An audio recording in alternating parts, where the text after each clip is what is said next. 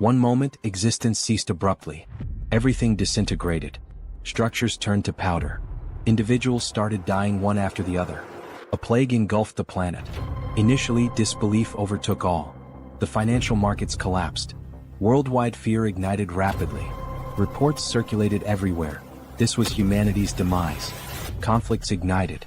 Countries betrayed each other. Economies fell apart. Hunger devastated the masses.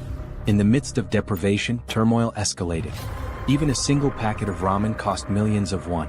Crowds flooded the avenues. They begged. They rioted. It was an apocalypse of incomprehensible proportions. Yet humanity wasn't responsible. Abruptly, mythical beasts invaded Earth. And that marked the end of humanity. Like a fable, as soon as these beasts emerged, people began acquiring extraordinary talents. They transformed into superhumans.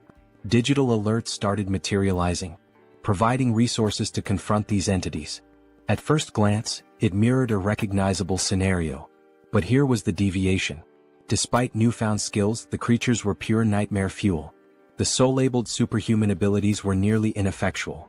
The beasts annihilated humans as if they were insignificant. In under 72 hours, the planet was nearly eradicated.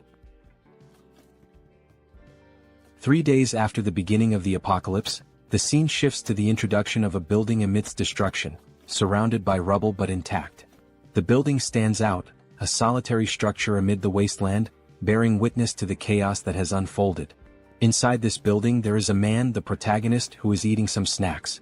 He reflects while eating that the world has not completely ended, and that is the reason he is still living normally.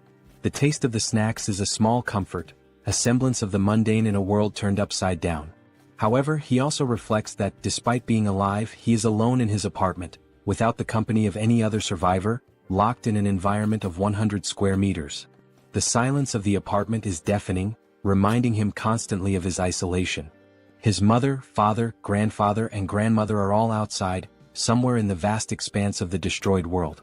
He also thinks about the high cost of acquiring the building he is in, stating that it cost 200 million wons, arising from the bank account, and another family belongings totaling 200 million wons. The memories of the sacrifices made to secure this refuge weigh heavily on his mind. The reason he is in this apartment now and alone is explained as being the need for someone to live in the apartment for 2 years to benefit from the purchase taxes. This seemingly trivial bureaucratic requirement now feels like a cruel twist of fate. This is the reason he is living there and ended up being suddenly locked inside due to the apocalypse. While lamenting, he also realizes, to his greater sadness, that his internet connection is very weak. The weak connection is a frustrating barrier, cutting him off from what little interaction he could have had with the outside world. He takes a deep breath, trying to relax, but a strange noise catches his attention. The sudden sound is jarring, pulling him out of his thoughts and back into the harsh reality of his situation. When he looks, he sees a creature flying towards the building and making noises. The sight of the creature fills him with a mix of fear and curiosity. Then, as soon as it gets close to his apartment, the creature violently crashes into the window with enough force to knock down the protagonist even without hitting him. The impact shakes the building and he feels the vibrations through the floor. The creature soon attempts another strike against the structure, and the protagonist protects himself. He braces for impact, his heart pounding in his chest. While he tries to defend himself against a possible monster invasion, the system informs him that it has denied the entry of the creature trying to penetrate the demarcated area. The cold, mechanical sound of the system is a stark contrast to the chaos outside. Thus, the ultimate shut-in system is presented, showing the declaration of the house, stating that no one can enter without the permission of the owner and set perimeter rules.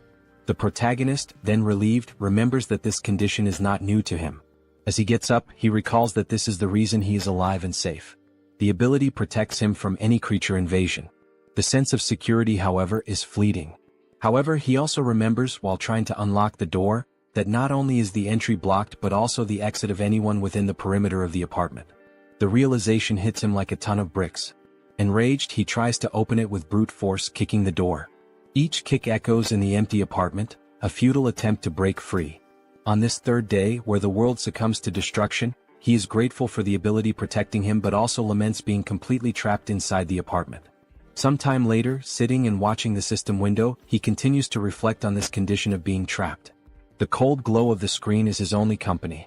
Irritated, he laments not having the power to do anything about it. The feeling of helplessness is overwhelming. As he looks to the side, he notices that all his supplies are running out and that his refrigerator has lost power since the previous day. The ticking clock of his survival is a constant reminder of his predicament. His only source of energy is some food cooked in pans, which will not last much longer. The realization sets in, deepening his sense of urgency. Suddenly, the system shows a new notification. The unexpected beep of the notification is a jarring interruption. He has hunted a Calican, level 23, and gained a significant amount of XP and some new skills have been added. The notification is a glimmer of hope in the darkness. His attention is entirely focused on the system as he analyzes the reason for this unexpected notification. The details on the screen are a puzzle he needs to solve. Looking out the window, he sees the ground floor, where the bird that had hit his window is lying on the ground lifeless and being attacked by goblins. This makes him realize that the death, even not caused by the animal's impact on the window, made him gain experience after the monster's life ended. The macabre scene outside is a grim reminder of the new rules of this world. The system continues to notify him, saying that a new skill has been unlocked, and resources have been acquired from the surroundings, and these resources are being calculated. The protagonist also notices a change in the goblin's behavior and wonders why. The shifting dynamics of the creatures are yet another uncertainty to navigate. Now, in desperation, the goblins face the monster's death, while they desperately try to scavenge something else. The system completes the resource calculation and informs him that 2,203 wands have been deposited in his wallet. The number on the screen seems surreal. This generates confusion about how this should work. The new reality of his resources is a puzzle he needs to piece together. Suddenly, the apartment's power returns, to the protagonist's surprise. The sudden return of power is a shock, a small miracle in a world gone mad. Everything was now working normally, and the house declaration evolved to level 3. The sense of normalcy, however fleeting, is a balm to his frayed nerves. With the XP gain, the dignity preservation ability was also unlocked, and this is the reason why all the basic resources of the house have been restored.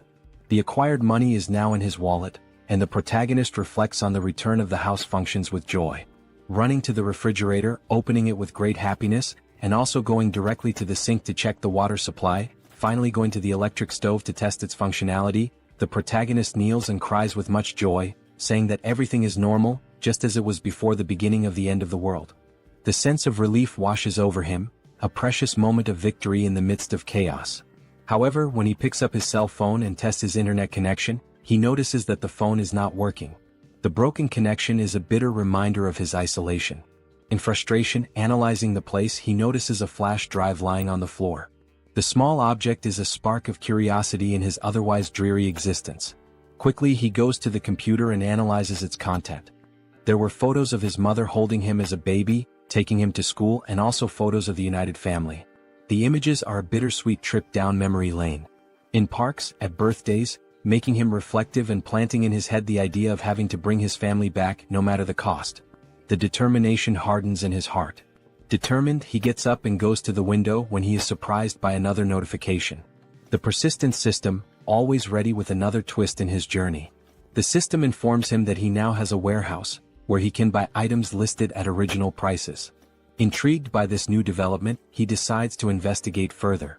Going to check what this store is about, he sees the acquired values being made available and concludes that the confined wallet is directly linked to the values available for use in this store. This realization brings a glimmer of hope. Perhaps this store could offer a way out or at least provide better tools for survival.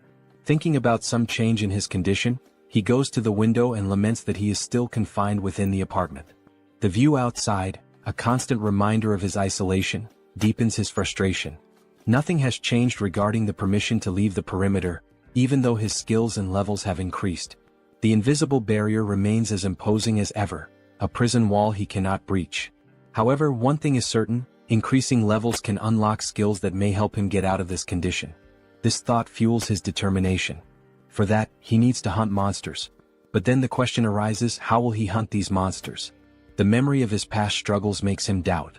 It will be very difficult for something like before to happen again, where simply a monster hitting the window, falling, and dying would allow him to gain experience and the rewards related to the monster's death. Looking once more at the bottom of the building, through the window, he notices that there is a possibility of annihilating some goblins. This discovery ignites a spark of hope.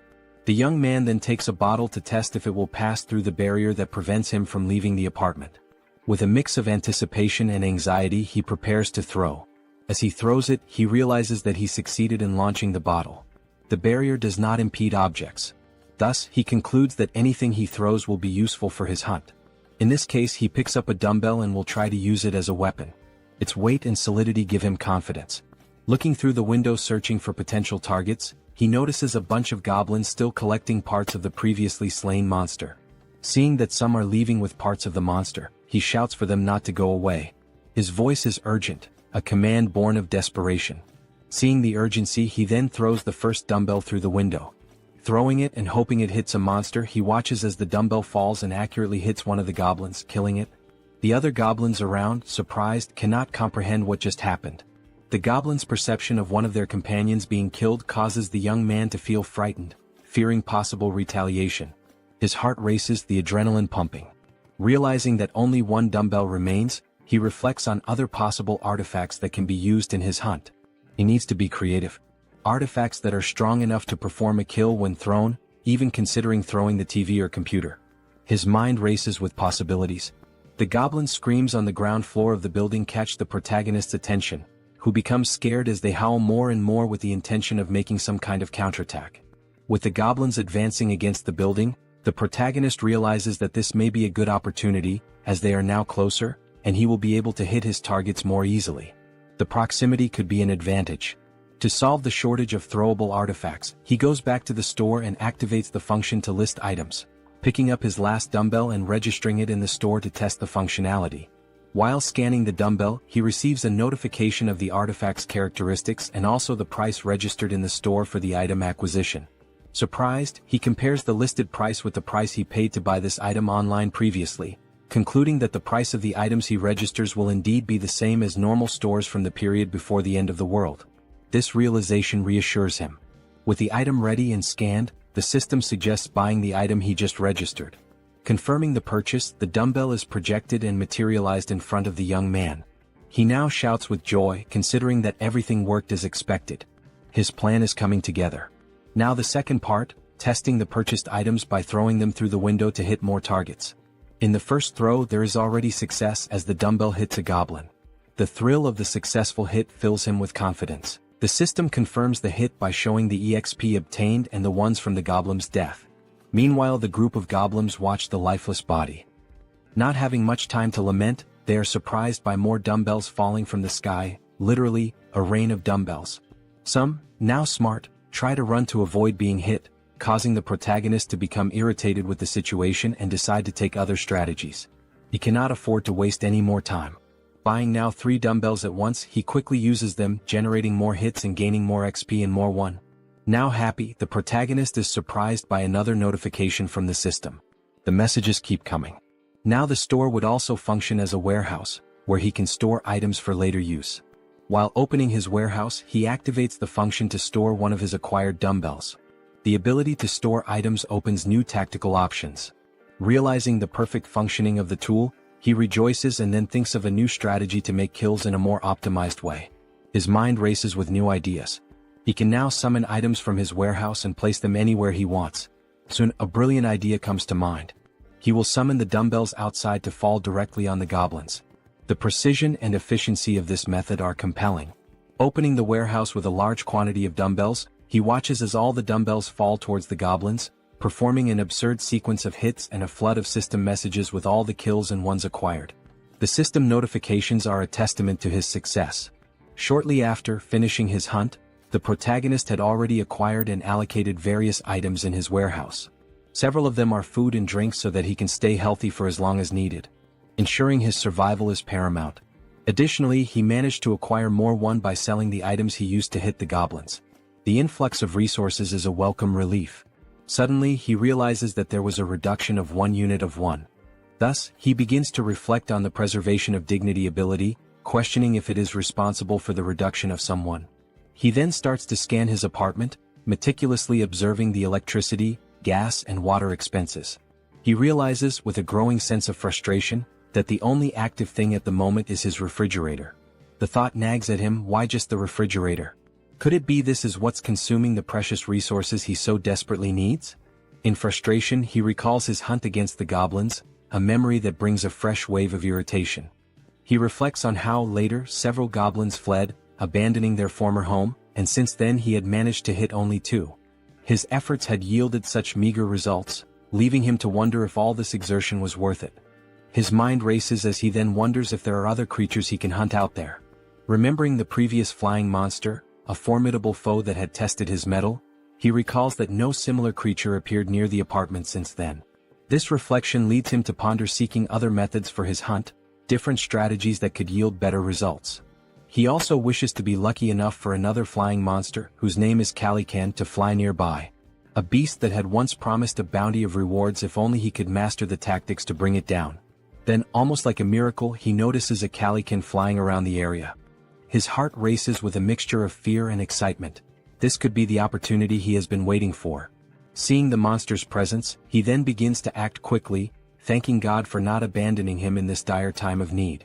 With a metal structure and a mirror attached to it, he uses this makeshift tool he created to attract the Calican's attention. He focuses, aiming carefully, hitting the monster's vision with a precise beam of light. His strategy works, drawing the monster's attention, which advances toward him fiercely. The beast's sudden violent approach, hitting the barrier and knocking him down with a gust of wind, reminds him all too clearly of the previous attack. Happy with the success of his plan to attract the monster's attention, he contemplates the gain of another level with the Calican's kill. The monster, undeterred, then launches an attack with its powerful wings, hitting the protagonist with another gust of wind. With some effort, he manages to remain standing, his resolve unwavering. At the end of the attack, the protagonist looks to where the monster was and realizes with a sinking feeling that it is no longer there. Quickly, the monster reveals its position as if playing a cruel game of hide and seek. It was attacking the building structure, seeking an opportunity to strike the protagonist once more. While the system alerts that an unauthorized entity is trying to enter the zone, the protagonist observes, his mind racing. He wonders if the creature will be strong enough to break the ability's barrier. Opening his storage, he knows the urgency of taking some action. Each second feels like an eternity as he methodically scans his list, reflecting on the calculation of the spoils. He understands that if the spoils are not close enough, they will not be counted. This critical understanding dawns on him, as he recalls how several of the spoils that would come from goblins were not counted. The surviving goblins had removed the bodies of the slain ones to an area beyond where the system could make an accurate count. Leaving the young man extremely frustrated with the thought that this cannot happen again, he makes a determined decision. Reflecting on the possibility of killing the monster with just one strike, he scrutinizes his list of available items and storage. His attention turns to the canola oil, an unconventional choice but one that sparks a cunning plan. He immediately acquires 10 bottles, thinking through each step meticulously. After the system delivers the bottles, he quickly grabs them and heads to the kitchen, his pace quickening with purpose. He picks up a pan and fills it with the liquid from the bottles, setting it to heat. His goal is to heat this oil sufficiently. While that happens, he ties a cloth to a stick, improvising a tool that will serve as part of his plan. Bathing the stick with the cloth in the boiling oil, he then stores the pan with enough heated liquid in the storage. He knows that timing and preparation are crucial. After pouring all the oil into the storage, the system confirms the listing of the item, and the protagonist goes in search of a lighter, which he uses on his stick to ignite it. His weapon is ready. Now at the window, observing the Calican, the protagonist waits for a good opportunity to invoke the canola oil on the bird.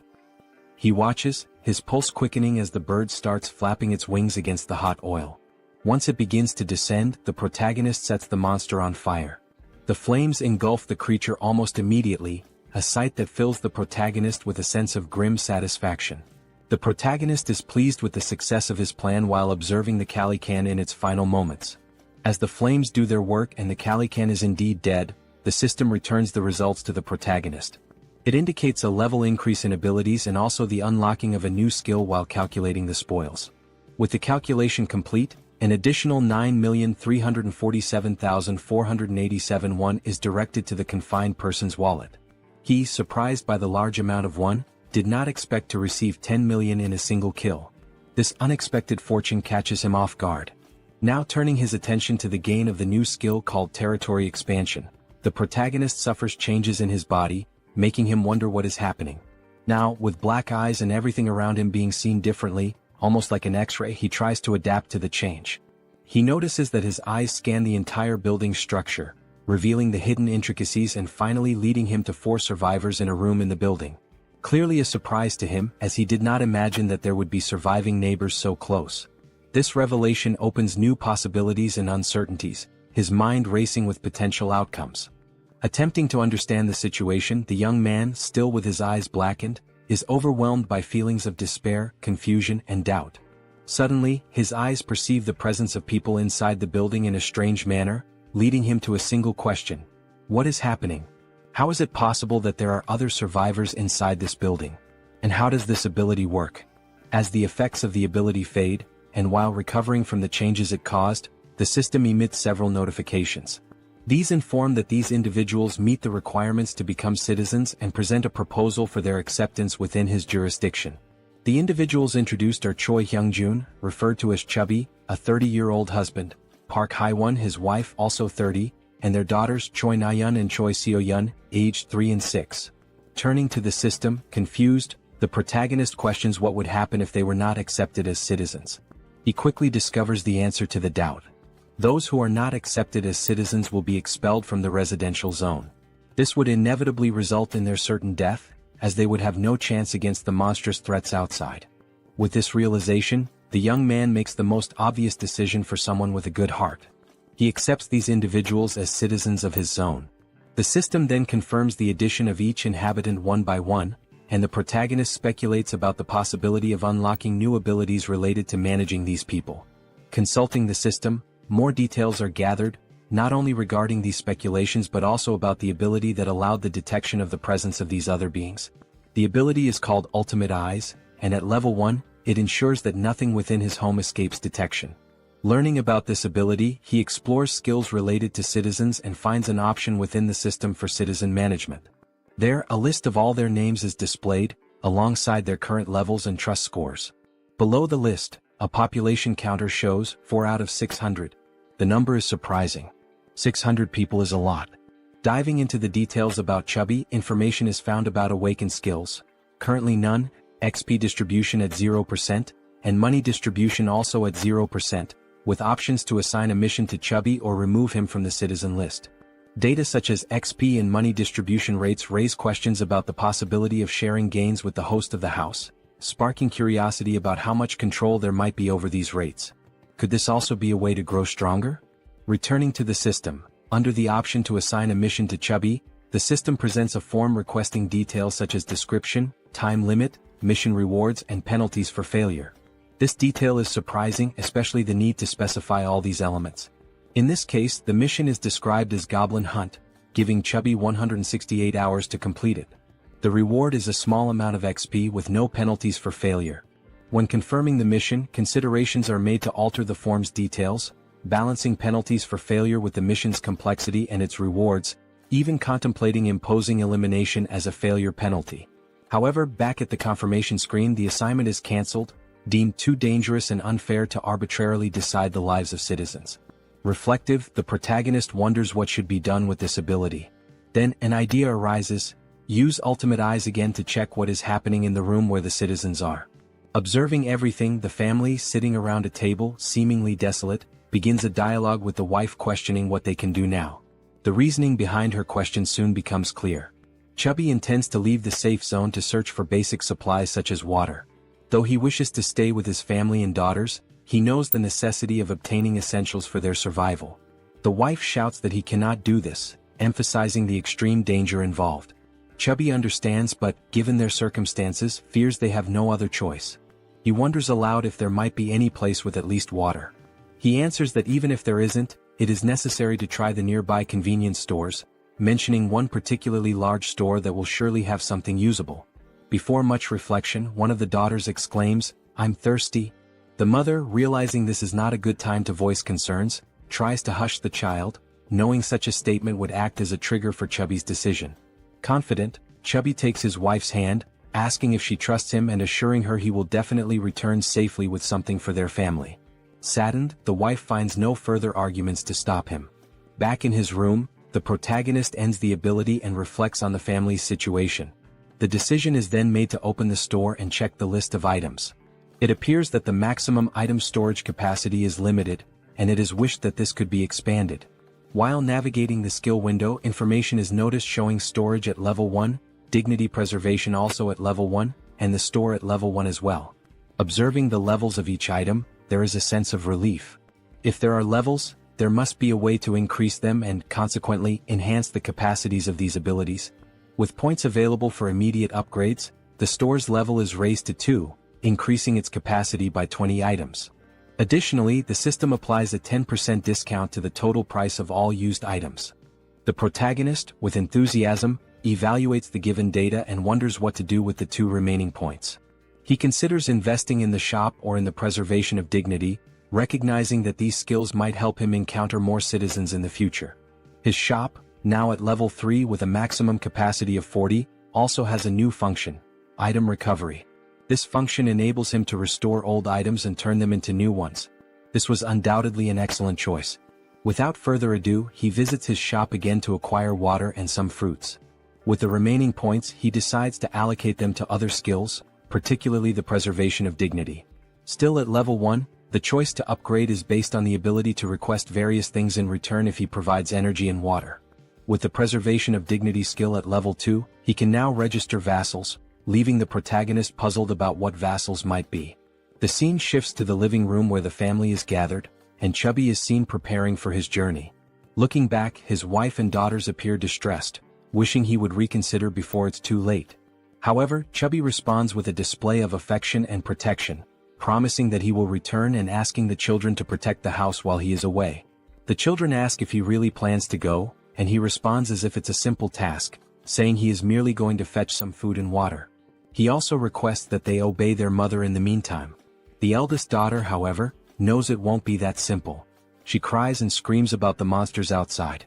Her memories take over, revealing details of day 1 of the apocalypse. The children had been playing in a sandbox in a park when monstrous creatures suddenly appeared, catching their attention. Terrified, the children stood up and started running in panic. While running, their father grabbed the youngest in one arm, desperate to survive, while their mother carried the other child so they could all reach safety faster, pursued by goblins. Now determined, the father swallowed his apprehensions, resolute in his decision. The mother tried to comfort the children to stop them from crying, making the father's decision even harder. He reflected on the possibility that this might be the last time he would see his daughters, trying to remain strong in front of his family.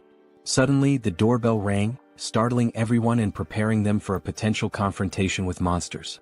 Gathering his courage, the father cautiously checked the situation while hearing someone on the other side of the door asking to be let in. The voice from the other side caused surprise and doubt. Could it really be a person?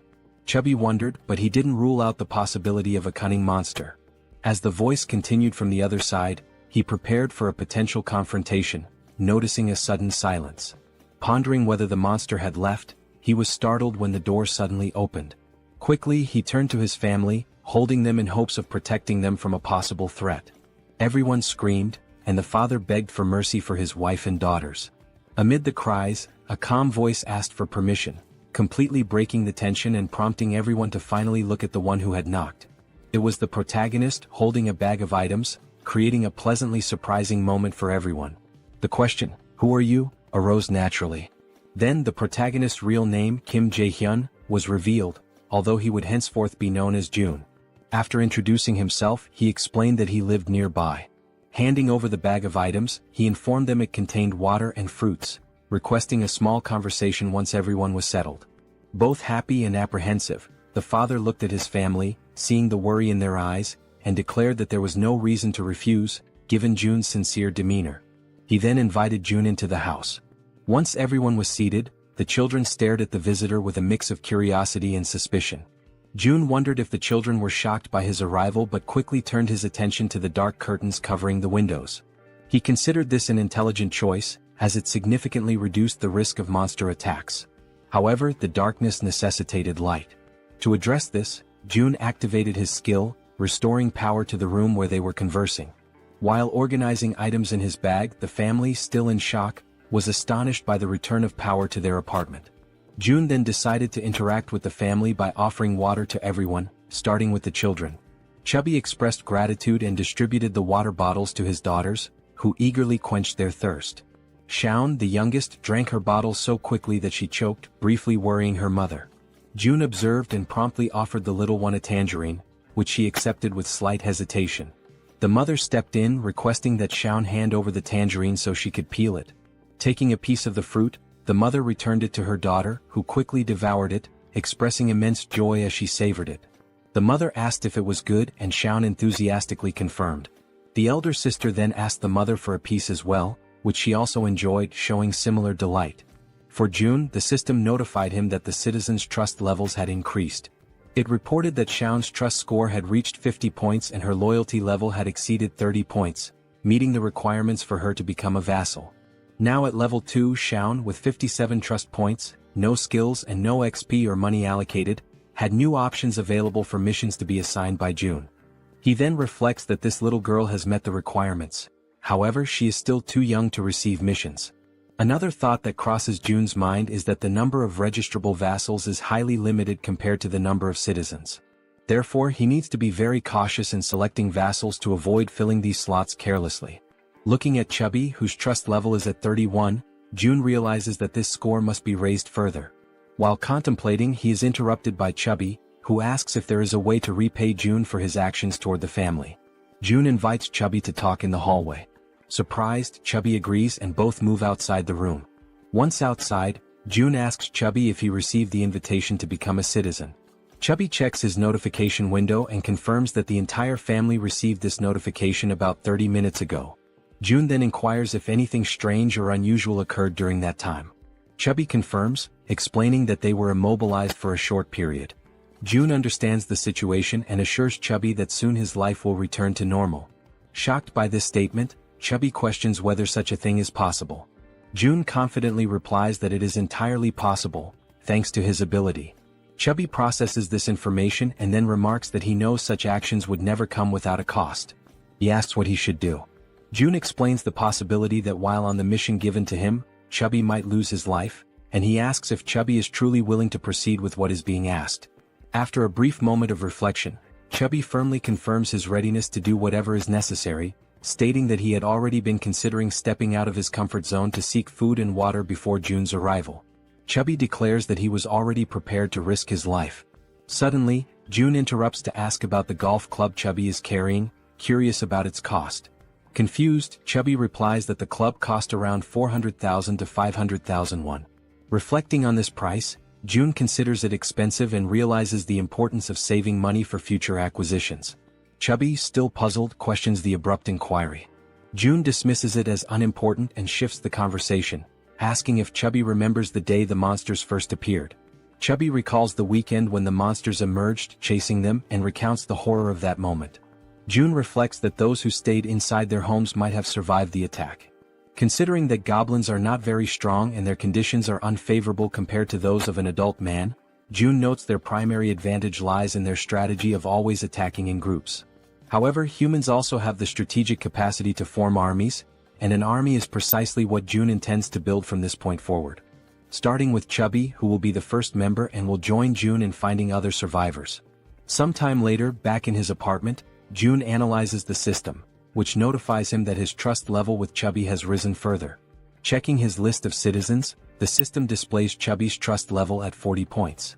Reflecting on having an entire family as citizens, June considers the possibility of his own family being added to this list as he continues to develop the system. Suddenly, a goblin screech catches June's attention. He gets up and goes to the window to investigate the commotion. Looking down, he is surprised to see other people fighting against a large number of goblins. Contemplating how he could assist and how challenging it would be, June formulates a plan while observing the goblins' assault on the group of humans. One individual, armed with a baseball, prepares a powerful throw at one of the attacking goblins. The ball strikes the goblin's face, knocking it out instantly. The attack's force sends the goblin flying, its skull bursting into a fountain of kaiju-like blood. The sheer power of the blow leaves June, watching from above, utterly astonished. Meanwhile, another member of the human group, a young woman, fires 2 arrows simultaneously from her bow, each striking the chest of a different goblin. Beside her, another man wields a baseball bat, targeting the goblin standing between the two struck by the young woman. The man leaps and smashes the goblin, reducing its body to a green pulp. The remaining goblins, fearing for their safety, decide to flee, realizing the group's overwhelming strength. The archer, still on alert after the battle, notices something strange moving and quickly aims her bow at the object. She soon realizes it is a food package, causing her confusion. June, shouting from the building's top floor, finally catches her attention. She looks up, noticing the man frantically gesturing and yelling to attract the group's notice. Suddenly, someone knocks on June's door. Looking through the peephole, he sees that it is Chubby carrying a box. June invites Chubby to enter the apartment with the box. Following June's instructions, Chubby approaches the entrance but discovers that the system's barrier prevents him from entering. The system makes it clear that Chubby is not qualified and therefore cannot access the apartment. Chubby questioned what it meant to be not qualified. June wondered if the system would prevent anyone from entering his apartment at that moment. He also speculated whether registering Chubby as a vassal might resolve the issue. However, he decided to postpone addressing the matter of entry and instead focused on receiving the box, which contained items that could be used as weapons. Upon receiving the box, June placed it on the floor, opened it and examined its contents. Inside there was a toolbox and several knives. June activated the system, accessed the store, and ordered 5 bottles of water and 5 packs of instant noodles. As the store projected June's order, Chubby watched in disbelief, amazed at how such a thing was even possible. Without dwelling too much on the situation, June packed all the requested items into the box and handed it back to Chubby, instructing him to take the box to the building's entrance on the first floor. Chubby accepted the box but questioned whether this task might be too dangerous. June replied that, based on his brief observations, the goblin's behavior became more active during daylight hours. He also thought to himself that the people fighting downstairs could be vital additions to his group of citizens. The food box would serve as the primary tool for earning their trust and loyalty. Speaking aloud to Chubby, June revealed that he had a plan and emphasized the importance of delivering the box to the first floor. Chubby questioned the simplicity of the plan, asking if it really was just about leaving the box on the first floor and returning. June confirmed that it was indeed that simple. Relieved, Chubby agreed to carry out the task, bidding June farewell as he left with the box. June thanked him as he departed. Opening the system's interface, June reflected on the need to reward Chubby's trust generously. The mission menu described the task: delivering the box containing water bottles and instant noodles to the first floor and returning within 24 hours. The mission offered a small amount of XP as a reward, with no penalties for failure. Chubby received the notification and realized he would gain experience upon completing the mission. He wondered aloud if this was somehow related to a leveling system like in a game. June confirmed this and revealed that Chubby's current level was 9. If Chubby leveled up, he would receive rewards.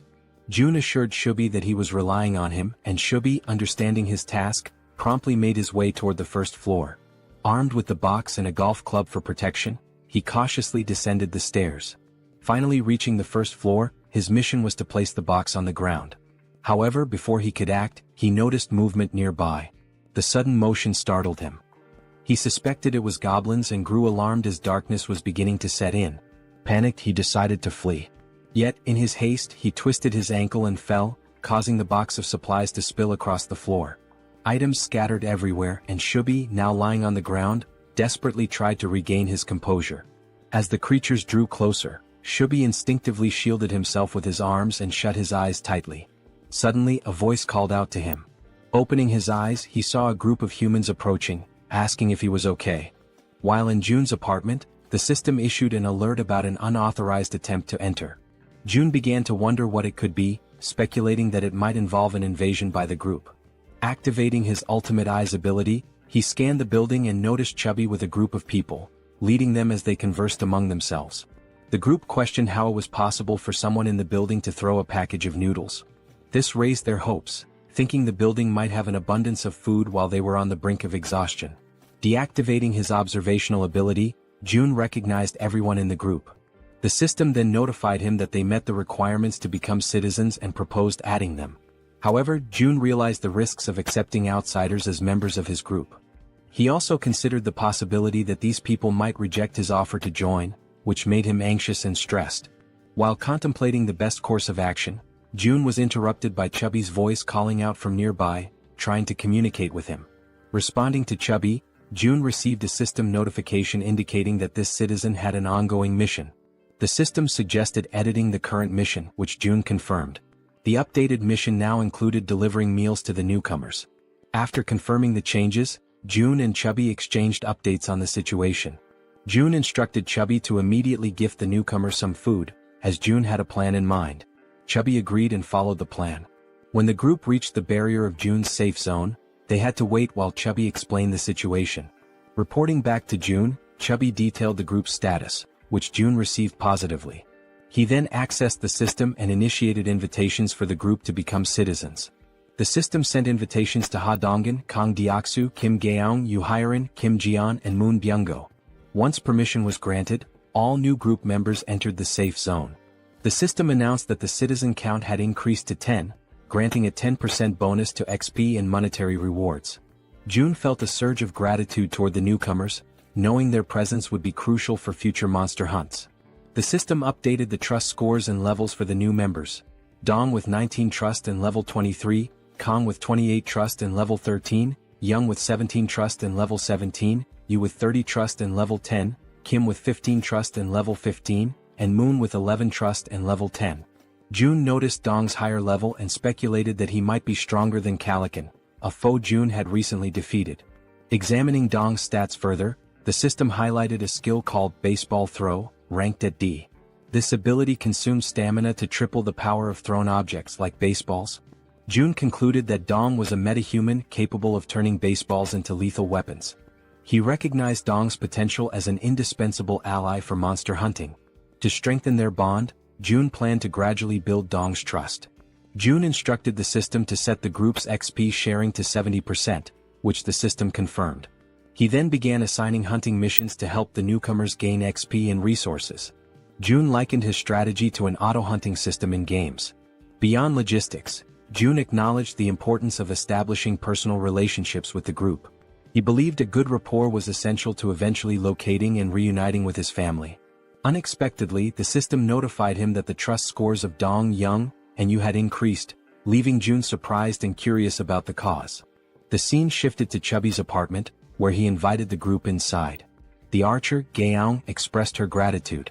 Chubby's wife, confused by the situation, questioned what was happening.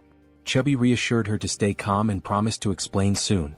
He also requested that she prepare food for everyone.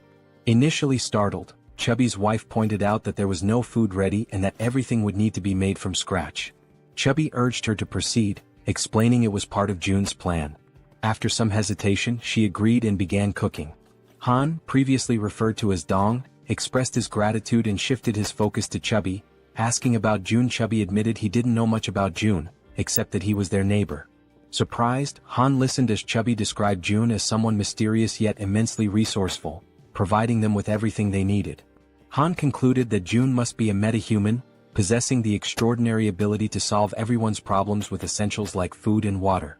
Determined to make a good impression on June, Han believed that June's abilities were almost miraculous. Chubby informed the group that they could take a shower while waiting for the food.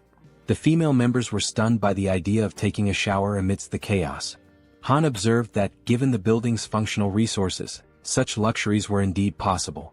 Chubby elaborated, mentioning the availability of hot showers, leaving the women speechless. Chubby added that there were 2 showers available for simultaneous use.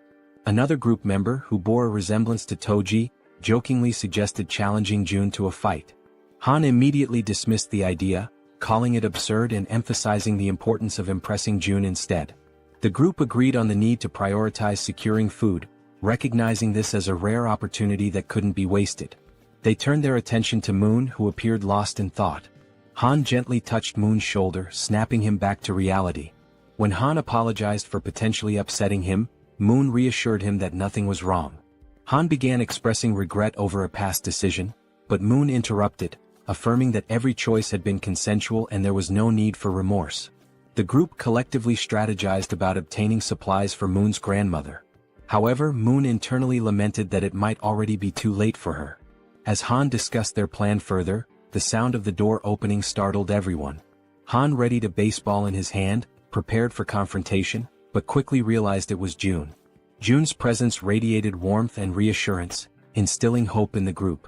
They felt certain that June was the key to lifting them out of their despair. A few minutes went by and they sat in silence around the table. The atmosphere was tense until Haiwan, a fatty's wife, feeling the strain, finally spoke. She apologized for how cramped the room was. Han, striving to be courteous, replied that it was fine. Since they had arrived unannounced, it didn't bother them. Just then, Fatty entered the room and announced that the food was ready. One by one, Fatty placed bowls of rice before them. They could hardly believe they were about to enjoy a real meal and began to wonder when they had last eaten something proper. Haiwan, feeling slightly awkward, hesitated before admitting she wasn't sure if the food she had prepared would match their tastes. What seemed like a simple meal to Haiwan left the group's archers stunned with admiration. As she stared at the dishes laid out before her, she couldn't contain her amazement.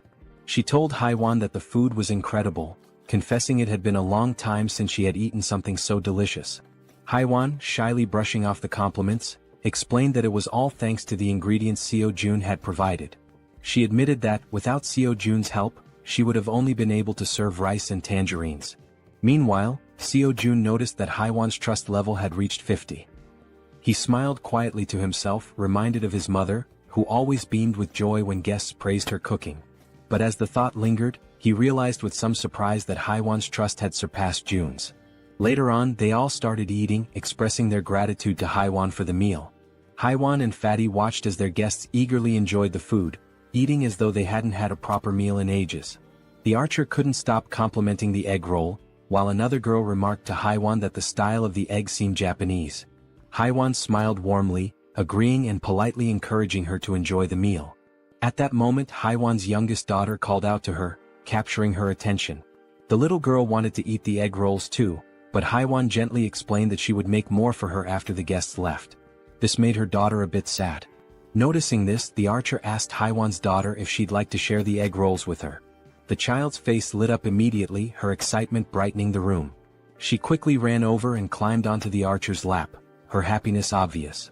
The archer smiled warmly, delighted by the little girl's enthusiasm.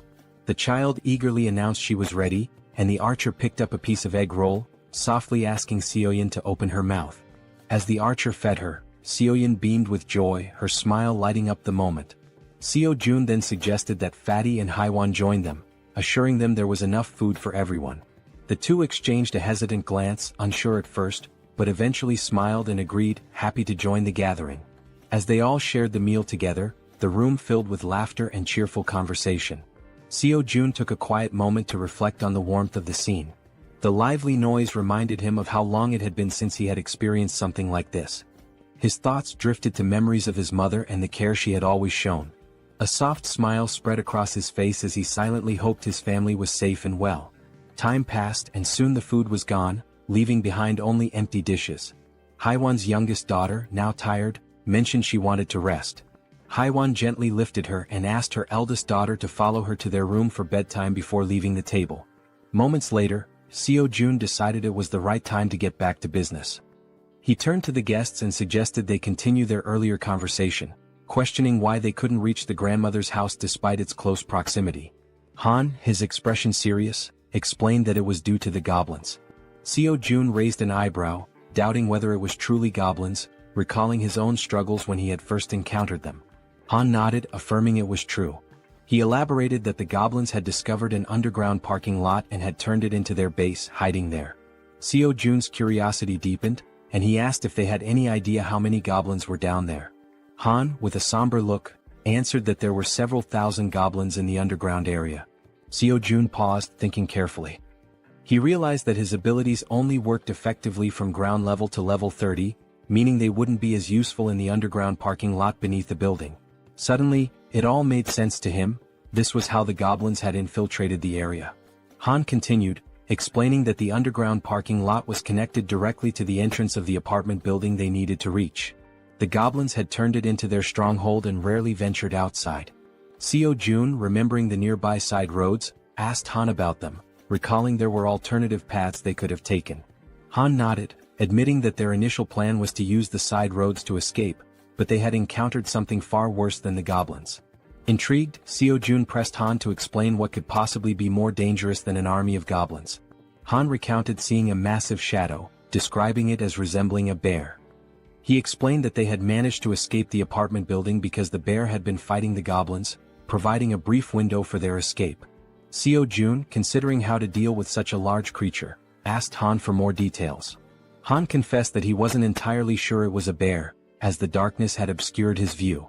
Seo Jun stated decisively that eventually, they would have to face both the goblins and the shadowy figure. Han agreed but looked down, acknowledging that their group had limitations and wasn't equipped to handle both threats simultaneously. Seo Jun, curious about these limitations, asked for clarification. The archer spoke up, explaining that both she and Han relied on items like arrows and baseballs for combat, but they were running low and couldn't replenish their supplies easily. Despite the challenges, Han remained composed and suggested he could find a solution. He asked to inspect their current weapons, the arrow and baseball. Without hesitation, the archer handed over her equipment. The system then prompted Seo Jun, asking if he wanted to list the new items. Seo Jun agreed and the system began scanning them. Moments later, it displayed the cost to replicate the items. When asked if he was certain, Seo Jun confirmed. Seo Jun glanced around the table and asked if everyone could use the archer's weapon. The group nodded silently, understanding there was only one available. Seo Jun took their silence as agreement. Turning back to the system, he requested 5 sets of the archer's weapon and arrows. The newly created items appeared on the table, and Seo Jun addressed the group, encouraging anyone unfamiliar with weapons to take this opportunity to learn. "These will be your primary weapons from now on," he stated firmly. As the items materialized, the system notified Seo Jun that several members of Han's group had increased their trust in him. Meanwhile, Moon's gaze was fixed on the weapons. He couldn't help but marvel at Seo Jun's resourcefulness, realizing that with Seo Jun on their side, they might actually save his grandmother. The system confirmed that Moon's trust in Seo Jun had grown significantly. Han broke the silence, commenting that with Seo Jun's support, their hunting speed would improve dramatically. Another girl chimed in, noting that Seo Jun's assistance would make their tasks safer, as they wouldn't have to risk themselves to collect arrows anymore. Seo Jun then gathered everyone's attention and announced that before they could move forward, they needed to reduce the number of goblins in the area. Han agreed and asked when they would begin hunting. Seo Jun replied decisively, "Tomorrow?" Han seemed hesitant, questioning the urgency, but Seo Jun explained that the sooner they acted, the better their chances of success. Han eventually nodded, though he still appeared uncertain. Seo Jun turned to Moon and assured him, "Tomorrow we're going to rescue your grandmother." Moon's face lit up with hope and excitement at the thought of seeing his grandmother again. Han, still wary, voiced his concerns about how they would manage with so many obstacles in their way. Seo Jun smiled confidently and revealed his plan. "We'll use a bait strategy to lure the goblins out." After Seo Jun spoke, everyone at the table turned their attention to him, waiting for more details about his plan. Han and the archer girl remained pensive, wondering if the idea could truly work. The boy with glasses voiced his concern, saying the plan would only succeed if everything went exactly as planned. As they deliberated, the system notified Seo Jun, revealing that the mission previously assigned to Fatty had been completed. Along with the notification came a reward of 30,000 won. Reading the message, Seo Jun was surprised. He hadn't realized that payment was given for every completed mission. To be certain, he read the notification again and it was confirmed. Seo Jun quickly realized that, with money, he could assign missions to his citizens, allowing them to level up. In other words, the more money he had, the more power he could accumulate. Closing his eyes, he thought about how, while this seemed like a strong long-term strategy, he hoped not to rely on it too heavily for now. The system also informed Seo Jun that Jun's trust had increased to a total of 50 points, unlocking a new status, loyalty, which surpassed 30 points. Meeting the minimum requirements, Fatty transitioned from being a simple resident to becoming a vassal. The system displayed Jun's updated stats and attributes. He was now at level 9 with a trust level of 51 points and loyalty at 62. However, he had no awakened skills and 0% shared XP or money. After carefully analyzing the information, Seo Jun decided to register Fatty as his first vassal.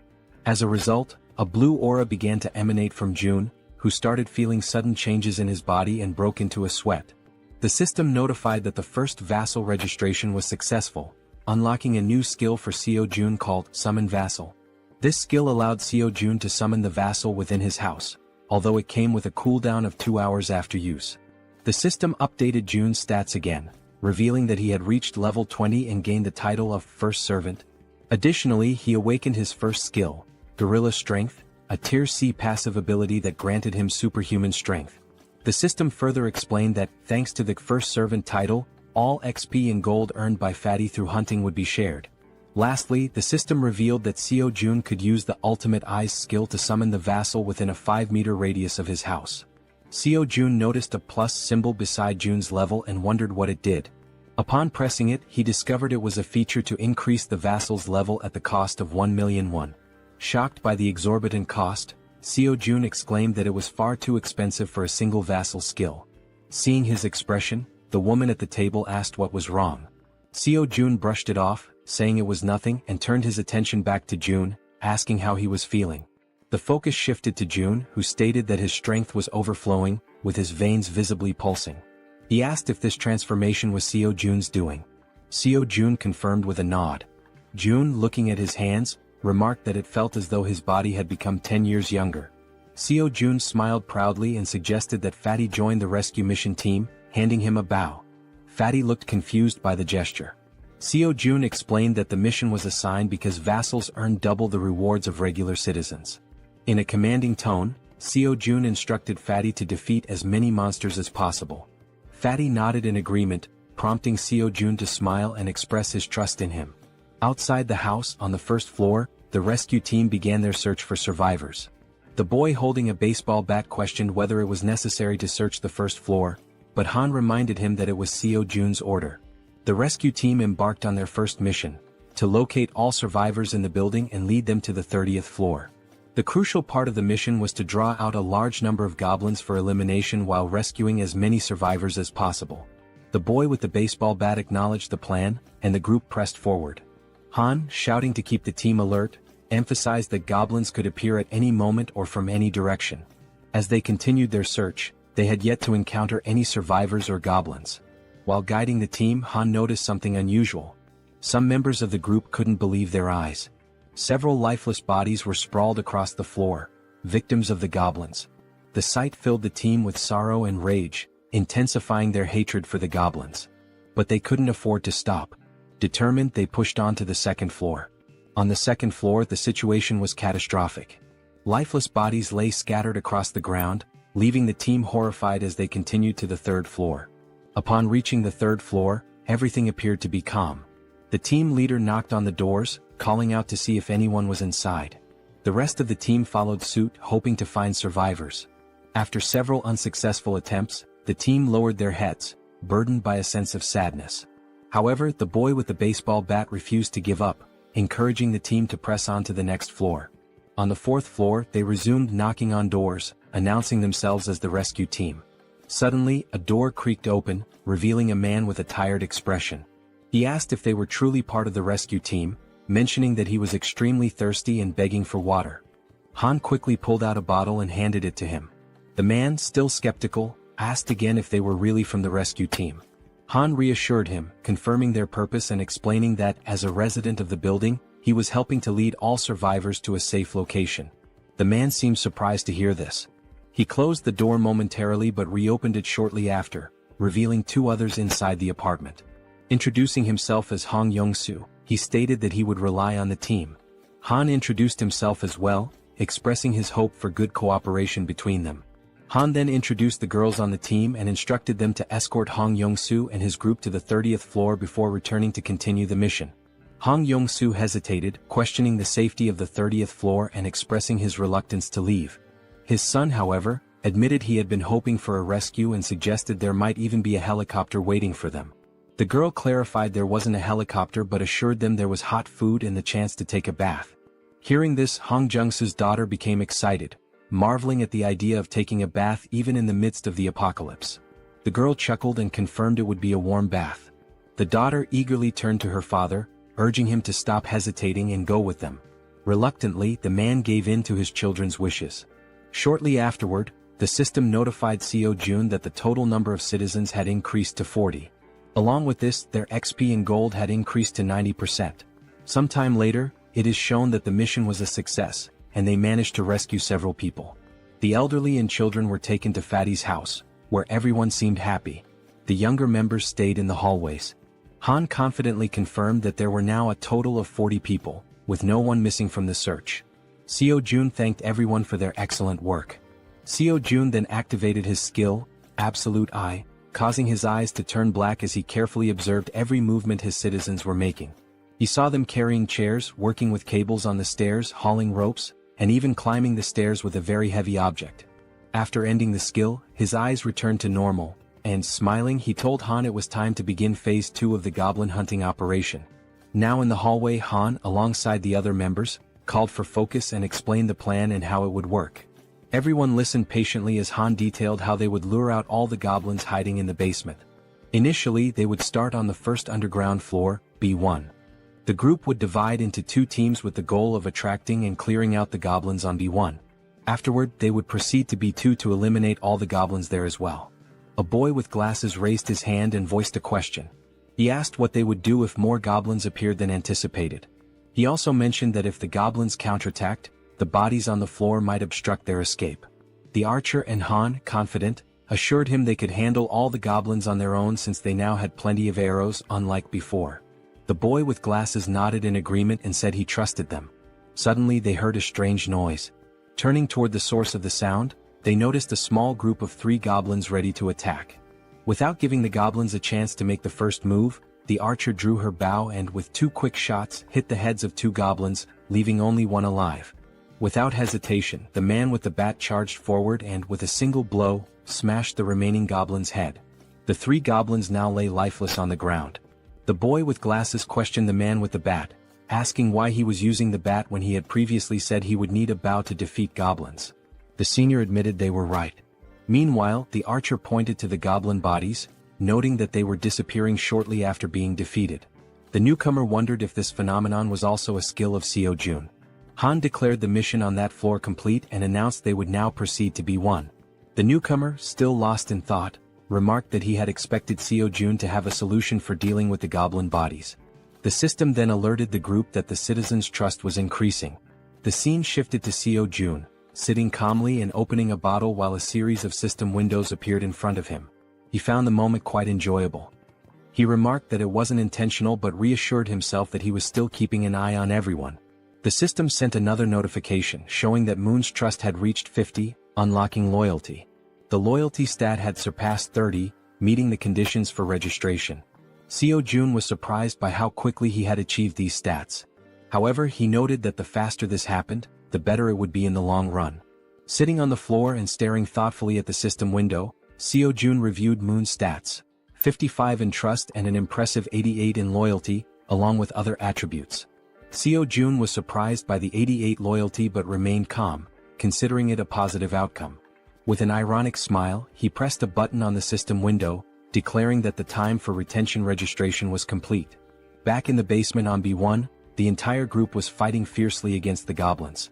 Suddenly, the newcomer began to emit a blue light, similar to what Fatty had done before. Holding his bow, Moon, the newcomer, was stunned as lightning surrounded him. The other group members were equally shocked, questioning what was happening. Even the goblins were confused, unable to see due to the intense glow radiating from Moon. After revealing his red eyes in the darkness, it was also shown that the goblins couldn't withstand the brightness emitted by the newcomer, leaving them momentarily blinded. Han shouted that he didn't know what was happening, but it was an opportunity they couldn't afford to miss. Part of the group quickly ran to create distance, while others stayed behind to eliminate the goblins using their bows from a long distance. Both archers had deadly accuracy, aiming only for the goblins' heads. The archer, visibly furious, performed a swift maneuver that took down several more goblins. Seeing what had just unfolded before them, the goblins became enraged and charged forward to attack. Despite the number of goblins they had already killed, their numbers only seemed to increase. While running, the group realized the sheer aggressiveness of their opponents and remarked how they hadn't expected them to be so relentless. The archer shouted, ordering everyone to retreat to the emergency stairwell, while the man with the baseball bat speculated that all the goblins from the B2 floor had likely converged on their current location. Reaching the emergency stairs, the group ascended frantically without daring to look back. To slow the goblins' advance, Han held the door shut. One of the goblins managed to wedge its hand through the gap and sarcastically asked if Han was holding the door by himself. Hearing this, the boy with glasses and the man with the bat joined Han to push the door shut. The goblins, however, were slowly forcing the door open. While the group struggled, they admitted it was getting increasingly difficult to hold it shut due to the overwhelming number of goblins. Suddenly, a voice from behind reassured them of help. It was Fatty, using the gorilla strength ability Seo Jun had granted him earlier. As he channeled the ability, Fatty single-handedly held the door and managed to block the goblin's advance. Han asked if he would be okay and Fatty urged them to hurry up the stairs. Despite his superhuman strength, Fatty was sweating and straining to hold the door with all his might. He focused and declared that it was his duty, one he had to fulfill. Finally, Han called out to him, letting him know everyone was safe and telling him to come up the stairs as well. Without hesitation, Fatty turned his back to the door and began running up the stairs. However, midway up, he tripped on a step and fell to the ground, just as the goblins were about to catch up to him. Lying on the ground and almost within the goblin's reach, Fatty shouted at his friends to leave him behind and continue the evacuation. While Han hesitated, trying to decide what to do, someone suddenly and without hesitation rushed down the stairs to help. It was the boy with the baseball bat who, with a single powerful swing, smashed the goblin threatening Fatty.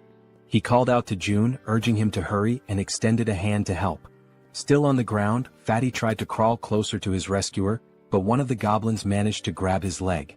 Before he could even react, Fatty vanished without a trace, leaving his savior stunned and speechless, unable to comprehend what had just happened. Looking ahead, however, the goblins continued advancing in an unrelenting horde. Suddenly, one of them leaped toward the boy with the bat, but he swung his weapon and struck it down mid-air. Meanwhile, the other group members provided support with their bows, urging Deok-su, the boy with the bat, to move faster. Running in desperation as the goblins closed in, Han and the archer shouted frantically, pleading with him to hurry. Clutching his bat and without looking back, Deok-su pushed forward, racing up the stairs. Meanwhile, outside, under a full moon, the scene unfolds. A monstrous bear-like creature with glowing red eyes effortlessly devours a goblin, whose agonized screams pierce the night. With every passing second, the creature exudes a sinister aura, finishing its gruesome meal of the small goblin. Its sharp fangs and blazing eyes make it clear that its hunger is far from sated. It growls, declaring it wants more. From behind the beast, eerie screams echo, a sound that should not exist in the stillness of the night. Turning around, the creature notices the noise is coming from a massive building behind it. Coincidentally, the top floor of the building is still illuminated. The creature's bloodlust intensifies as it snarls, proclaiming that it will devour everyone in that building. In a sudden twist, Fatty is seen falling from a swirling purple portal. Don't worry, our Fatty didn't die. Instead, he was teleported to safety using Seo Jun's ability. Seo Jun, who had been observing from afar, pulled Fatty out of danger just in time. Fatty lands on the ground in a clumsy hero's pose, feeling relief despite his confusion about what just happened. Seo Jun, standing nearby, remarks, "That was close." Fatty rubs his eyes to make sure he's not imagining things and sees Seo Jun offering his hand to help him up. Seo Jun explains that, just in case, he kept an eye on the situation using his Absolute Eye ability. He's glad to see that the vassal summoning ability worked perfectly. As Fatty tries to stand, he notices a sharp pain in his leg. It's then that he realizes the goblin had managed to cut him when it grabbed hold of him earlier. He hadn't even noticed how fast it happened, given the brief struggle. Seo Jun immediately asks if Fatty is okay, but Fatty brushes off his concern, insisting that the wound will heal faster than he thinks. Seo Jun, however, notices a shortage of medical supplies in his inventory and mentions that he should register some medicine to the system as well. He asks Fatty not to overexert himself and to wait for a moment. Though confused, Fatty agrees. Inside, Seo Jun searches for medical supplies and finds a first aid kit. Looking at it, he recalls how essential medicine is in situations like this. The sight brings back memories of his childhood with his mother, leaving him momentarily deep in thought. Opening the kit, he discovers it contains far more than he expected. Sitting on the floor, he examines the items and mutters that his inventory has only 40 slots left, but there's still so much to register. After a brief moment, he has an idea. He decides to register the entire kit instead of the individual medicines. The system initiates the registration process, scanning the kit.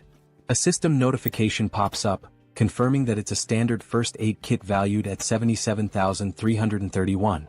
Without hesitation, Seo Jun accepts. Back in the corridor, Seo Jun brings the first aid kit to Fatty, who notices Seo Jun's genuine concern for someone he barely knows. Kneeling down, Seo Jun asks to examine the goblin-inflicted wound. Fatty rolls up his pant leg, revealing a cut near his calf. With a pair of tweezers and a cotton ball in hand, Seo Jun warns that he's going to disinfect the wound first. Carefully dabbing the cotton onto the cut, Seo Jun works meticulously, though Fatty winces in pain. Despite this, Fatty reassures Seo Jun that he can endure it.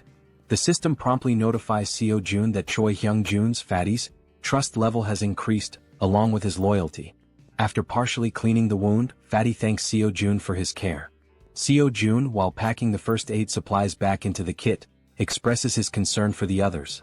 He stands and instructs Fatty to rest, explaining that he has something important to attend to. Fatty nods and agrees to follow his boss's orders. Seo Jun closes his eyes, focuses, and activates his ultimate eyes ability.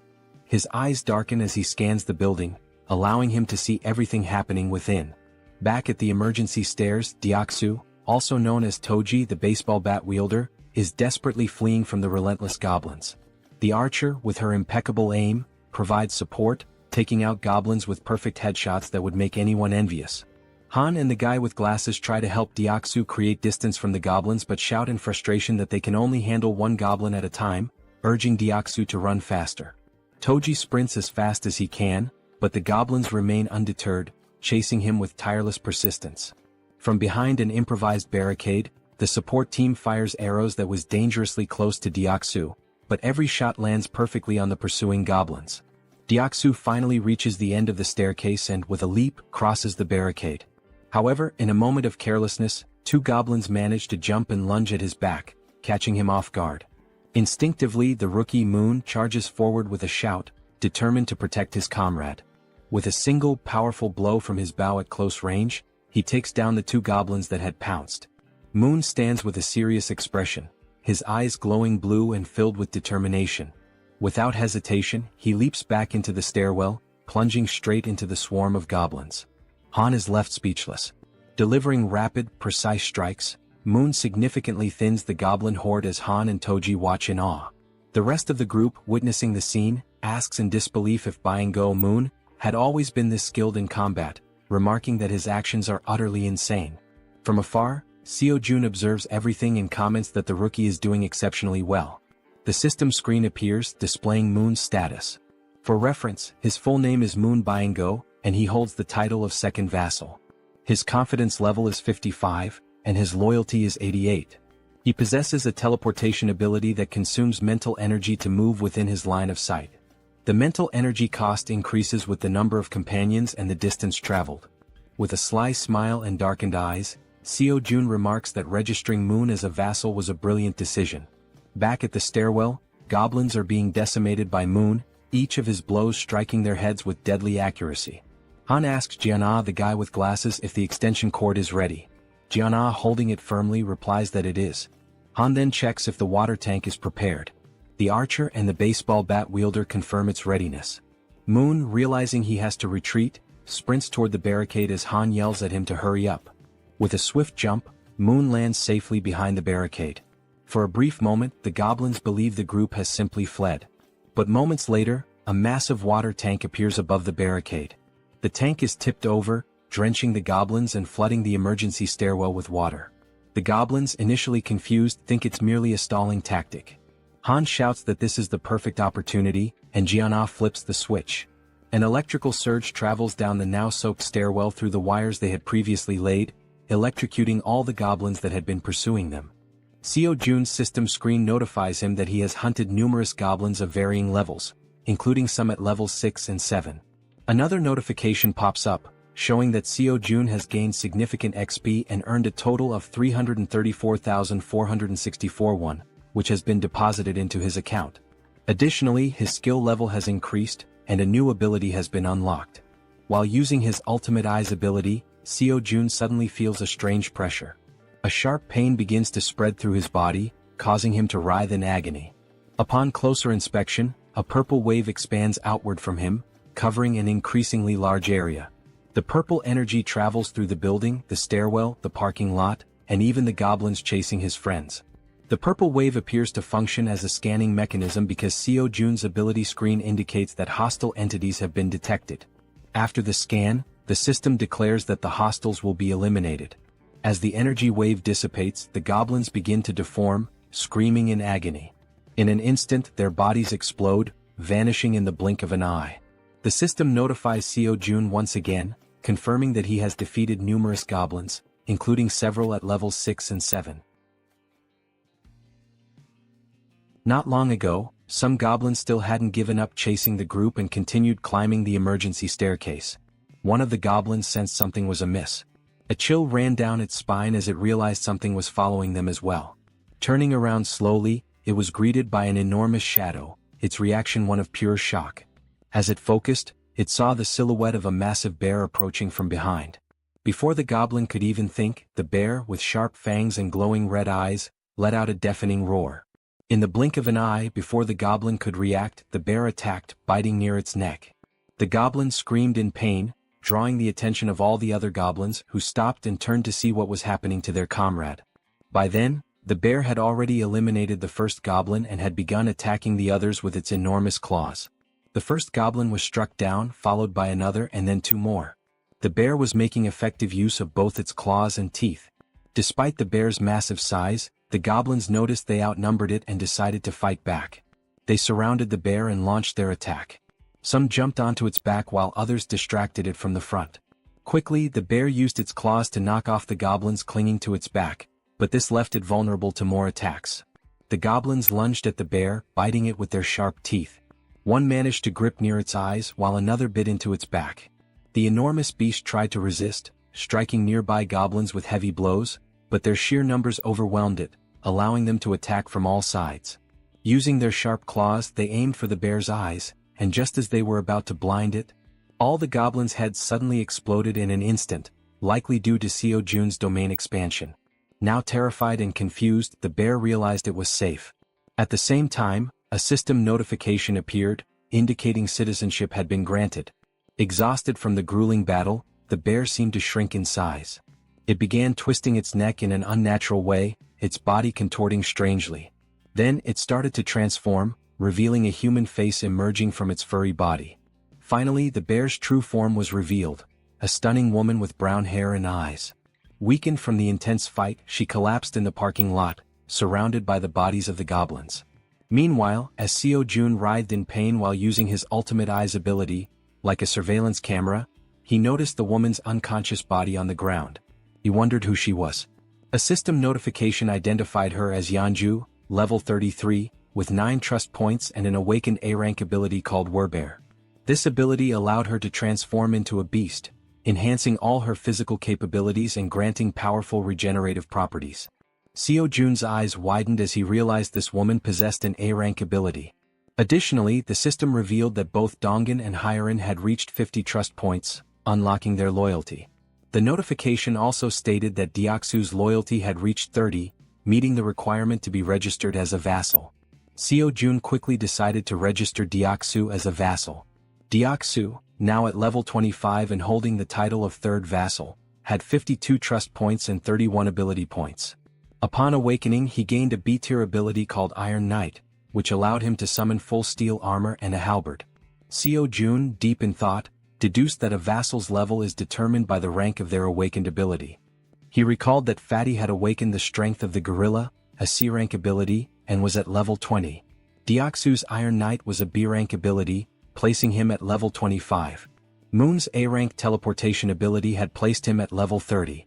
Seo Jun concluded that when a vassal is registered, their level corresponds to the rank of their awakened ability. Yet, one question lingered: is the ability selection random like a roll of the dice? He wonders if Moon received an A-rank ability due to his loyalty. If that's the case, then Fatty, who has higher loyalty, should have awakened a B-rank ability instead of a C-rank one. This thought becomes even more puzzling considering that Deoksu, the baseball bat wielder, has only 31 loyalty yet already possesses a B-tier ability. Still deep in thought, Seo Jun remarks that understanding the conditions for obtaining higher-ranked abilities is crucial. It's an important question to answer. Since the number of vassals is limited to just 10, it's advantageous to select individuals with the highest potential rankings. He then reflects on whether there are any differences in accepting someone who has already awakened as a vassal. The system displays that an awakened individual can move freely through staircases, hallways, and elevators. Seo Jun decides to take action and walks toward the elevator. As he approaches, he activates his ultimate eyes, his gaze darkening. Meanwhile, the woman remains unconscious on the parking lot floor, near the goblins' lifeless bodies. Seo Jun calls Fatty, who arrives quickly, and instructs him to head to the parking lot. He asks Fatty to bring the woman from the second level of the parking structure back to their floor. While this unfolds, the team on the emergency staircase is dismantling and recovering the materials used for the electric trap. Deoksu, feeling relieved by the goblins' sudden defeat, asks his friends if they know why the goblins exploded so suddenly. The bespectacled man speculates that it was likely someone's doing. Han, sweating nervously, realizes that such a powerful skill could only belong to one person. The way the goblins were dealt with so effortlessly leaves no doubt in his mind. It must have been Seo Jun. He recalls that when he first met Fatty, Fatty mentioned that Seo Jun was a bit of an enigma. Han also remembers Fatty talking about hot baths, which amazed the girls, and how the ingredients for their meals had also been thanks to Seo Jun's ability. Reflecting on all this, Han grows more unsettled by Seo Jun's overwhelming power, convinced that the mysterious skill must be his. As Han coils the wires around his arm, he glances at Moon and recalls how he used to be an introvert, someone who changed drastically after meeting Seo Jun. Realizing the terrifying scope of Seo Jun's abilities, Han thinks to himself that being saved by Seo Jun means being chosen by him. Back in the parking lot, as the elevator reaches the ground floor, Fatty dashes toward the unconscious woman. He quickly picks her up and heads to the 30th floor as instructed. All of this is observed by Seo Jun through the surveillance-like view of his ultimate eyes, while Han silently contemplates how being saved in this world seems to hinge on being favored by Seo Jun. A flashback is revealed showing a small toy car. A child was playing with it in a park while being watched. The boy was filled with joy, calling out to his mother to watch what he could do. The woman from the parking lot, Yanju, was his mother. She smiled at him genuinely, encouraging him. As the child stood up and waved to his mother, something appeared behind him. The genuine smile on the mother's face turned into an expression of horror. She froze, overcome with terror. A group of 3 vile goblins surrounded the poor boy, who was innocently waving at his mother. She tried to act, summoning all her strength, but she wasn't fast enough. The goblins attacked the boy, leaving her helpless to stop them. All she could do was weep as the sight of her son's final moments was burned into her memory. All that remained was the toy car the boy had been playing with. Trapped in a nightmare, Yanju suddenly woke up, startled by the painful memories. She looked to her side and saw Seo Jun, who called her by name. He watched her lying down and she sat up on the bed, her head throbbing. Seo Jun extended his hand and introduced himself, saying it was a pleasure to meet her. Ignoring his introduction, she asked him if he was the one who did it. Surprised, Seo Jun hesitated, unsure what she was referring to. Quickly she clarified, saying he knew exactly what she meant, the thing that made the goblins' heads explode. Seo Jun froze in a moment of hesitation, and his hand began to tremble. Gripping his hand to steady himself, he admitted that, yes, he was the one who had done it. Yanju started thinking, realizing how immensely powerful he must be. Someone with such a neutral expression could wipe out an entire horde of goblins in an instant. Fearful but hopeful, she thought that if he could do something so incredible, then maybe. She began trembling, her thoughts racing. Finally, she begged him, pleading for him to save her child. Through her tears, she cried out, asking him for just one day to bring her son back. As she finished her plea, Seo Jun looked at her, seeing her face soaked with tears, an expression of unbearable pain. It was the face of someone who had their child ripped away. Still crying, she said she missed her beloved son terribly. Seo Jun clenched his teeth, anger boiling within him as he realized she had lost her son to those wretched goblins. Yanju sobbed so hard, trembling and unable to speak coherently through her hiccups. Seo Jun stood there, frozen, wondering if there was truly nothing he could do. He decided to try issuing a mission through the system. Hunt down 1,000 goblins with no time limit and no penalty for failure. The reward would be the resurrection of her child. Lost in thought, he wondered if such a thing was even possible. The idea filled him with apprehension. But then the system notified him that the mission couldn't be issued. Frustration surged through him as he realized resurrection was beyond his current capabilities, even with his powers. The system explained further, stating that a resurrection required a tremendous amount of power and resources. Then another notification appeared. There weren't enough funds to cover the resurrection mission's reward. It suggested trying again after increasing his funds. Seo Jun was stunned, his jaw dropping in disbelief as he read the message. Resurrecting someone might actually be possible if he had enough money. Overwhelmed with excitement, Seo Jun shouted at the system, demanding confirmation. Could he truly bring someone back to life if he had the funds? Returning to the room, he saw Yanju still crying.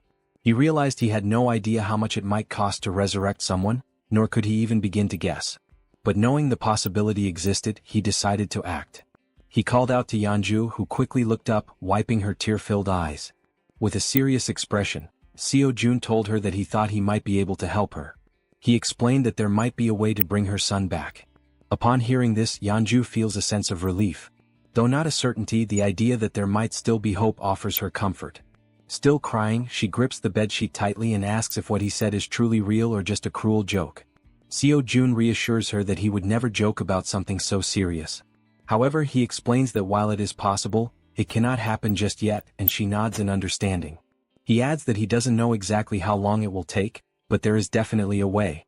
Yeonju turns to him, saying she'll do whatever it takes, and asks what she should do to make it possible. Seo-jun considers the situation. With Han's group, which now includes Moon, Toji and Fatty with their awakened abilities, they already have a strong team. Adding Yeonju, a level 33 fighter, would make them capable of handling most monsters. He thinks the best course of action is to transform all 7 of his minions. Changing his expression to a smile, he asks Yeonju to get up, saying he'll introduce her to some people. Shortly after, Han introduces himself, and Yeonju politely returns the greeting. She then asks if he's the one who was throwing baseballs to hunt goblins, which startles Han that she knows about that. Yeonju also turns to the archer, saying she recognizes her too since she was shooting arrows at the goblins, leaving the archer equally surprised. Nervous, the archer asks how Yeonju knows her. Yeonju, growling and mimicking claws with her hands and sharp teeth, asks if they really don't recognize her, saying they've met before. Toji, the archer, and Han look confused about her growling while cute bears appear in the background. Deciding to clarify, Yeonju begins transforming. Gradually, fur starts appearing on her body as she focuses. Her bear form becomes evident, complete with a snout and brown fur. The archer, shocked, points at her and asks if this is actually happening. Now a massive bear stands in the room before the group. Still pointing, the archer exclaims that it's the beast they saw in the alley earlier. Yeonju, laughing awkwardly, corrects her, saying it's actually a bear, not a beast, leaving the archer dumbfounded. The bear woman explains that she had helped them deal with the goblins a few times before, though they hadn't realized it until now. Looking at the giant bear in front of him, Han remarks that their meeting wasn't a coincidence after all. The bear woman confirms this, saying that anyone who opposes the goblins is a friend of hers. At that moment, Seo-jun arrives and interrupts their conversation, stating that it's good they're already acquainted. With a serious expression, he says he has something important to announce. Seo-jun explains that after thinking it through, they'll execute the plan to rescue Moon's grandmother tomorrow.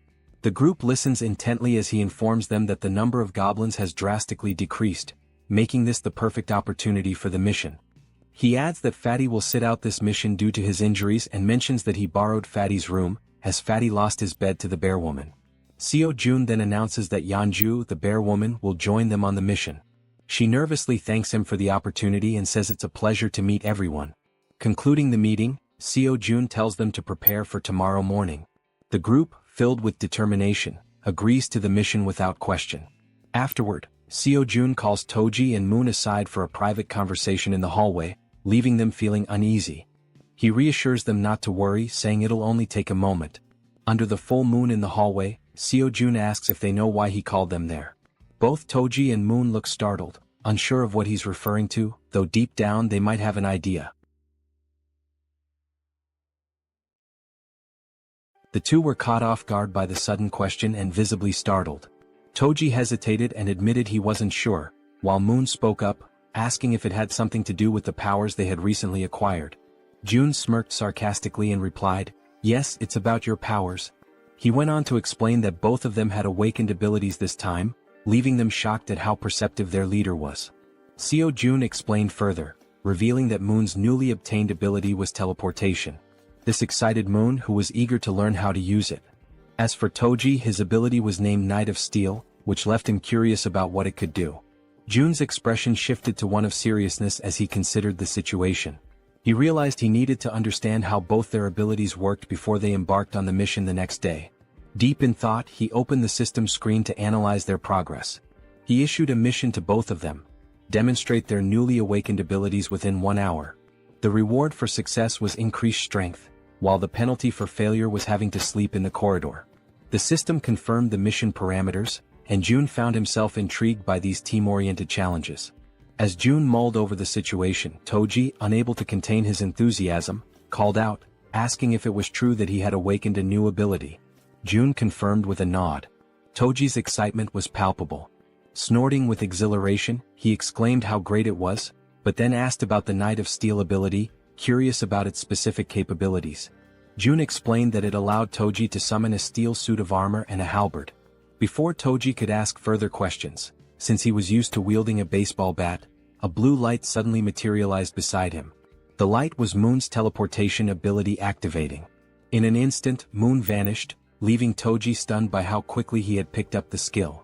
For a few seconds, June and Toji exchanged wide-eyed, speechless glances, both trying to process what had just happened.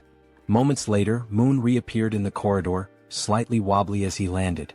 Looking down at his hands, Moon's face lit up with excitement as he marveled at the functionality of his power. Clenching his fist, he declared, "With this power, rescuing my grandmother will be a breeze." The system notified Seo June that Moon's confidence had increased, along with a rise in his loyalty. Overcome with gratitude, Moon bowed deeply to June, thanking him for everything he was doing. The gesture took June by surprise. After a moment, June urged Moon to pause and carefully assess the situation. "Even though you've managed to use your powers," June explained, "going to your grandmother's house right now is impossible." Moon, puzzled, asked why that was the case. June patiently elaborated that there was no guarantee he could fully control his ability, even though it had worked once. "It's possible you just got lucky," June said, causing Moon to lower his head in disappointment at the realization that rescuing his grandmother would have to wait. June reassured him, saying, "For now, we'll figure out the maximum range of your teleportation and determine if there's any penalty for using it multiple times." Moon nodded silently in agreement. As the conversation continued, they noticed something unusual happening down the corridor. Turning to investigate, they saw a knight clad in gleaming steel armor wielding an enormous halberd. Toji's eyes widened in amazement as he realized the sheer magnitude of his power. Ecstatic, he couldn't help but comment on how well the ability suited him. The system then notified June that Toji's confidence and loyalty had also increased. While Toji celebrated, swinging the halberd to test its weight, June called Moon over. Pointing toward a nearby building, June asked if Moon could test his teleportation by attempting to reach it. Moon studied the building carefully, gauging the distance and calculating the effort it would take to make such a leap on only his second try.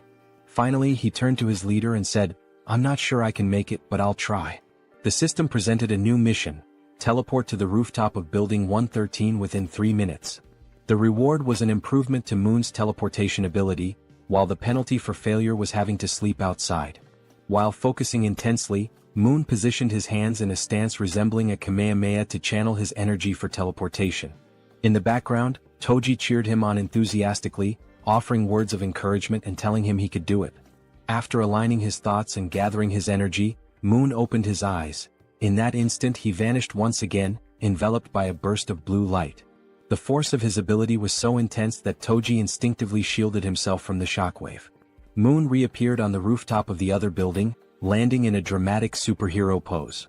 However, his face contorted in pain, and his eyes turned completely white. From his new vantage point, Moon felt a wave of relief knowing the teleportation had worked. Looking across at his friends, he waved to ensure they saw him and shouted that everything went as planned. The system notified June, confirming that Moon had successfully completed the mission. Seo June let out a sigh of relief and smiled, praising Moon for his impressive and quick mastery of the ability. Moon, still waving happily, basked in the moment. But suddenly, without warning, Moon's strength gave out. His eyes rolled back and he collapsed unconscious on the rooftop, leaving him vulnerable. Both June and Toji froze in shock, their previous excitement quickly replaced by concern. Everything had been going so well, until it hadn't. Acting swiftly, June used his ability to summon a servant, bringing Moon's unconscious body back to their corridor. Moments later, they laid Moon down in one of the beds to let him recover. "Is he going to be okay?" Toji asked anxiously. June, studying the system's readout, reassured him, "Yes, he's just unconscious. The teleportation ability took a lot out of him." He explained that with enough rest, Moon would be fine. The system confirmed that Moon was healthy and in a deep sleep. June added, "This probably happened because he's not used to using the ability yet." Relieved, Toji sighed and said he was glad to hear it. June then shifted the focus. Now it's your turn, he said, surprising Toji with the sudden declaration. Wait, my turn? Toji asked, caught off guard. The system displayed Toji's mission: perform 100 push-ups and 100 squats while wearing the steel armor. The time limit was 10 minutes and the reward was increased strength. The penalty for failure? Sleeping outside.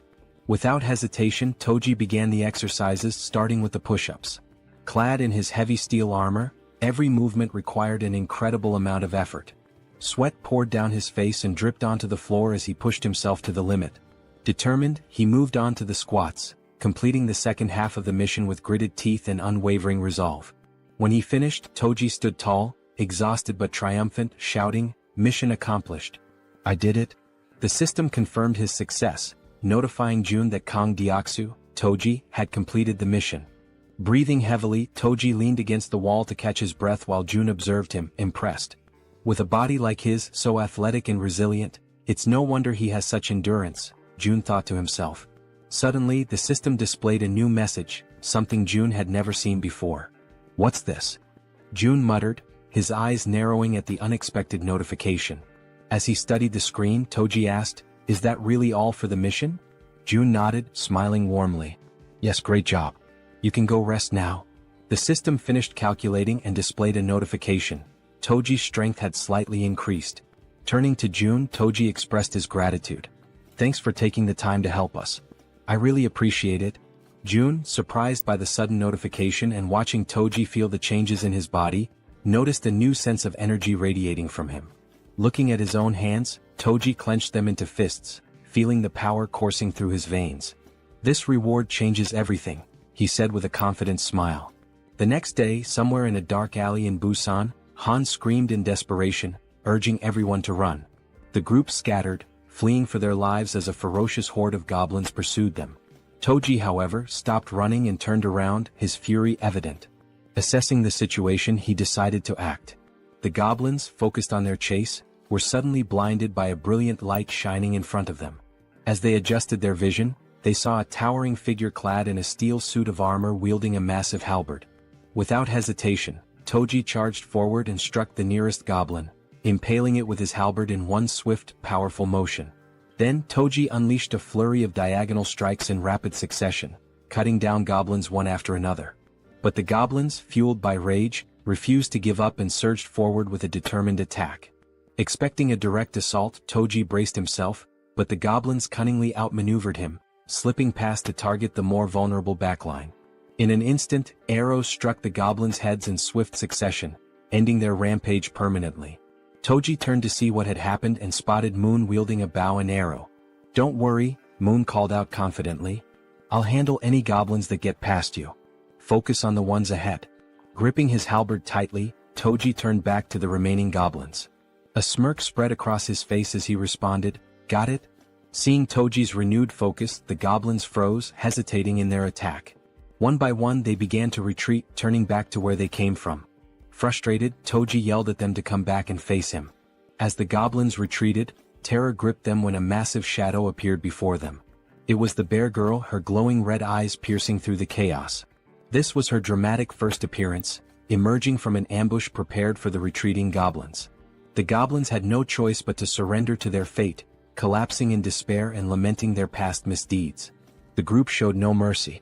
Moon's arrows flew with precision, Toji's halberd struck powerfully, and the bear girl slashed through the goblins with her razor-sharp claws. Together they defeated the goblins one by one. Seizing the opportunity, Han shouted to Moon, "Now's your chance. Go." Moon, understanding the urgency, broke into a sprint toward his grandmother's house. "Thank you, Han," he called back as he ran, grateful for the opening created by his comrades. Meanwhile, the system notified Seo Jun that the citizen Moon had completed his mission. A pop-up appeared, stating that it was now evaluating the missions Moon had completed. Back in the comfort of his room, Seo Jun sat with his ultimate eyes ability activated, observing the system screen while slurping on cup noodles. The system pinged again, declaring the evaluation complete and awarding him 132,966 won, which was deposited into his Shutin's wallet. Jun paused mid-bite, stunned by the reward. This time it was actual money. Returning to his meal, Jun reflected on the situation. When Toji completed his mission, the reward had been strength, suggesting that additional rewards were now randomized. It makes sense, June thought. The missions are getting harder, so the rewards should scale with the difficulty. The system chimed again, confirming that Moon had completed all the missions available to him for the day. It also announced it would begin evaluating the rewards for Moon's completed tasks. The assessment concluded instantly. Still savoring his noodles, June grinned and said, "Alright, let's see what the reward is." The system congratulated him for hitting the jackpot.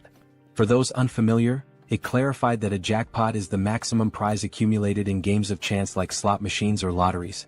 Reading this, Seo Jun froze, momentarily stunned. Paralyzed with anticipation, he stared at the screen, waiting to see what incredible reward the jackpot would bring. Still staring at the system notification, Jun remained frozen in shock, his cup noodles stuck in his throat as he tried to process what the jackpot could possibly be. Then the system displayed the reward, a skill point granted as part of the jackpot. Upon reading this, Seo Jun's lips curled into a satisfied smile. This was perfect. He could choose exactly where to use the point. Back on the streets, Moon sprinted toward his grandmother's house at such an incredible speed that a faint blue aura trailed behind him. As he drew closer, exhaustion crept in, sweat dripping down his forehead. His mind raced with anxious thoughts. What if something had happened to her? Upon arrival, the house came into view, a small, simple home, completely unprotected against monster attacks. There were no barriers, no fortifications, just an ordinary house standing vulnerably amidst the chaos. Moon didn't hesitate. He rushed to the door and pushed it open, but a deep fear clawed at his chest. Frantically, he dashed through the house, checking every room as he called out, "Grandma, where are you?" Then he reached the bedroom. His eyes widened in shock. There she was, lying on a futon mattress, peacefully asleep, far calmer than Moon had ever imagined she would be.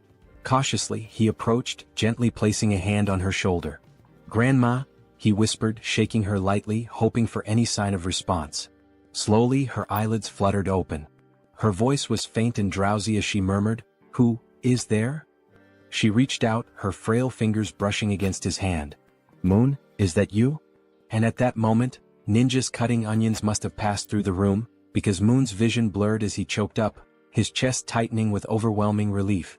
Tears streamed down his face. His body trembled as he sobbed uncontrollably, overwhelmed by the sheer relief that she was still alive. Unable to hold back, he threw his arms around her in a warm, desperate embrace, whispering apologies between his sobs. "I'm sorry, Grandma. I'm so sorry it took me so long to come back for you." Despite his tears, the old woman smiled kindly and patted his back. "You're such a brave and kind boy, Moon. I knew you would come for me." At that exact moment, a system notification appeared in front of Seo Jun. Moon's loyalty had reached 100. Moon was now officially registered as a vassal. The number of available vassal slots had increased. Jun squinted at the system window in confusion. What's this?" Apparently, reaching a certain level of trust unlocked an additional vassal slot. The system then displayed his current vassals. Choi Hyungjin aka Fatty, level 20, Moon level 30, and Kang Deoksu aka Toji level 25. Scratching his chin, Jun was taken aback. "Wait, so I can level them up too?" Curious, he decided to check how much it would cost to upgrade Moon's level. He tapped the plus symbol next to Moon's name. A new notification popped up. Insufficient funds to level up. Then another window appeared, showing the required amount. 100 million won is needed to upgrade Vassal Moon to the next level. Jun's jaw nearly hit the floor. His hands clenched into fists. 100 million won? His face twisted in frustration as he rubbed his temples. That's insane. Just for one vassal? With a sigh, he ran a hand through his hair and lightly punched the table. "I'm sorry, Moon," he muttered under his breath. "I'll make it up to you by assigning you missions every single day." At that moment, a noise snapped Jun out of his thoughts, his senses going on high alert. The elevator was moving. His brow furrowed. Who the hell could that be? His comrades were still out in the streets, fighting goblins. Narrowing his eyes, he activated Ultimate Eyes. His pupils darkened as his vision extended, scanning the entire building. Two people stood outside one of the apartment doors. A man and a woman. The man carried a box on his shoulder, while the woman knocked on the door, asking if anyone was inside. Something felt off. Their expressions weren't exactly friendly, and their dark under-eye circles hinted at exhaustion or something more sinister. Jun immediately recognized the apartment. Inside was Fatty's wife. From the other side of the door, she hesitated. Hearing the knocking and voices, she called out cautiously, "Who is it?" Assuming it was urgent, she made a quick decision and opened the door. Standing there was the young woman, who greeted her with a bright smile. "Hello," she said cheerfully. "I'm Kim Dabin."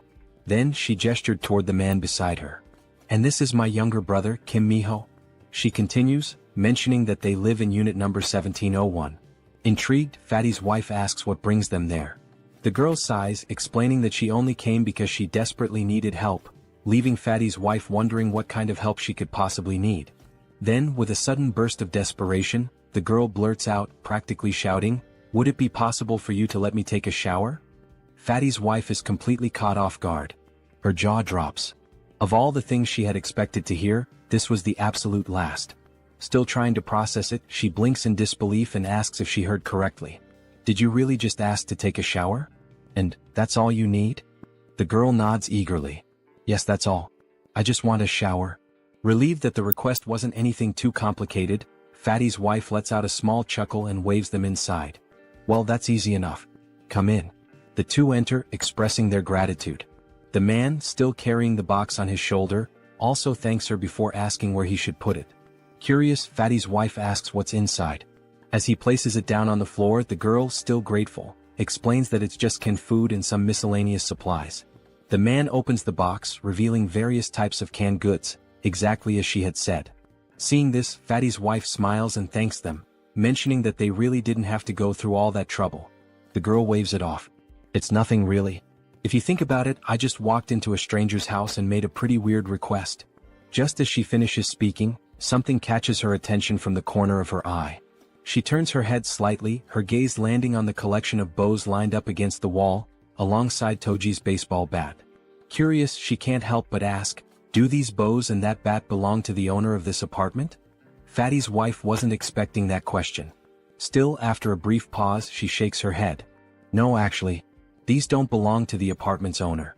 The real owners live in another unit, but it's kind of a complicated situation to explain in just a few words." The girl nods in understanding. "I see." Watching everything unfold, Seo Jun deactivates his ability and thinks to himself that so far they don't seem like bad people.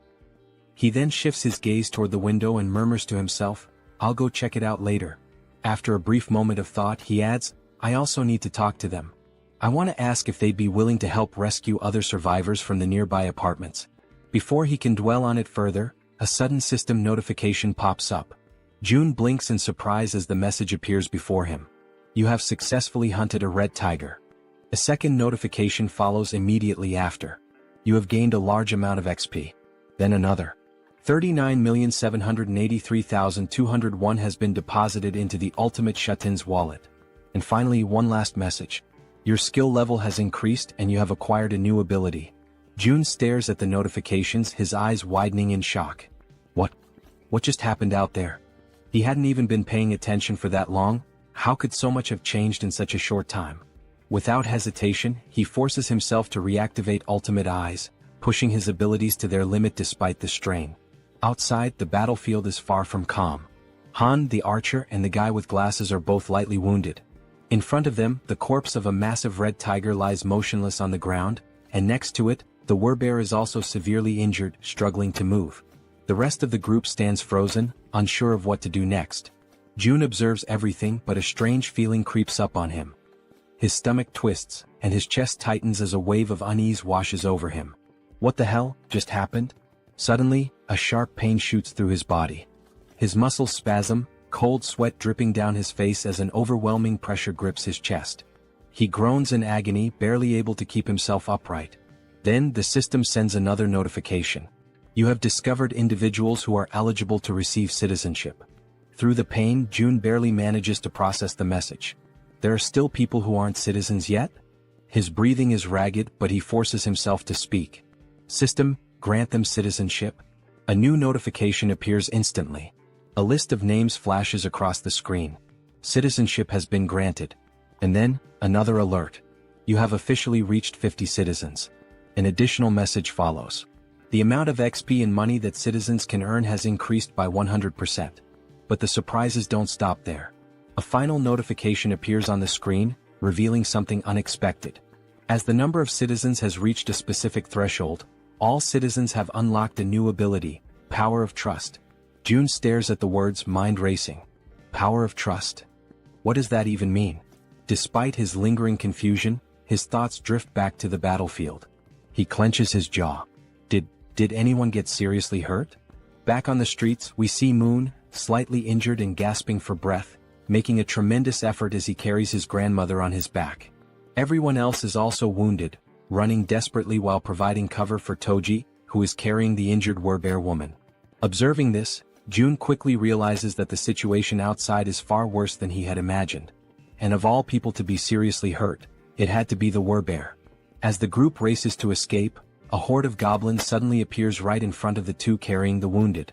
The team members covering them from behind immediately let loose a volley of arrows, striking down goblins to clear a path. The archer, watching closely, is startled by the precision of the man with glasses. "How the hell did you pull that off with a single shot?" she asks, eyes wide. The man looks just as confused. "I honestly have no idea." As they continue running, the archer suddenly realizes something. "For some reason, my body feels lighter." Han, running beside her, nods in agreement. "Yeah. And I just noticed, I'm not even out of breath anymore." Meanwhile, back with June, the system finally provides an explanation. The ability Power of Trust is a passive skill that increases all stats by X%, where X equals the trust level of each citizen. Seo Jun stares at the message in disbelief. This skill didn't even exist before. How the hell is it so strong? Then, another realization hits him. Every single member of his group has at least 50 trust points or more. This means that all their stats, including stamina, strength, reflexes, and more, have naturally increased by 50%. At that very moment, Moon's expression shifts as if something suddenly clicks in his mind. He has a hunch. This must be another one of June's new abilities. The system then notifies June of something else. Both of the girls have now surpassed 30 loyalty points. As a result, they are now eligible to be registered as vassals. Without hesitation, Kim immediately commands the system to register both of them. The moment it happens, the two women suddenly stop in their tracks, their bodies tingling as an overwhelming power surges through them. The system follows up with an update. Kim Gaeong, now at level 20, has acquired the piercing ability. Yu Hyerin, now at level 25, has awakened the skill Poisonous Mist. Now, brimming with their newfound power, the two turn back, ready to face the goblins chasing them. The archer steadies herself, drawing her bow. She fires an arrow straight at the goblins. Normally, her shots always land as headshots, every single time. But this time, something is different. The arrow doesn't just pierce through one goblin, it ricochets off and strikes several others, piercing through them effortlessly. Confused, the archer furrows her brows. What the hell? What just happened? The system promptly provides an answer. The ability Piercing is a Tier C skill that uses mental strength to fire a penetrating arrow. June, standing with his arms crossed, watches as the information unfolds before him. Now that he knows what the ability is, he immediately issues a command to the system. Create a mission. A new quest pops up. The archer must use Piercing to hunt 10 goblins within a 10-minute time limit. Reward: increased piercing proficiency. Penalty for failure: fatigue. As he processes this, June shifts his attention to the other ability. Unlike Piercing, this one seems far trickier.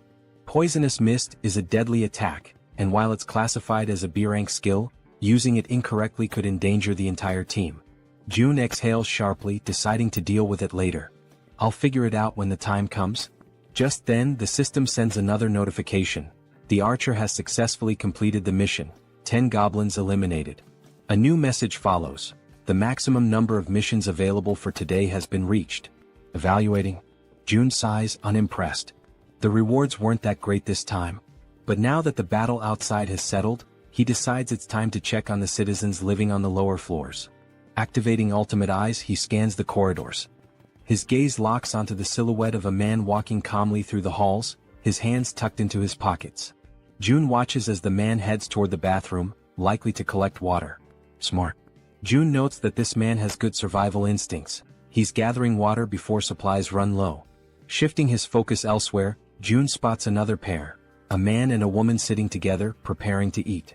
He observes them for a moment, realizing something important. They're already capable of gathering food and water on their own. Then, in another part of the building, something unexpected catches his eye. A woman. She's lying motionless on the floor inside a room. Without a second thought, June bolts toward her. The system immediately provides an update. Kim De-jung. Trust level, 18. Ability, healing, awakened. June's heart pounds in his chest. Healing? His eyes dart between the system message and the unconscious woman on the floor. He reads the ability description.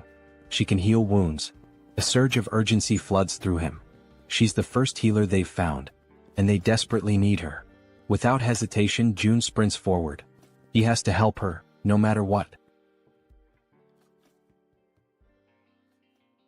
After sprinting through the hallways, June finally arrives in front of the door to the room where the woman had collapsed.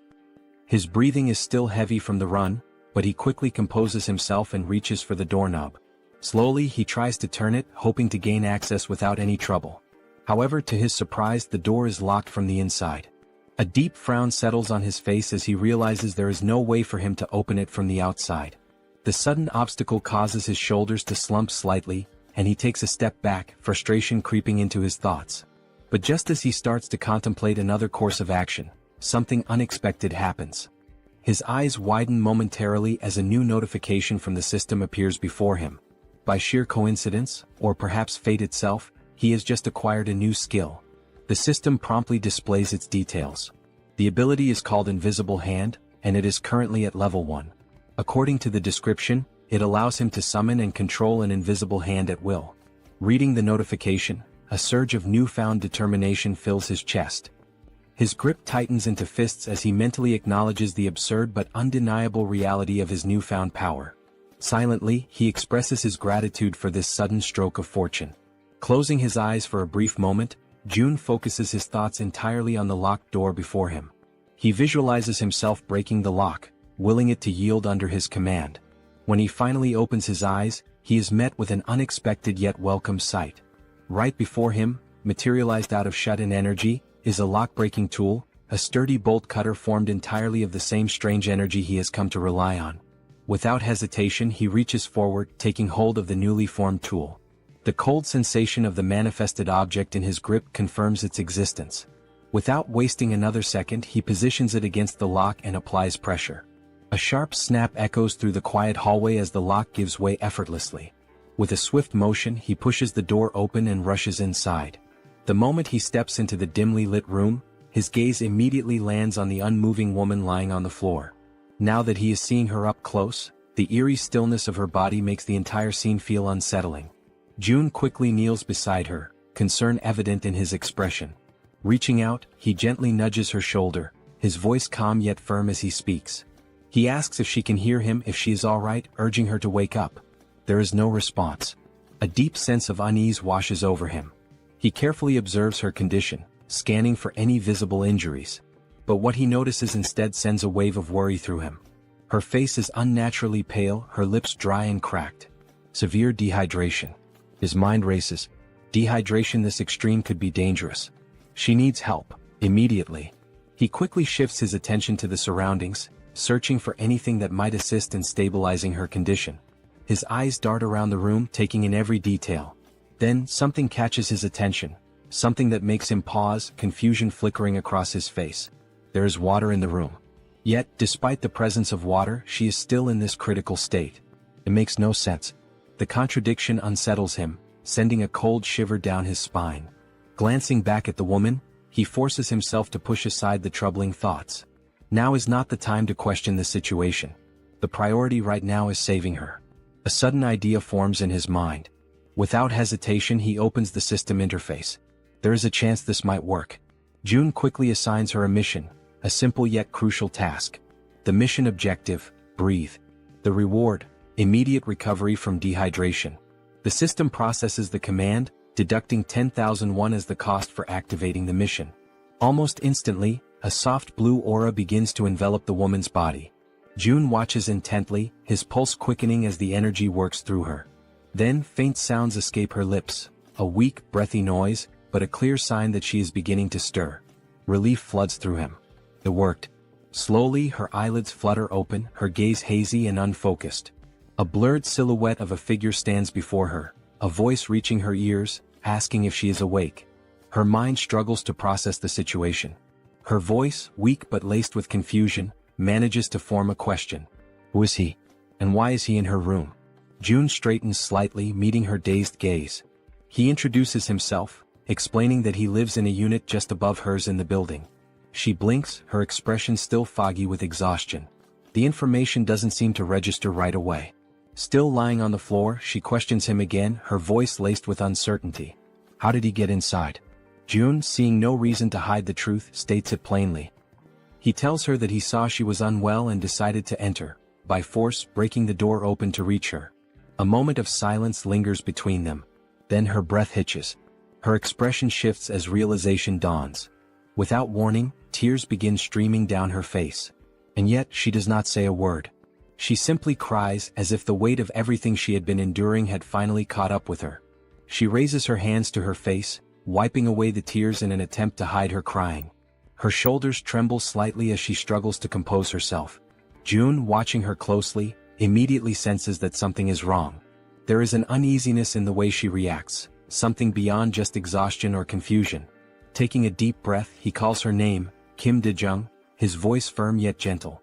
As she slowly pushes herself up from the floor, still visibly shaken, he speaks again. He apologizes for being so abrupt, for barging into her life so suddenly, but he makes it clear that he needs her help. There is urgency in his tone, something that makes her pause despite her lingering distress. Now sitting upright, her tear-filled eyes meet his, though her expression remains guarded. Her lips, still cracked from dehydration, barely part as she listens to him speak. June wastes no time in explaining, one of his allies is severely injured. The words seem to take a moment to register. De-jung slowly turns her body toward him, staring as if trying to process what he just said. Silence stretches between them. She blinks, her mind racing, trying to make sense of his words. His ally? Someone severely injured? Why is he telling her this? She doesn't understand, she doesn't even know this man. Panic begins to rise in her chest. He wants her to save someone? Why her? Doubt and fear intertwine within her thoughts. Her hands tremble slightly as she lowers them to her lap. It seems impossible, an absurd request thrown at her out of nowhere. He's putting his faith in the wrong person. And then another realization strikes her like a bolt of lightning. How does he know she's a nurse? Her breath catches. She has never told him that. No one in this building should even know. A wave of unease washes over her, yet at the same time, something about the way he speaks, the way he asks for help, doesn't feel threatening. There is no malice in his words, no ill intent in his eyes. Still hesitant, still uncertain, she makes a decision. She has to see for herself. Slowly she turns to face him completely. Though suspicion lingers in her gaze, she swallows down her doubts and agrees to help. Her voice, though weak, carries a firm resolve as she asks where exactly she is supposed to go. June doesn't answer right away. Instead, he opens the system interface, his fingers moving swiftly across the translucent screen in front of him. He asks her to wait just a moment. He assigns her a mission, one that instructs her to use healing magic to cure the wounded werbear. The mission comes with a 1-hour time limit, a reward labeled as improved, and to his relief, no penalties. His eyes flicker with determination as he reads the details. He must save the werbear no matter what. Turning back to De-jung, he tells her that for now she should rest. He will personally bring the injured person to her. He then instructs her to find something to help with her own dehydration. But De-jung, already overwhelmed, barely has time to process his words before something utterly impossible happens. From seemingly nowhere, oranges begin to materialize in midair. Her eyes widen in pure shock, her breath hitching as she watches several bright oranges fall from the void and land in front of her. For a long moment, she simply stares, her mouth slightly open, completely stunned. Then, snapping out of her daze, she frantically raises a shaking finger, pointing at the fruit on the floor. What is this? Her voice trembles as she demands an answer. June, realizing how bizarre this must seem to her, quickly apologizes. But De-jung isn't satisfied. Her heartbeat pounds in her ears as she watches more oranges drop into existence. Where are these coming from? How is this happening? What kind of person is this man? Before she can demand further explanations, June simply turns his back to her. A slight smirk plays on his lips as he tells her, he'll explain everything later, once things have calmed down. And with that he walks away. Leaving her still kneeling on the floor, still staring in disbelief, he exits the room with a final request. He reminds her that she is still weak, that her body needs to recover, and he asks. No insists that she prioritize her own rest. As soon as June is gone, Dejung lowers her gaze to the scattered oranges. Slowly she reaches out, picking one up. The texture, the weight, the coolness against her fingertips. It all feels real. She squeezes the fruit gently, expecting it to vanish like an illusion, but it remains solid in her grasp. A shiver runs down her spine. What is this? Still overwhelmed, she hesitantly mutters to herself, wondering if she's dreaming. Because never, in her life has she seen anything like this before. Meanwhile, June wastes no time. He rushes back to his shut-in apartment, moving with quick, determined strides. His mind is already focused on helping his allies outside as fast as possible. The system chimes with a notification. The healer's trust level has increased. He stops for a brief moment, narrowing his eyes at the message. She hadn't trusted him before. That much was obvious. But now, it seems like her perception of him has changed, even if only slightly. Still, it isn't enough for him to let his guard down. Trust takes time. And honestly, he can't blame her. If someone broke into his home out of nowhere, he wouldn't trust them either. Shaking his head, he steps onto the balcony, his gaze drifting downward. His thoughts remain heavy, but as he looks out toward the streets below, something makes his entire body freeze. His blood runs cold. A massive, ferocious red tiger is charging through the streets, its powerful limbs propelling it forward with terrifying speed. And it's chasing his allies. June's breath catches as he sees his companions below, running for their lives. Desperation is evident in the way they scramble to escape, but the monstrous beast closes in on them, its deadly fangs gleaming under the dim light. Then, as if things couldn't get any worse, its piercing eyes fixed on its targets, its muscular body moving in perfect synchrony as it hunts his team. A wave of panic washes over June. This isn't just a dangerous situation. This is a massacre waiting to happen.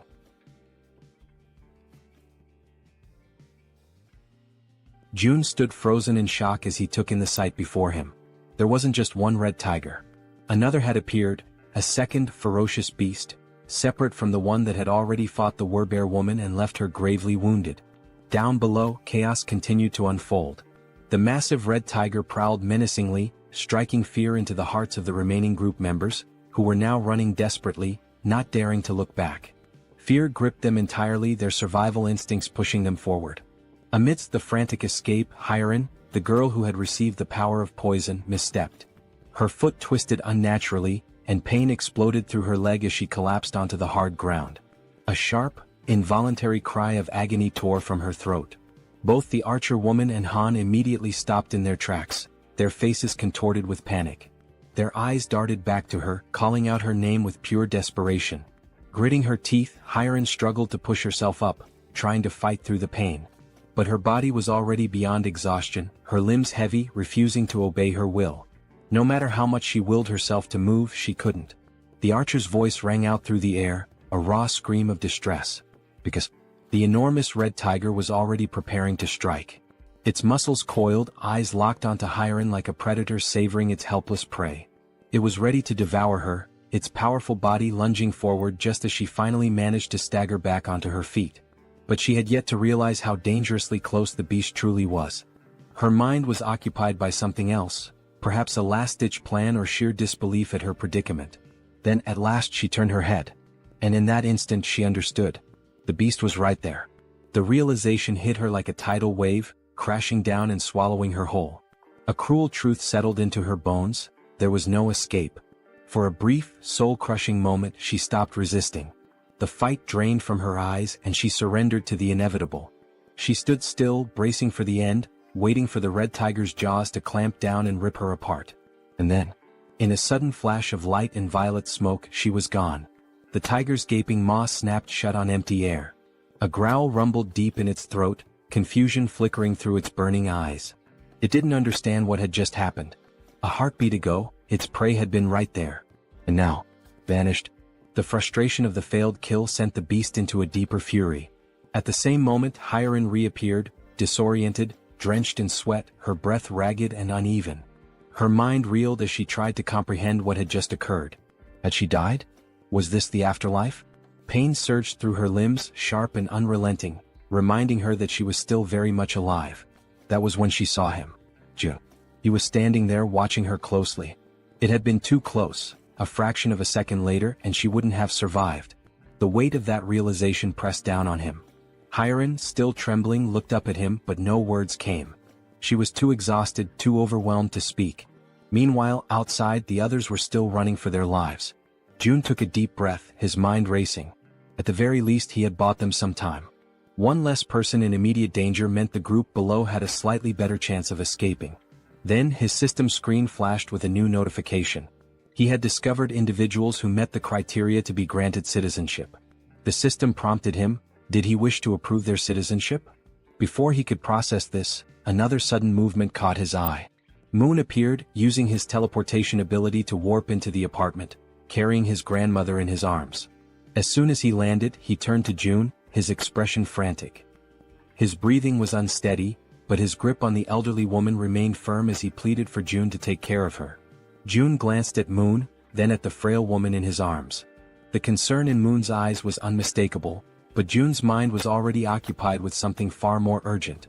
Raising a hand, he told Moon to wait. There was a bigger problem right now.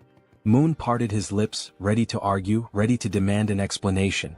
But then he looked at June's face, at the seriousness in his expression, and he understood. Whatever June was dealing with, it was far worse than he had realized. Without another word, Moon nodded. He could tell that, at this moment, his grandmother was not the priority. Down below, the relentless red tiger was still in pursuit, refusing to let up. It chased the remaining group members without mercy, its predatory instincts fully awakened. June clenched his fists, forcing himself to focus. He needed to act. Activating his new ability, Invisible Hand, he made a decision. That tiger needed to die, and he had to find a way to kill it. Down in the streets, the archer, Han, and Togi, who was still carrying the injured werbear, kept running. But no matter how hard they pushed themselves, the red tiger was catching up. Han risked a glance over his shoulder, his stomach twisting with dread. If this continued, they were all going to be devoured. He had to do something. Instinct took over. Without a second thought, Han skidded to a stop, planting his foot firmly on the ground. His fingers tightened around one of his baseballs. His heart pounded in his chest as he raised his arm, channeling everything he had into one throw. A faint blue glow began to radiate around him, intensifying with each passing second. He poured everything into it. Then, he hurled the ball with all the force he could muster. It soared through the air, cutting through the night like a bullet. For a moment, hope flickered. Maybe, just maybe, it would hit. But in the blink of an eye, the tiger dodged. The ball shot past it, colliding uselessly with the ground. A low, guttural growl rumbled through the air. Then, the red tiger threw back its head and roared, a deafening sound that reverberated through the city streets, a declaration of its dominance. The archer's voice rang out in terror as she screamed for Han, begging him to run. But it was too late. The red tiger, eyes gleaming with lethal intent, lunged at him. Teeth bared. Claws outstretched. Han gritted his teeth, knowing he was out of time. There was nothing he could do to stop it. But there was one thing he could still do. A single desperate choice. He turned his head and shouted for his friends to keep running. Then, without hesitation, he broke into a full sprint in the opposite direction. If he could lead the tiger away, even if it cost him his life, then at least the others might make it out alive. His chest heaved. His legs burned. Every step was fueled by sheer willpower. But deep down he knew. This could be the end for him. And still he ran. As he approached a parking lot, hoping against all odds that goblins or some other kind of monster would appear to distract the red tiger, Han continued to run with all the strength he had left. But once again the relentless beast was far too close behind him. It was undeniable now, this was truly the end for him. While sprinting, he risked a glance over his shoulder, his breath catching in his throat as he took in the sight of the enormous glistening fangs of the red tiger. They were massive, sharp, and deadly, a testament to the inevitable doom that awaited him. At that moment, his gaze locked with the tiger's, and an unspoken understanding passed between them. This was it. There was no escape. His fate was sealed. Just when all hope seemed lost, when every fiber of his being prepared to accept his tragic demise, something unexpected happened. A strange, pulsating purple force suddenly materialized and coiled tightly around the red tiger's neck. It appeared out of nowhere, wrapping around the beast with a speed and intensity that defied comprehension. In an instant, the force pulled downward with such overwhelming strength that the tiger's head was violently slammed into the ground. The impact was so powerful that the very pavement beneath him cracked and shattered, sending debris flying in every direction. The tiger let out a guttural snarl of frustration, struggling against the mysterious force. Its powerful limbs instinctively clawed at the ground, attempting to regain stability, but the unseen energy was relentless. Slowly, its paws began to lift off the ground, its body suspended as if an invisible hand were hoisting it up. The purple force continued to constrict, tightening mercilessly around the tiger's throat, squeezing the life out of the monstrous creature. It was unmistakable. This wasn't a natural occurrence. This was someone's doing. And Han, still frozen in shock from witnessing the impossible, knew exactly whose work this was. There was no doubt in his mind, this was Jun's power. Moments later, the archer woman and the bespectacled man arrived at the scene, their breaths ragged from the exhausting chase. They had rushed there, fearing for Han's safety, but what they found left them momentarily speechless. Their eyes widened in disbelief as they beheld the red tiger, still writhing in agony, its body dangling helplessly as the mysterious force continued to choke the life out of it. As the archer took in the scene, a system screen suddenly appeared before her, glowing softly in the dim light. She hesitated for a brief moment before focusing her attention on the text displayed before her. Her expression shifted almost instantly. Her eyes widened in shock as she absorbed the information. Then, as though gaining a newfound sense of understanding, she took a deep breath, regaining her composure. With a newfound calmness, she turned to her companions and without hesitation, stepped forward. High above, watching the events unfold from his vantage point, Jun observed everything with sharp, calculating eyes. There was no need for him to intervene any further. He had already done what was necessary. Now, as long as Gaoung, the archer, landed the final blow, he would receive 4 times the loot. Below, the red tiger, still trapped and gasping for air, thrashed desperately in a futile attempt to escape. But its fate was already sealed. The archer, understanding the significance of this moment, took her time, preparing what would be her most crucial shot yet. The tiger's fiery gaze turned to her, desperation evident in its glowing eyes. It was pleading for mercy, seeking even the faintest glimmer of hope for survival. But the woman standing before it held no sympathy. Her expression was one of cold resolve. Mercy was not an option, not for this wretched beast. She pulled back the string of her bow, channeling an intense blue aura into her arrow. The pressure emanating from the charged shot was immense, causing the very air around them to tremble. Then, with a swift, decisive motion, she released the arrow. A powerful gust of wind exploded outward as the arrow soared through the air, its force cutting through the night like a spear of vengeance. The instant it found its mark, a system notification flashed before Jun's eyes. You have successfully hunted a level 28 red tiger. You have gained a significant amount of experience points. 62,311,776 one has been deposited into your shut-in wallet. As the tiger's body collapsed lifelessly onto the ground, another notification appeared, this one highlighting the growing dynamics among the group. Team trust and loyalty levels have increased. Another notification followed shortly after. Han's loyalty level has exceeded 30. He now meets the requirements to be registered as a vassal. A satisfied smile played on Jun's lips. Everything had gone exactly as planned. He nodded to himself before selecting the prompt to accept Han's registration as his vassal. A few moments later, the scene shifted to another part of the building where someone was being healed. It was the healer, the woman who had previously collapsed in exhaustion within one of the rooms. Now fully conscious, she focused her energy, her hands glowing faintly as she tended to the wounded. The injuries of the others faded rapidly under her care, not even leaving scars behind. The first person she prioritized was the Werbear woman, whose body had suffered severe damage during the brutal encounter with the red tiger. Jun, watching from afar, reflected on the sheer luck they all had, him included, in having found a healer in a situation like this. Han approached, still catching his breath. Without wasting any time, Jun turned to him and asked what had happened below, particularly why the red tigers had suddenly appeared. Han, his voice still carrying traces of exhaustion and gratitude, explained that the location where Moon's grandmother's house had once stood was likely a territory belonging to the red tigers. They had managed to take one down, but another had soon appeared, proving that the area was far more dangerous than they had initially assumed. Hearing this, Jun processed the information carefully. It made sense. There was no reason to believe that only goblins would inhabit this region. And now that he thought about it, there hadn't been any goblins in this area. That meant the goblins had probably already invaded the buildings nearby.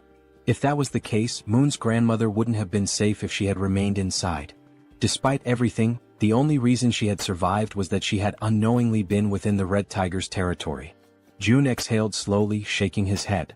The sheer luck involved in this entire ordeal was truly something extraordinary. Just then, another system notification appeared before him. Healer's performance is being evaluated.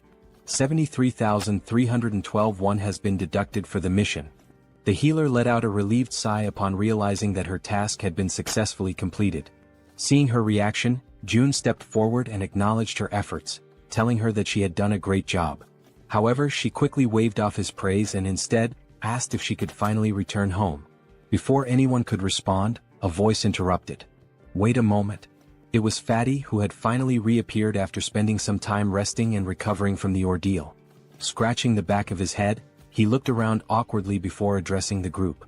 I know this might not be the best time to bring this up, but are you guys seriously planning on gathering in my apartment all the time? June turned his attention to Fatty and, for the first time, truly took in the number of people currently occupying the space. The realization dawned on him, and at that moment, everyone around them wore equally amused and sheepish expressions. With a small chuckle, June reassured him. There was no need to worry, he had already made arrangements. Unit 2901 was currently unoccupied. Electricity, water, and every other necessity for daily life would be provided, and they were free to live there. Upon hearing this, the entire group erupted in joy. He also calls out to Dabin and informs her that Units 2101 and 2102 are currently unoccupied as well. June states that he will ensure that electricity is supplied to those units and requests that she notify the other survivors, letting them know they can use the bathrooms and showers in those apartments. Upon hearing this, Dabin and her brother exchange glances before nodding in agreement, assuring him that they will take care of it. June then adds that out of the 2 available units, Dabin and her brother are welcome to claim one for themselves. The unexpected offer leaves both of them stunned, their jaws practically dropping in disbelief. June, however, remains composed and instructs them to inform the other survivors that they may take the remaining unit. After settling that, June shifts the conversation to another matter, saying that he has a favor to ask. Dabin, still somewhat taken aback, encourages him to go ahead and say what he needs. Without hesitation, June states that he wants her to become the messenger between himself and the rest of the survivors. The moment those words leave his mouth, Dabin pauses, furrowing her brows in confusion. She repeats his request, asking if she heard him correctly. Did he really mean messenger? June, completely serious, confirms it. He then lays out the details of his plan, instructing her to inform everyone that whichever team manages to eliminate 100 goblins the fastest will be rewarded with an empty unit of their own. Furthermore, he emphasizes that in addition to securing a place to live, the winning team will also receive essential supplies, unlimited electricity, running water, gas, and food, ensuring their survival and comfort. But there's more. June goes on to clarify that if the team agrees to take in 10 additional survivors, those individuals will also be granted access to the same benefits. For a brief moment, the atmosphere in the room grows heavy with tension.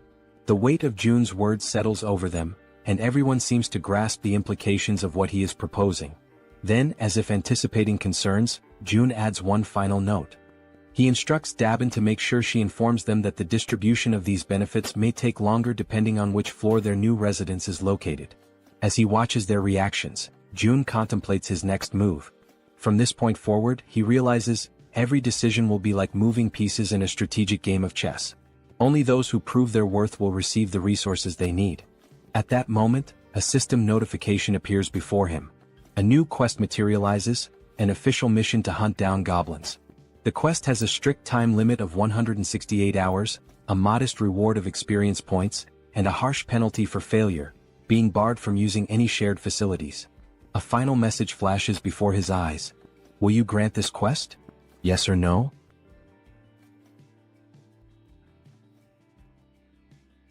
After that, all the residents that June had helped began hunting the goblins.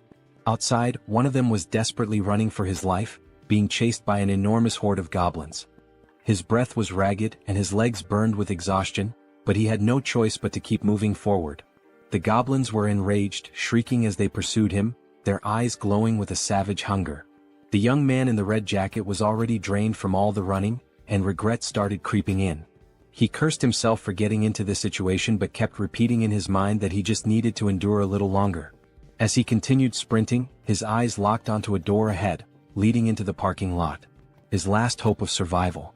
Behind him, the goblins, with their sharp claws outstretched, were closing in rapidly, almost managing to grasp him.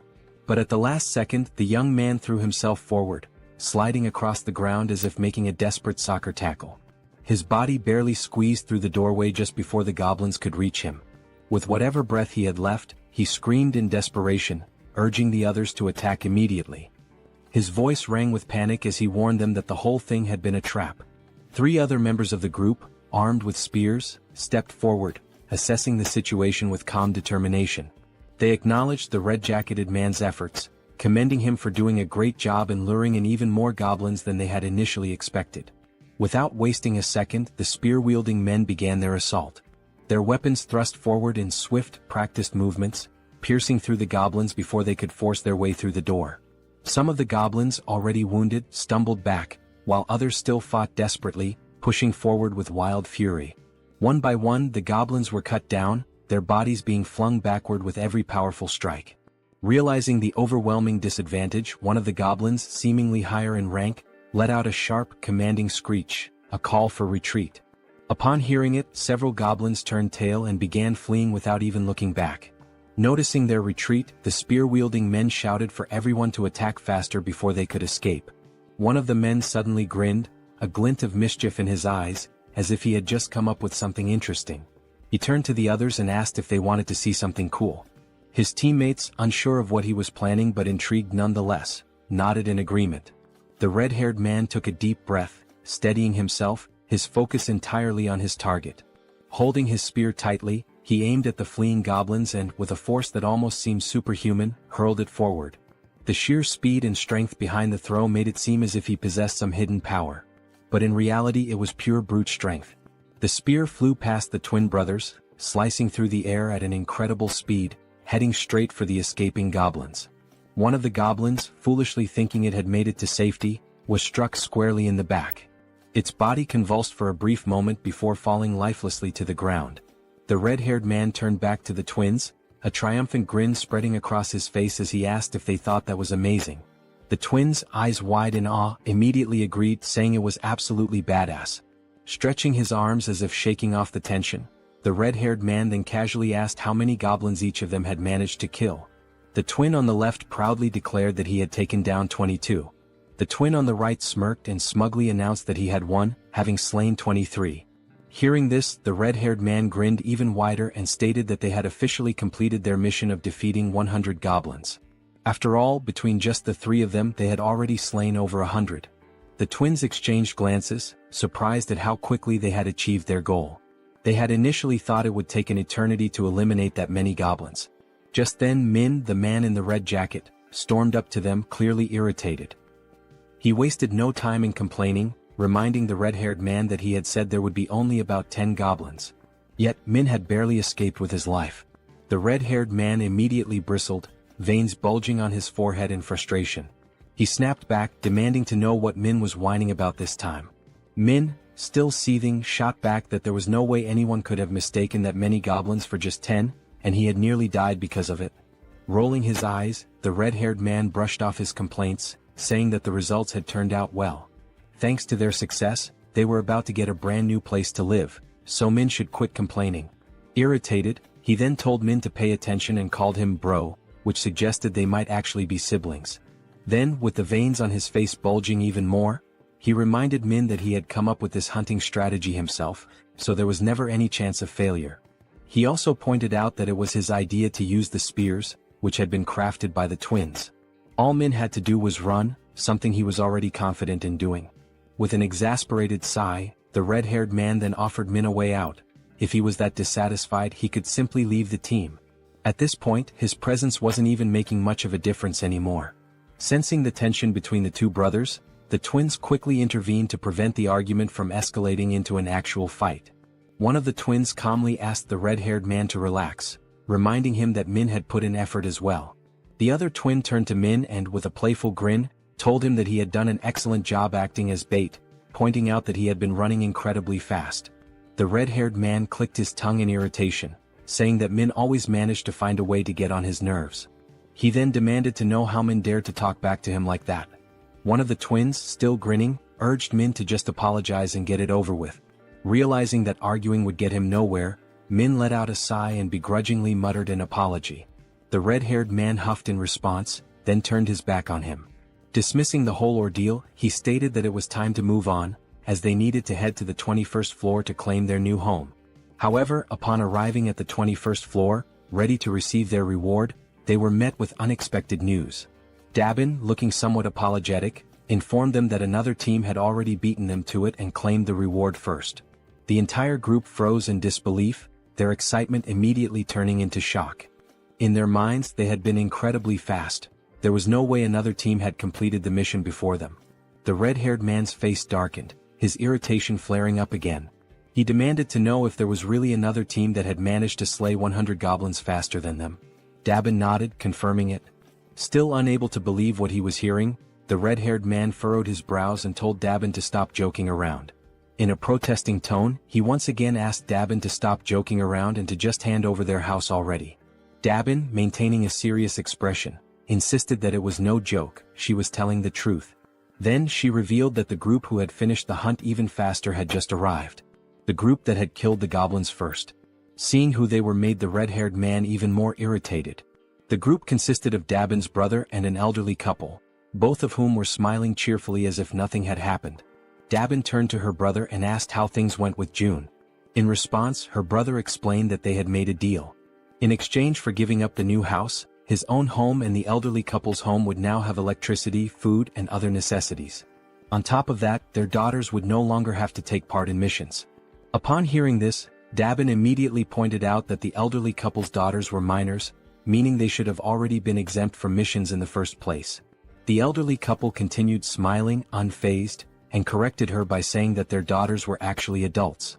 Despite their youthful appearance, they were older than they seemed. The elderly woman then added that their daughters were probably quite skilled with bows and arrows, though her husband always worried too much about them. Dabin's brother also mentioned that part of the agreement included providing bows and arrows for their daughters. Dabin frowned, questioning the need for bows and arrows. Were they planning to continue hunting goblins? Her brother nodded, confirming that they were, but specified that June had only requested the goblins in the surrounding areas. Since the goblins were relentless and kept coming no matter how many were killed, it was necessary to keep them under control. Hearing all of this, the red-haired man grew even more irritated and told them to stop with all the useless chatter. Then, in a firm voice, he questioned whether they were giving themselves special privileges simply because they were the ones in charge. Wasn't that unfair? To some extent, Dabin's brother agreed. That's why, to balance things out, he explained that June had ordered the second and third groups to kill 100 goblins and head to the 30th floor to receive their rewards. Upon hearing that, a genuine smile appeared on Dabin's face. She reassured them that everything had worked out and instructed them to head up to the 30th floor. Dabin then added that Seo Jun would be waiting for them there, while the red-haired man, still visibly irritated, remained bitter about not being the first group. As they ascended in the elevator, the red-haired man suddenly asked if the guy's name was really June, since he looked younger than all of them. Then, laughing with clear sarcasm, he commented on how ridiculous it had been to hear Dabin speak so respectfully about this June. One of the twins joined in on the sarcasm, joking that maybe Dabin saw June as some kind of god or something. The other twin laughed as well and scoffed, saying, "God my ass. At most, he's just the leader of some cult." Then, as if pondering the idea, he questioned whether this Seo Jun guy was even sane in the first place. Min, who had been listening to all of this quietly, murmured under his breath that all of them were being protected thanks to Jun's abilities. Therefore, he suggested that maybe they didn't have the right to speak about him like that. The moment those words left his mouth, the atmosphere inside the elevator changed. Everyone else became visibly irritated. The red-haired man, looking more annoyed than ever, questioned if all of them were just trying to get on Jun's good side. That single remark filled the elevator with a tense silence. Everyone was now staring at Min. As expected, the red-haired man, frustrated beyond belief, cursed at Min under his breath. Then, glancing over his shoulder with a menacing expression, he warned Min that they would have a little talk later. At that moment, the twins noticed something strange. June was approaching, walking at a calm and leisurely pace, one hand tucked casually into his pocket. As he neared them, he gave them a small, relaxed smile and simply said, "Hello." That simple greeting, combined with the way June carried himself, sent a wave of shock through all four members of the group. Feeling a sudden nervousness creeping over him, the red-haired man extended his hand hesitantly, introducing himself as Baek Sunjiab. June shook his hand in a firm yet casual manner, acknowledging him before commenting that he had observed how Sunjiab and his team had hunted. He noted that they had made excellent use of the barrier and that their strategy had been quite effective. Hearing that sent another chill down Sunjiab's spine. His voice slightly unsteady, he asked how June could possibly know that. June completely ignored the question. Instead, he simply smiled and stated that from now on, he would be providing electricity, water and gas to units 1301 and 1502. Sunjiab, still trying to make sense of what was happening, managed to thank him but couldn't hold back another question. How was any of this possible? Once again, Sunjiab asked how June was doing all of this, how exactly he was making it happen. And yet, for the second time, June ignored him. Instead, he casually reminded them that since they had successfully hunted 100 goblins, they were now qualified for these benefits. Then, as if the entire situation wasn't unsettling enough, June's expression shifted into a disturbingly eerie smile. With a tone that sent chills down their spines, he added, "By the way, I'm not some cult leader." His eyes glinted with amusement as he continued, "And I certainly don't have any intention of becoming a god." The weight of those words left the entire group frozen in place, completely paralyzed with fear and unable to react. Then, with that same eerie and slightly devilish smile, June raised his hand near his mouth, as if about to share a secret. "There's just one more thing." His voice carried an unsettling undertone as he announced that he had a request to make of them. Sometime after that, the new group is seen running at full speed, desperately fleeing from something. When the scene shifts to a front view, the four members are revealed to be escaping, but this time, it's not from goblins, it's from massive, bloodthirsty orcs. Their feet move swiftly as they turn a corner, frantically trying to put more distance between themselves and the monsters. As they round another street, they shout desperately for someone to hurry up and throw things at the orcs. Standing in front of them is Han, holding several spears in his hands. With a subtle smirk, Han tells them they did a good job. As the orcs remain distracted by the fleeing group, Han channels his energy into one of his spears, causing a blue aura to radiate from its blade. A system notification appears, displaying Han's stats. Level 33, holding the title of the 6th Knight, with 70 points in trust and 78 in loyalty. His awakened ability is throwing. Han's throws were already powerful, but now, by consuming mental energy, he can amplify his attack power up to 5 times. As he focuses on his throw, energy visibly gathers along the blade of his spear. The system further indicates that his physical abilities increase by a percentage based on his loyalty, that the experience points and money dropped by monsters are tripled, and that knights can grow at an accelerated rate. Then, with immense force, Han hurls the spear, striking one of the leading orcs directly. Upon witnessing its companion fall, another orc becomes enraged. Gripping a massive machete, it lunges forward, ready to strike Han with a devastating blow. Despite facing such a formidable enemy, Han remains completely calm. That's because, from the back line, a well-aimed arrow infused with energy is already soaring toward the orc. The arrow pierces the orc's head, and with that, it's clear who fired the shot. The archer had been providing cover from the rear all along, and that was precisely why Han could remain so composed. As the second orc collapses, Han swiftly draws another spear and hurls it toward the third orc. The moment it lands, Han finally exhales and says that it's all over. At that moment, a notification appears for June, informing him that he has successfully hunted a level 19 orc and earned wands as a reward for the mission to eliminate 100 orcs. With the mission now complete, 3 people who had been hiding from the orcs in that region are rescued. Han approaches them, reassuring them that there is a safe place they can go. As they move toward the main group, the system suddenly issues an alert. Unauthorized individuals are attempting to enter. The system then prompts Seo Jun, asking if he would like to grant them citizenship. Having just deactivated his Ultimate Eyes ability, Jun notices that this time, there are 3 new individuals. When he looks at the system's interface, he realizes that by accepting them, the total number of citizens under his care has now reached 200. A new system notification appears, confirming that citizenship has been granted to the 3 newcomers, bringing the total to 200. The system further reveals that as the number of citizens reaches certain thresholds, new abilities are unlocked. This time, the ability Tax Collection has been activated. This newly unlocked ability allows him to collect 10% of all the money his citizens possess. However, it comes with a cooldown period of 30 days. Realizing this, Jun understands that the tax collection ability essentially returns a portion of the citizens' money to him. As he contemplates it, he notes that these kinds of actions are not something he can freely reverse whenever he wants. Biting his finger anxiously, he acknowledges that he will have to wait for a long time before he can actually benefit from it. But time is a luxury he does not have.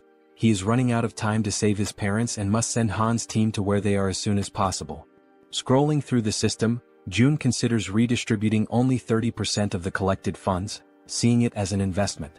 Upon executing this command, the system notifies him that the abilities level has increased, reaching level 10 and granting him 3 additional skill points. At that moment, June feels a sharp tightness in his chest, accompanied by an intense pain. A deep purple domain expansion begins spreading beyond the building. Another system notification appears, displaying a congratulatory message. It states that with this expansion, an official declaration has been made across every corner of the apartment complex. Additionally, a fund of 1 billion wons has been deposited into his wallet. Furthermore, the construction function has been activated. Still clutching his chest from the lingering pain, June looks at the system screen, reading the new notification. His mind immediately starts racing, questioning what exactly this construction function entails. The system then displays a list of available facilities that can be built, along with their respective costs. It also shows the value of the fund and an annual production revenue of 30 million wons. The available construction options include a solar power generator, a store, and a training facility. As he reads through the details, June is visibly shocked. The annual revenue is only 30 million wons, yet installing a solar generator alone costs 130 million wons. That means he would need to maintain the solar power system for nearly 5 years just to break even. Following this realization, the system asks if he would like to proceed with installing the solar generator. For now, June declines, stating that his current priority lies elsewhere. The money needs to be allocated toward more immediate necessities, such as increasing the levels of his vassals. At that moment, June notices something different, something unusual. The system displays the total amount in the fund, exactly 1 billion wons, the same amount he had received upon leveling up. After investigating further, the system clarifies that this amount is exclusively available for construction purposes. Trying to process what he was reading, it takes June a moment for everything to click. But when it finally does, he smiles, realizing just how significant this is. This money is entirely separate from the funds in his personal wallet. Seeing this as an extremely positive thing, June quickly understands that there's no reason to hold back from using it all. Without hesitation, he accepts the installation of the solar power system. The system then informs him that the process will take 24 hours to complete and updates his remaining balance, which now stands at 867 million wons. Looking at the cost, June realizes that it was surprisingly cheap. This leads him to ask whether the system is capable of installing an additional solar generator. The system responds that only one solar generator can be installed per apartment building. With that in mind, June shifts his attention to the store option. As he selects it, he is met with an unexpected but pleasant surprise. The feature is far more impressive than he had initially thought. This store is directly linked to the one he already owns, allowing him to sell registered items to his citizens. However, what truly makes this ability unique is that it is not a physical store. Instead, the system produces items in real time, and as long as there are funds available, the system itself will handle the transactions. Up until recently, managing and distributing supplies had been a tedious and time-consuming task, with Dabin having to handle most of the distribution. But now, with a system-operated store in place, the citizens will be able to purchase what they need on their own. As he reflects on this, June realizes that he can personally set the prices, increasing overall liquidation rates even further. Without hesitation, he issues the command to install the store immediately. The system prompts him to select a location for the store's installation. He carefully considers the available locations before deciding to place it on the 101st floor. The system then displays the remaining construction time, 48 hours until completion. Finally, the third option, the training facility. The system notifies him that this training facility will allow citizens to improve their strength and endurance through basic training exercises, with a 200% efficiency boost. Additionally, for those below level 15, an extra 300% efficiency bonus will apply. Reading this, June feels a surge of excitement. He already knew that leveling up through training was possible, but with these additional boosts, progress would be significantly faster, making it even easier to reap mission rewards. The system also prompts him to choose a location for the training facility. June decides to install it across the entire second floor, converting the entire level into a dedicated training center. The system then updates, displaying a 72-hour countdown for its completion. Lastly, there are also the 3 skill points he had acquired. However, something new has also been unlocked, the itemization feature. This allows registered products to be purchased in different sizes and quantities. Intrigued, June taps on the system interface to learn more details.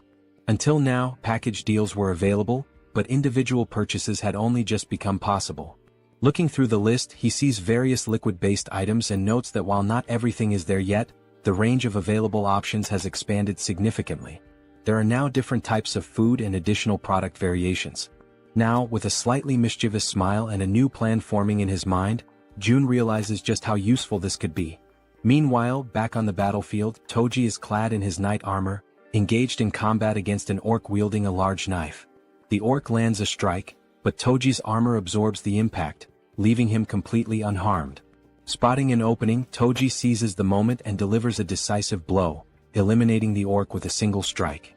After defeating his opponent, Toki sighs in relief, muttering that it was a close call and that this battle is far more exhausting than expected. From behind him, Han calls out to Toji and poses a question. What would happen if he threw the halberd he was holding? Looking down at the weapon in his grip, Toji admits that he has never actually considered that possibility before. Han then asks him to hand over the halberd for a moment, wanting to try something. As soon as Han takes hold of it, a familiar blue aura begins to radiate from his hands. Focusing intensely, he prepares himself before hurling the weapon with all his might. The halberd soars through the air at an incredible speed, vanishing into the distance with overwhelming force. Toji, wide-eyed in shock, watches in disbelief before finally speaking. He had assumed Han was joking when he mentioned throwing the halberd. Now, however, the weapon was far beyond their reach. Crossing his arms, Han simply responds that he has already thrown it. Now he suggests that Toji deactivate the weapon's summoning and call it back again. Only then does Toji finally understand what Han had been thinking when he proposed the idea. Focusing, Toji channels his energy and cancels the summoning of the halberd before reactivating it. Instantly, another halberd materializes in his hands. Toji stares at the weapon in awe, his surprise quickly turning into exhilaration. Overcome with excitement, he turns to Han, calling him a genius. Han, however, remains modest and tells him not to exaggerate. Just then, the female archer arrives looking somewhat tense. She informs them that they need to leave as her supply of arrows is running low. However, just as she finishes speaking, something completely unexpected catches her attention. Glancing down at the ground, the archer spots something unusual. Confused, she asks what it is, because right before their eyes, a fresh quiver filled with new arrows is materializing out of nowhere. It was as if the June himself was telling them that they were meant to continue the mission. Retreat was not an option. The system displays a new ability called Omni-Focus, which allows the user to activate another ability while observing an area using the Ultimate Eyes ability. After collecting the new arrows, the archer continues hunting creatures alongside the group. The system keeps notifying them of the orc kills, showing that the last one was level 19 and the amount of one deposited into the shut-in wallet. Additionally, the system indicates that some citizens have completed the mission assigned to them, resulting in more ones being spent. Furthermore, some citizens are leveling up. With his arms crossed, June looks at the system and realizes that he has always been right. It is indeed possible to increase attributes through mission rewards as well. A glimmer of hope begins to appear in his thoughts. Staring out the window, he notes that his parents' house is about 10 kilometers away, which would take approximately 3 hours on foot to reach. After considering this, he decides to take a walk around the building and heads toward the elevator. Upon stepping out, he makes his way toward the rooftop, approaching the highest point of the structure. Observing the state of the city in the aftermath of the apocalypse, he takes in the sight of the ruins, every single building reduced to rubble except for his own. The devastation is overwhelming, and he mutters that this is truly horrifying. Thoughts race through June's mind and he quickly comes to a realization. He needs to act fast as soon as possible. Opening the system window, he decides to start with Han's group. The first person the system highlights is the bespectacled man Jian. He holds the title of 7th Servant, with a trust level of 59 and a loyalty level of 33, and his awakened ability is the Raven Pact. Seeing this, June realizes that as long as Jian's ability is being effectively utilized for reconnaissance, it would be best for him to team up with the Warbear and the healer. The Warbear, Yanju, is at level 33 and has awakened the Warrior Bear ability, but her loyalty remains low at only 12. Meanwhile, the healer, Kim De-jung, is at level 30 and has the awakened abilities of healing, blessing, and magic armor. Examining the details, June notes that unlike the healer who is already registered as a vassal, the werebear does not yet possess the necessary trust to qualify for vassal status. Beyond her healing ability, the healer also possesses an A-tier blessing, which enhances physical abilities by 70%. Additionally, she has a B-tier magic armor, which generates a magical barrier that protects a chosen target. Kim recognizes that those who had an awakened ability from the beginning hold a tremendous advantage and begins to wonder how he could gain the werebear woman's trust. Recalling her desperate goal of resurrecting her son, June questions whether that might be the only way. He opens the system's resurrection tab and immediately, the system informs him that he does not have enough money to grant the reward, instructing him to acquire more funds.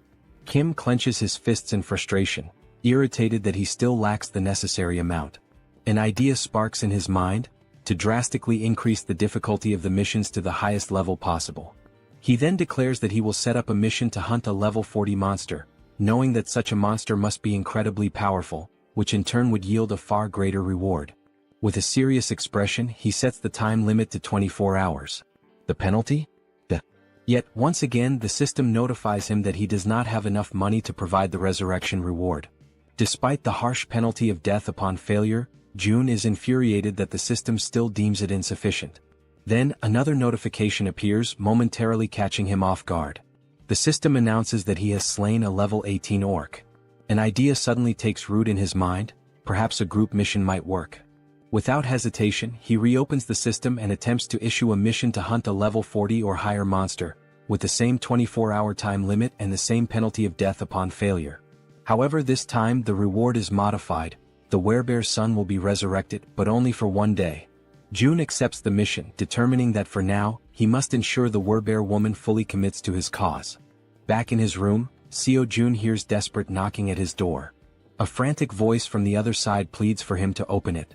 Seo Jun moves toward the door, and as he cracks it open, he barely has time to react.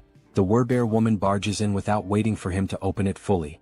She had already been informed of the mission's reward and the possibility of resurrecting her son, which explained why she looked completely exhausted.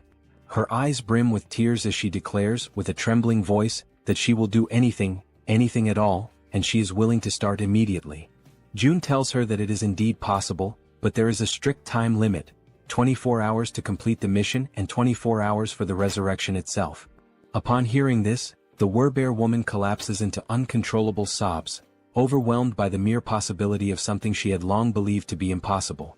Tears stream down her face as she expresses her heartfelt gratitude to June, telling him that she is truly happy, ecstatic, to have even just 1 day with her son. With unwavering determination, she promises that she will do whatever it takes to make it happen. After that, the system notifies that she has surpassed 30 loyalty points and can now be registered as a vassal. Sometime later, June is seen lying in his room, staring at the ceiling. And with nothing but the power of his mind, he manages to turn on the light.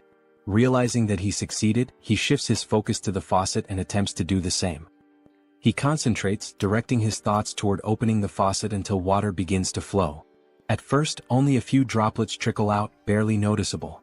He concentrates a little harder, and this time he manages to fully open the faucet, allowing water to gush out at maximum flow. Feeling somewhat relieved, June comments that this is pretty cool, but at the same time he has already grown somewhat accustomed to it. Now he feels as if he has become a mage, like something straight out of Harry Potter, wielding a wand and controlling electricity, water and gas with precise mastery. The system then displays an update, indicating that the store's earnings are being calculated. A total of 320,981 wands has been deposited into the shut-in wallet. Glancing at the system, June does some quick calculations and realizes that a profit of 320,000 wands suggests that today's total sales have exceeded 1.5 million won.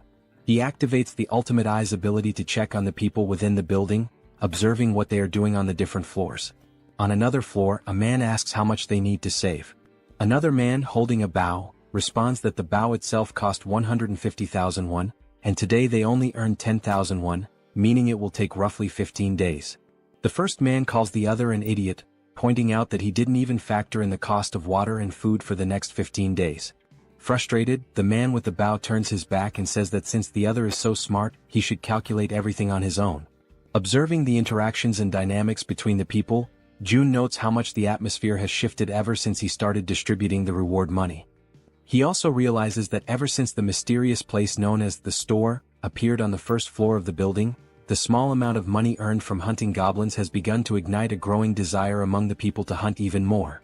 And now that there are no longer enough goblins left within the apartment complex, people are being forced to venture outside in search of prey. Looking at the system, he feels a certain satisfaction, as level-ups are progressing steadily, and the number of new citizens has grown significantly. The system shows that the current population is 789, with XP and money bonuses now at 100%. Fixated on the system screen, Seo Jun realizes that things are about to expand exponentially from this point forward. Then once again another notification appears.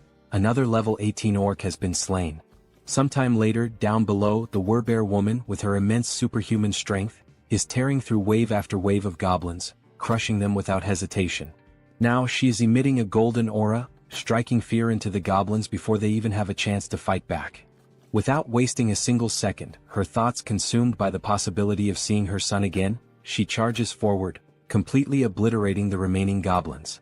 Once no more goblins are left standing, she begins to revert to her human form. The exhaustion catches up with her, and she breathes heavily, struggling to steady herself. From a distance, the healer calls out to her, asking if she is okay and whether she is injured anywhere. The Werbear reassures her that she is fine, stating that even if she were hurt, it wouldn't be enough to stop her. The healer, concerned, urges her not to push herself too hard, mentioning that she is eliminating all the monsters before anyone else even has a chance to fight them. The Werbear apologizes, insisting that she isn't trying to steal anyone's kills. The archer, curious, asks why she is apologizing in the first place, pointing out that by taking down the monsters so quickly, she is making things much easier for everyone. Hearing this, the Werbear feels a sense of relief. Her companions are not upset with her after all. Watching from afar using the ultimate eyes, June acknowledges that forming this team was indeed a good decision. The system then updates, displaying the Werbear woman's status. Her name is Yun, and she has now reached level 40, with her trust and loyalty both rising to 66. She has also acquired new abilities beyond just her Werbear transformation. The newly awakened abilities are Ancestral Vital Blood and Primal Frenzy. These new abilities grant her a 50% boost to melee attack damage. Additionally, whenever she sustains wounds, Vital Blood drastically increases her regeneration. Furthermore, her eyes turn crimson upon witnessing blood, triggering an effect that amplifies her physical abilities by an astonishing 300%. Before she has a chance to process these new developments, the women suddenly hear a terrifying, unfamiliar roar echoing through the air, immediately putting them on high alert. The growls grow louder and closer, signaling that whatever is coming is approaching fast. Then, out of the shadows, a monstrous figure appears, stopping just a short distance in front of them. Without hesitation, the archer swiftly pulls back her bowstring, while the Werbear instructs the healer to fall back slightly. Standing before them is an orc, its presence alone exuding an overwhelming aura of menace. Its crimson eyes gleam ominously, and its body is riddled with deep scars, evidence of countless battles. In its massive hands, it grips a weapon resembling a giant club, and it begins to speak in a language that none of them can understand. Faced with the imminent threat before her, the Werbear woman does not hesitate for a single second and immediately begins her transformation. In an instant, she completes the shift into her full beastly form, her massive figure standing in a battle stance directly in front of the orc. Now, enveloped by her golden aura, she lunges forward to attack the enemy, while in the background both the archer and the healer call out, urging her to be careful. As she charges, she lets out a deafening roar in an attempt to intimidate the orc, but he remains unfazed, standing his ground and locking eyes with her. With his club firmly in hand, the orc also assumes a battle-ready posture, prepared to engage the Werbear head-on. At that very moment, the Werbear woman unleashes her first strike. However, the orc reacts swiftly, managing to block the attack with his weapon. Without hesitation, she delivers another blow, but the orc remains solely on the defensive, skillfully withstanding the onslaught of her relentless attacks. Noticing an opening, she quickly shifts her angle, launching a strike from a different direction in an effort to land a clean hit on her opponent. Meanwhile, as the fierce exchange of attacks continues, the archer readies her bow. With unwavering determination in her eyes, she focuses intensely on her target, and a brilliant blue aura begins to radiate from the arrow. Observing the battle closely, she notices a brief moment when the orc becomes slightly distracted while fending off the Werbear's strikes.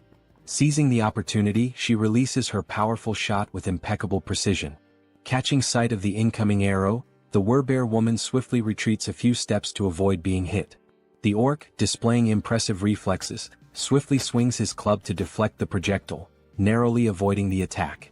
However, this movement momentarily exposes a weakness, and without wasting a second, the Werbear, fueled by raw fury, surges forward with overwhelming force. With the full weight of her massive body behind her charge, she manages to slam into the orc, sending him crashing to the ground.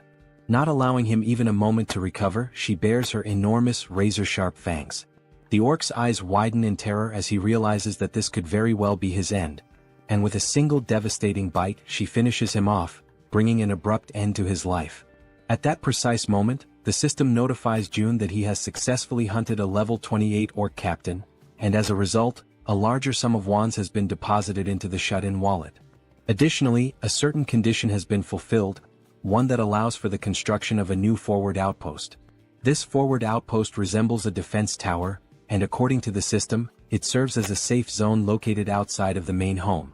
When activated, it temporarily exerts the same protective influence as the house itself. There are two conditions for its activation. The first is that it will only be operational if a citizen holding the rank of knight or higher resides there.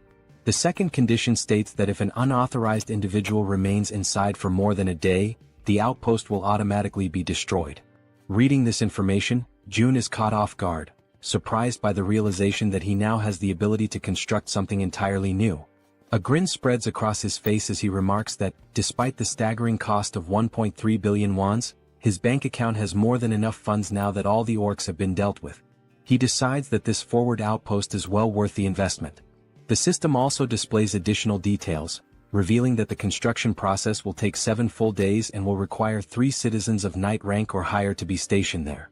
With that in mind, June realizes that his only option is to wait for those 7 days while the 3 necessary members return to occupy the outpost. As various thoughts race through his mind, the one that troubles him most is the sheer amount of time that will be lost, an entire week spent waiting. Deep in thought, he acknowledges that he cannot afford to waste too much time. Furthermore, most of the monsters near the outpost site have already been eliminated thanks to the efforts of his citizens. Understanding this, Seo Jun decisively presses the button on the system to initiate the construction of the outpost. Even though it will take 7 days, he realizes that it is not a bad option at all. If he can build this within the main house's territory, it will at least provide him with some peace of mind. As these thoughts occupy his mind, he finds himself recalling memories from his childhood, moments of pure happiness spent with his family. And now, by strengthening his domain, he believes he will be able to protect his family more effectively. Staring out the window at the ruined city beyond, he feels a deep sense of unease, knowing that bringing his grandparents here will not be an easy task. Closing his eyes, he silently wishes for his family's safety. When he opens them again, his resolve strengthens. Since things have reached this point, he decides that tomorrow he will send Han's group to begin the rescue mission. The following day arrives and once again they find themselves back at the train station. A bespectacled man watches the events unfolding before him in absolute disbelief. At the front lines, the Werbear woman is tearing through enemies, completely unstoppable, while he observes in utter shock from the sidelines. Witnessing her eliminate the monsters one by one, he struggles to comprehend how a single person could possibly be capable of taking down an orc with nothing but her bare hands. With every orc she slaughters, the realization dawns on him. She is no ordinary human. She is a Werbear. Even though he is still overwhelmed by everything happening before his eyes, he acknowledges that it all makes sense. After all, she was already incredibly powerful even before receiving June's blessing. As she continues her relentless rampage, crushing orcs with ease, one thought refuses to leave the bespectacled man's mind. How the hell did June manage to win her over? After all, not too long ago this Werbear woman was utterly obsessed with hunting goblins. The bespectacled man then considers the possibility that she may have acquired new abilities, despite already being incredibly strong. At that moment, the system displays a notification indicating that there is a mission with a strict time limit of 1 hour. They must complete the mission and return home within this time frame, though there is no penalty in case of failure. Back at the station, the bespectacled man takes position at the front to scout the area, carefully scanning his surroundings. Not far from him, he spots the rest of the group who had accompanied him on this mission. Han calls out to him, suggesting that it would be best to head back home. The bespectacled man turns around, briefly considering the suggestion, and ultimately nods in agreement. As he waits, his raven, an extension of his newly acquired ability, returns from its reconnaissance flight. The bird lands gracefully on his arm, having completed its task, and the bespectacled man gazes at it with pride. Gently stroking the raven's sleek feathers, he decides to name it Black and expresses his gratitude for its good work. Han steps closer, placing a firm hand on his shoulder before asking if he can now take the lead in patrolling ahead, given his new ability. The bespectacled man turns to Black, instructing it to be cautious before sending it forward on a new scouting mission. The raven, its dark eyes filled with an eerie intelligence, silently observes its surroundings before taking flight once more. With a powerful beat of its wings, Black soars high above the station, climbing as high as possible among the towering buildings to gain a broad vantage point of the area. It moves in calculated circles, carefully surveying the entire perimeter. Thanks to the bespectacled man's new ability, he is able to access everything the raven sees as if their visions are linked, distance proving to be no obstacle to their connection. Once he fully processes the information relayed by Black, the bespectacled man turns to Han and reports that the area outside appears to be clear, confirming that it is safe to proceed. Han acknowledges the report with a nod and promptly signals the rest of the group. Upon receiving the order, everyone quickly moves into formation, positioning the strongest members at the outer edges while the healer remains securely in the center. As they march forward, the bespectacled man suddenly senses an unusual presence near his back. His instincts kick in and without hesitation he whirls around to check for any threats. A faint rustling sound reaches his ears and after a brief moment he identifies the source, a small rat scurrying along the path. Since he is positioned at the back line, the bespectacled man swiftly climbs onto the platform, stepping away from the train tracks to avoid obstructing the others. His companions continue moving ahead, yet an uneasy feeling lingers. Unable to shake it off, he turns once more to scan the area behind them, double-checking to ensure that they are not being followed. In the dimly lit tunnel, just beyond the tracks, something catches his attention, a pair of gleaming eyes watching from the shadows. The eyes belong to a rat. Without hesitation, the small creature leaps forward, mirroring the group's path with uncanny precision.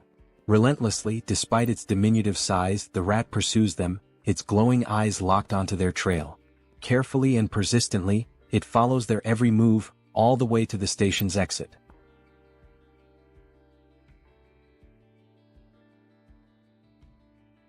A short while later, back at the apartment, Seo Jun expresses his desire for everyone to help him. Lowering his head slightly, he humbly asks for a favor and begins to explain the situation regarding his family. The other members of the group exchange glances, silently processing his words without uttering a single response. Jun continues, acknowledging that the chances of his family being alive are slim, given the current state of the world. Han then asks if his relatives are also within the apartment complex, to which Jun replies that it is difficult to say for certain. At that moment, Moon steps forward and without hesitation, exclaims that they will help rescue Jun's family. The sudden outburst catches everyone's attention, and all eyes turn to Moon as he fervently insists that they should be allowed to assist with this. Han, with a faint but genuine smile, nods in agreement, stating that all of them have only managed to survive up until now thanks to Jun's efforts. Turning to face Jun directly, Han firmly declares that they will help, but only if Jun provides clear instructions on what needs to be done. Hearing this, Jun lets out a small, relieved smile and expresses his heartfelt gratitude for their willingness to assist him. With everyone watching attentively, he explains that now that they have successfully eliminated all the orcs occupying the station, their next move should be to follow the subway tracks leading to the next station. He then elaborates further, saying that this station is the closest one to his home. However, they can exit through exit number 2, and once outside he will provide them with more specific instructions. Jun reassures them that he is not asking them to go there immediately in one direct mission, as that would be too selfish on his part. Instead, he clarifies that their current objective is simply to secure the station first. Once again, he bows his head slightly in gratitude, asking everyone to rest well for today, as the operation will commence the following day. At that moment, the Werbear woman respectfully asks for permission to speak. She then poses a question, wondering why Jun cannot simply use the abilities he has displayed so far to bring his family to him. A flicker of frustration crosses Jun's face as he admits that he has already tried. He has attempted teleporting a target as a mission reward. Furthermore, he had been excited when Moon awakened his teleportation ability, thinking it might allow them to bring his family back instantly. However, the system immediately indicated that such a reward was impossible, leading to a complete failure. June speculates that the reason his abilities do not work might be due to his family being outside of their effective range. Scratching his head in contemplation, he adds that if this truly is the reason, then even if his parents were to die, there would be absolutely nothing he could do to save them, as they remain beyond his reach. As the group listens, June acknowledges that, despite his powers, he is not capable of everything. Even with the abilities he has gained, there are still things beyond his control. Turning his gaze toward the Werbear woman, he reassures her not to worry, affirming that the promise he made to her before is one he can still fulfill. At that moment, the system displays a notification indicating that her trust in him has increased even further. She smiles warmly and thanks him for his honesty, appreciating that he has been straightforward from the very beginning. June in turn thanks the entire group for their honesty as well, and once more urges them to rest for the day. One by one, they begin dispersing to prepare for the much-needed rest ahead. As Han steps away, he pauses briefly, turning back to remind June that he should get some rest as well. At that precise moment, something catches June's attention, making him instinctively glance to the side. The system suddenly notifies him that someone is attempting to enter, and that this individual meets the necessary requirements, prompting the system to ask whether he wishes to grant them citizenship. Without hesitation, June activates his Ultimate Eyes ability and commands the system to approve the citizenship request. The system displays the name of the individual as Yi Jin, a level 31 being with an awakened ability titled Queen of Rats. Upon using his ability to verify the identity of the applicant, June's eyes widen in shock, a wave of disbelief washing over him as he realizes that the one he had just granted citizenship to was, in fact, a rat. 1 hour earlier, while they were still inside the subway station, the rat had been observing the group closely, curiously wondering who these people were. These individuals were so powerful that they had managed to eliminate the orcs with remarkable ease. As the group ascended the stairs, the rat pondered whether their strength was due to the fact that they all had awakened abilities. But at the same time, it questioned if such a thing was even possible. Hiding in the corner of the wall, the rat considered the best course of action. Perhaps it would be wise to simply follow them for now and attempt to make contact later. The thought lingered in its mind that such an endeavor might be challenging, but with its abilities, it should be much easier. Determined, the rat took off in pursuit of the group. Now outside the station, amidst the city's ruined streets, the rat continued tailing them, convincing itself that it was only taking a quick look around. Upon arriving at their destination, the rat's ears twitched as it picked up the sound of human voices, children's laughter and other noises that were incredibly unusual in this world. Looking ahead, it saw children playing carefree, as if untouched by the devastation that plagued the rest of the world.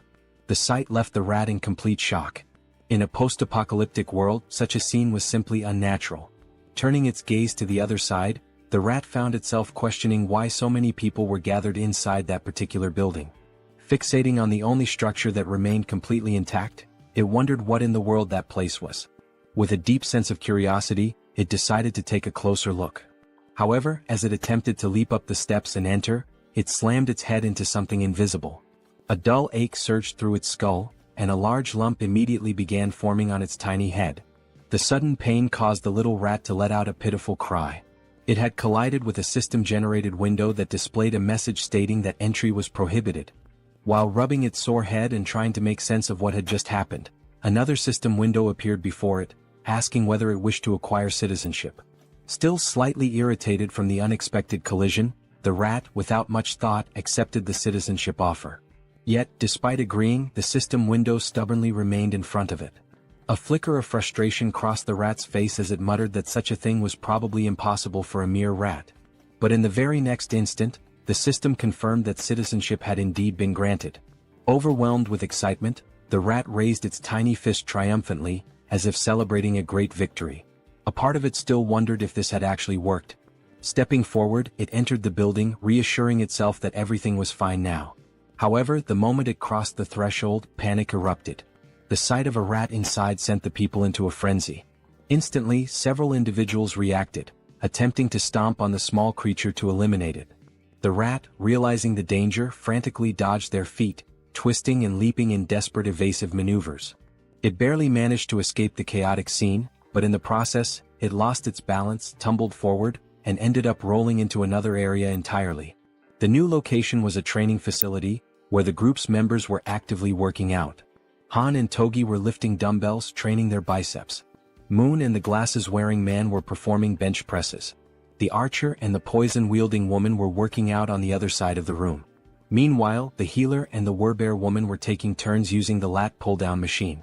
Observing the sheer intensity of the training, the little rat found itself in awe, its tiny mind racing as it marveled at the sight.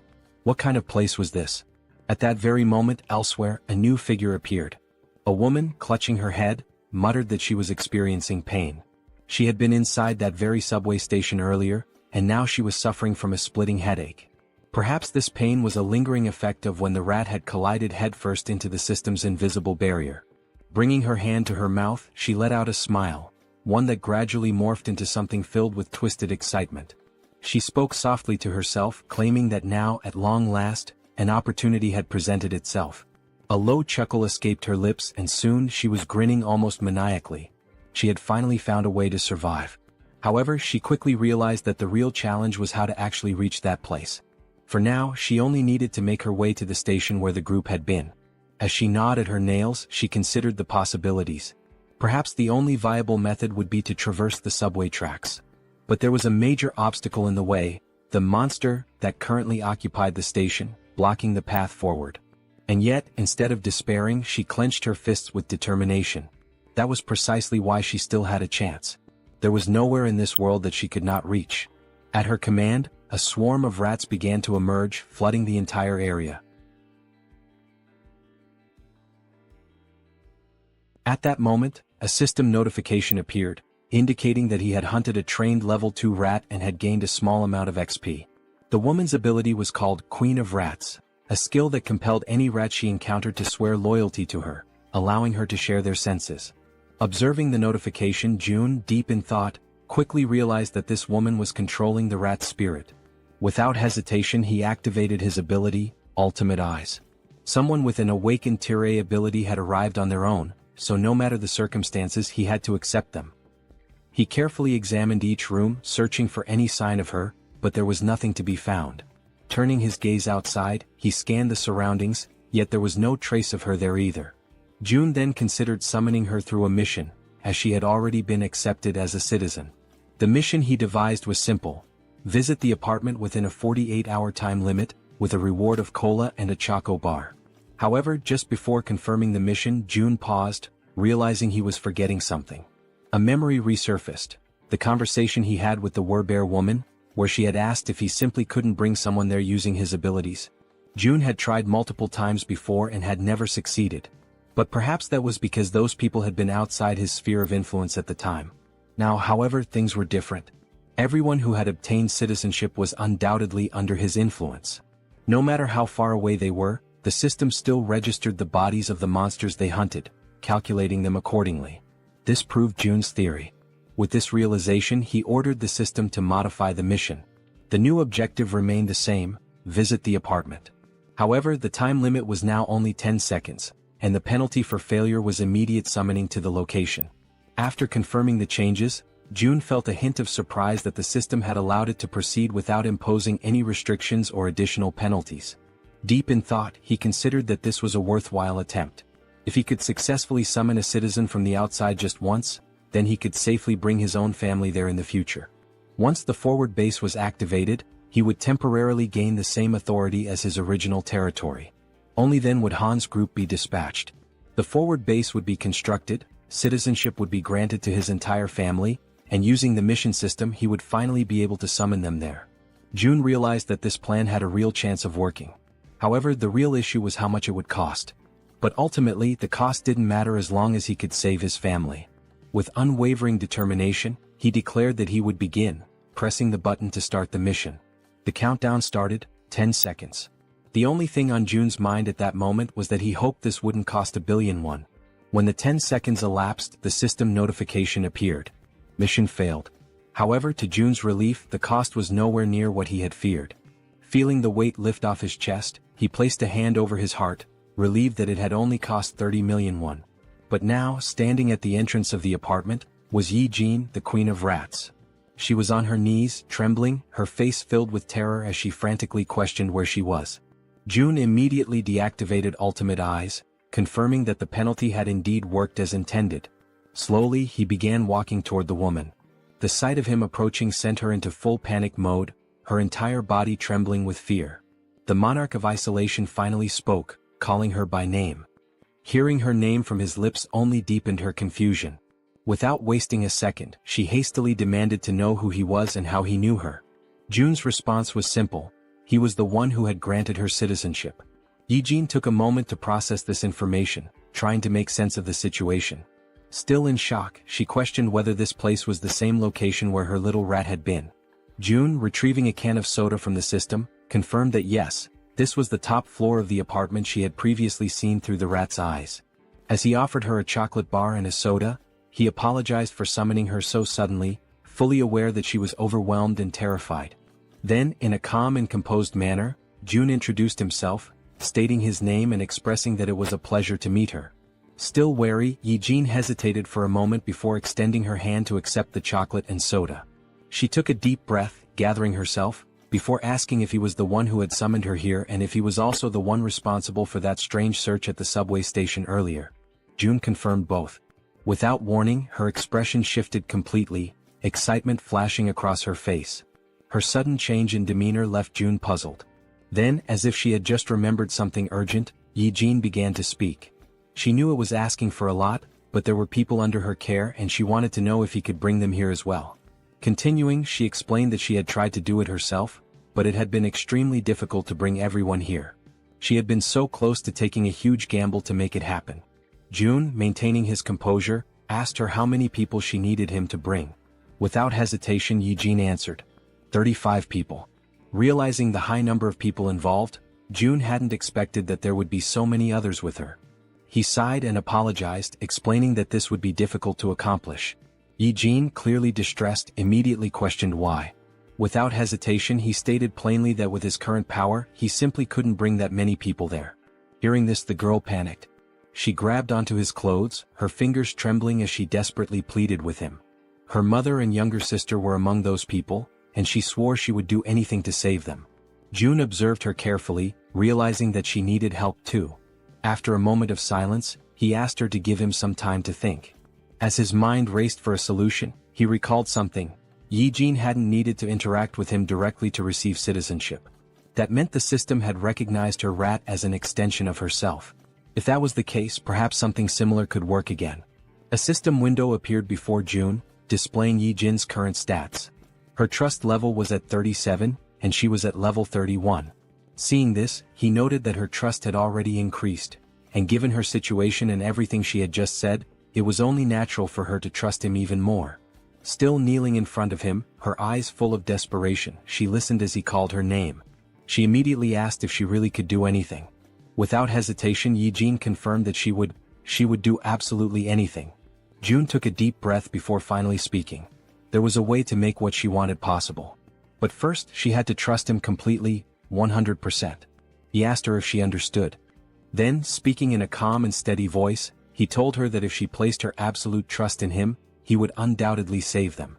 Hearing those words, the girl's eyes lit up with hope.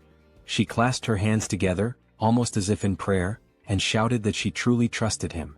With unwavering determination, she declared once more that she would do anything if it meant saving her family. At that moment, the system notification appeared. Yijin's trust level had reached 50, and her loyalty had surpassed 30. This fulfilled the conditions for her to be registered as a vassal. June grinned. This was good, very good.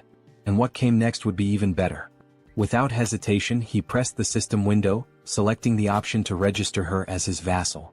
At that exact moment, a blue aura surged forth, enveloping Yijin's entire body. For a brief instant, the unexpected sensation startled her. Then another system window appeared. Yijin was now officially recognized as 10th Seed, Knight and Tamer.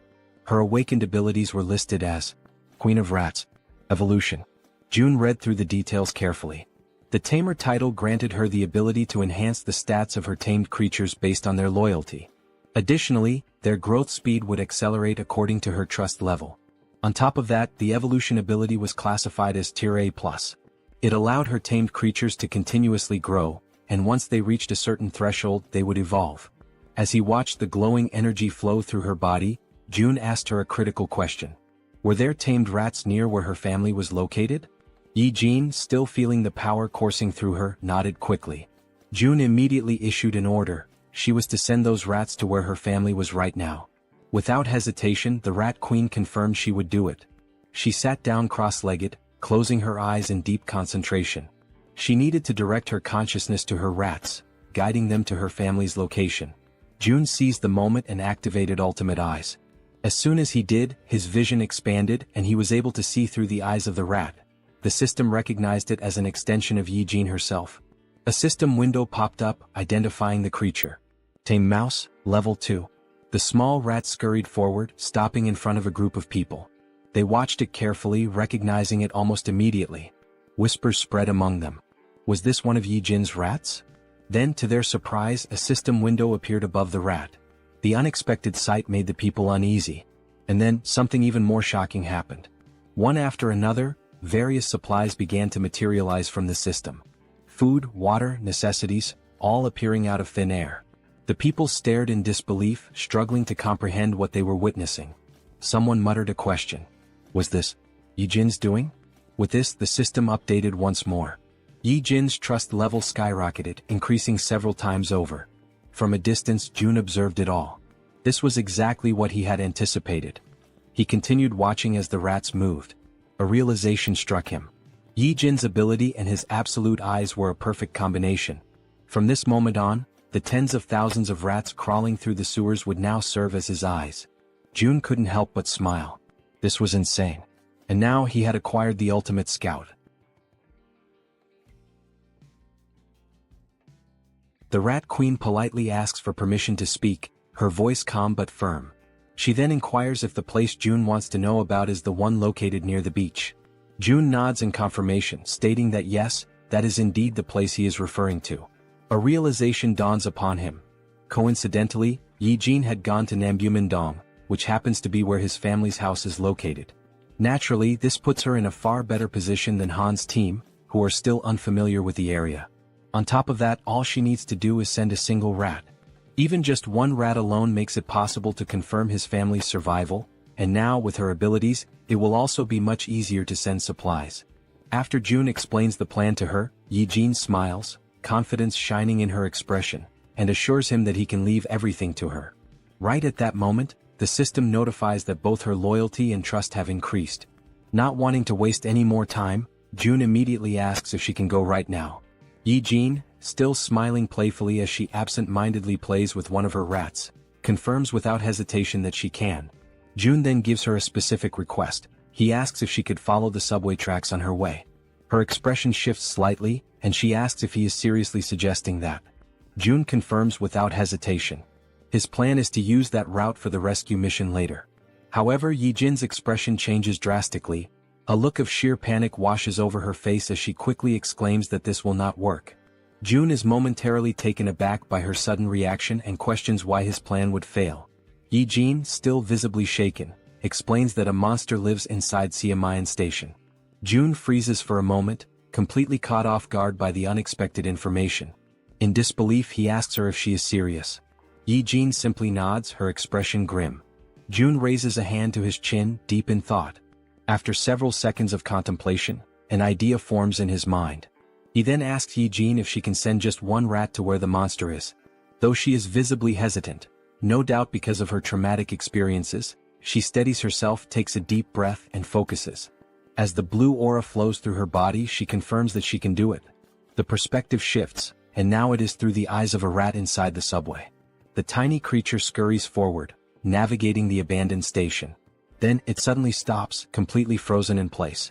Something up ahead catches its attention. As its gaze slowly rises, it sees a massive figure lifting the lifeless body of an orc as if it were nothing but a rag doll. The rat's vision continues to rise, revealing the true form of the creature. It is a gigantic snake. The monstrous serpent effortlessly takes the life of the orc, devouring it with frightening ease. Despite being small and trying to remain hidden, the rat's subtle movements attract the snake's attention. The giant serpent's head snaps in its direction, instantly recognizing something unusual in the surroundings. It swiftly swallows the orc and without wasting a second, it shifts its focus entirely to the rat. Realizing it has been discovered, the rat trembles in fear, its tiny body shaking as it scurries behind a pillar, desperately trying to stay out of sight. For a brief moment, it feels safe, believing it has managed to hide successfully. But its relief is short-lived. The gigantic snake moves with terrifying speed, heading directly toward the spot where the rat is hiding. The serpent's enormous mouth opens, revealing its razor-sharp fangs, poised and ready to end the tiny creature's life. As the attack closes in, the rat is paralyzed with fear, a cold chill running through its entire body. At the very last second, it manages to leap away, barely escaping the deadly strike. Now, its only chance of survival is to run as far and as fast as possible. However, the snake does not relent. It hunts mercilessly, pursuing the rat with unstoppable determination.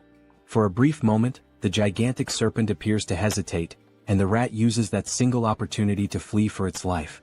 Back in the apartment, Jun watches in complete silence, his ultimate eyes ability fully activated.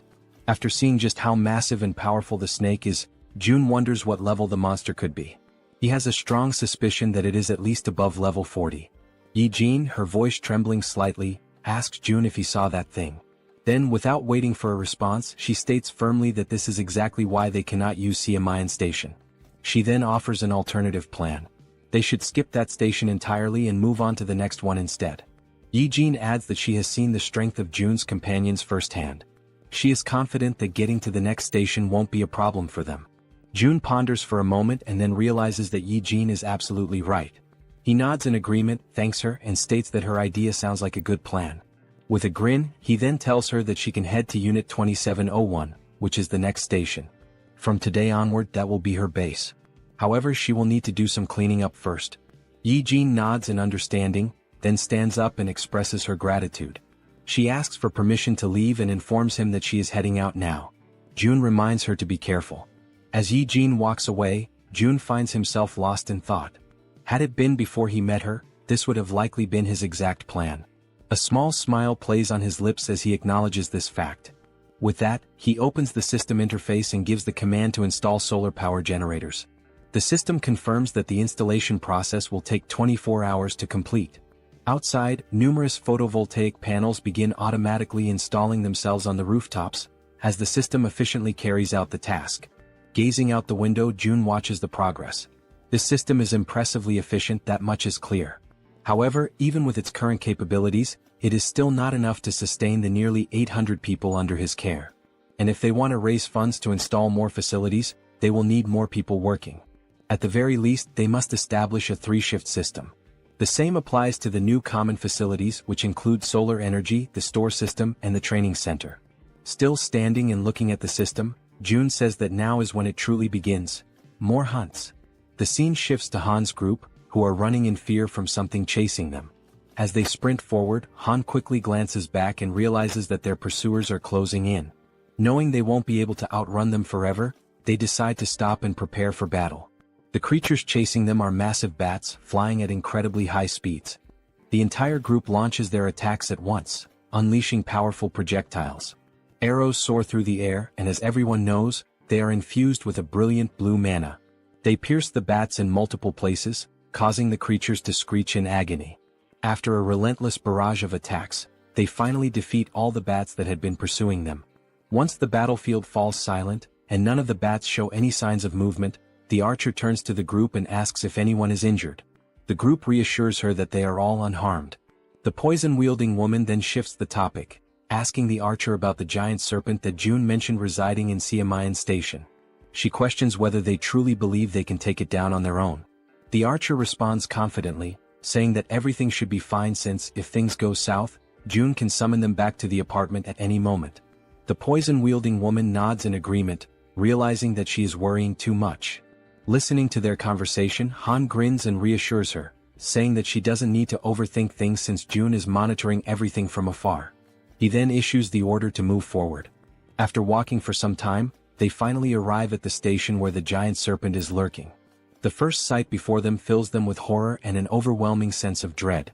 Scattered across the ground are the lifeless bodies of goblins and orcs, torn apart in a gruesome display. Among the carnage, a train car has been derailed, lying on its side off the tracks. The grotesque sight is enough to make the poison-wielding girl gag, barely able to hold back her nausea. Han orders the rest of the group to proceed while she takes a moment to recover. As they advance slowly, exercising extreme caution, Han suddenly senses something off, an eerie, unsettling feeling, accompanied by the distinct sound of a snake hissing. His instincts scream at him, and he immediately shouts for everyone to stop and be on high alert. The group tenses up, readying themselves for whatever might come next. Being at the front, Han is the first to see it, and his body freezes in terror. Emerging before them is the giant serpent. Its scales shimmer with a deep purple hue, and its golden eyes gleam with an insatiable thirst for blood. Faced with such an overwhelming presence, the entire group trembles in fear, unable to utter a single word as adrenaline surges through their veins. Toji is the first to break the silence, shouting in desperation, asking how they are supposed to fight a monster like this. At that moment, each of them frantically tries to think of a way to survive. Despite his own fear, Han instinctively pulls the archer into his arms as she too is frozen in place. With a firm voice, he yells for everyone to drop to the ground immediately. Without hesitation, the group obeys, crouching low as a series of devastatingly fast strikes slice through the air above them. The attacks are so rapid that they can only hear the sharp sound of the wind being cut, followed by the impact of the strikes smashing into the metro walls. At that moment, a system notification appears, revealing a new party quest. The objective: eliminate the giant serpent. Time limit: 10 minutes. The reward: a massive amount of XP. There is no penalty for failure, but everyone knows the truth. Failing this battle will cost them their lives.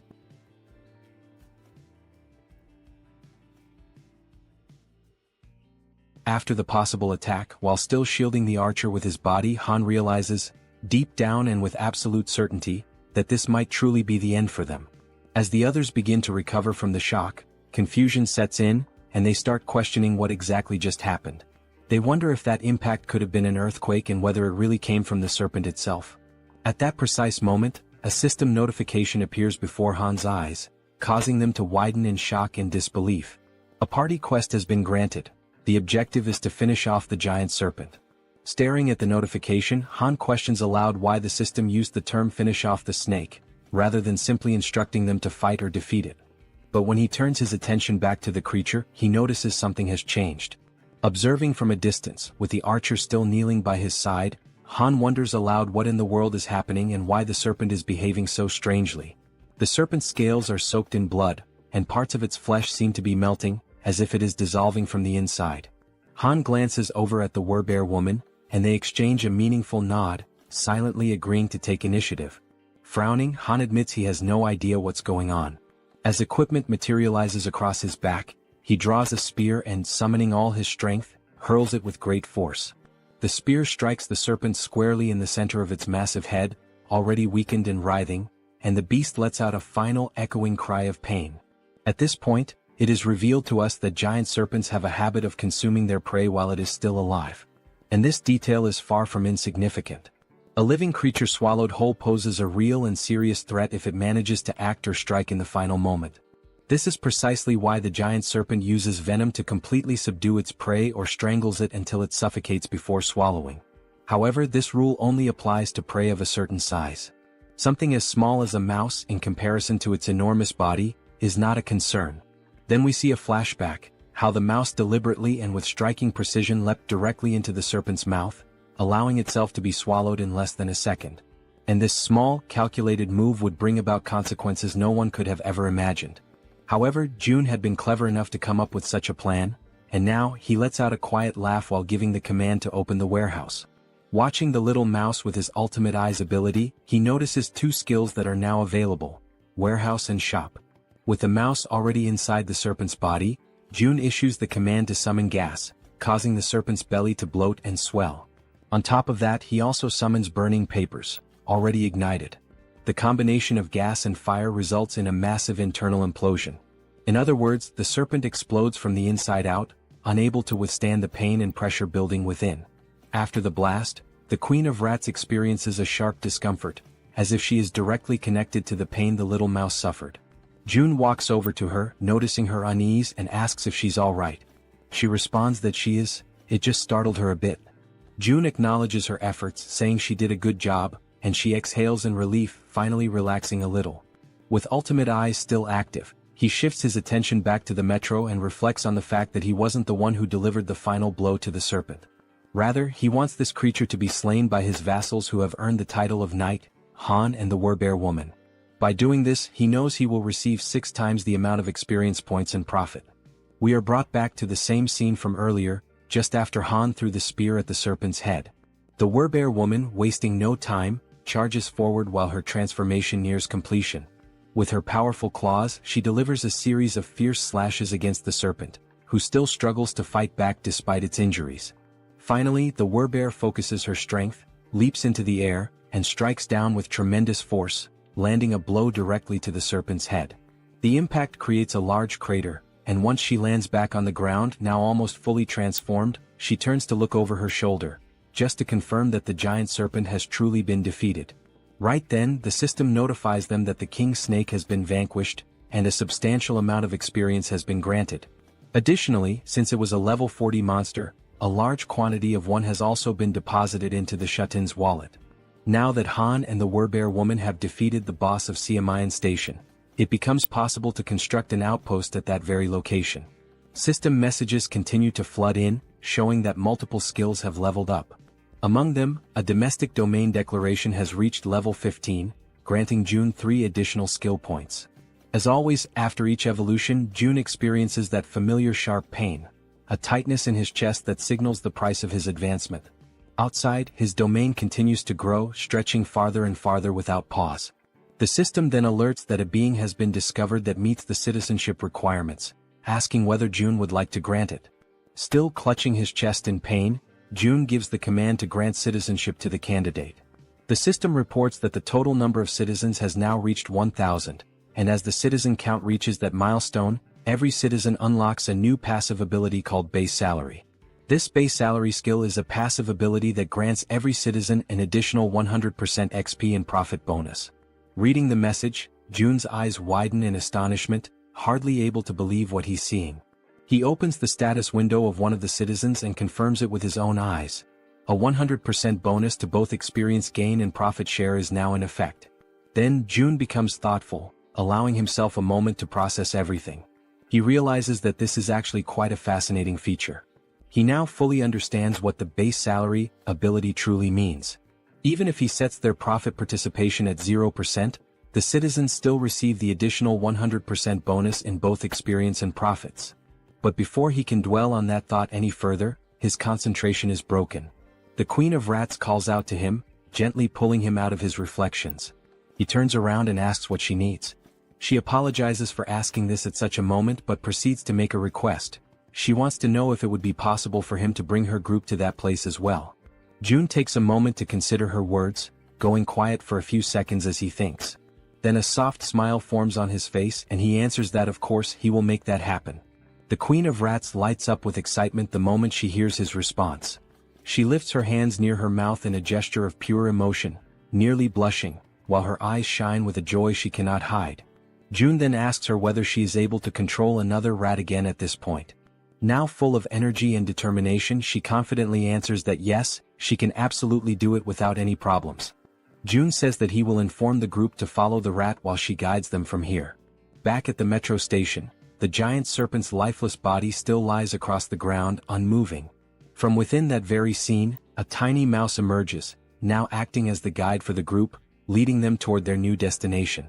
The mouse scurries ahead, while the rest of the group follows closely, walking past the corpse of the giant snake and making sure not to stray too far behind their small guide. Han is once again left in shock by the sight unfolding before him. The Werbear woman urges him to compose himself and asks whether it was his group that defeated all of the orcs lying lifeless across the floor. He immediately denies it and turns the question back to her. But she also says that she didn't do it either. When she arrived, the orcs were already in that state. That leads them to conclude that this must be an orc territory, and whoever defeated them must be far more powerful than they are. As they keep walking, all the group can see are orc corpses and splashes of blood staining the ground, while they continue following the mouse that is showing them the way. Han points out that now that the giant serpent has been dealt with, the major threat is gone. However, he warns that they must not lower their guard just yet. The archer agrees with his assessment, noting that there could still be hidden groups of monsters lurking in the shadows nearby. At that moment, the little mouse turns back to the group, squeaks, and gestures with its tiny paws as if to say, "Come on, hurry up." Seeing this action, Toji comments that this mouse is actually pretty clever, and Moon asks whether the mouse is part of Jun's skill set. The group presses on, continuing forward while Jun watches from a distance. Observing everything from afar, he judges that for now there don't appear to be any major threats in the vicinity. He shifts his gaze slightly toward a system notification, which informs him that he currently has 3 available skill points. Looking at the system message with a bit of anticipation, Jun begins to wonder where he should invest those points. He reasons that since his territory has recently expanded, the highest priority should be the Ultimate Eyes skill, especially because it synergizes with the Queen of Rats' abilities. So he gives the command to upgrade Ultimate Eyes. Once again, as always, he feels the painful consequences of evolving his skill. But this time, unlike the usual sharp sensation in his chest, he experiences something far worse, an unbearable and splitting headache. And unlike the previous version of this skill, the new level now allows him to see the level of monsters displayed above their heads. In addition to level, he can now see other data as well, such as height, behavior, intelligence, and even specific attributes or traits that make each monster stand out. Realizing how much easier this will make things moving forward, he affirms to himself that he definitely needed this ability. Because first, he needs to identify monsters of the correct level in order to assign suitable quests to people. This way he can reduce the cost of resurrection. Already aware of how useful this tool will be, he decides to use his remaining points. The next skill he chooses is dignity maintenance because now that he is meeting and managing more people, trust and loyalty are becoming increasingly important. He gives the command to level up that skill as well. However, just at that moment, right in the middle of his planning, something interrupts Seo Jun, throwing him completely off balance and into a state of panic. A deafening sound crashes through the area, abruptly ending his moment of reflection. That's when he realizes that the noises he just heard were similar to gunshots, sharp, loud, and unmistakably threatening. Since Jun had his Ultimate Eyes skill activated at that moment, he was able to quickly realize that the gunshots had not originated from the apartment complex, but rather from the metro station. He immediately redirects his gaze back toward the metro and sees several goblins wielding revolvers in their hands. The goblins wear malicious, twisted smiles, clearly aware of the immense power they now hold with such weapons. Watching the scene unfold before him, the only question running through Jun's mind is why on earth goblins have firearms, and more importantly, how they managed to get their hands on them. Because it wasn't just one goblin with a gun, there were several of them, causing chaos and panic as they wildly fired their revolvers, spreading terror through the metro. Han and his group had already faced countless formidable enemies in the past, but never had they encountered a threat that escalated in danger so quickly and so unexpectedly. The suddenness of it put the entire group on high alert. Realizing the goblins were opening fire, Han immediately shouts out, commanding the group to run for cover and hide behind whatever protection they can find. The gunfire continued echoing throughout the metro station as the entire group managed to temporarily hide. From their cover, Han and the archer peek out cautiously, watching the scene unfold. Clearly frightened, the archer asks how the hell those damned goblins got their hands on firearms. Han responds grimly, saying the only thing he knows for certain is that it's not possible to fight them head-on under these conditions. But then Han allows a small smile to appear on his face, because he suddenly remembers, Moon is on their team. Without hesitation, Moon uses his teleportation ability, aiming to catch the goblins completely off guard and not give them a single second to react. His expression is fierce, filled with anger, and his eyes radiate pure determination. Without the slightest bit of remorse, he pierces the back of one of the armed goblins with his spear, driving it through the creature and silencing it with one final scream. That agonized cry is enough to alert the rest of the goblins, who immediately turn their attention to Moon, now fully aware that he's standing in the middle of them. But Moon is far from weak, certainly not as weak as the goblins had imagined. Using his close-range combat skills, he manages to decapitate every single goblin that tries to strike him, cutting them down one by one in rapid succession. Watching this from a distance, the goblins still wielding revolvers quickly realize that this is their best chance to shoot the boy before he closes in. But just as they prepare to pull the trigger, arrows suddenly strike their hands, forcing them to drop their guns in pain. The shots had come from the archer, who had been carefully observing the fight and saw the perfect opportunity to act. And she wasn't the only one. Toji, dressed in his heavy knight's armor, and the Werbear woman also launched themselves into the fray, charging forward to eliminate the remaining goblins. Both of them begin to attack fiercely, not giving the goblins a single moment to breathe or retaliate. From a distance, the man with glasses and the poison-wielding woman watch everything unfold in disbelief, clearly impressed by the strength and coordination of their companions. Toji and the Werbear continue pushing forward, relentlessly attacking the goblins, while in the background the Archer and Moon provide cover from a distance to ensure their success. After the battle, June shifts his attention back to the revolver and ammunition, inspecting them carefully with the help of his Ultimate Eyes ability. He then gives the system the command to register both items. The system promptly displays a confirmation that the revolver and its specific ammunition have now been successfully registered. Realizing what he just did, June stands silent for a moment, stunned by the fact that he has now added a firearm to the system's inventory. He quickly recognizes that he cannot display this item in the store for the general public to purchase. On the other hand, offering firearms in the shop would come with clear advantages. People would instantly become more active in hunting monsters, and even ordinary individuals below level 10 might start regularly hunting orcs. That means the citizens would bring in significantly more XP and profits overall. However, June is also aware of one major problem. He cannot trust all the citizens yet. At this point, he's still welcoming people indiscriminately. In other words, there's no real standard, no vetting process. He's been accepting everyone and providing them with supplies without screening them first, operating under the belief that he can control everyone, no matter what might happen. Of course, the rapid growth of the citizen population has brought many benefits. But everyone knows that things change drastically when firearms are involved. There's no guarantee that someone among this growing crowd won't turn out to be a serious problem. Beyond the obvious issue of supply shortages in the midst of an apocalypse, there are also the feelings of envy, resentment, and jealousy that could easily escalate into something dangerous once firearms are introduced into the equation. Regardless of motive, accidents happen, and in the worst-case scenario, someone could die. That's when June concludes that firearms will indeed be incredibly helpful, but they must only be handed out to verified individuals.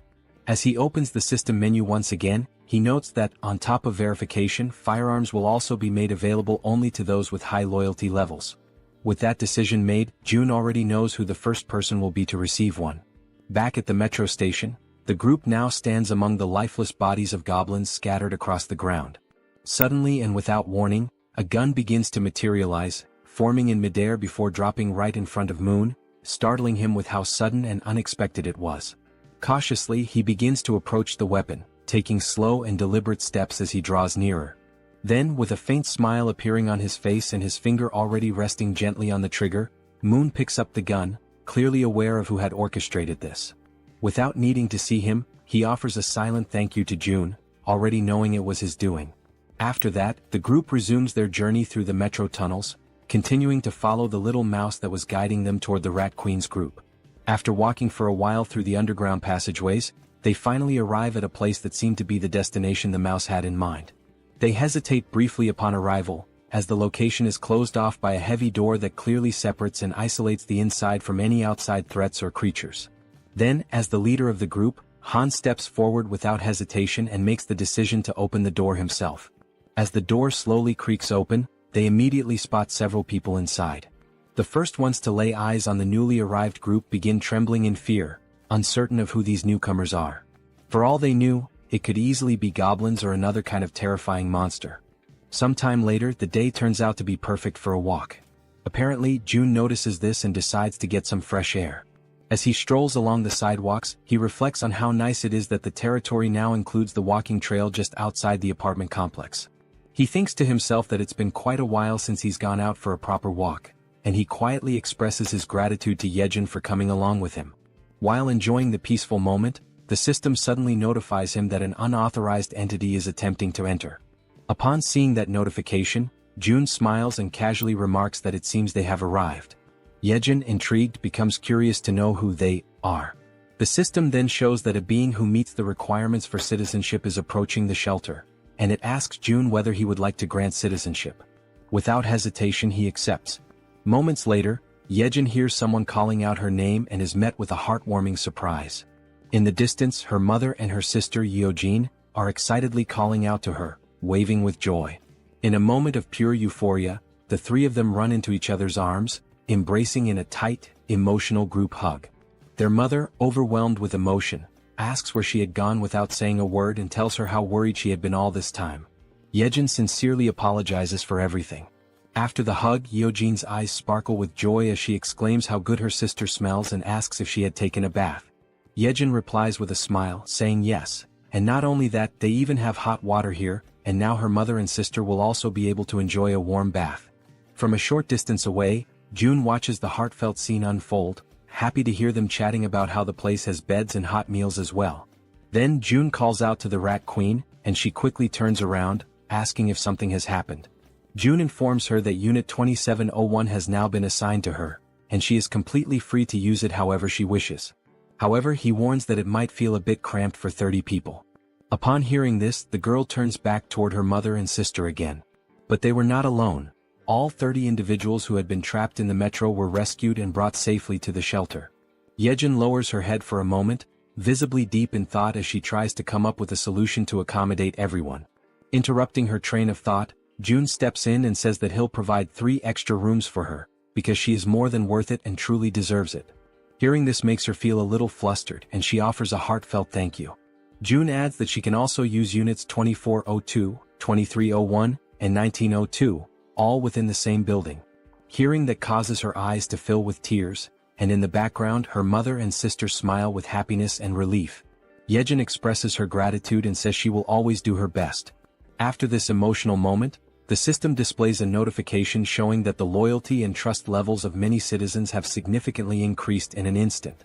Seeing this on the interface, June feels a small spark of excitement, pleased with the outcome. However, something soon catches his attention. He remembers a system feature that was unlocked when he leveled up, but he had never taken the time to check it. The feature is called Guardian Beast Management, and it has a usage limit of 10 times. Just from the name alone, June gets a vague idea of what this skill might involve. But when he finally checks the cost of activating it, he is completely stunned. The cost is 1 billion, and the number leaves his jaw hanging in disbelief. Still trying to process this, someone suddenly calls his name and asks if he has a moment to talk in private. They head toward a nearby room and June opens the door, motioning for the person to come in. The person in question is none other than Yu Hyerin, the girl known for using poisons, and she appears hesitant, clearly uncomfortable about what she's about to say. June gently asks her what she would like to talk about. With an anxious expression and a hint of fear in her voice, she says that there's something she needs to confess to him. Noticing her fear, June smiles softly and tells her to take a deep breath and feel free to speak comfortably, assuring her there's no pressure. Seeing his kind and calm reaction, Hyerin gathers the courage to finally speak her mind. She bows slightly and thanks him before saying, with visible difficulty, that she's truly sorry, but she wants to leave the team. Hearing that shocks June to the core. He had never experienced anything like this before. So, with disbelief, he asks if she really just said what he thinks she said. With an expression filled with guilt, the poison girl once again says she is very sorry, but insists that she needs to leave the party.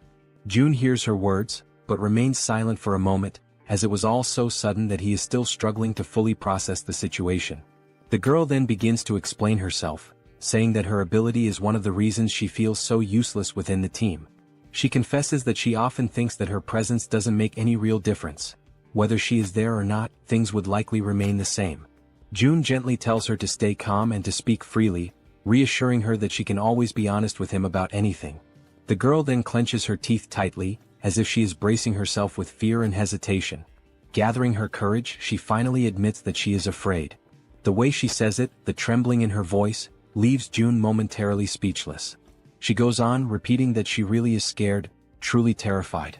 The goblins were terrifying, the orcs were just as frightening, and the giant snake they faced had been utterly horrifying. She even recalls the terrifying moment when they were being chased by that red tiger. There were so many instances when she could have lost her life, that just thinking about it brings tears to her eyes and she starts to cry. Once again she apologizes to June, saying she knows he saved her many times, while she could only watch helplessly, remaining silent. Wiping the tears from her face with trembling hands, she continues, saying that she is nothing but a useless person, someone who has failed to live up to June's expectations. June, quietly listening, reflects that deep down, he had already started to notice this before. He remembers the time when they went to rescue Moon's grandmother. She had been clearly afraid then. He also recalls how fearful she was when they were hunting orcs, and especially during the confrontation with the giant snake. And he remembers vividly that during the chase involving the red tiger, she had nearly lost her life. June knows that, in truth, she hadn't had much impact on the group's overall efforts. But even so, he also understands that none of this is something she should be blamed for. After all, her ability, Poison Mist, is extremely risky to use. If handled incorrectly, it could harm her own teammates, making it difficult for her to use it effectively in battle. And despite not being able to use her ability to its full potential, she had still risked her life countless times alongside everyone else. When results turn out poorly, of course, disappointment can arise, but it doesn't diminish her bravery. Watching Harem crying and sobbing in front of him, June decides to speak up, telling her that this is actually perfect, because he has something he needs help with. Hearing that, the girl wipes her tears and looks at him, asking what he means. June then asks her if she knows Dabin, who is currently living on the 21st floor of the shared facility. He explains that Dabin has been struggling to handle everything alone, burdened with an overwhelming amount of responsibilities. June further mentions that he plans to create and manage shared facilities on every floor, not just the 21st, and that he's looking for someone trustworthy to help manage them. Stepping closer, he asks if he can entrust this task to her, assuring her that she would be a huge help if she agrees to accept it. When he notices that no immediate answer comes from her, he simply scratches his cheek awkwardly. He then continues, saying that if someone is willing to move and help even in small ways, he could never see them as useless. Seeing that Harem is still looking downcast, June reflects internally on how powerful her ability actually is. And because it is a control-type poison ability, June feels certain that someday her true value will shine brightly. He tells her that if stepping outside the apartment complex is too overwhelming for her right now, there is absolutely no problem with her working indoors for a while. And when the day comes when her power is truly needed again, June leans forward slightly and tells her that when that moment arrives, he will absolutely count on her. This sudden show of trust and reassurance causes her to momentarily stop crying. Then she gives a small, timid smile. At that very moment, the system sends a notification showing that her loyalty has increased to 100. It also notes that she has now been officially registered as a retainer, and the retainer limit has been expanded as well. As Harem wipes her face once more, she apologizes again, her voice trembling. But now, she gives a genuine smile, saying that she showed him a weak side of herself, but promises that she will do her best to help from now on. Hearing this lifts June's spirits as well, as he realizes that she has been working hard all this time and that he can continue to count on her. Sometime later, still inside the room, June's attention is again drawn back to a lingering system notification. The option to summon a guardian beast, at the exorbitant cost of 1 billion won. Looking at this possible new ability, June thinks that maybe, just maybe, it's worth giving it a shot, no matter how ridiculously expensive it seems. So, throwing caution to the wind, he presses the confirmation button and requests the system to summon the guardian beast. The system promptly notifies him that 1 billion won has been deducted. Then at that very moment, a brilliant light bursts forth, startling June. The light emerges directly from the ground, which makes the whole situation feel even stranger and leaves him frozen in place. It quickly becomes clear that this light is coming from a magical circle, glowing with a powerful yellow hue. The magic was so intense that it forced June to close his eyes for a moment, just to avoid being blinded. And then, from the center of the magical circle, something unexpected appears. A large egg, leaving June wondering in amazement. What kind of guardian beast could possibly hatch from that? Even after the magical circle stops radiating light, the magical egg continues to emit a strong and vivid glow. Unlike the usual situation where a magic egg would take an eternity to hatch, this time the egg immediately begins to crack open. All the while, it continues to shine so brightly that June has to shield his eyes with his hand to protect his vision. Very quickly, the egg finishes breaking apart, and what emerges from within leaves June absolutely stunned. The creature that appears is covered in black feathers, with large, expressive eyes, a sharp beak and sleek plumage. It is clearly a bird. A small black bird with strikingly large eyes and a stylish crest on top of its head has just emerged from that magical circle. Without hesitation, June activates his ultimate eyes ability to inspect the status and details of his new guardian beast. The system immediately displays information. The creature's name is Samjoko and it is a level 1 crow. The system further explains that this crow is a divine beast with 3 legs, born with the power of the sun itself. It also states that Samjoko is currently just a hatchling, a baby who still needs protection, and that for it to grow properly, it must be bathed in high-quality sunlight regularly. June waves cheerfully at his new pet and smiling warmly, says a genuine heartfelt, "Hello." The little creature's large, shiny eyes begin to sparkle with excitement, and it starts making small chirping sounds as if trying to communicate back with June. June then places his hand thoughtfully under his chin, pondering for a moment how he should name his new companion. Looking at the adorable black-feathered creature in front of him, June comments that it is truly a jet black crow, and then suggests that perhaps its name could be Kami. Upon hearing the name, the crow's eyes light up even brighter, practically gleaming with happiness. The tiny bird immediately celebrates, chirping excitedly as if shouting out its new name in pure joy. June leans closer and asks the bird if it really likes the name. The three-legged crow, Kami, responds with even more enthusiastic chirping sounds, almost as if it were trying to say yes, which makes June feel a wave of relief and happiness. However, after some time passes, June notices that Kami just won't stop chirping incessantly. He starts to assume that the little creature must be hungry. A little while later, June offers some snacks to Kami, and the bird seems to enjoy them very much, happily munching away. After devouring the entire packet of snacks, Kami lets out a loud burp, indicating that he has completely filled his belly. And just like that, after the meal, as everyone knows well, drowsiness quickly overcomes the little mascot. Watching the scene, June realizes how easily Kami can fall asleep after eating, and he muses to himself that someday this tiny being will surely grow into a true guardian beast. Crouching down beside him, June says aloud that he wishes he could also fall asleep as easily as Kami does after eating. Just then, something suddenly appears in front of June, a system notification. It shows that Kami's level has increased, and that the efficiency of the solar generator has also increased by 100%. Another screen pops up explaining that the solar generator is a facility that produces electricity using solar energy, generating between 80,000 to 100,000 won per day, and that any excess energy is credited back to the shut-in wallet. Reading this, June has a sudden spark of inspiration, and if things go the way he thinks.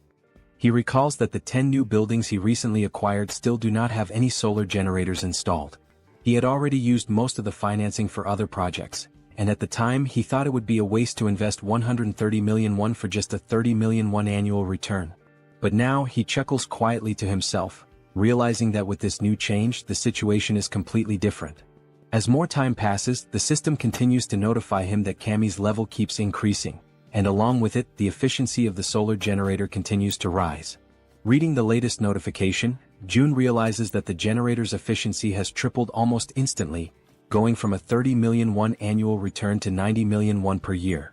With a broad smile spreading across his face, June understands that there is no reason to hesitate any longer. Without wasting a second, he gives the command to the system to install solar generators in all 10 of the new buildings. The system promptly displays that the installation will be completed within 24 hours. Sometime later in room 3001, someone rings the doorbell of that room. It is June. From inside, the occupant asks who it is, and June calmly replies that it's him. The door swings open quickly and Fatty appears, asking if something is wrong. June replies with a serious expression that he needs to ask a favor. Still looking surprised, Fatty asks what kind of favor June could possibly need. With a stern, resolute face, June explains that he needs Fatty to safeguard his money. They exchange a few words that the narration doesn't reveal to us, and shortly after that, Fatty is left standing there, completely in shock by what he has just heard. Before all of that, the conclusion that June came to while thinking carefully about the tax collection ability was as follows. If he entrusts a sum of money to a trustworthy citizen and simply lets it sit idle, it will generate profit for him over time. There is an initial 10% tax fee when he donates the money for the first time, but after that, the money starts to produce a 10% profit every month. So, June began to consider carefully whom he could trust enough to handle that money. He went through the status screens of various citizens and then stopped when he reached Choi, also known as Fatty, and noticed the 89 points in trust and 98 points in loyalty. It became absolutely clear to June that it had to be Fatty. His level of trust and loyalty were on an entirely different scale, significantly higher than that of any other citizen. Immediately, the system notified June that he had successfully donated 1 billion won to Fatty, with a 10% fee deducted from the total amount. Right after the donation, the system also showed that Fatty's loyalty and trust had increased even further. Still visibly nervous but wanting to confirm, Fatty asked if he really was only supposed to hold on to the money, or if he could maybe use just a little bit of it.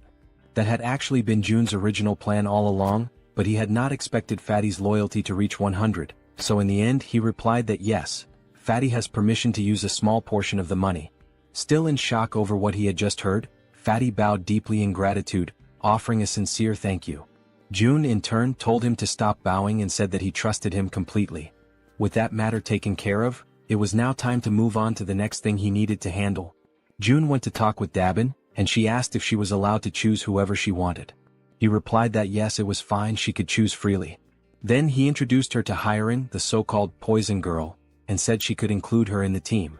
He added that now that Dabin would be the team leader, he would be paying her double the regular weekly salary. At that moment, Dabin's loyalty increased a bit more. Excited by the sudden raise, Dabin pulled Hiren close to her and gratefully said she would do her best. Overflowing with energy, she then dashed off with the poison girl, calling out to her and saying they were about to go on their first delivery. Hiren, trying to keep up, asked Dabin to slow down a little. Watching the whole scene unfold, June felt glad, knowing that the two of them would likely get along very well. And then he realized it was time for a difficult conversation. Over at apartment 2109, June arrived and told everyone that he knew they had all worked hard today, and he asked how they were feeling. Everyone came out to greet June, and Han spoke up to say that they were all doing completely fine, then asked what had brought June to visit them. June explained that, thanks to the monster at Siamayan Station, the surrounding area was now considered a monster-free zone, especially the subway tracks. Everyone listened as June said that from Siamayan to the next station, there were almost no monsters, and that this was their opportunity, before another monster appears and claims the area. He told them they would have to act first. There was one thing June realized, especially after witnessing Hiren begging with tears in her eyes. Looking at these people now, he saw that they were risking their lives to fulfill the tasks he gave them. And thanks to Yejin, the queen of rats, they had been able to identify the giant snake at the station ahead of time. If they hadn't, the situation would have been unimaginably dangerous.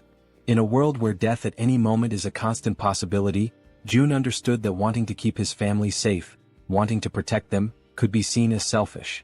But even so, he gave the order. Han's group would go to Jigalki Station tomorrow, because he could not give up. The next morning, Cammy was stretching after waking up, and June was having his breakfast. The system displayed that the efficiency of the solar generator had increased, and that Cammy's level had also gone up.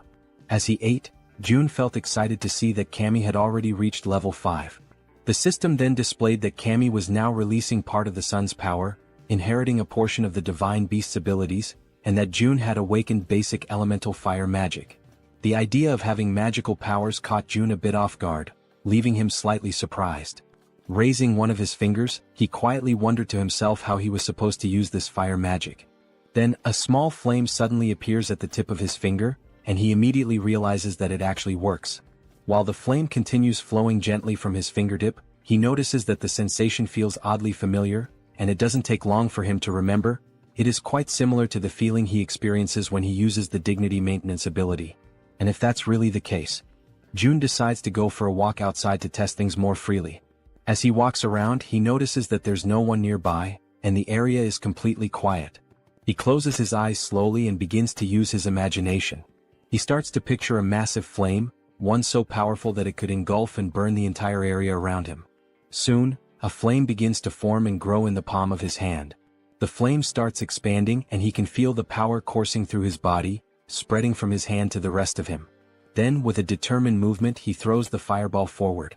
However, this action leaves him disappointed, to the point that all of June's earlier enthusiasm seems to vanish in an instant. He stares at the tiny, underwhelming fireball floating in the air, and still feeling let down, he questions to himself whether this small result is really his current limit. It becomes clear to him that this is not a particularly powerful ability, at least not at this stage. But even so, he acknowledges that some things can already be done with it. He summons his gas and then it hits him. If he combines this fire ability with the gas produced by the dignity maintenance skill, it could become a truly threatening force. For now, that is the current level of what he can do, but the potential is absolutely limitless. With this, he can now fuel everything he needs, still have electricity left over, and eventually this surplus can be converted into money, which will then be deposited directly into his shut-in wallet. At that moment, someone arrives singing some kind of tune, and catches the attention of our secluded monarch. It's Yejin, the queen of rats, and she's expressing her gratitude for the rest period he allowed her. She says that thanks to him she was able to rest well. June replies that he simply gave her the treatment her ability deserved. And besides that, thanks to her help, the range of his own abilities had expanded significantly. Of course he should support her. Smiling, he says that he'll be counting on her again today. He informs her that Han's group is currently waiting at Siamayan Station, and that she should go guide them as soon as possible.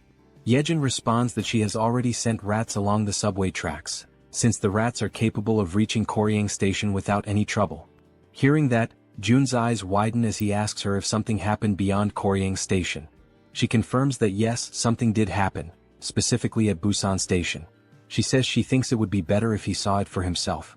She sits down on the ground and begins to concentrate deeply, activating her ability to control one of her rats over there. Through the rat's vision, they can see that the station is completely destroyed, with debris and rubble possibly blocking access. And on top of that, the area appears to be flooded with water. Seeing this through his ultimate eyes, June quickly realizes that there's no way to get through that place in its current condition. Yejin comments that now that he has seen how the tracks are, that's precisely why she sent rats ahead. But then, she saw something far more alarming, a scene of chaos and total destruction. Using his own abilities, June sees the same thing. Not a single building remains standing over there. Everything is destroyed. He asks himself, stunned, what on earth happened in that place. One of the rats moves closer to a hole in the ground, which turns out to be some kind of crater. June wonders what that thing could possibly be. Then the rat adjusts its position, and only at that moment does it become clear. That crater is actually a footprint, likely left behind by some kind of giant. Only then does June understand that the problem in that area is far more serious than he had imagined. That explains why there are no intact buildings and why even the roads are completely destroyed. Then suddenly, June feels a tremor at that exact moment, something that resembles an earthquake.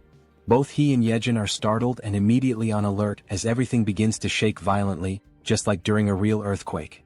The Queen of Rats drops to the ground, crouching in fear and screaming from terror. June quickly moves closer, trying to reach her in order to calm her down. But at that moment he begins to feel deep discomfort, realizing that if this continues with the tremors growing stronger, all the buildings will eventually collapse. The earthquake continues to grow stronger, shaking the buildings more violently with each passing moment. Still visibly shaken, June turns to Yejin and asks if she is alright. Yejin reassures him that she is, but then with a worried expression, she asks what is really happening. June starts to explain that it is a tremor, but before he can finish, he is interrupted by a loud, booming voice shouting his name. Both June and Yejin, still caught in a state of panic, hear that they need to go check what is going on. After a moment, Yejin glances at her companion, and he gestures for her to follow him outside. Meanwhile, Fatty, visibly shaken and fearful, mutters in disbelief, questioning what all this chaos could be about. He adds that June needs to head to his house first. Without a second thought, both of them dash towards Fatty's house, despite the obvious danger all around. As they run, Fatty explains that from his place in Siamayan, they can get a clear view of the station area and assess the situation better. As they move swiftly through the quaking streets, June can't help but recall the loud crash from earlier, wondering why Fatty is dragging him to his place with such urgency. After some time they finally reach the destination. Upon opening the door, June is met with the sight of Fatty and his wife, both overwhelmed with fear and anxiety. Fatty quickly points towards the balcony, urging June to take a look. As June steps out onto the balcony and takes in the view, he becomes utterly shocked and paralyzed, his mind racing as he wonders why it always has to be some kind of madness. Outside, a gigantic, fearsome cyclops looms over the city, with sharp fangs and imposing horns, mercilessly destroying everything in its path. As the monstrous creature continues to demolish buildings with sheer brute force, June, still in a state of disbelief, summons everyone back to regroup. The group, now gathered, looks at one another in confusion, uncertain about the reason behind June's sudden call. When they reach Fatty's house, Han and Moon speculate about whether the earthquake from earlier might be linked to what's happening now. But suddenly when they glance ahead, they are all left frozen in terror as they spot the terrifying Cyclops approaching. While they helplessly watch the giant creature crush and topple massive buildings, the group can only question in disbelief what that monstrous being in front of them could possibly be. The Cyclops, consumed by unbridled rage, continues to smash and pulverize everything in its vicinity with its powerful fists. Then Han shouts out, desperately wondering what on earth is going on, while Fatty points out that the Cyclops is moving closer to their location, urging June to take a look. Feeling overwhelmed, June, in a state of panic, acknowledges that they have to do something, but he has no idea where to even begin. From the balcony, June glances down at his hands, unsure whether his abilities would be enough to withstand the Cyclops' attack. Nervous and trembling, June clenches his teeth, trying to keep his composure despite the dread creeping in. Suddenly, June hears someone calling his name and he freezes. Turning around, he sees the Werbear woman, her expression resolute and unwavering. With fierce determination, she requests a chance to take on the Cyclops. Hearing her words, June is initially taken aback and a bit fearful, unsure of what to think. However, the Werbear woman remains focused, her fiery resolve to battle the gigantic beast evident in her eyes. June, still anxious, manages to muster a faint smile after hearing her confident plea. Then he turns to her and asks if she is truly willing to confront the Cyclops. With unwavering courage, the Werbear woman firmly declares that she will make it happen right away. Just then, the system interface pops up, displaying that a mission has been granted. The objective is to hunt the Cyclops within a 24-hour time limit. If the mission succeeds, the reward will be 1 day of resurrection for the sun. However, if they fail, the penalty will be a full day of excruciating pain. June immediately calls for the group to assemble, stating that he will give a quick rundown of the plan. Standing before them, June asks everyone to pay close attention. To begin, he divides the group into 3 teams. The first team consists of Han, the Werbear woman, the healer, and Toji. The second team includes Moon, the archer woman, and Jian, the guy with glasses. The third team consists of June himself and Yejin. June states that he will take charge of their current area, while the others must quickly move to their designated positions, emphasizing that he is counting on their effort and bravery. Following this, the group members race through the streets, each heading to their respective locations with a determined focus. Somewhere else, June hears his name being called again. When he turns around, he sees Harem, who, after surveying the area, confirms that June was right. The individuals with military experience are positioned at the main gate, while the other residents are gathered in the underground parking lot. Smiling in relief, June thanks her for the efficient work and suggests that she move to the underground parking lot as well to continue assisting the others. However, Harem, with her gaze fixed firmly on June, states that she wants to contribute more, despite her body, especially her trembling hands, clearly revealing her fear and nervousness. Hearing this unexpected declaration, June is momentarily taken aback and, with a hint of concern, asks her if she is really sure that she will be okay. Harem, lowering her head while tears well up in her eyes, admits that she is indeed scared. Yet, almost immediately, she lifts her head with newfound resolve and declares with a spirited voice that she will strive to be brave. Feeling a sense of relief and admiration, June allows a faint smile to appear on his face. He then turns around and calls for Yejin and Harem to accompany him to the main gate. Upon arriving at the designated location, June promptly begins a quick survey to assess how many residents have previously completed military service. After gathering the necessary information, he discovers that, out of more than 1,200 residents, only 101 people have that experience, which he concludes is ridiculously low given the circumstances. Suddenly, one of the residents, a man wearing a red jacket, raises his hand and hesitantly asks what they are supposed to do. Before addressing the question, June inquires about the twins and the red-haired man, wanting to know their whereabouts. As soon as he hears this question, the man in the red jacket scratches his head nervously, his entire demeanor shifting as unease visibly takes over his body. In that instant, June, with a sharp intuition, realizes something that catches him completely off guard. They ran away. He quickly notices that not only did the twins and the red-haired man escape, but they were also accompanied by hundreds of other people who fled to the underground parking lot. Anger immediately surges through June's veins, and he clenches his teeth, feeling utterly furious at their cowardice. Without hesitation, he calls them cowards, his voice filled with a mix of disappointment and frustration. With every pair of eyes now focused intently on him, June raises his voice to address everyone present. He declares that those who have chosen to stay behind and fight did not risk their lives out of foolishness. They made this choice because they know that if they do not stand their ground and fight, everyone will die. He emphasizes that each one of them is not only protecting themselves but, more importantly, defending their precious families. June continues, recalling something he once heard: courage is not the absence of fear, but the decision to act despite it. It is a choice, a conscious decision to face danger despite being afraid. He then concludes by stating that in a world overtaken by fear, survival depends on the brave. And these people standing here today are precisely those brave individuals. Finally, he thanks everyone for their presence and willingness to stand their ground. After finishing his speech, June opens the system window and proceeds to purchase 101 weapons and ammunition. As soon as the transaction is completed, the weapons and ammo begin to materialize right in front of everyone, leaving the crowd stunned and wide-eyed with disbelief. At that moment, the system promptly notifies that XP and participation in the liquefaction process have increased by 100%, indicating that their efforts and willingness to fight have been recognized. June instructs the residents to pick up the weapons and ammunition that have appeared before them. One by one, they cautiously reach out and take the weapons, their expressions reflecting a mix of shock and awe as they hold the newly acquired firearms in their hands. Then, with a firm and resolute tone, June assures them that those who have chosen to face their fears will be duly rewarded. Turning around sharply, he activates his absolute eyes ability, his gaze now burning with unwavering determination. In a calm yet commanding voice, he declares that the chaos is only just beginning. Meanwhile, the Cyclops, with his fangs bared and overflowing with uncontainable fury, charged forward into the attack without a moment's hesitation, driven entirely by instinct and rage.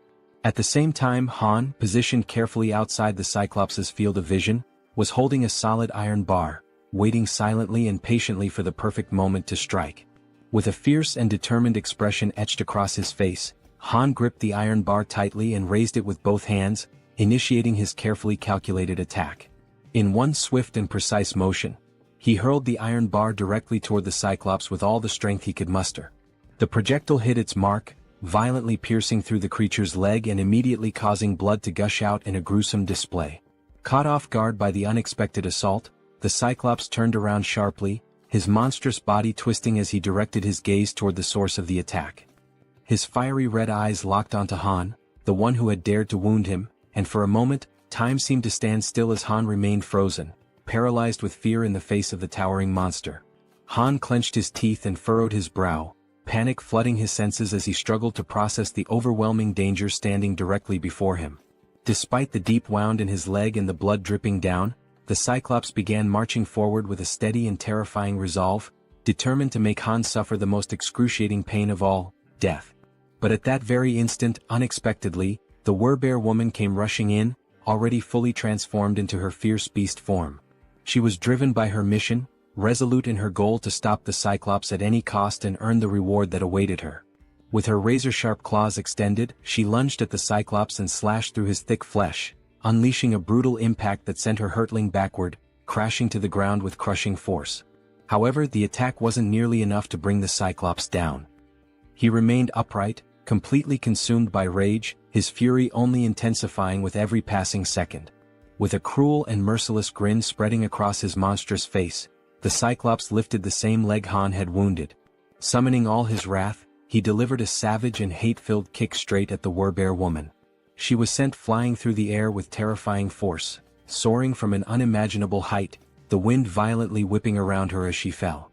Her cries of resistance sliced through the air until, finally, her body crashed with tremendous violence against the ground, as though the very heavens themselves had rejected her. The Cyclops' brutal attack left the Werbear woman lying motionless on the floor, her body shattered and completely drained of strength, now utterly defenseless. Even from a distance, the Cyclops kept his piercing eyes fixed on her broken figure. Determined to annihilate everything and everyone that dared to stand in his way, he began preparing for the final blow. He swiftly raised his arm, ready to strike and end her once and for all, but then a loud shout echoed through the air, grabbing his attention and halting his motion. The shout, amplified by a white megaphone, rang out clearly, calling him an idiot and stopping him mid-attack. It was Toji who held the megaphone, and he continued to shout, insulting the Cyclops by calling him a lard-faced monster, pushing the creature's rage to new heights. In response, the Cyclops turned his massive head. His burning eyes widened, filled with both confusion and fury, as he tried to comprehend what was going on around him. But suddenly his attention was drawn downward, to his own leg. The cold metal of the iron bar was still embedded deep in his flesh, and his blood continued to pour from the wound, soaking the ground around him. At the same time, Toji, overwhelmed by terror, lowered the megaphone and ceased his insults, fear gripping him tightly as he whispered to himself, trying to understand what kind of monster he was truly looking at. The Cyclops narrowed his dark eyes and locked them onto Toji. His gaze moved slowly, methodically, studying every inch of the weapons Toji carried, carefully evaluating their offensive capabilities. He looked like a wounded beast, still bleeding, still in pain, but mentally calculating the perfect moment to strike back with devastating precision. Suddenly, Toji found himself standing still, completely frozen, and tried to plead for a moment of time, but it was already too late. Without a second of hesitation, the Cyclops lunged toward him, driven by a single overwhelming purpose: to obliterate everything in his path. Toji screamed in desperation, his voice trembling uncontrollably. His eyes, wide with fear, gleamed with pure terror, and his entire body shuddered under the crushing pressure of the moment. Without thinking twice, he turned and sprinted with all the speed and desperation his legs could muster, running as though his life depended on it, because it did. Elsewhere, Jun was watching the entire scene unfold using his ultimate eyes ability. Observing Toji's desperate situation, he stated that Toji was approaching, and that the Cyclops was coming with him. Immediately, he turned to the group around him and instructed them to prepare without delay. Once more, Jun activated ultimate eyes, clenched his teeth tightly, and warned that the moment was near. Toji was almost at their location, and behind him was the largest creature any of them had ever seen. Toji was completely frantic, running out of control and screaming at the top of his lungs that he was arriving. After a few tense seconds, he stumbled past the edge of the barrier, where everyone was already waiting for him, alert and filled with tension. Outside the protective barrier, the Cyclops loomed, his eyes watching everything. And then, without warning, Black, the crow belonging to the man with glasses, appeared in the sky and began flying straight toward the Cyclops. The bird flapped erratically in the Cyclops' line of sight, pecking and disrupting his vision non-stop, refusing to let up for even a moment. Eventually, overwhelmed and disoriented, the Cyclops shut his eyes tightly in frustration. Without wasting a second, the archer woman was already in position, her body firm, unwavering, and fully prepared for the perfect moment to strike. Then, with unwavering focus, she aimed her bow with precise calculation, her eyes locked on the monstrous figure ahead, while Black, the intelligent crow, gracefully landed on the arm of his master, perching with familiarity and calm. Without a single trace of hesitation, the exact moment had finally arrived. The archer woman pulled back the bowstring with strength and confidence and released her arrow in one swift and fluid motion. The arrow shot forth with incredible speed and force. The Cyclops, in a desperate attempt to defend himself, raised his massive hand to shield his face, but it was in vain. The arrow not only pierced straight through his outstretched hand but also struck directly and with perfect accuracy into the very center of his head. Immediately after, Moon appeared, soaring high above the Cyclops with steady flight. Without wasting any time, he reached into his clothes and retrieved 4 rats, each one alive and squirming. Then, with firm resolve and no hesitation, he hurled all 4 rats directly toward the Cyclops' mouth, which was wide open as the creature roared in agony from the arrow embedded in his face. With all the power in his lungs, Moon screamed out Jun's name, his voice ringing through the battlefield, demanding immediate action. Up until that moment, everything had been unfolding exactly as planned. Now, with his ability already activated, Jun initiated the release of the gas that had been hidden inside the Cyclops' body. At that exact instant, the creature's eyes flew open, and despite the intense pain radiating from the arrow lodged within them, he seemed to forcefully ignore it. The Cyclops slowly lowered his massive head and looked down at his abdomen with a focused and steady gaze, as if noticing something unfamiliar. He took in a long breath, bracing himself for whatever was about to come next. Soon after, Jun raised his arm firmly and pointed it straight at the Cyclops. His face remained calm, composed, entirely devoid of fear. In his mind, there was an unshakable conviction. When the opportunity to end that terrible battle finally came, there would be no room for doubt, only the resolve to bring everything to a close decisively and completely. He activated a magical attribute, conjuring flames that danced around his hand and crackled with energy. After a tense heartbeat of silence, a massive explosion erupted from within the Cyclops' body, sending thick, dark smoke billowing into the sky and spreading outward like a storm cloud. Within the suffocating haze, the Cyclops appeared to be unconscious, his body stunned and overwhelmed by the force of the explosion. His gigantic form remained completely still, unmoving, while the entire atmosphere became heavy with tension and anticipation. The townspeople stood frozen, stunned, their mouths hanging open in disbelief, until one among them noticed that the towering giant was beginning to lean more and more over the barrier. Meanwhile, Jun stood his ground and insisted, with a strong and commanding voice, that everyone remain in position. He encouraged them to hold on to hope, even as the danger loomed right before them. Quickly analyzing the situation, he realized that almost everything was proceeding according to the plan. The next phase, however, would depend entirely on the citizens. They would need to concentrate all their strength and aim their firearms with absolute precision at the Cyclops' head, which was now visibly drooping and hanging heavy over the barrier. With one hand thoughtfully resting on his chin, June continued reviewing the details of his strategy in his mind. Deep down, he wished that, if possible, the final blow could be delivered by one of his loyal subordinates. His train of thought, however, was abruptly interrupted when Fatty approached, visibly nervous and trembling all over. Unable to speak a single word, Fatty simply pointed frantically behind June, urging him with urgency to look. Trying to calm him down, June replied that the Cyclops was going to fall onto the barrier no matter what. But when June turned fully around and saw for himself, his entire expression changed in an instant. To his shock and horror, the explosion had not been powerful enough to bring the Cyclops down. The massive creature was still standing, firm and steady, his terrifying eyes locked directly onto June. Paralyzed by fear, June struggled to comprehend the horrifying reality unfolding before him. His wide eyes were filled with pure panic, unable to believe what he was seeing. Beyond the safety of the protective barrier, the Cyclops remained upright and unshaken, exuding an aura of dominance as if daring anyone to try and stop him. Without a moment's pause, the Cyclops lifted his arm with merciless strength and brutal determination. His fists clenched tightly, as if they bore the weight of a final decision that could not be reversed. And then, in one explosive movement, he brought his massive arm crashing down with devastating force. The very air around him trembled from the impact. The collision reverberated like thunder against the protective wall, shaking everything around it and sending a shockwave through the surroundings that echoed with raw power. After the violent impact against the shield, the system immediately issued an alert, indicating that an unauthorized entity was attempting to enter the protected zone. For a brief and tense moment, June and all the people around him were overwhelmed with fear and uncertainty. However, as the seconds passed and they realized they were still alive, June understood that he had, in fact, managed to block the devastating attack from the towering Cyclops. At that very moment, Fatty cried out, urging everyone to begin opening fire. Though still visibly shaken, the group quickly prepared themselves, raising their weapons and firing at the colossal enemy looming before them. Most of the gunfire struck the Cyclops directly in the eye, causing him to howl in unbearable pain. Meanwhile, June began to sense that although he had successfully blocked this latest attack, they would not be able to withstand repeated blows of the same magnitude. He knew all too well that even a single unblocked strike could prove to be fatal. Realizing this, he also decided it was time to act. He activated his invisible hand ability, combining it with gigantification attributes, understanding that he, too, had to intervene using one of the powerful skills he had unlocked by spending ability points.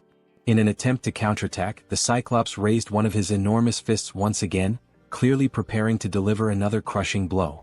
The citizens, noticing the movement and realizing that yet another attack was coming, were filled with fear once more. The monstrous creature gathered all his brute strength and threw another punch. But once again the devastating strike was stopped by the protective barrier. Only this time the blow came with even more force, and it wasn't just a single hit. The system responded promptly, issuing another notification that an unauthorized entity was attempting to breach the barrier. Upon seeing that the Cyclops had failed yet again, the people cheered and felt a surge of relief. They had successfully resisted once more and now decided to continue opening fire on the giant creature. June observed the situation carefully and realized that, although they had not yet brought the Cyclops down, they were inflicting damage. The rats with bombs and the citizens' repeated attacks were slowly but steadily accumulating injuries on the monster's body. He concluded that if they continued this strategy they could eventually take the Cyclops down, but they still needed something capable of delivering a critical strike. Then a spear was launched with that very intention. It pierced the Cyclops' massive body, driving deep into his flesh, causing him to let out a furious and agonizing roar of pain. It had been Han who hurled the spear, and June felt a wave of excitement and hope. He had been expecting this moment. Alongside Han stood the Werbear woman and the healer, though she already appeared to be exhausted and worn from exertion. Enraged and roaring with fury, the Cyclops turned his full attention to Han's group. June, trusting in Han's abilities, declared to himself that he was now counting on him. Without wasting time, he opened the system interface and gave the command for it to summon multiple spears. The weapons materialized instantly beside Han, whose eyes now reflected a deep and unshakable conviction. Without hesitation he began launching the spears toward the giant enemy. The spears flew through the air, striking the Cyclops from various angles. The giant did what he could to defend himself, raising his arms and trying to block the incoming projectiles. But the assault didn't stop. More and more attacks rained down upon him. In addition to the spears coming from the front, others began descending from above, and he was unable to defend from all sides at once. These overhead strikes came from the archer woman, who had resumed her attacks, assisting Han by shooting from a higher vantage point. The assault continued in coordination, Han attacking from the front and the archer woman supporting from above. At that exact moment, the system sent a notification to June stating that Cammy's level had increased. For a brief second, June thought this might not be the best time for the system to be bringing up status updates. Yet the system continued, revealing that Cammy had partially unlocked the power of the sun, inheriting a portion of the guardian beast's strength. Furthermore, Cammy's basic fire magic had evolved into intermediate level fire magic. The system also reported that Cammy had detected an intruder trying to enter the territory and was requesting energy release. Reading this, June paused, reflecting deeply on the energy release request. He was almost certain that the intruder being referenced was the Cyclops. Now he wondered what Cammy would be able to do with the energy. Despite his uncertainty, June gave the command to authorize the energy release. And just like that, 300 million won were consumed. Cammy then began drawing in power from the solar generators. All June could think about at that moment was how extremely expensive that decision had just been. The energy kept flowing steadily from the generators, and June noticed that it was being funneled toward his room, where Cammy had been stationed. After a moment, the transfer of energy finally stopped. And when June turned to look behind him, he saw something he hadn't expected. It was Cammy, his three-legged crow. But the creature no longer looked the same. This time, Cammy appeared transformed with a sharper beak, larger wings, and a presence that radiated power and majesty. He was no longer the small, cute bird he used to be. Now he was larger, had 3 glowing eyes, and emitted an aura of a true guardian. Then Cammy began to concentrate a powerful fire attack in his beak. The Cyclops, focused entirely on his current opponents, had not yet noticed the bird's presence, until he finally sensed something emitting light directly behind his back. With no further delay, Cammy unleashed his fiery attack, and the sheer power of it left all the citizens, including June, completely stunned and amazed by the incredible magnitude and strength of the blast. The powerful blast unleashed by Cammy strikes the Cyclops directly in the back, and with immense force, it pierces through the creature's thick body. Immediately after the impact, the enormous Cyclops begins to collapse, crashing heavily onto the ground. He lets out a guttural scream of agony as blood starts pouring from his mouth, a sign of just how fatal the attack had been. While Han stands still, watching everything unfold without any visible reaction, someone else takes the initiative and moves forward without hesitation. The Werbear woman leaps toward the fallen Cyclops, aiming to deliver the final blow and end the creature once and for all. From the Cyclops' limited point of view, all he can see is an enormous, furious bear charging at him with full speed and fury. In just a matter of seconds, the Werbear woman successfully finishes the Cyclops, ensuring that the threat is completely eliminated.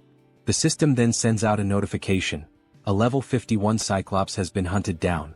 As a result, a massive amount of experience points and a large sum of one have been awarded. Additionally, the system displays that several skill levels have also increased as a consequence of the battle. Seeing this, June is immediately reminded of what always happens to him whenever his skill levels increase like this. As expected, he begins to feel the familiar and agonizing pain that always accompanies the evolution of his abilities. The effective range of his skills expands even further, now reaching much farther than it did before, giving him more influence and control. The system then flashes another message on the screen, congratulating June for successfully declaring the entire apartment complex as a unified refuge, and confirming that a large deposit of one has been transferred to his account. Unable to bear the overwhelming pain, June falls to his knees on the ground, clutching his body as the surge of new power courses through him. At that moment, Cammy lands right beside him, having returned to his normal, small form. The three-legged crow begins to emit a series of proud, chirping sounds, clearly boasting about his role in defeating such a ferocious enemy. June, still kneeling and catching his breath, mentions that it cost him 300 million won for that outcome, prompting Cammy to fall silent, now visibly embarrassed that the price for his attack had been so high. Despite the expense, June feels genuinely happy and grateful that Cammy's strike was so decisive. It had been a critical and essential blow in taking the enemy down. With a soft smile, June gently strokes the top of Cammy's head and acknowledges that he did a great job. Although the summoning of the guardian beast seems to be unavailable within the refuge, June reflects on the outcome. He had spent 300 million won, but in return he profited 30 billion. This makes him start to wonder if it might be time to consider summoning all 10 guardian beasts, because if their performance is anything like Cammy's, there's really no reason to hold back. Then the system displays a new update. The current cost to summon a guardian beast has increased to 10 billion won. Seeing that, June immediately questions why the cost had skyrocketed so dramatically. But before he has time to fully process the situation, he hears the sound of someone's voice. It sounds faint and emotional, like someone crying. What he sees next brings back a delicate and emotionally complex memory for him. Both he and Cammy turn to look toward the source of the sound. It's Yeonju, the Werbear woman. And at that very moment, June realizes something unexpected. Just for a brief instant, the faint alert sound from the system window transforms into something else entirely, the very sound that Yeonju had long been wishing to hear. A little while before all of that unfolded, inside a certain abandoned building, someone was quietly using his special ability to fill a small bottle with water. The people around him were deeply grateful, genuinely thankful, to finally have clean water to drink. The man with the ability stood there, silently thinking to himself, troubled by the fact that they were now completely out of food. He had carefully formed a line, allowing the people to come forward and receive the precious water he was able to generate, but there was no denying it. Their food supply was nearly gone. And that, he understood clearly, was the absolute limit of what they could achieve with just these few resources they had managed to gather. The man felt a deep, growing sense of unease because at the end of the day, it seemed they would have no choice but to leave that place. A place that had seemed, until now, relatively safe. Then, at that very exact moment, he and everyone else inside the building felt the entire structure tremble.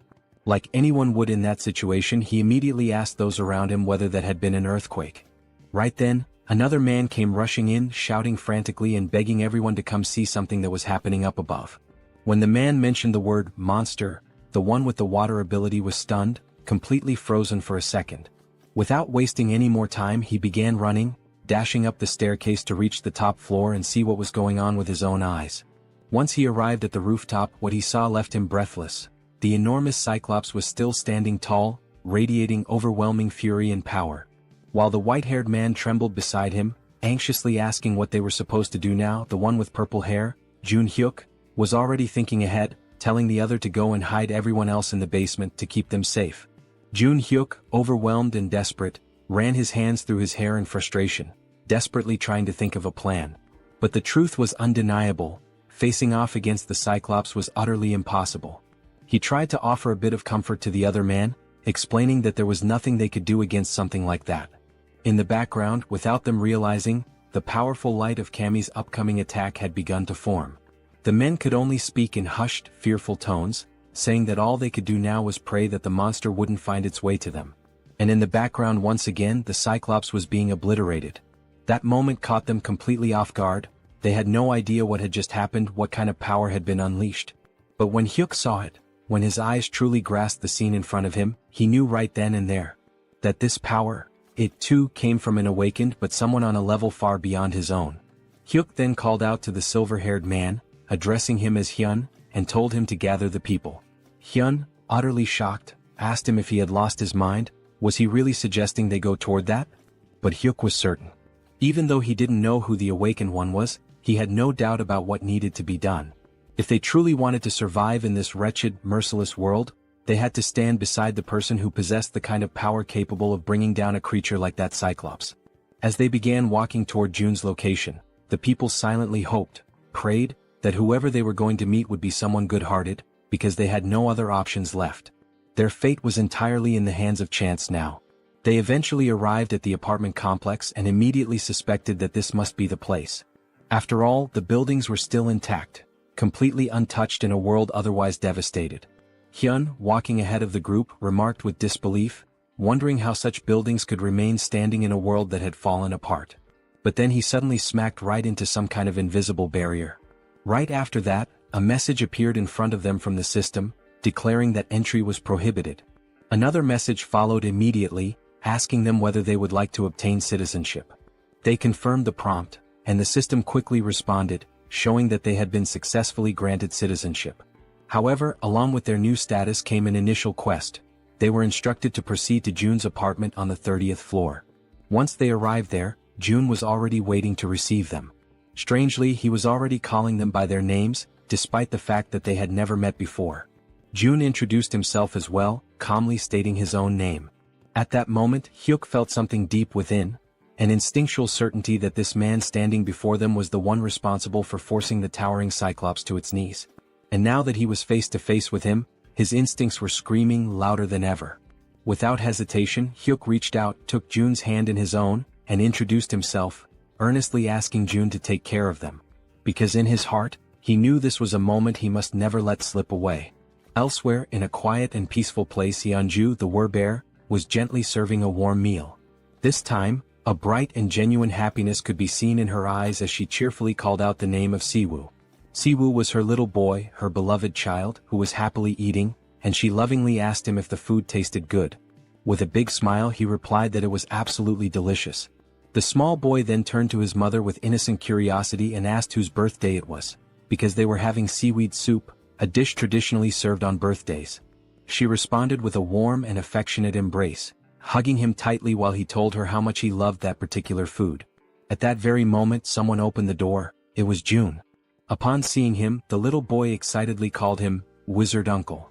Yeonju asked Jun whether everything went smoothly with the new residents, and he confirmed that it did. He had already provided them with food and a place to stay. Then Jun apologized for something, and Yeonju, curious, asked why he was suddenly saying sorry. He explained that the newcomers wouldn't be able to leave the house, and that he hadn't expected that restriction to be in place. However, Yeonju didn't seem the least bit concerned about that detail. She calmly replied that just being there, together like that with her little boy, was more than enough for her. Holding her son even more tightly in her arms, she said with sincerity that she was truly content now. Right after that, the system displayed a message stating that her loyalty had increased significantly, officially registering her as a retainer. But even if the system had said nothing, Jun could already tell, through her expression, her voice, and her gentle actions, that her heart was full. He could feel Yeonju's emotions clearly, without any need for confirmation. More time passed in peace. Mother and son continued enjoying their time together, now watching television side by side, smiling and sharing laughter.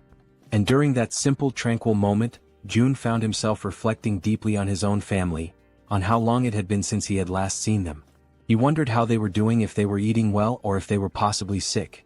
He closed his eyes and imagined the worst, thinking that something terrible might have happened to them in this chaotic world.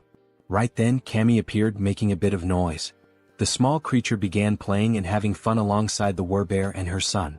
Watching them all together like that, Jun felt a quiet realization settle in. There was no need to rush. It was just one day. One peaceful, ordinary day.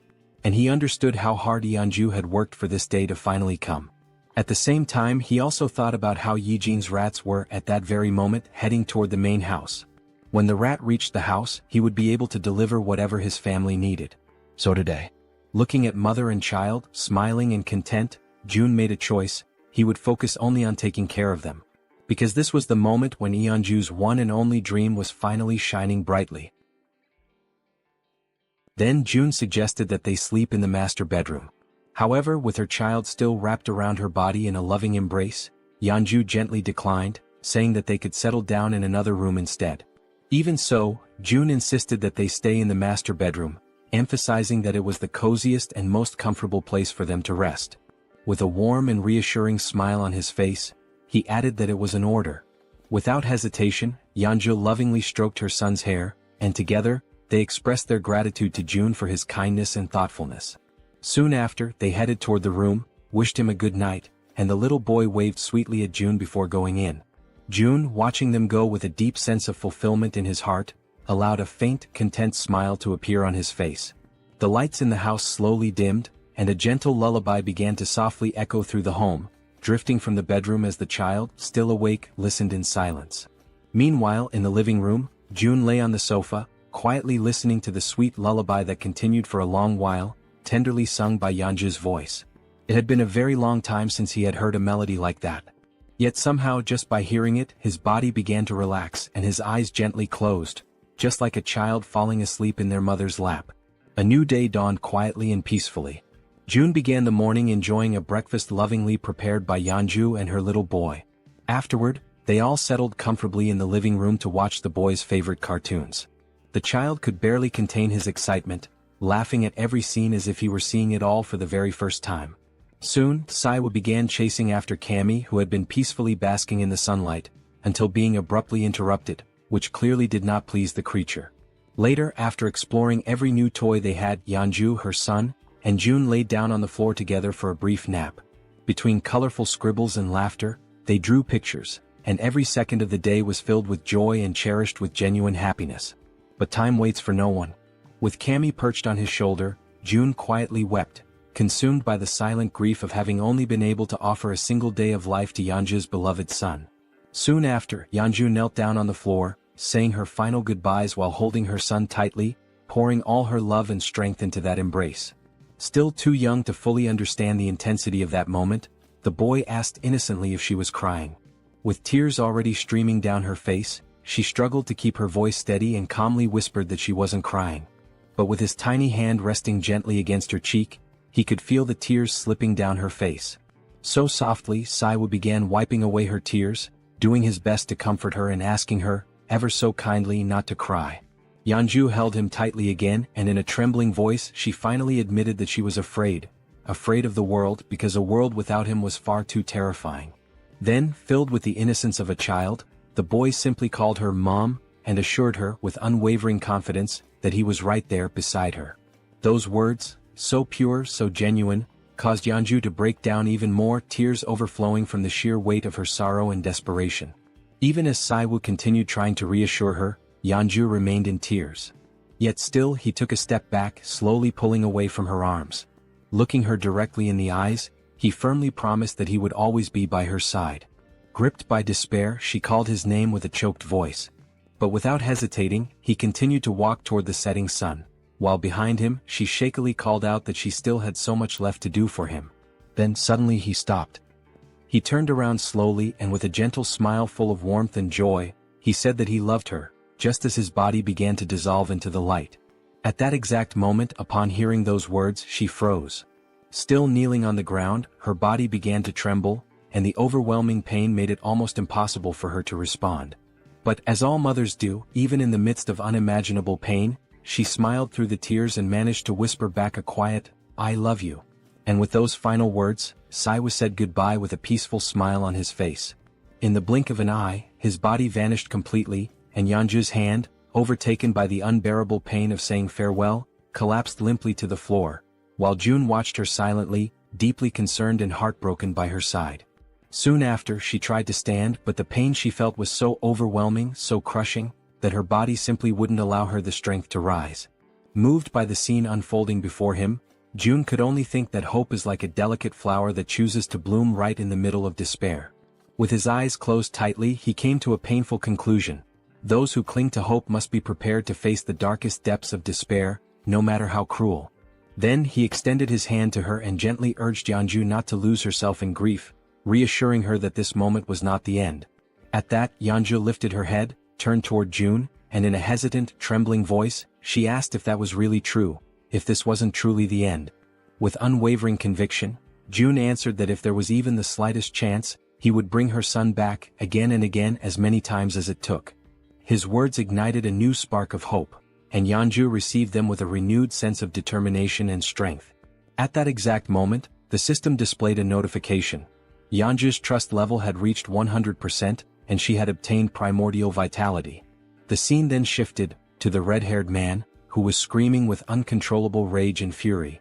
The twins, who had been silently listening to everything that was being said, became visibly frustrated when they realized that the standard spear, the orc spear, and all the money the red-haired man had painstakingly saved had vanished completely without a trace, leaving him utterly disoriented and at a loss for what to do. The red-haired man, clearly agitated, asked about his brother's belongings. His brother then explained that, when he had woken up, every single one of his possessions had disappeared without warning or explanation. Following this, the other twin chimed in and explained that many other people had experienced the same mysterious loss of their items. He pointed out that there was a specific pattern among these incidents. All of those who lost their belongings had not been present when the summoning occurred for those who had previously completed military service. Then one of the twins turned and stated that they should have returned to that place earlier. Suddenly and completely without warning, he was violently grabbed by the collar of his shirt and pulled with force. The red-haired man, overtaken by a wave of anger, demanded to know if the twin was trying to place all the blame for what had happened squarely on his shoulders. Quickly, the twin clarified that he had misunderstood his words. Even so, the red-haired man remained furious, raising his voice even more as he shouted with escalating rage, insisting that they had all agreed from the very beginning that it was a foolish decision to follow Jun's orders. Faced with the rising tension, the brother, already clearly anxious and losing his patience, admitted that, indeed, Jun's plan had been a foolish one from the start. Hearing this, the red-haired man finally released his grip on his brother's shirt. It was only then that it dawned on him. He might have been expelled because of his own actions. Now tense and nervous, he remembered that there had been only one similar case in the past. He began to recall the story of a man who had tried to get involved with an underage girl. That man had been caught in the act and was immediately expelled, only to be found dead in the middle of the street shortly afterward. As he continued reflecting on the situation, he came to the unsettling conclusion that even now, with the appearance of that giant and all the surrounding chaos, the survivors still gathered in abandoned apartments. So, it was highly likely that there were enough people who would be more than willing to make sure he became the next one to be expelled. He was completely consumed by the hatred he felt for the situation he had ended up in. The image of the man in the red jacket reappeared vividly in his mind, calling him a bastard, and he imagined just how satisfied that bastard must have felt when he managed to get his hands on a weapon. Soon after, the red-haired man scratched his head, restless and agitated, trying to understand how everything had spiraled so far out of control. Elsewhere, Jun observed everything, the tension surrounding the red-haired man, and remarked to himself that this was only the beginning of the punishment he had meticulously prepared for him. Back with the red-haired man, a system window suddenly appeared behind him, displaying a new mission, catching him completely off guard. Startled and disbelieving, he immediately turned around to see the notification for himself. The system window revealed a new mission: hunt 20 goblins within 24 hours. If successful, the reward would be a small amount of experience. However, if they failed, they would suffer 1 minute of extreme, unbearable pain. Returning now to Yanju's most recent and impressive achievement, the dreaded primordial vitality. A rare and highly coveted ability which Jun now also possesses, it is known for amplifying regeneration to absurd levels, always in direct proportion to the severity of the injuries sustained. Jun could barely process what he had just witnessed. Not even for a moment had he imagined that, upon reaching 100 trust points, Yanju would awaken precisely that ability. Still deep in thought, Jun soon realized that, at least for now, this ability wouldn't have much practical use. With his gaze locked on the system window, he continued following his own line of reasoning. After all, he wouldn't be the one doing the fighting. Even if he were to leave the building, the chances of sustaining any real injuries were practically non-existent. Even so, the fact that such a powerful skill had been granted as a reward for reaching 100 trust points was undeniably noteworthy. His thoughts then began to drift toward Moon, who was also dangerously close to reaching that same 100-point threshold. The idea of what might happen next began to take shape in his mind. If Moon were to awaken an ability upon hitting 100 trust points, and if, as a result, Jun were also to acquire that same skill, one that would allow him to instantly teleport to any location he could see, then the possibilities would expand dramatically. Taking his speculations even further, Jun began to envision a future where this teleportation ability could be combined with the absolute one's eye, along with the support of an activated advanced base. Right at that moment, the system displayed a notification about the advanced base, a safe zone that could be deployed outside of Haven. When activated, it temporarily replicated the authority and protection of the city, so long as it included a citizen of knight rank or higher. However, if enemies occupied it for more than a day, the base would be automatically destroyed. Returning to his thoughts, Jun concluded that as long as he had enough mental strength to support it, he would indeed be able to travel to the advanced base. With that clarity, Jun made a firm decision. From that moment onward, his main priority would be to strengthen his mental fortitude. For that reason, all his upcoming missions would be focused on boosting this specific attribute. At that very instant, someone called his name and explained that they needed his permission to leave now, as they were feeling more stable. It was Yanju, who stated that she would personally handle the return of Jun's family. Upon hearing this, Jun realized that the mission should have started the previous day, but he acknowledged that the delay had been entirely his fault. Yanju expressed her gratitude for his valuable time and his understanding. She then assured him that she would find a way to repay the kindness he had shown her. Without displaying any particular expression, June couldn't help but think that she had read his thoughts precisely.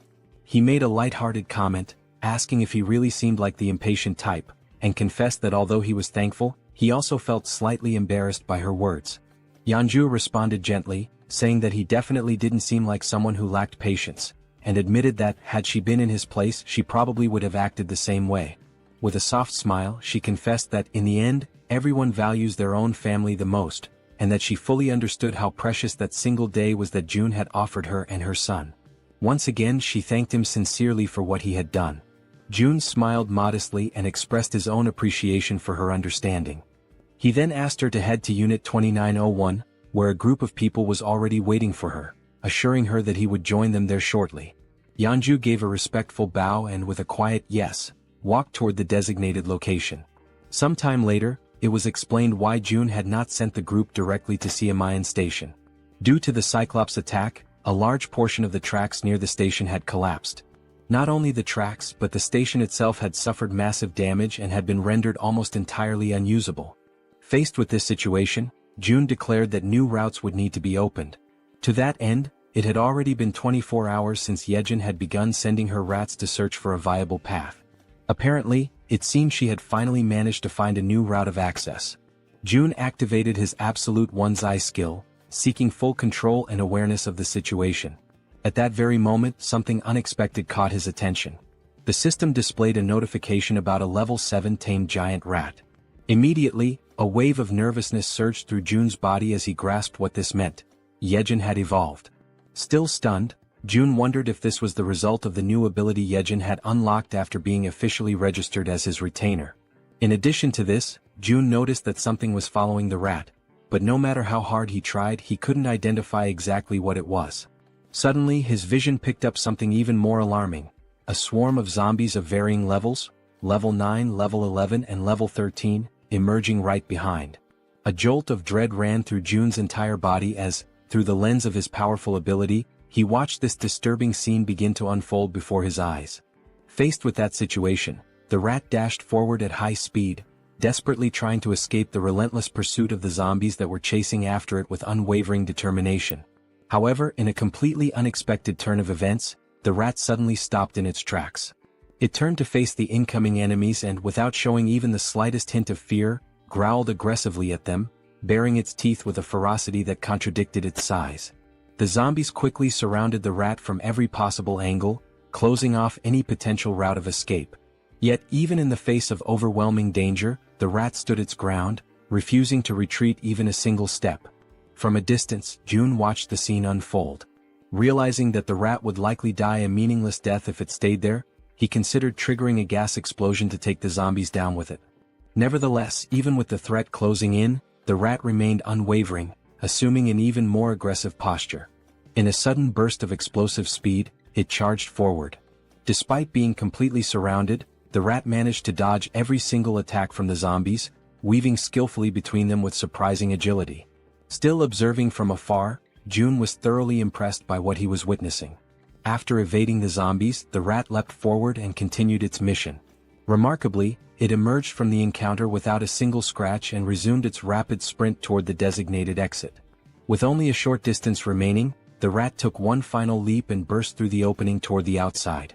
However, something was already waiting for it on the other side, silently, watchfully observing its approach. Its eyes locked on the rat and its sharp fangs exposed, the creature let out a low, menacing growl. It was fully prepared to pounce at any moment. Instantly, the rat froze in place, completely paralyzed by an overwhelming fear in the face of the predator's threatening presence. From afar, June was caught completely off guard, unable to hide the shock from his face as he witnessed the unexpected confrontation unfold before his eyes. In an instant, the level 23 land shark lunged forward with terrifying force. With its enormous mouth wide open, it bit down in a single, clean motion, swallowing the rat whole. The scene shifted to June, who stood in silent despair, deeply disturbed by what had just happened. He questioned what kind of creature that was, but more than anything his eyes widened as he recognized the location. Nampo Station, only a few kilometers away from his own home. This realization struck him hard, making it clear that creatures as deadly as that one were likely roaming near the very place where his loved ones lived, only deepening the anxiety clawing at his chest. Struggling to keep his composure, he quickly acknowledged that he had to hurry. Time was no longer a luxury he could afford to waste. The scene shifted again, this time to Dabin, who was crouched down, sorting through a few boxes. She was clearly exhausted but also visibly relieved to have finally finished her task. Suddenly, someone called out to her, the person in charge of that task. She turned her head and saw that it was June who had arrived, thanking her for the effort she had put in. Wearing a small smile, Dabin responded that she didn't consider it hard work at all, especially since she was being paid for it. She then asked what the new problem was this time. June, slightly uncomfortable, averted his eyes as he tried to collect his thoughts and figure out how best to explain the new situation to her. Immediately picking up on his hesitation, Dabin grew visibly concerned. Now sounding tense and increasingly anxious, she urged him to speak up and just say what was going on already. With a measured and careful tone, June explained that he wanted to request the assistance of Harem for a specific task over the next couple of days and that he hoped Dabin could manage things in the meantime. Caught off guard by the sudden and unexpected request, Dabin forced a smile in an attempt to mask her nervousness. With her voice slightly unsteady, she asked if he expected her to take full responsibility for everything on her own. June then replied that he would be leaving it in her hands for just 2 days. She already knew that this meant a significant amount of work and responsibility. With a skeptical look, she asked if she would be paid extra for the overtime hours she would inevitably have to put in during those 2 days as the acting lead. Upon hearing her question, June offered a subtle smile. Then, with an enthusiastic tone, he confirmed that he would pay her double for the overtime. The moment he gave his answer, Dabin's face lit up with joy. She could barely contain her excitement, now completely energized and ready to handle whatever came next. Elsewhere, a wave of thick green mist, released directly by the system, completely envelopes Harem's body. The scene swiftly transitions to another location, where everyone in the group is now seated around a table, all eyes fixed on June as he prepares to begin the mission briefing. June begins by explaining that, due to the appearance of the massive Cyclops, navigating through Siamayan Station had become significantly more difficult. He expresses regret, saying it would be a shame to abandon the use of the subway line altogether. Soon after, Yejin steps in to clarify that the section between Siamayan Station and Biomnagal, all the way through to Koryang Station, is still fully intact. According to her, there are no monsters positioned along that part of the route, so the group can cross it without much concern. She then places a sheet of paper on the table, which outlines the first main objective of the mission, to secure the route to Biomnagal Station. The man with glasses, visibly uneasy, starts thinking that the best way to get through the current route would be by flying over it. Suddenly and somewhat unexpectedly, Toji interrupts the discussion, not to contribute anything urgent, but merely to compliment Yejin on her impressive talent for drawing maps. June quickly cuts through the mood and brings the conversation back to focus. He recaps Yejin's explanation and then points to a specific area on the map, noting that they must proceed with extreme caution before reaching their final destination. He then informs the group that approximately 500 orcs are currently active in the vicinity of a large supermarket complex. Upon hearing this, Han immediately asks whether they'll have to engage in direct combat with the orcs. Yejin responds clearly, stating that fighting the orcs is not part of the plan. They only need to reach Biomnagal Station and use the underground subway line. She assures them that she has identified a route completely free of orcs, with only a few lower-level monsters needing to be cleared along the way. Silently, June recalls just how much he had invested prior to the mission to ensure that nearly everyone in the group reached at least level 30, with only Fatty and Harem falling short. Against goblins he believed that would be more than enough. June continues by explaining that they should reach Koryang Station without any significant trouble. However, he then immediately points out the real obstacle that lies ahead, Busan Station. The moment he mentions Busan, Toji panics, fearing there might be another giant creature stationed there. But Yejin quickly denies it. Her concern isn't about another giant, she says, but rather the condition of the railway tracks between Koryang and Busan. She then reveals that this particular area is swarming with an enormous horde of zombies. And unless someone in the group possesses an ability capable of wiping out monsters in extremely tight spaces, using that route would pose a serious and dangerous challenge. Everyone is left stunned by the revelation, especially Harem. Trying to remain composed, Harem focuses and slowly gathers the courage to speak. Still nervous, she calls Yejin by name and with trembling hands, says that she believes her ability might be able to help in this situation. Sometime later, the system displays a notification stating that the 100,000 weight limit of her poisonous mist had just been exceeded. Seeing this notification, Harem feels a deep frustration that her contribution has already reached its limit. She opens a nearby door where June and Yejin are waiting. Both immediately begin praising her efforts, telling her that she did exceptionally well. June asks if she's feeling okay. Harem confirms that she is. Although she had felt completely drained at the beginning, something powerful seemed to push her through the process, and now she felt fine.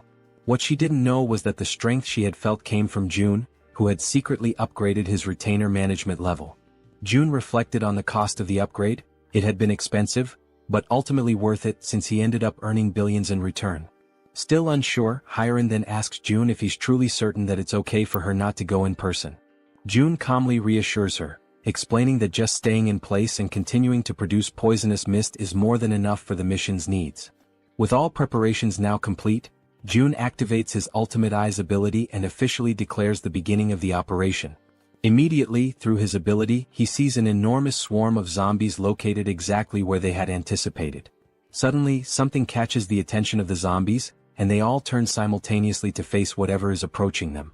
It's a level 3 rat charging rapidly toward them at full speed. The zombies are momentarily stunned the instant they realize what, or rather who, is approaching them. Following the plan with careful precision, June opens his inventory within the system. A dense and toxic green mist is released, spreading swiftly over the horde of undead. In perfect coordination, the rat dashes forward at high speed, weaving through the crowd of bodies and leaving the zombies behind in its wake. Harem's poisonous mist, upon being inhaled, induces paralysis by targeting muscles such as the diaphragm, ultimately causing suffocation. However, the targets this time are zombies, creatures that are already dead and no longer require breathing to function. That is why June had already anticipated this limitation and had prepared a contingency, Plan B. He had instructed Yejin in advance to take over the operation when necessary. Soon, amid the group of undead, several rats waited patiently, alert for Yejin's command. As soon as the order was given, one of the rats lunged toward a fallen zombie. Through the reflection in the zombie's still open eye, the system captured the exact moment the rat bared its fangs and sank them mercilessly into the creature. At that precise instant, a system notification appeared. A level 11 zombie had been successfully hunted. Along with the experience gained, a deposit of 120,085 won was transferred directly to the digital wallet. But the momentum is quickly interrupted when Yejin suddenly calls out to June in distress. With urgency in her voice, she informs him that something seems to be wrong with the rats. In that exact moment, the system displays a troubling notification. A rat has reached level 9. This revelation sets June instantly on edge. He quickly realizes the potential danger. If that rat were to come into contact with zombie blood, it might become infected and transform into one of them. Even more alarming is a far more terrifying thought. Yejin herself may have been exposed to contamination through bites or claw wounds during the battle. In response, June immediately asks whether the rats are still obeying her commands. Yejin confirms that they are, although she notes they have become noticeably more aggressive. Relieved, June lets out a soft breath and remarks that everything seems to be going well, at least for now. Internally, he begins to reflect on what's ahead. If they can make it safely to Jigalki Station, then maybe, just maybe, he'll finally have the chance to reunite with his family. But just as this thought forms in his mind, it is abruptly interrupted by a system notification. An unauthorized individual is attempting to access the shelter through the main entrance. Baffled and alarmed, June stares at the message, struggling to grasp what is happening. Before he has time to act, a second notification appears. The system states that a group of 157 individuals meets the requirements for citizenship and asks if he wishes to grant it. Relying on his instincts, June gives his confirmation. Immediately, another system message is displayed. The total population has now reached 3,000 residents. As a result, a new ability has been unlocked, Economic Activity Subsidy. Reading this new development, June feels a brief moment of apprehension, uncertain of what the implications might be. But then gradually, a small smile forms on his lips. After all, this might actually turn out to be a good thing. The system continues to display new information, this time announcing that salaries will now be paid to citizens, with the amount determined by the titles or positions they hold. The wages will be dispersed separately from the chief's wallet, depending solely on the person's assigned role within the community. Reading this update carefully, June realizes that this would be the perfect opportunity to assign official titles to Dabin and the entire team responsible for managing public facilities. After all, a weekly salary of 700,000 won neatly aligns with a daily wage of 100,000 won, making the accounting straightforward. Tapping the system's interface, he remarks that there is no longer any need to pay people manually, especially when doing so previously meant sacrificing reduced taxation benefits. At the pace things are advancing, it becomes clear to him that they need to expand the department responsible for public facilities management. After all, the funds distributed to citizens through the Economic Activity Support Fund are essentially free resources provided by the system. It's not a small sum either. Even the 100,000 won paid to each employee is considerable. Doing a quick calculation in his head, if 300 workers are on the payroll, that's already 30 million won per day. And if all positions, ranging from basic workers to general managers, are filled, the total amount paid daily could easily reach 50 million won. Thinking ahead, June envisions that as this money circulates, the total income he receives from his tax collection ability will continue to grow. On the other hand, the citizens will inevitably spend that money in his store, effectively funneling it right back to him.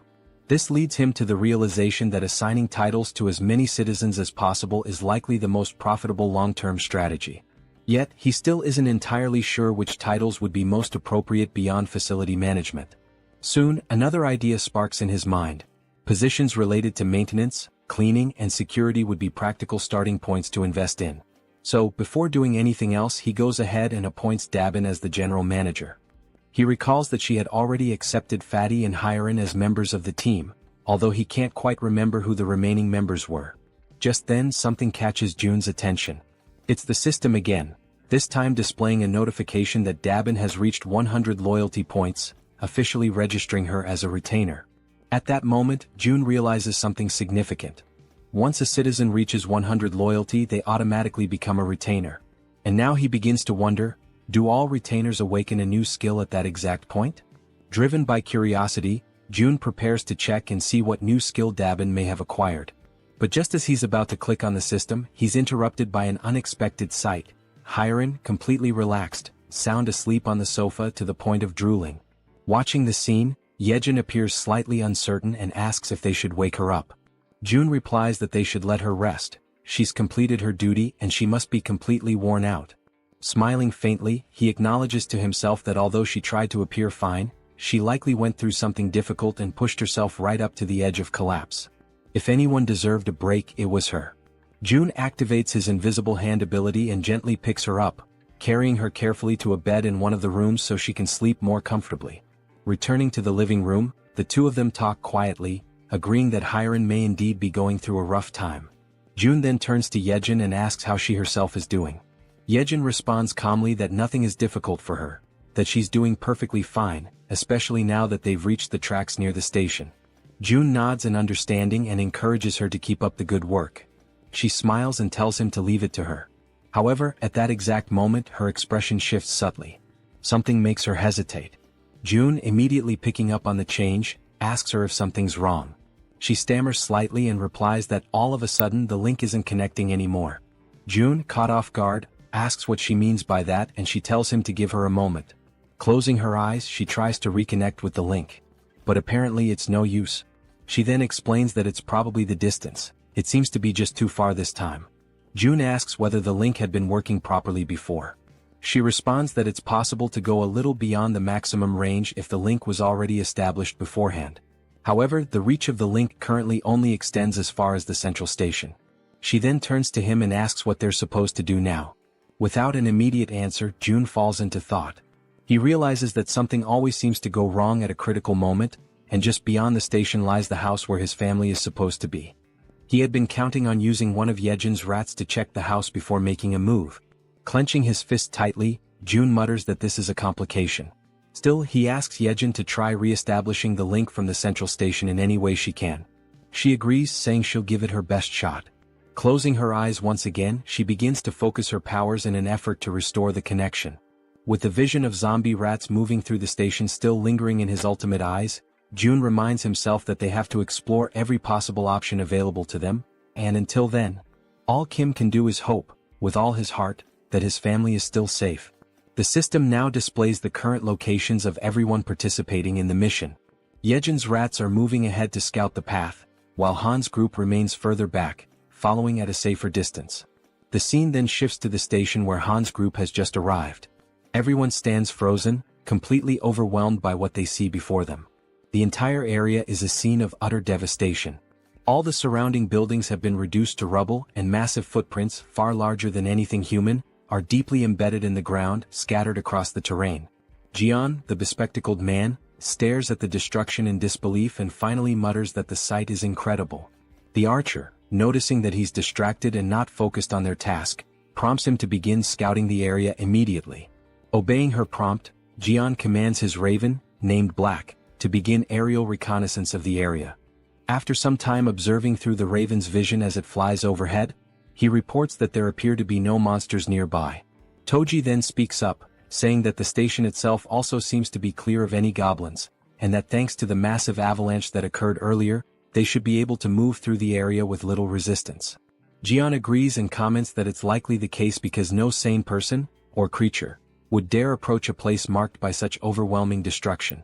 With a hint of concern in her voice, the healer mentions that night is falling fast and that they should find somewhere safe to stay until morning. The archer quickly reassures her, explaining that, based on known goblin behavior patterns, nighttime is actually the safest period, since goblins tend to hide away or go dormant once darkness sets in. At this point Han appears deep in thought. After a moment of silence he speaks, saying that they should keep moving.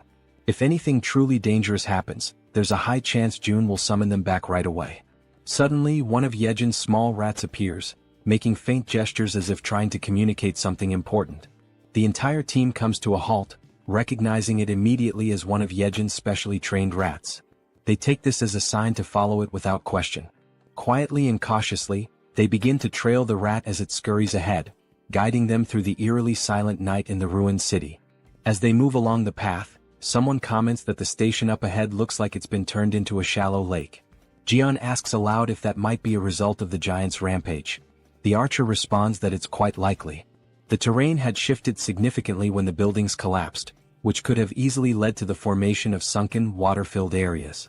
While they continue walking near the edge of the water, something begins to stir beneath the surface of the lake. Slowly, almost imperceptibly at first, something large begins to rise, emerging completely from the water before their eyes. Both Jian and Toji immediately sense that something is wrong. They notice strange movements in the ripples, something that doesn't match the natural motion of water. The others ask them what's going on, and Jian replies that he just heard something that didn't sound like it belonged there. He narrows his eyes and looks carefully ahead, straining to make out details through the dim light.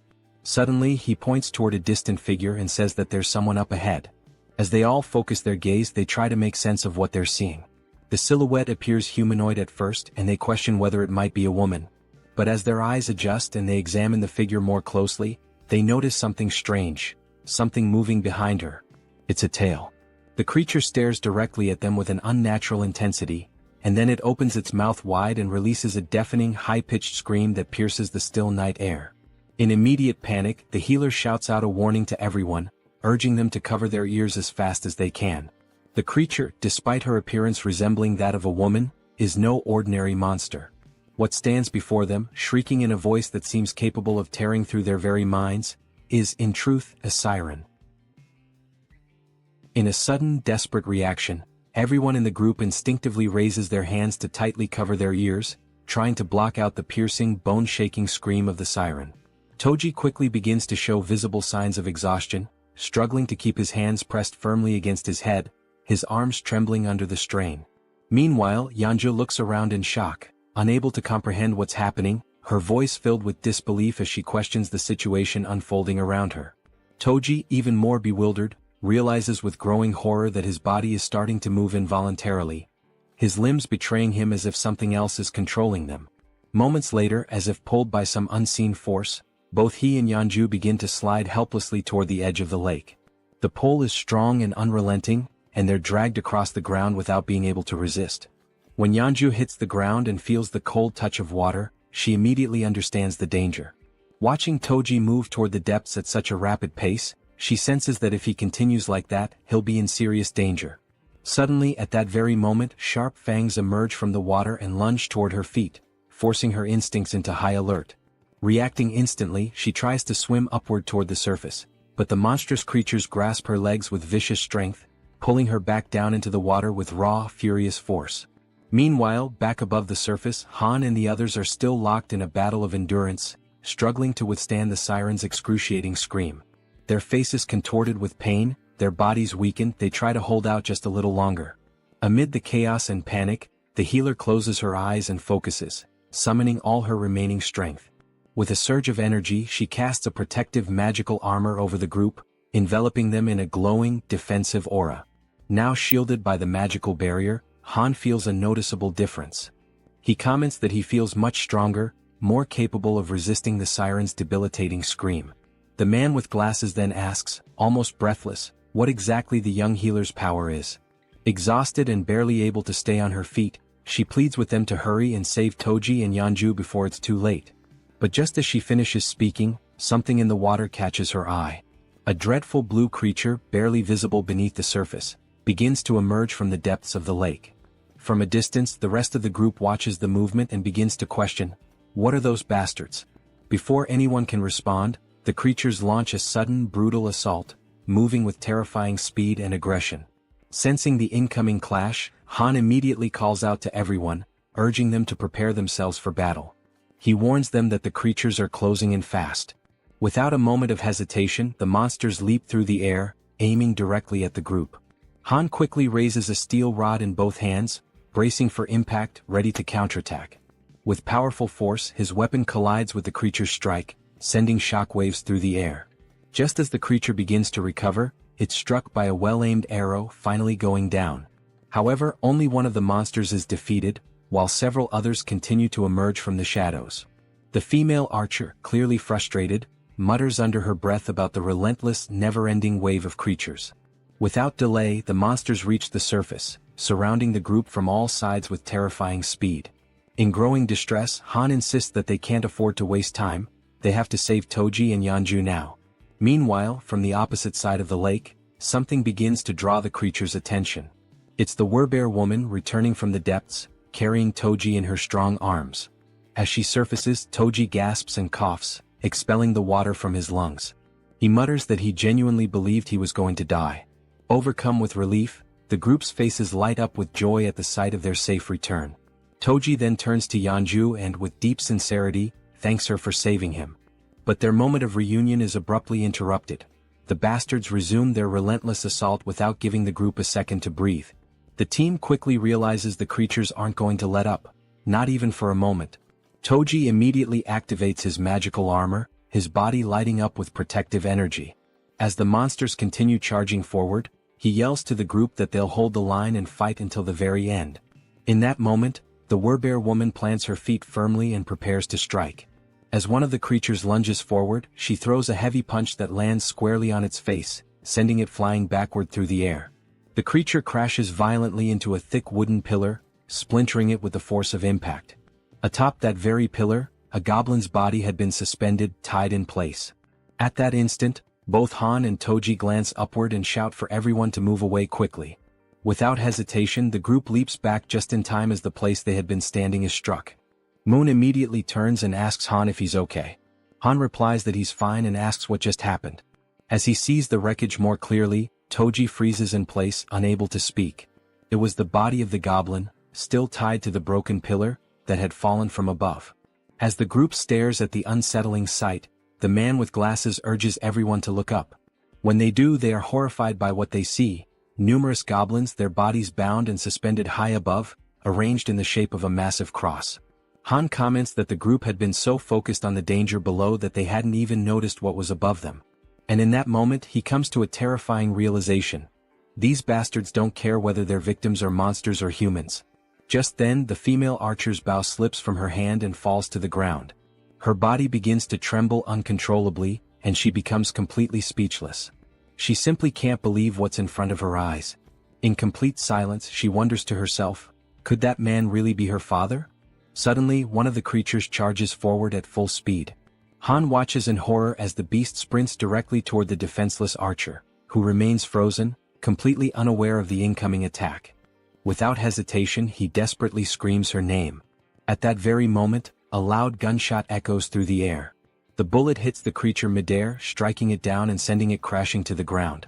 Holding the weapon was Moon, who immediately turns to ask the archer woman if she's alright. Han commends him for his quick reflexes in such a dire situation, but soon notices something is terribly wrong. The archer is now kneeling on the ground, visibly shaken, her expression distant and broken. Suddenly, the man with glasses appears, urgently calling out to Han. He says he may have found a way to deal with the situation they're trapped in. He explains that, through black, he has been able to observe the surroundings from above, and that's how he discovered something crucial. The agonizing sound that's been tormenting them is also what's commanding the creatures. Han is taken aback by the revelation. The man in glasses adds that he still can't fully understand what the siren is saying, but he noticed that every time she opens her mouth, the fish-faced creatures react and begin to move. He then states that if they can find a way to cut off the sound, it's highly likely that the creatures will lose their coordination and retreat due to the lack of command. In the midst of this tense and increasingly hopeless situation, Han agrees that the idea is worth trying. However, he expresses concern that the creatures won't give them the opportunity to make it happen. Wanting to clarify things, Toji asks directly if the entire plan boils down to simply stopping the sound. Han confirms it with seriousness in his voice. Then, with resolve burning in his eyes, Toji declares that he'll be the one to bring down that damn thing and that he has a plan. Meanwhile, on the other side of the battlefield, the siren opens her mouth once more, releasing the dreadful sound, and like obedient soldiers, the creatures respond as if bracing themselves for another coordinated assault. Observing their behavior closely, Han notices that the creatures are changing their formation. The man with glasses assumes they must have realized the group's new objective is to shut the siren down. Han then turns to Toji and asks if he can really rely on him. Toji confidently answers yes, urging everyone to trust him, and makes it clear that all they have to do is open a path for him. He'll take care of the rest on his own. Without hesitation, Healer affirms that she will stay behind to protect the archer. And with the plan now in motion, the group charges forward with unwavering determination. Each member of the team focuses solely on creating that crucial opening for Toji, attacking the enemy forces without mercy and taking down one creature after another with relentless resolve. Han pauses for a brief moment, glances back at Toji and shouts for him to move now. This is the chance. Toji locks onto his target, plants his feet, and grips his halberd with precision and strength. Then, with all his might, he hurls the weapon through the corridor, aiming straight for the siren. The weapon cuts through the air at incredible speed, but the siren reacts swiftly, dodging with ease. The halberd misses its mark and continues its path, clattering past her. The group freezes in stunned silence, watching as the opportunity they carved with so much effort vanishes in a single instant. Yet, Toji remains completely unfazed. The siren erupts into maniacal laughter, along with her grotesque creatures, mocking his failure. But Toji simply smiles, calm and collected. With a sharp glint in his eye, he asks Han if he's already forgotten something. Confused and frustrated, Han doesn't understand what he's referring to, until in a sudden realization his eyes widen. With a trace of sarcasm, Toji then asks, "What's the best way to deal with a fish?" As he speaks, he lifts his hand and activates the recall command on his halberd. The weapon obeys the order, and on its way back, it slices cleanly through the siren's back, impaling her and cutting off her laughter for good. At that moment, the system notifies the group. A level 33 siren has been hunted down. Experience points have been awarded. The halberd returns to Toji's hand as everyone turns to stare at the siren's lifeless body.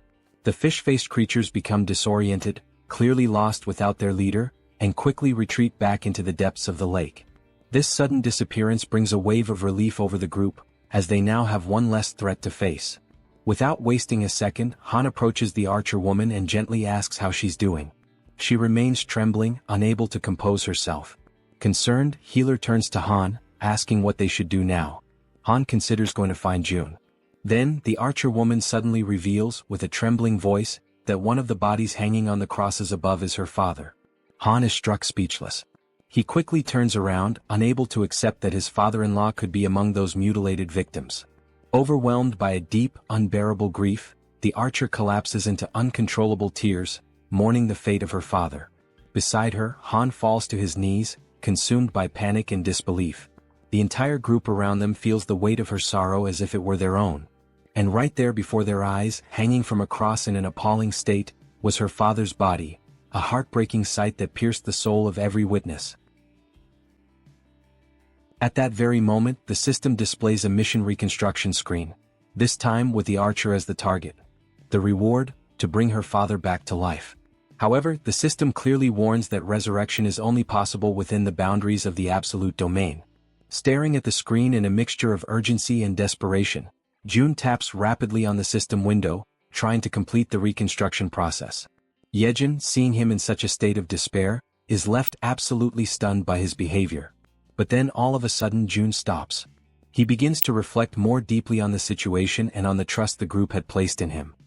He knew that if things had escalated to a point where lives were truly in danger, he would have been summoned without delay.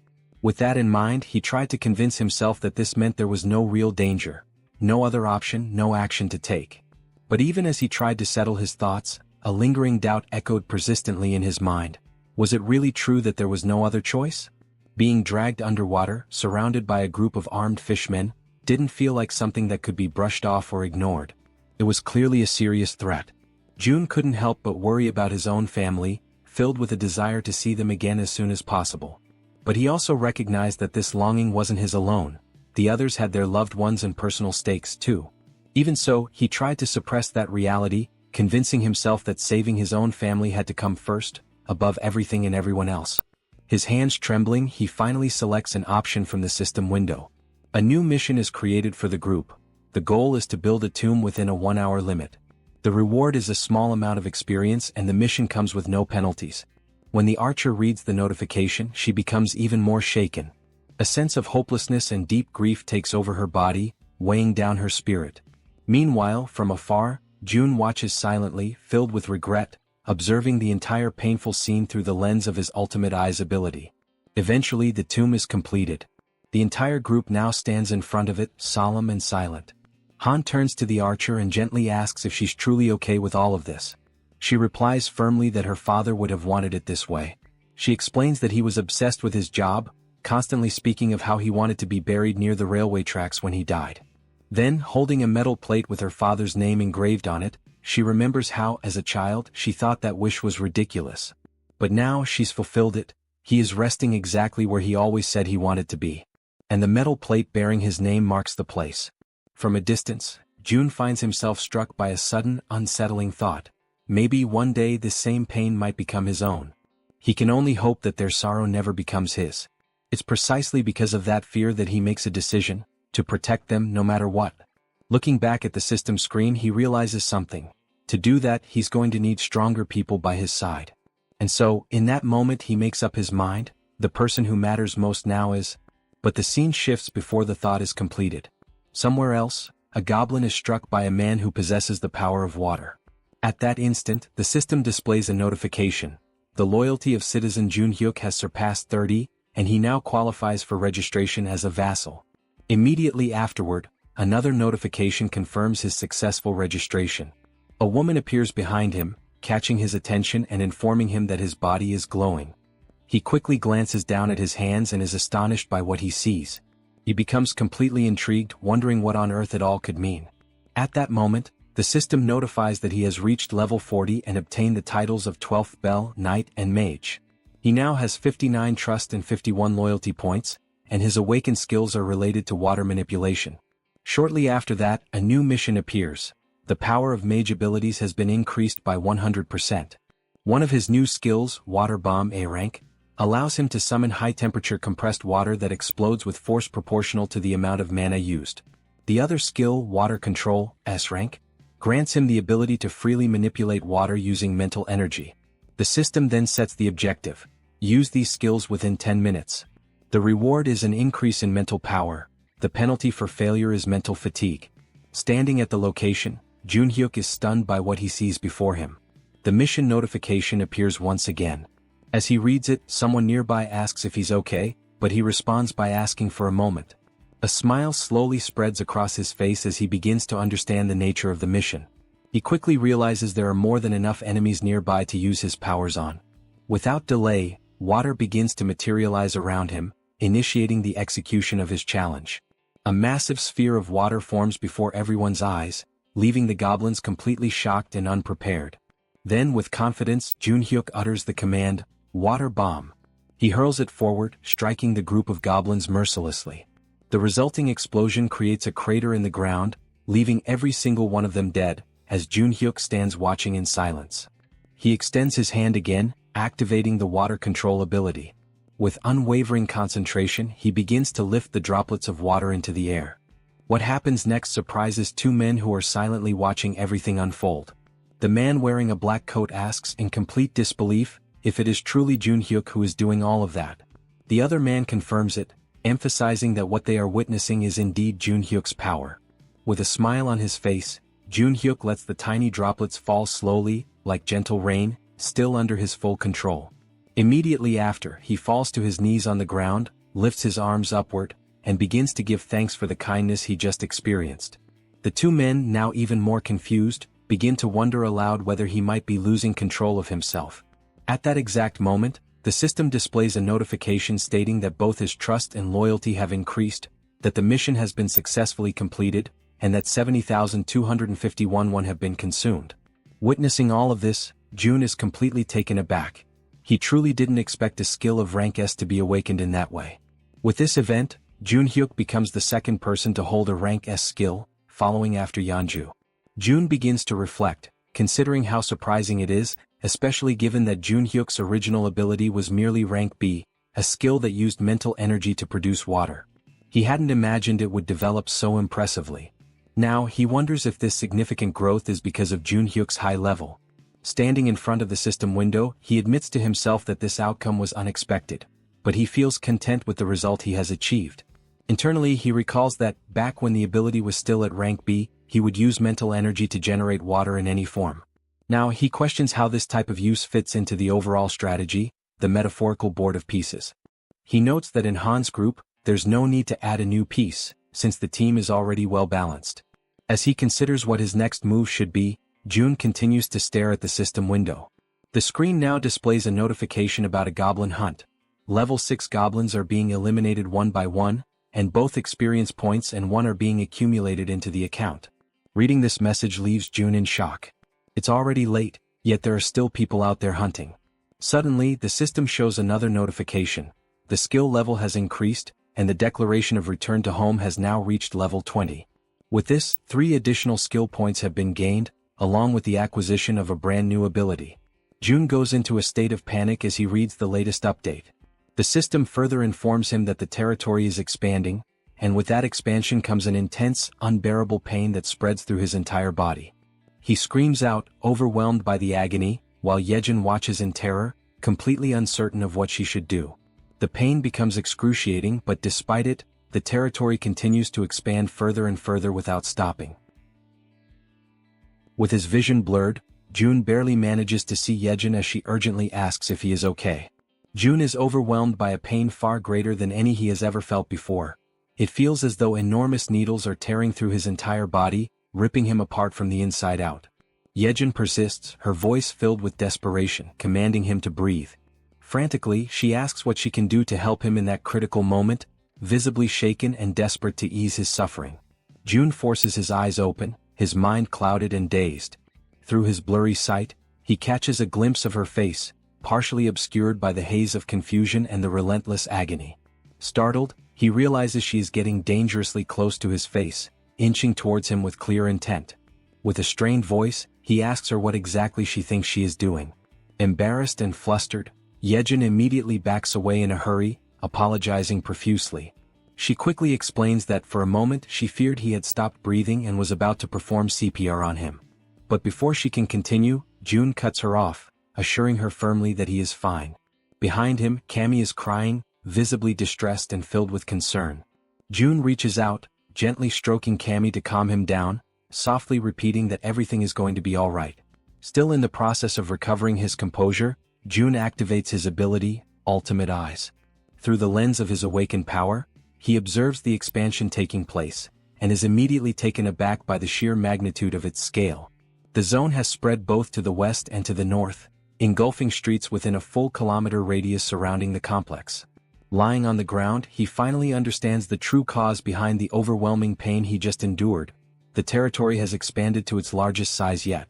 Turning his attention to the system screen, June reflects that no matter how exhausted and drained he feels, now is certainly not the time to rest.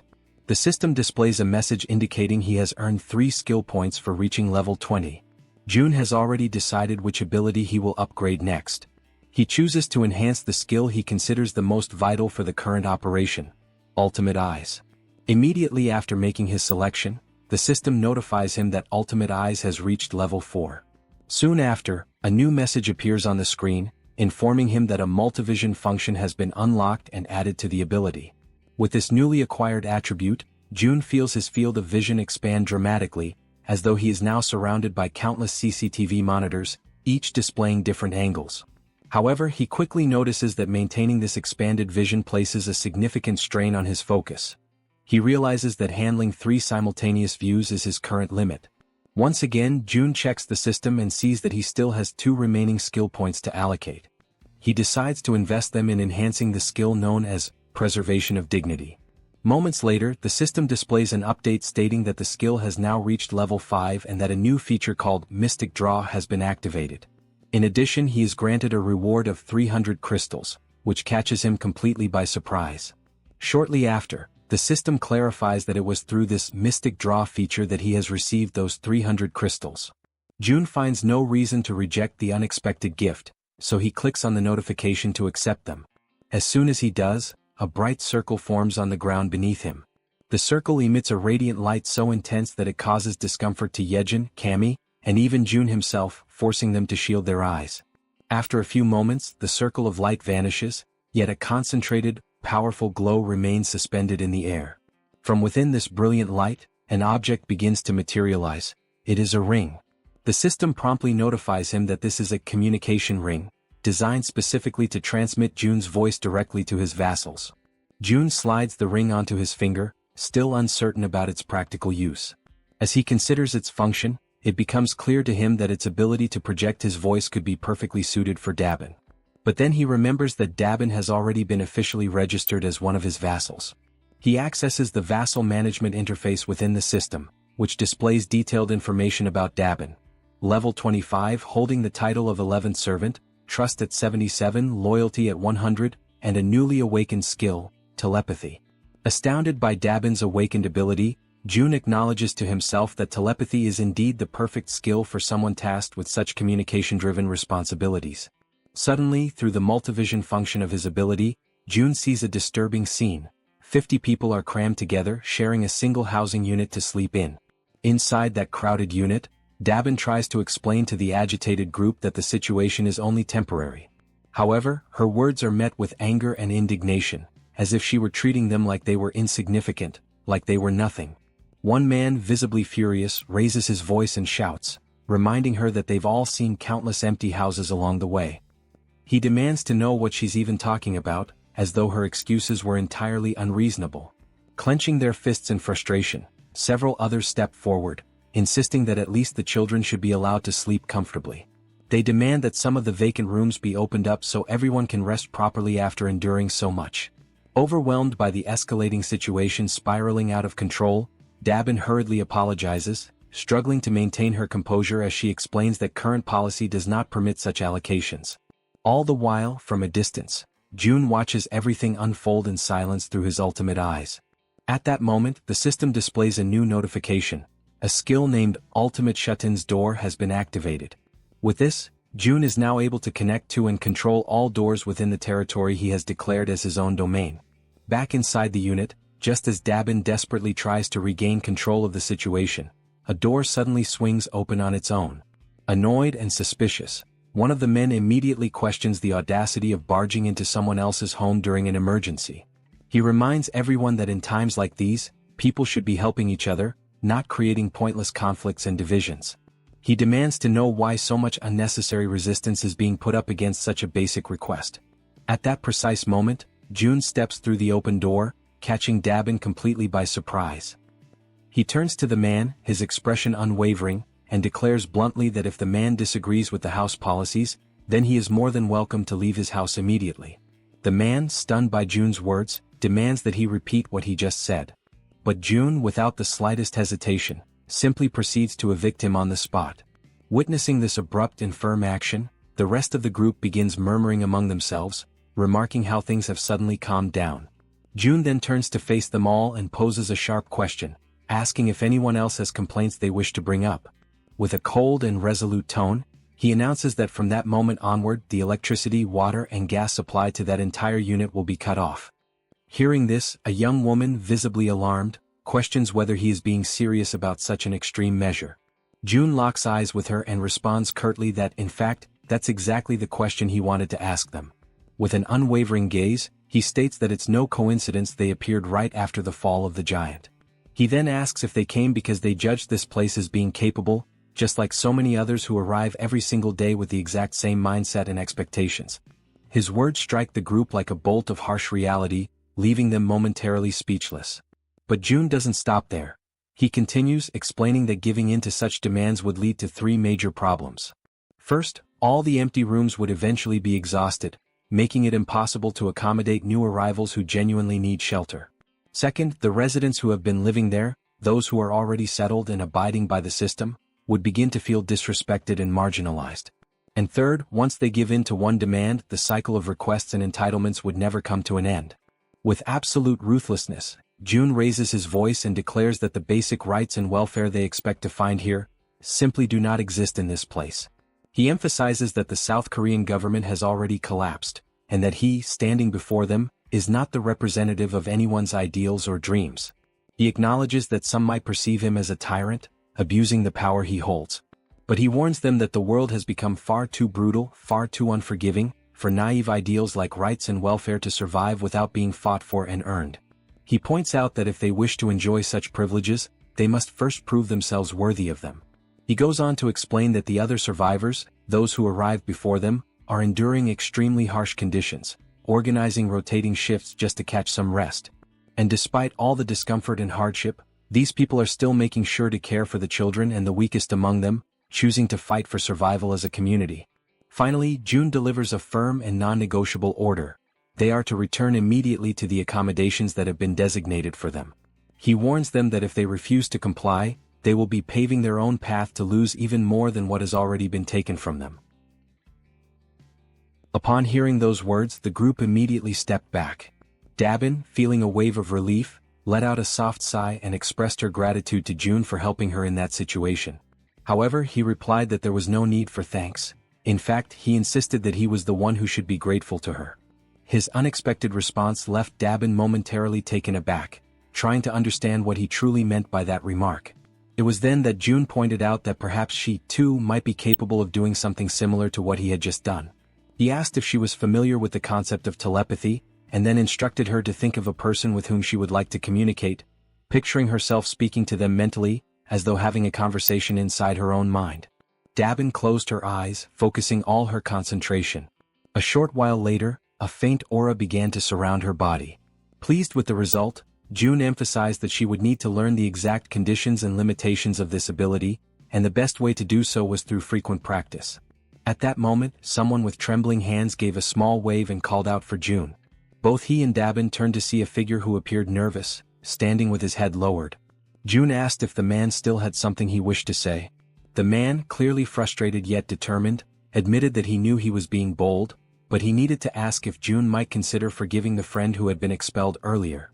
June questioned why he would do such a thing. The man explained that Yoon-sik, the one who had been expelled, was the only person who dared to speak aloud what everyone else was already thinking, and he didn't think it was fair for Yoon-sik to be the only one punished. He then leaned forward respectfully and stated that he would accept any punishment himself, but begged June to show mercy toward Yoon-sik.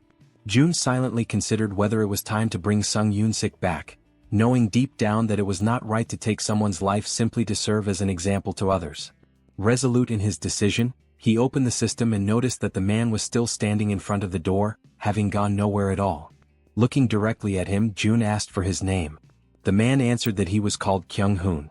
June then informed him that he would grant Yoon-sik his citizenship back.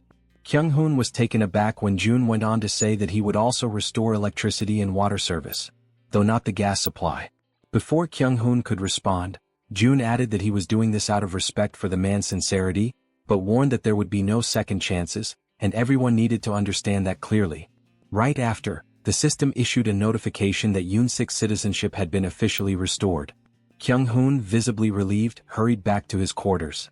Soon afterward, another notification appeared, informing June that Kyung-hoon's trust in him had increased. For a moment, June considered restoring the gas supply as well, but he knew that if he did, the punishment for what had happened would lose its intended effect. His thoughts were interrupted when Dabin remarked that he seemed to be a warm-hearted person. June asked if she was truly giving him a compliment, to which she confirmed with a smile.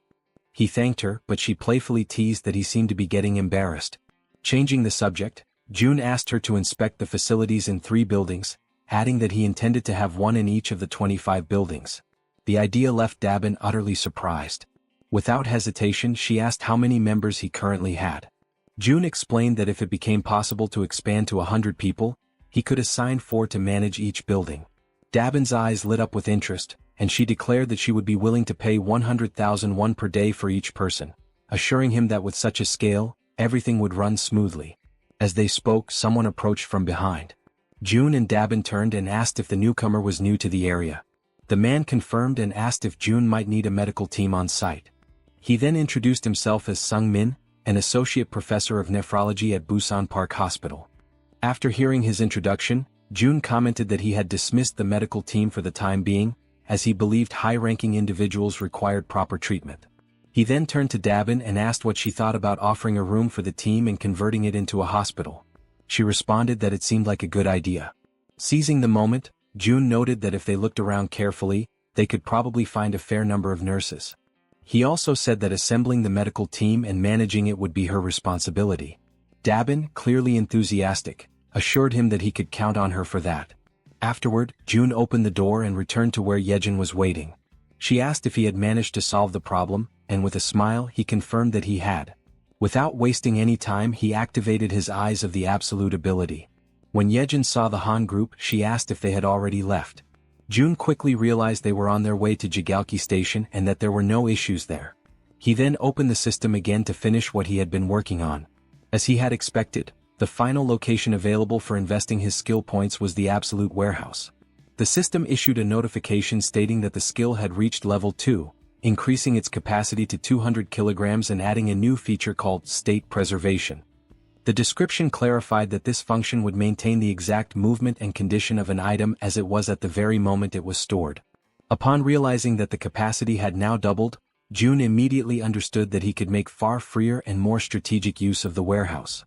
His thoughts quickly drifted toward the true potential of this newly acquired function.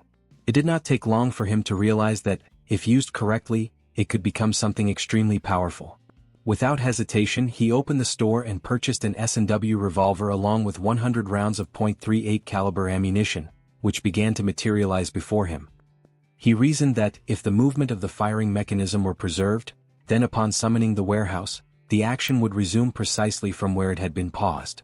With the firearm in his hand, he extended his arm and calmly instructed Yejin to cover her ears for a moment. She stared at him in alarm, her unease growing rapidly when she noticed that he was holding a gun.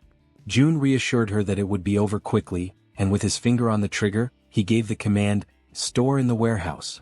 Immediately afterward, he pulled the trigger. The gunshot cracked loudly through the room, reverberating with force, but almost instantly, the system confirmed that the bullet had been successfully stored. It worked exactly as he had envisioned. Flawless. Feeling a surge of excitement, June stepped out onto the balcony of the building, his mind already testing the possibilities of his prediction, while Yejin remained frozen in shock at what she had just witnessed.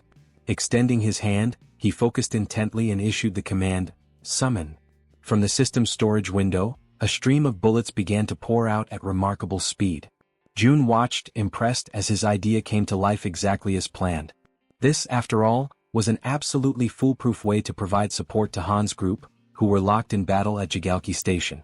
There, goblins were being struck one after another by the incoming bullets, collapsing to the ground in rapid succession.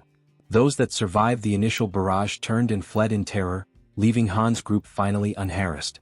Now, with renewed conviction and confidence, Han declared that they had at last arrived at Jigalki Station.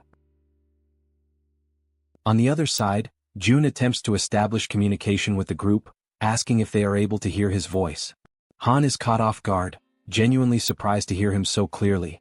Observing Han's startled reaction, June quickly deduces that everyone in the group must be hearing his voice without difficulty. With that in mind, he explains that communication will continue in that manner from now on, and he instructs them all to proceed toward exit number 2. When they finally reach the indicated exit, Han casts a sharp and cautious look around, carefully observing the surroundings, which are now completely deteriorated and consumed by ruin. From a distance, June reflects silently on the fact that from this moment forward, they are stepping into truly unknown territory, where every path could hide a threat. Meanwhile, Yejin is still struggling to re-establish the lost connection with the rats stationed at the central hub, but despite her efforts she has not managed to succeed. Without that crucial link, the group advances blindly, entirely unprepared for whatever might await them ahead. In the midst of this uncertainty, Han breaks the silence, voicing the question that weighs heavily on everyone's mind: where should they go now? June provides direction with calm determination, guiding them toward the large road that stretches to the left. He explains that if they follow it for about 1 kilometer, it should bring them closer to their intended destination. At that very moment, suddenly, something unexpected appears, drawing Han's immediate attention. Through the gleaming reflection in the eyes of the approaching creatures, it becomes clear that the group has fallen into panic. They scramble desperately, trying to put distance between themselves and the vicious fangs of the beast. Han, overwhelmed by discouragement, recalls how exhausting and perilous it had been to face the fishmen earlier, and how narrowly they had managed to escape alive. Now, standing before yet another daunting challenge, he finds himself face to face with a colossal shark. In an instant, the creature opens its massive jaws, revealing rows of razor-sharp teeth ready to tear them apart. Han reacts instinctively, seizing a heavy iron bar to shield himself from the imminent strike. The man with glasses raises his weapon and unleashes a storm of gunfire at the shark, the bullets hammering into its body, leaving the beast dazed and confused. Seizing this fleeting opportunity, Han charges forward with determination, delivering a decisive and powerful blow directly against the terrifying shark's fin. At the same time, the Werbear woman hurls herself into the fray, leaping with unrestrained fury. She crashes down upon the monster's head with brutal force, inflicting a devastating wound. Almost instantly, the system issues a notification announcing that a level 24 shark has been successfully hunted. Experience points are added, and a sum of wands is automatically deposited as a reward. In the aftermath, Han signals to the man with glasses. She focuses intently, linking her consciousness to her raven, Black, and immediately gains a sweeping aerial view of the area. The man with glasses freezes, stunned by what he witnesses through the shared vision. Without hesitation, he alerts the group that the entire surrounding area seems to be overrun by fish. At that tense moment, yet another figure suddenly emerges, and the entire group finds themselves staring directly at an overwhelming presence. Almost simultaneously as Toji looks upward, he notices movement above them. It is not a single creature, but countless blue figures resembling swordfish swiftly closing in from the sky. The group steels themselves for yet another imminent clash. As the creatures approach dangerously close, Han calls upon Toji. He raises his halberd high, focusing his energy, and his armor activates with a flash of power. In the precise instant, Toji strikes with deadly accuracy, his blow landing true. The system immediately notifies the successful hunt of a sky blue marlin, rewarding them with additional experience points and wands. Without a moment's pause, the archer woman unleashes a flurry of arrows, her shots rapid and unrelenting, cutting down the creatures that stubbornly linger in the air. Her voice rings out with unwavering conviction, declaring that the group will not move an inch until every last one of these enemies is eliminated. But suddenly something unexpected catches her attention. It is the healer. Despite firing directly at one of the sky blue marlins, the massive creature continues advancing steadily and unshaken, heading straight toward her. Her ammunition eventually runs out, and she realizes with growing dread that the creature continues to approach, drawing nearer with every passing second. At that precise moment, the system issues a notification announcing the summoning of storage. Immediately, bullets materialize and strike the creature with sharp precision. The system then reports that a level 17 sky blue marlin has been successfully hunted, awarding experience points and depositing the amount of 231,733 won into the account. Upon reading the notification, June notices with frustration that whenever he personally fires the weapon, the payment turns out to be lower than expected. With determination he calls out to Yejin. He demands that she stop trying to connect with the rats and instead focus her efforts on shooting in his place. Without hesitation, he places the weapon firmly into her hands, though she instantly feels insecure and uncertain, nervously questioning where exactly she should aim.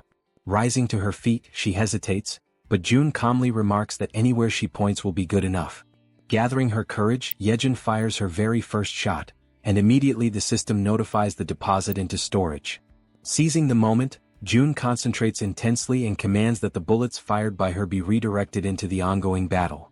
Right after his command, countless system windows open before them, acting as gateways through which the bullets travel, passing directly into the battlefield and striking their intended targets.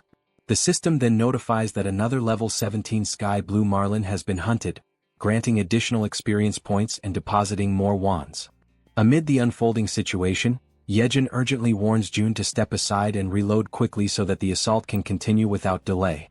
Absorbing the urgency of the moment, June reflects silently that the overall efficiency of the operation has now increased for the 6th time. Even though he feels genuine pity for Yejin, who is clearly overwhelmed, he knows deep down that this approach is absolutely necessary. At that instant the door swings open. Harem, known as the Poison Girl, enters the scene, her expression filled with intrigue as she takes in the chaotic sight before her.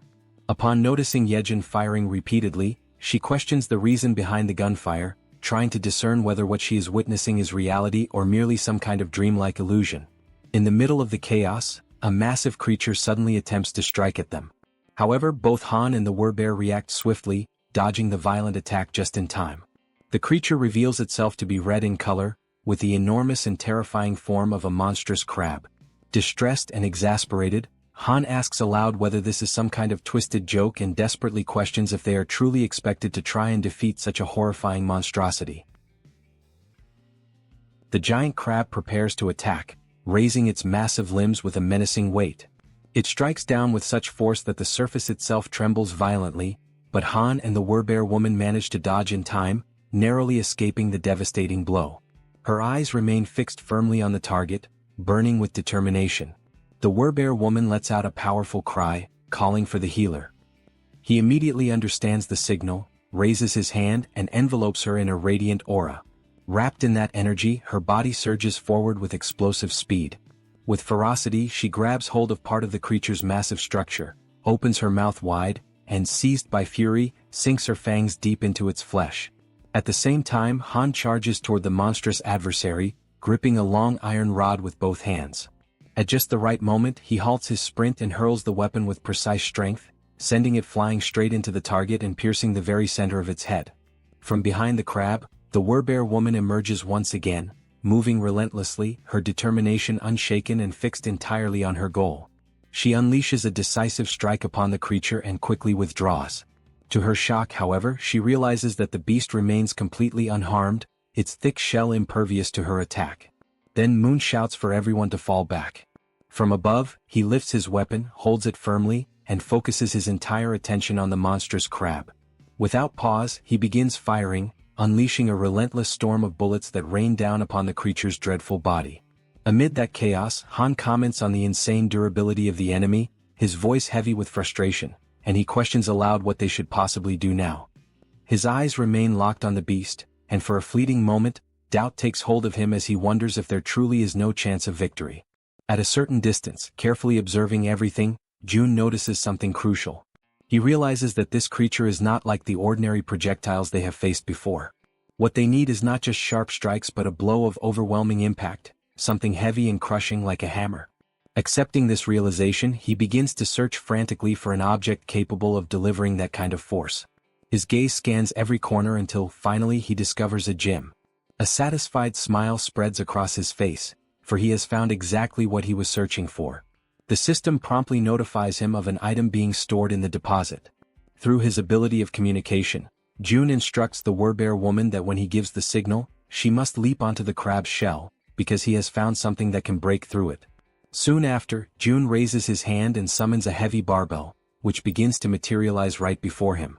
Inwardly, he apologizes to the boy who used to own it, silently promising that he will buy a new one for him later. His plan is clear.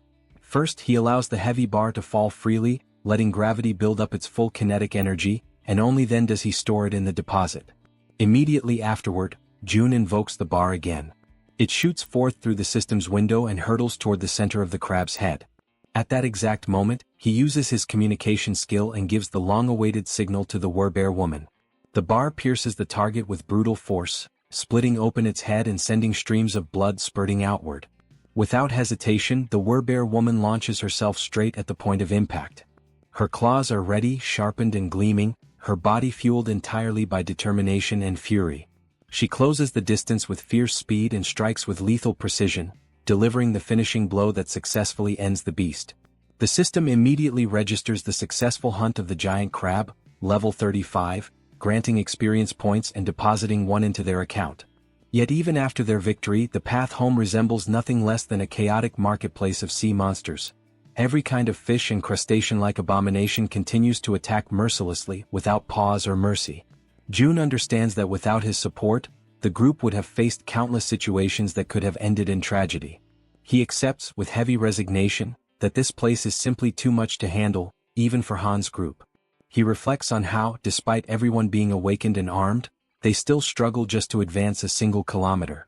Now he must finally admit to himself that the chances of his family being alive are almost non-existent.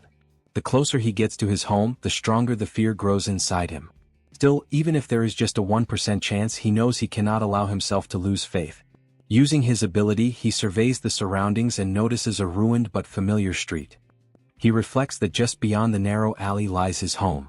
But suddenly, something unusual captures his attention: a tree. Through his communication skill, he commands the group to stop immediately. He knows this city well. It is the place where he was born and raised, and he is certain of what belongs here and what does not. Observing carefully, he realizes that there has never been a tree like that on the main road, and even if there had been, the city would never have left it standing there. This means that the tree appeared only after the world had fallen apart. Calling upon his ability once more, June draws everyone's attention to the anomaly. He asks if they too can see the massive tree ahead. The group confirms that they can. June then declares firmly that the tree is not what it seems, it is a monster. He directs them to prepare for an attack. At that very moment, something strange happens. A single, enormous eye opens upon the trunk of the tree. Before the group, the figure awakens and everything around them begins to tremble as if the world itself recoils from its presence.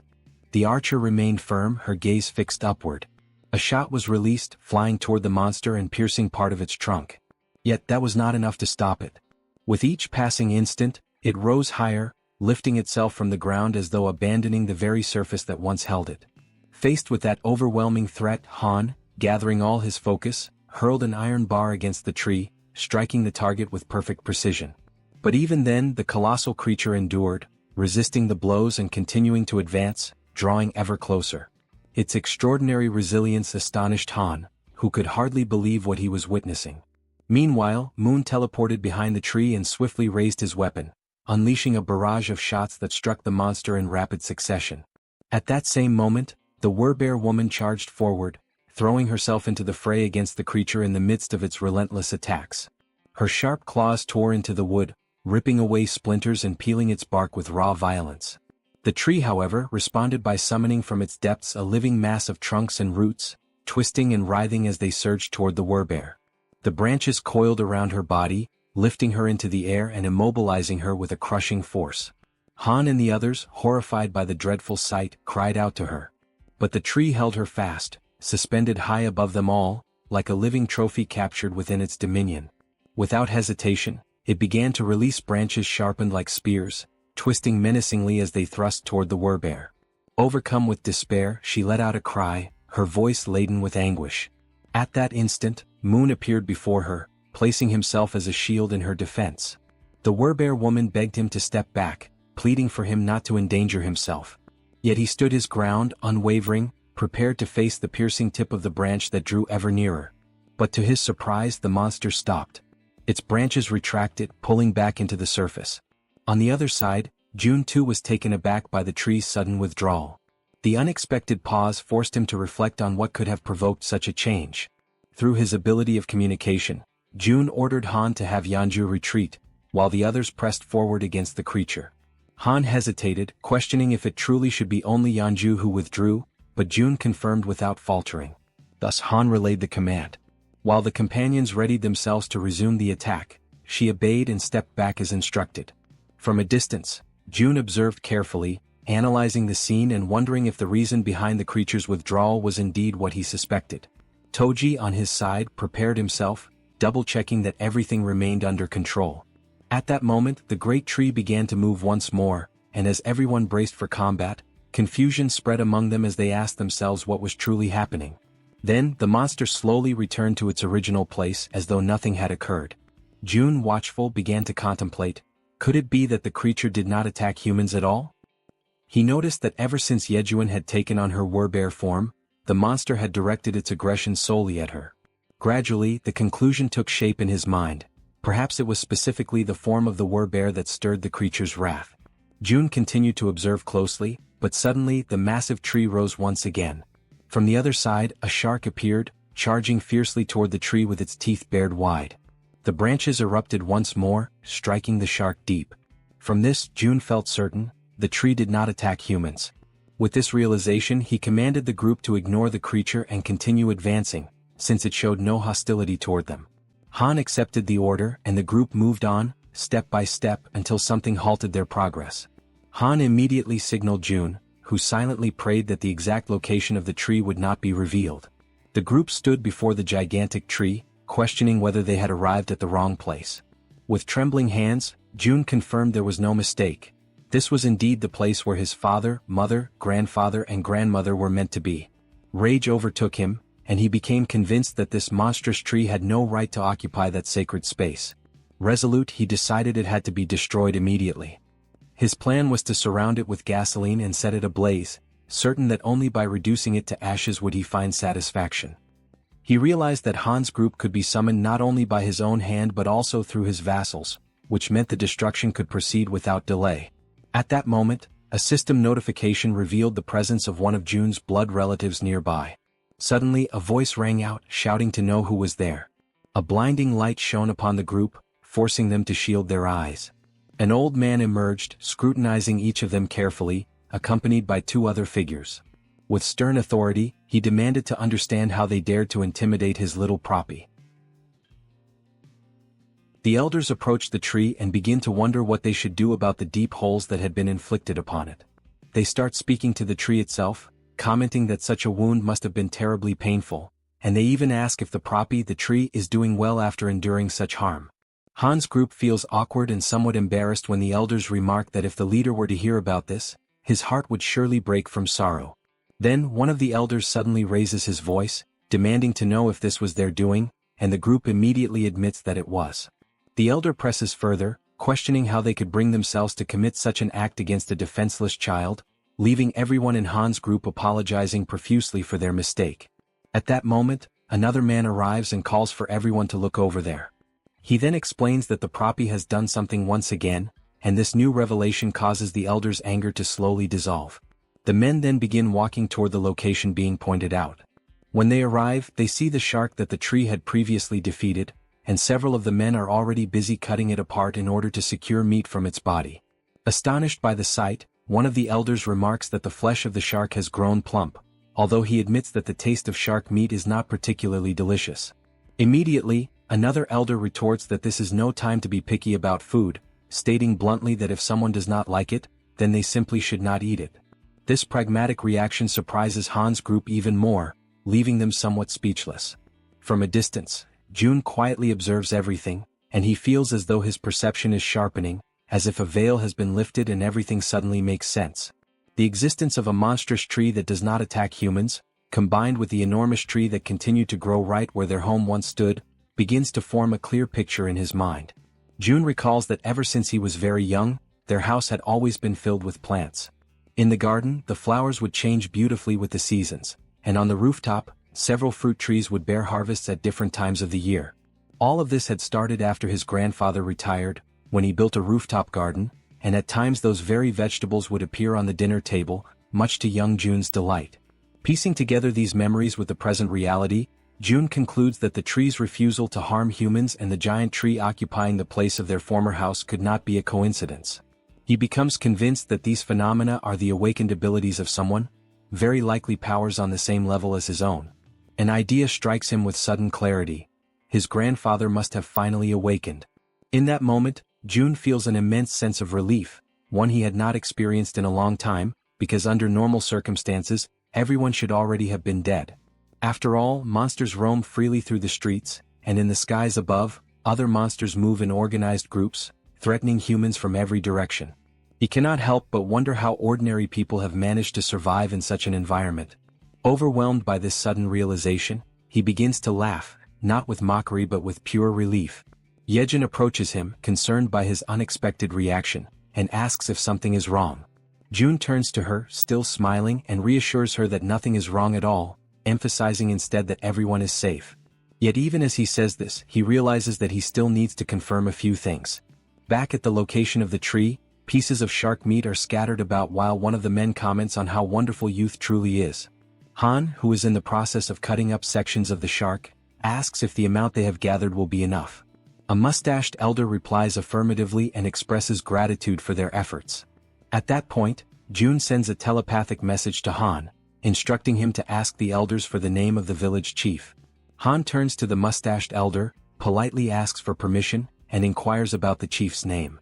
The elder immediately responds by asking if Han is an acquaintance of their leader, before revealing that their chief's name is Li Bangja. Upon hearing this, June affirms with certainty that he already knew, and explains that, indeed, Li Bangja is his grandfather. After some time, the group follows the mustached elder, who informs them that before they go to meet the chief, they should stop at a certain place. It is an area where everyone works together to prepare meals and distribute the meat from the fish. The presence of such an organized communal space leaves Han's group impressed and a little taken aback. Observing from a distance, June notices that the place is crowded, filled with a large number of people, around 100 in total. Giving the impression that the entire marketplace of the city had relocated to that place, the mustached man called over a bald-headed fellow who was busy slicing the meat from Old Park's catch. The bald man stopped cutting for a moment and remarked that he had heard a rumor saying that Poppy had pulled off something once again. The mustached man confirmed with a nod, replying that this was exactly what had happened, and that the shark had been so enormous that the young ones had been forced to step in and lend their strength to help. The mustached man then urged the bald fellow to cut quickly, explaining that he wanted to serve several plates of sashimi to the youngsters. Without wasting a moment, the bald man set to work with practiced efficiency, his hands moving with remarkable speed as he sliced and prepared the fish. Soon enough, he presented an exquisite platter of sashimi for Han's group, the glistening cuts of fresh fish arranged so beautifully that it immediately left everyone in awe, their mouths watering and their stomachs growling with anticipation. The archer, unable to hold back her curiosity, asked the bald man if they had chopsticks available. He replied that they had no need for chopsticks and could simply use their hands. Yet in that very instant, a set of chopsticks materialized in front of them, manifesting out of thin air. The bald man blinked in astonishment and, realizing what had just happened, offered his gratitude to June for this miraculous gesture. Every elder who witnessed the sudden appearance of the utensils was left with their jaws hanging, utterly dumbfounded, for none of them had ever laid eyes on anything remotely similar in their entire lives. The archer then began eating, and the moment the sashimi touched her tongue, her eyes widened in amazement. The taste was so exquisite, so overwhelmingly delicious, that she quickly realized she could not stop herself from eating more. Soon, everyone joined in, devouring the sashimi until their bellies were completely full, all the while remarking that it had been centuries since they had last tasted a dish as fine as sashimi. Watching from a distance, June observed this moment of peace and contentment shared by the group, and an idea suddenly struck him. With a thought, he caused bottles of soda to appear, neatly arranged to complement the meal. Once again, both the bald man and the mustached man were caught completely off guard, their expressions filled with disbelief at the sight. Han, noticing their surprise, asked kindly if they would like to have some as well. Almost at that same moment, several packages of food and provisions began to materialize one after another, stacking neatly in the area as though delivered by invisible hands. The elders, unable to contain their amazement, asked if all of that was truly meant for them. Han confirmed with a smile that it was, explaining that June must have taken a liking to them and was offering these gifts as a gesture of goodwill. From above, someone who had been silently observing all along finally spoke, wondering aloud whether this June, whom they kept mentioning, was something akin to a god. The mustached man turned to his companions, uncertain, and even asked if they should bow in reverence before such a being. But before the conversation could go any further, a voice rang out, demanding to know why the place had grown so noisy. All eyes turned toward the source, and there, standing high upon the massive root of a towering tree, was their chief who had just arrived. At that moment, Jun's heart trembled, for he immediately recognized that figure. It was his grandfather, the very man he had not laid eyes on for what felt like an eternity. Then, as though to confirm this revelation, the system displayed information about his grandfather. It revealed that he possessed a mythical passive ability known as Guardian of the World Tree. The very name alone radiated power and grandeur, leaving no doubt in Jun's mind that it was an ability of overwhelming strength, one that could easily be described as overpowered.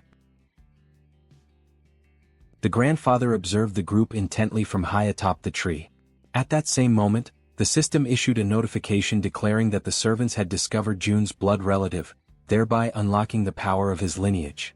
His name was revealed as Li Bang Yeol, level 55, bearing the titles of Lineage, Relative, Druid with a trust rating of 88, and the awakening ability known as Guardian of the Tree and of the World. From his elevated position, he continued to watch in silence until, all of a sudden, he leapt gracefully down from the branches. When his feet touched the ground, Jun immediately noticed that his grandfather appeared far healthier than before. He recalled vividly how frail and aged the old man had once been, weakened by the toll of his declining body and the struggles caused by his cerebral condition. Yet now, before his eyes, there was a renewed vigor and vitality that could only have come from the awakening of such a powerful ability. Through the skill of communication, Jun informed the group that the man standing before them was indeed his grandfather. He asked them to offer their greetings and show respect in his name. Han stepped forward without hesitation, bowing respectfully and recognizing the importance of this encounter. Standing at the grandfather's side, the mustached man began to explain, describing to him how the group possessed extraordinary abilities, even capable of bringing forth things out of nothingness. The elder was astonished by the sheer quantity of food and water gathered in one place, immediately attributing the source of all this abundance to them. Moved to the point of deep emotion, he expressed his gratitude for their presence, recalling the difficult times of the past when even water had been a constant struggle.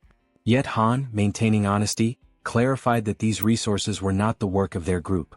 Startled, the chief demanded to know where all of it originated. Han then revealed that every bit of the abundance came directly from Jun himself, and that their group had come here at his request. The grandfather was shaken by the revelation, his eyes widening as he comprehended that the source of such miraculous creation was none other than his own grandson. Han further explained that his grandson now lived in the Siamayan apartments. Faced with this truth, the chief wasted no time. He summoned everyone present, calling them to follow him as he began to ascend the massive tree step by step, leading the way upward. Watching this unfold, Jun reflected that his entire family must be somewhere up above. A flood of emotions filled him at the thought that very soon he might finally be able to see them again. Yet deep within, he acknowledged that the moment for such a reunion had not yet arrived. Still, he believed firmly that once he completed the outpost, he would be able to use the gate of the Absolute Seal to return directly to his home. As these thoughts passed through his mind, he shifted his focus back to the system's window, recalling how, at the very moment he first encountered his grandfather, a new constructible item had been added. Soon after, the system confirmed this with a notification. An annex had been added to the list of available items. The description detailed that this annex functioned as a safe zone located outside the refuge, with an area that would expand alongside the territory of the refuge itself. However, it could only operate in places where one of Jun's blood relatives resided. Reading carefully, Jun reflected that the price of the annex was indeed higher than that of an ordinary outpost. Yet he quickly noted that there was no mention of the annex being susceptible to destruction. His mind returned to the 10 billion won he had received as a subsidy for the construction of the apartment complex. Even after equipping every building with solar generators, more than 7 billion still remained. The decision became obvious. He calculated that investing only 3 billion in the installation would be sufficient, and compared to the vast sum he had at his disposal, that expense no longer seemed significant. Without hesitation, he issued the command to initiate construction. Immediately, the ground beneath his feet began to shift, and a structure started to take form. Watching the process with keen eyes, Jun wondered if the system was showing him a preview of what the annex would ultimately become, for its size and shape seemed to mirror almost exactly the space where he was now standing. He concluded that the annex's expansion must directly follow the growth of the territory itself. When comparing the overall cost, he realized that the 10 billion price tag made the annex far more advantageous than a simple outpost with its limited reach. Then, another notification appeared. The annex required the presence of a blood relative for a duration of 7 full days. June confirmed and authorized the construction, prompting the system to update the timeline. The projected completion was set at 167 hours and 11 minutes. Quietly, June reflected that while the annex was being built, he should ask his grandfather not to leave the country. Yet before he could dwell on the thought for long, his focus was abruptly pulled away by another system notification. Another blood relative of June was revealed. The name disclosed was Kim In-sim, level 21, bearing the title of lineage with a trust rating of 99, but without any sign of an awakening ability. Inside the vast tree, an elderly woman lay upon a bed. The grandfather held her hand with firm gentleness and asked her to listen carefully to the words being spoken by the group.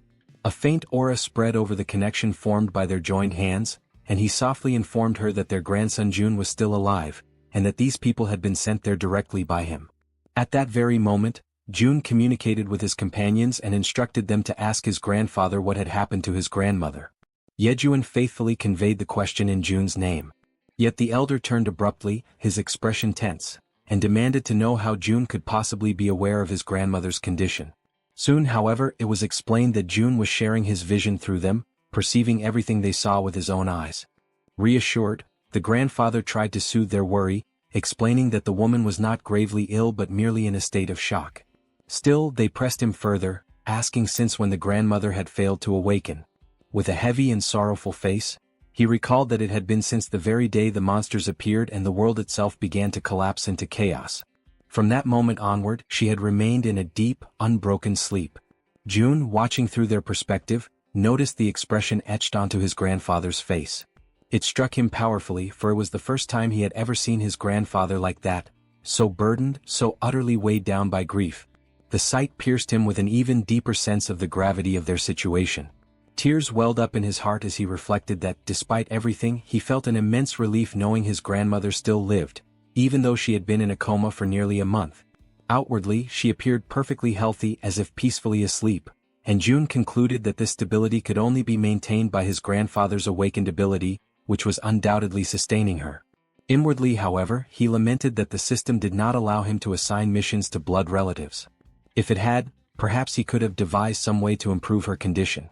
Even if he tried to apply the power of a healer, he knew deep down that his own skill was insufficient for such a task. As his thoughts swirled in silence, he began to grow uneasy. It was strange. 7 people had entered the house and yet no one else had stepped out to investigate. The oddity gnawed at him, and so, through his group, he asked his grandfather about the fate of his parents. The old man, acknowledging that June was following everything closely, chose to speak as though addressing his grandson directly. He explained that, on that fateful day, June's mother had left for work, while his father also departed to earn money for the household. He expressed his belief that they had probably found refuge in some hidden, secure place, emphasizing firmly that June's father would never abandon his wife under any circumstances. Yet June recognized, in the undertones of his grandfather's words, that the man did not truly believe in the survival of his parents. And within himself, June felt the same grim certainty. Without a transcendent ability like the one his grandfather possessed, the chances that his parents had survived were almost non-existent. But still he refused to let go of hope. Through his ability, June issued a new order. The next target must be the Wuwang Nursing Hospital, even if the chances of finding them there were small. Acknowledging the efforts of his group, he decided that they should rest for the night. He made it clear, however, that when dawn came, nothing else would matter. Tomorrow they would all go after them. At that instant, the system interrupted his stream of thoughts with yet another notification. To his shock, the message declared that a blood relative of the Absolute had been detected in the vicinity. Without hesitation, June issued a command to Yejin, who quickly relayed his orders to the rats. The young woman asked what precisely she should convey, and June instructed that every single nearby survivor was to be located without delay. Then he noticed something crucial. The alert was not pointing toward Dongjian's, but rather toward his very own location. Conviction settled deep within him. The ones approaching could only be his mother and father. The scene shifts to a street where people are hard at work, cutting apart and stripping the hides of the animals and strange creatures they have captured. One man comments that the work is still far from over, even at such a late hour, while another replies that this only means there will be an abundance of food for everyone. Suddenly, something unusual catches the attention of one of them, and immediately all turn their eyes upward. High above in the sky, countless dreadful creatures are flying, each with a terrifying and distinct appearance, none resembling the other. Without warning, a bell begins to ring frantically, its rapid toll echoing like an urgent alarm across the area. From the top of a watchtower, a man spots the approaching swarm and shouts to announce the arrival of monsters. Chaos quickly spreads. People begin running in every direction, rushing to move everything into the seafood storage house and to close the shutters with haste. The order is unmistakably clear. Everyone must move as fast as possible. The panic intensifies when one of the men shouts for the village chief to come out immediately. The group accompanying Jun's grandfather turns toward him for guidance, and he promptly informs them that a massive horde of monsters is approaching. From a distance, the grandfather and the group gaze upon the advancing scene, watching in silence as the creatures flood across the horizon. Han, overwhelmed by the sight, questions aloud whether all those beings can truly be considered monsters. The grandfather raises his hand and confirms, his voice grave, while simultaneously giving the command for the trees to move. The command is obeyed without hesitation, the forest itself responding to his will. Meanwhile, Han recognizes the gravity of the situation and volunteers to join the fight. However, the grandfather firmly instructs them to stay back, explaining that the monsters are not targeting humans. He adds, with a grim tone, that everything suggests these creatures are actually fleeing from something far greater and far more dangerous than themselves. Yet he warns that even so, they will not pass without leaving destruction in their wake. A radiant green aura begins to envelop his body, spreading outward in waves of power. At that moment he connects with the surrounding forest, and numerous trees shift together, intertwining and forming a massive living barrier meant to shield them from harm. Inside the protective wall of trees, the group watches in astonishment as the winged creatures soar above them, passing over without striking. It becomes clear that the group was never their intended target. Still, those advancing by land charge relentlessly toward the barrier, forced to confront the trees that now stand as their obstacle. The pressure mounts, and once again Han offers his assistance, but the elder sternly refuses, demanding that they remain within the safety of the barrier. At that instant, the old man lifts his leg and at his command, countless trees surge forward, their sharp branches piercing through the creatures on the ground. The entire group is shaken, overwhelmed with shock, as they witness the overwhelming display of the grandfather's power. The creatures, impaled by the trees, are lifted mercilessly into the air, suspended and displayed like gruesome trophies of the living forest. Yet more monsters appear, hurling themselves at the barrier, biting and tearing savagely at the trunks.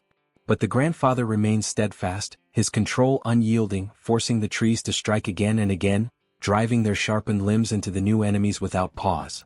The system begins to flood with notifications, marking each victory. A message appears, declaring that a level 24 land shark has been hunted.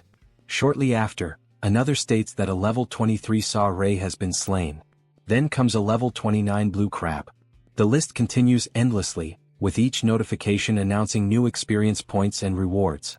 Another message informs that all attributes of the group increase in trust. Their gained experience is multiplied tenfold and evenly shared, although the ascent rewards remain monopolized by the hunter himself. Inside the building, Jun observes the entire scene with his mouth agape, stunned by the cascade of notifications piling up before his eyes.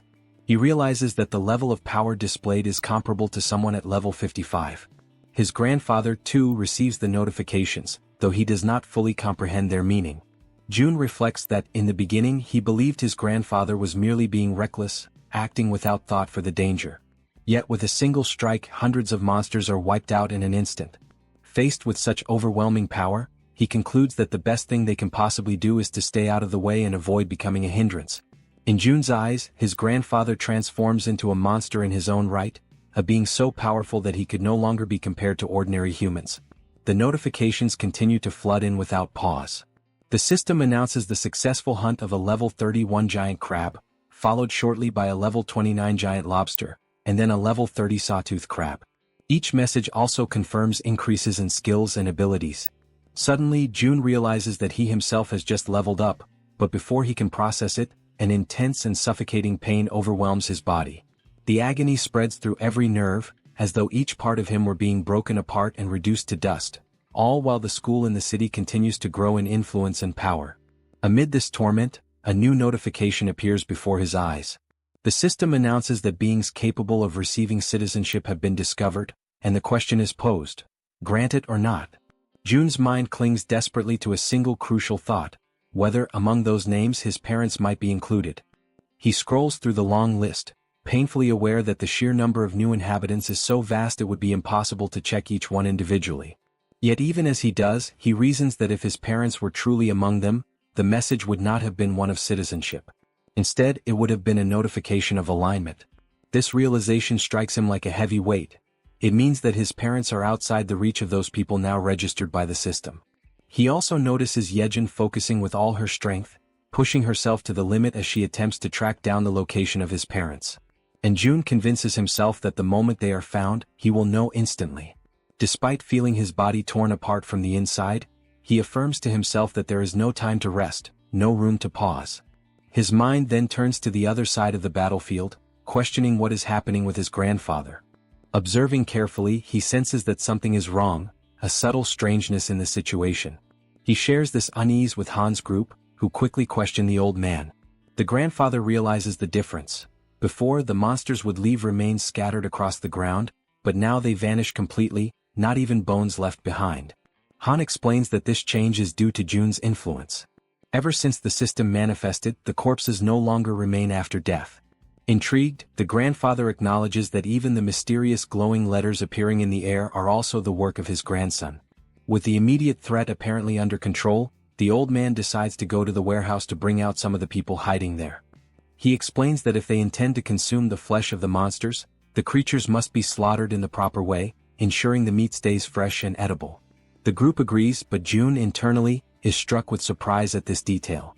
Never before had he thought of monsters as a source of food, and for the first time he begins to truly consider the possibility. He extends his hand and issues the order to register the item. Before him, a creature begins to materialize, its form gradually solidifying until its outlines are clear and distinct. The system then notifies the success of the registration, categorizing the item as fish. Pleased, June realizes that his attempt has worked, and that this could indeed feed hundreds of people. Yejin suddenly gasps, her eyes widening in shock as she locates someone of immense importance. Without delay, she quickly announces her discovery. June turns at once, his entire body trembling with expectation. The system confirms it.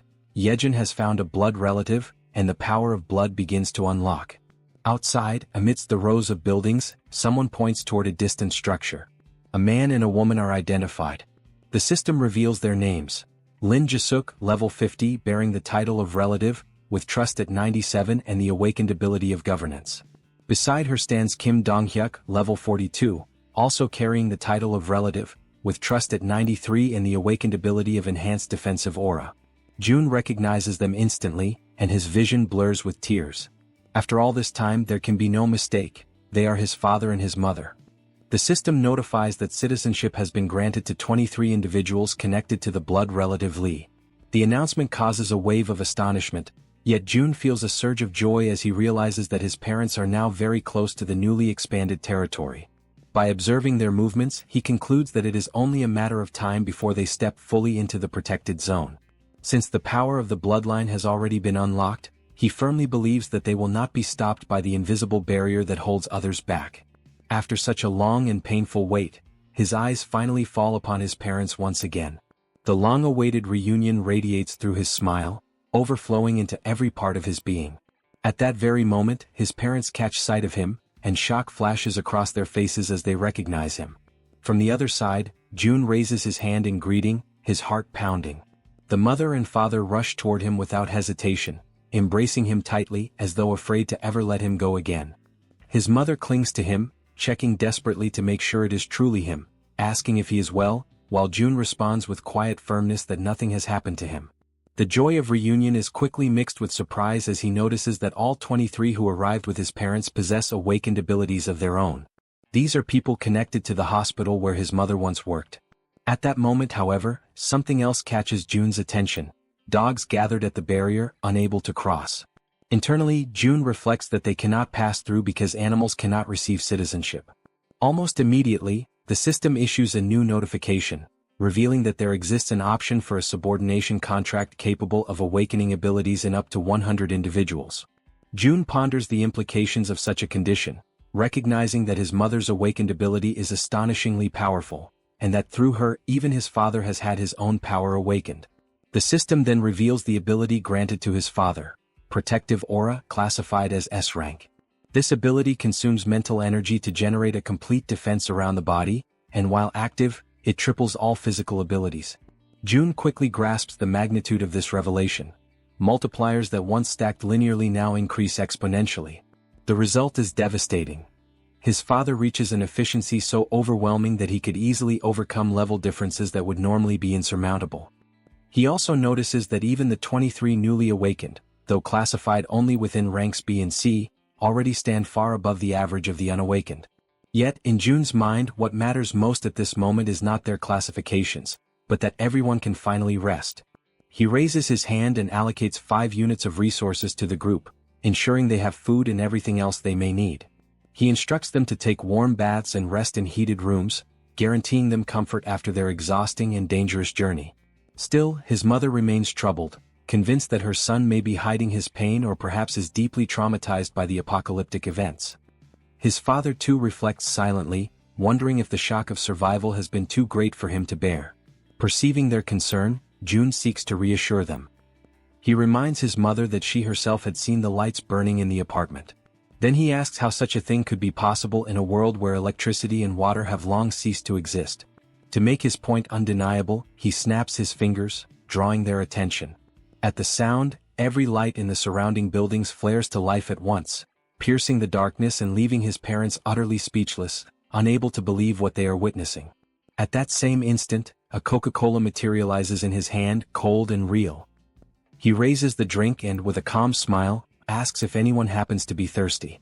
A young girl rushes forward almost immediately, clutching the bottle with trembling hands, asking in disbelief if it is truly real and whether she can actually drink something so rare. June then conjures a drink for each person present and invites them all to follow him, guiding them toward what will become their future homes.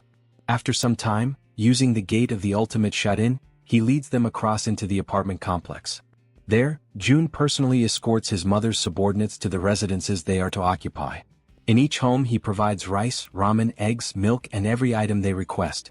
As they walk together down the hallways of the building, his mother cannot hold back her worry and finally asks if it is truly acceptable for them to occupy residences that once belonged to other people.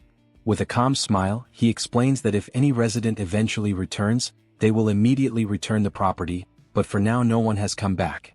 He gently asks his mother not to worry, and then opens the door of one of the apartments, inviting them to step inside quickly. Once inside, 2 companions of the group lower themselves respectfully, bowing and greeting with polite gestures. The father and mother, astonished, remain frozen in place at the unexpected sight. The woman, overcome with curiosity, asks whether one of them might be her son's girlfriend. He denies it at once, and one of the young women firmly declares that both of them will serve his parents with dedication and care. However, he responds with firmness, questioning why they should be the only ones responsible for looking after his parents. Acknowledging the effort they had already put forth until now, he soon allows them to rest, and the 2 quietly withdraw in silence. Left alone as a family, they gather together at the table. June then begins to ask about everything that had happened to his parents since the beginning of the chaos. He recalls how his father, who worked as a taxi driver, had gone that day, as usual, to pick up his mother after her work shift. It was at that exact moment that the monsters suddenly appeared. Side by side, they managed to protect each other and, as a result of their determination, survived. And just as June had suspected, it was his mother who awakened her abilities first. After listening attentively to their account, he shares his own journey in return. The skills he had acquired, the dangers he had faced, and the ways in which he had managed to survive up to that point. He also tells them about the condition of his grandmother and the constant care his grandfather had been devoting to her. Their stories weave together, filling the night with memories and emotions. Time flows by, midnight approaches, yet the warmth of the long-awaited family reunion transforms their home into the safe refuge they had been yearning for all along. The scene shifts to the city hall of Nagasaki, where heavy rain was falling over the waters of a river. At its edge, a man lifted his eyes toward the sky, deeply intrigued, while his companion stood beside him, equally confused by what was unfolding before their eyes. From the dark depths of the river, a colossal monster began to emerge. Both of them watched the enormous creature moving before them, unable to hide the terror that gripped them. One of the men shouted in a mixture of ecstasy and fear, repeating over and over again that the monster was passing by. The sheer size of the beast made it clear that wherever it went only destruction and ruin would remain in its wake. The scene then shifts to the following day. Jun immediately shares with his grandfather the astonishing news that he had found his parents, recording a quick video to show them. On the other side, through the screen of a phone, the grandfather beamed with radiant joy at the sight of them, while showing them to the grandmother at his side. The mother, overcome with emotion, asked if she could also see a recording of her father. Han responded without hesitation, filming the video that showed him. As she watched, her eyes quickly filled with tears, and Jun, trying to comfort her, reassured her that very soon they would all be able to reunite. The completion of the annex, combined with the power of the Absolute Gate, would allow them to reach the main house where the grandfather resided. In the meantime, he organized Han's group so that they would continue hunting monsters until the construction was finished, using the main house as their central base. The presence of Han Yujun and Kim De-jong made the progress of the construction much more efficient. Soon, a notification appeared, revealing that 3 servants bearing the title of knight had joined the construction site, which instantly increased its efficiency by 50%. However, the wave of monsters from the previous night had significantly raised their numbers in the surroundings of the main house. Hunting in that region was proving to be far more profitable, since the monsters were now everywhere. He reflected that with the expansion of Haven, hunting within its borders had lessened, and many creatures continued to wander without realizing they had already entered the sanctuary's territory. All the goblins in that area had already been exterminated during the leveling up of the day before. Making a firm decision, Jun summoned his ability and called upon Dabin, instructing her to deliver a message. Focused and attentive, she stood silently waiting for his words. He ordered her to inform everyone that with the new expansion, they were only allowed to hunt beyond Siamayan Station. In addition, he requested the formation of a rescue team to save survivors, including those who had specifically asked for medical assistance. Dabin accepted each order with absolute seriousness, determined to carry them out flawlessly. Inwardly, Jun reflected on the grim reality that within the newly expanded area there were still thousands of survivors living in terrible conditions. Even within the safety of the refuge, more than 10 people were dying due to the lack of water, since leaving the area was impossible. Humanitarian aid was arriving, but it was still far from sufficient. With renewed determination, he reaffirmed to himself that he had to save as many people as possible. He emphasized inwardly that if necessary the Absolute Gate must be used to reach them directly, or if not, other means must be found to heal and sustain them. The mother noticed the serious expression on her son's face, and even before he could explain the reason behind it, she immediately understood the situation. She offered her help without hesitation, a gesture that left him surprised. Among the people she had brought, some possessed healing abilities, particularly effective against dehydration, fainting, and poisoning. Because of this, she believed that by establishing subordination contracts with the team, they might be able to awaken proper healing abilities. Her intuition soon proved correct. More than 80% of the new subordinates manifested healing gifts, even if only at a basic or low level. Although they lacked significant offensive power, the rescue team quickly calmed the chaos, stabilizing those in distress with remarkable efficiency.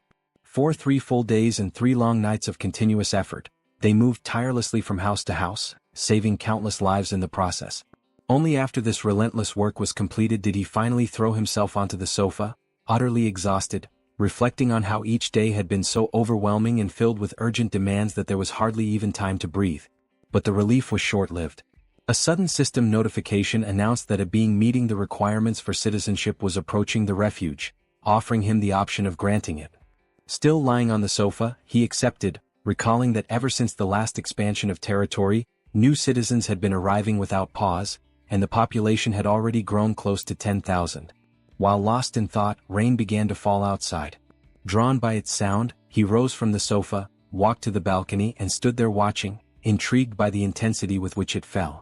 In that very moment, Dabin contacted him through the communication ability, her voice serious. She explained that the rescue team was requesting permission to leave the territory in order to carry out an urgent mission. Jun considered the decision dangerously reckless. Marine monsters now surrounded the region, rendering it impassable for ordinary people.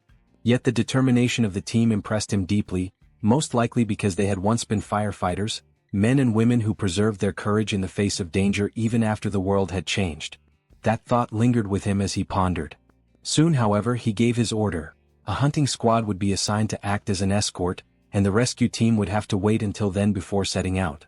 When he opened the system again, a new notification appeared, announcing the hunt of a giant level 33 crab. He noticed, almost with surprise, that he had begun to enjoy these hunts more since the sudden surge in his physical statistics. Yet the notifications did not stop there. They came one after another, in rapid succession, reporting creatures slain one after another with astonishing speed. The massacre was unfolding at such a pace that June immediately realized this could not possibly be his father's doing. Alarmed, he activated the eyes of the Absolute, and the truth was revealed before him. It was his grandfather, advancing with unshaken resolve, destroying everything that stood in his way. Concerned, June sought immediate contact with Han's group, only to hear their report that a new wave of monsters had risen in the region. The news unsettled him, for the proportion of marine creatures was increasing at an alarming rate, and this time on a scale far greater than usual. On the other side, his grandfather observed the strange situation unfolding. He remarked that even now something about it seemed unnervingly unusual. What troubled him most was the way the creatures were fleeing in desperation, driven not by instinct but seemingly guided by a deeper fear, as if trying to escape from something far worse. He asked himself, from what exactly could they be running? Elsewhere, June followed every detail through his ability, and the same haunting question tormented his thoughts. Fear of what, precisely? Before the answer could surface, a colossal marine monster suddenly rose before Han's group and his grandfather, leaving them paralyzed in horror. From afar, June watched the scene unfold in desperation, his heart racing with dread, as the same question echoed within him with greater force than ever before. What in the end could this terrifying thing that emerged possibly be? The creature before them was a white dragon, a colossal being of level 63. Everyone stared upward, their necks strained, their faces pale with dread, as fear and despair took hold of their hearts. The group questioned among themselves whether what they were seeing was truly a dragon, or something even more terrifying, something that defied understanding. From a distance, June observed the scene in tense silence. He knew that if he were to use the vassal summoning, he might be able to save Han's group from certain death. However, as the guardian of the world tree, he could not stray far from it.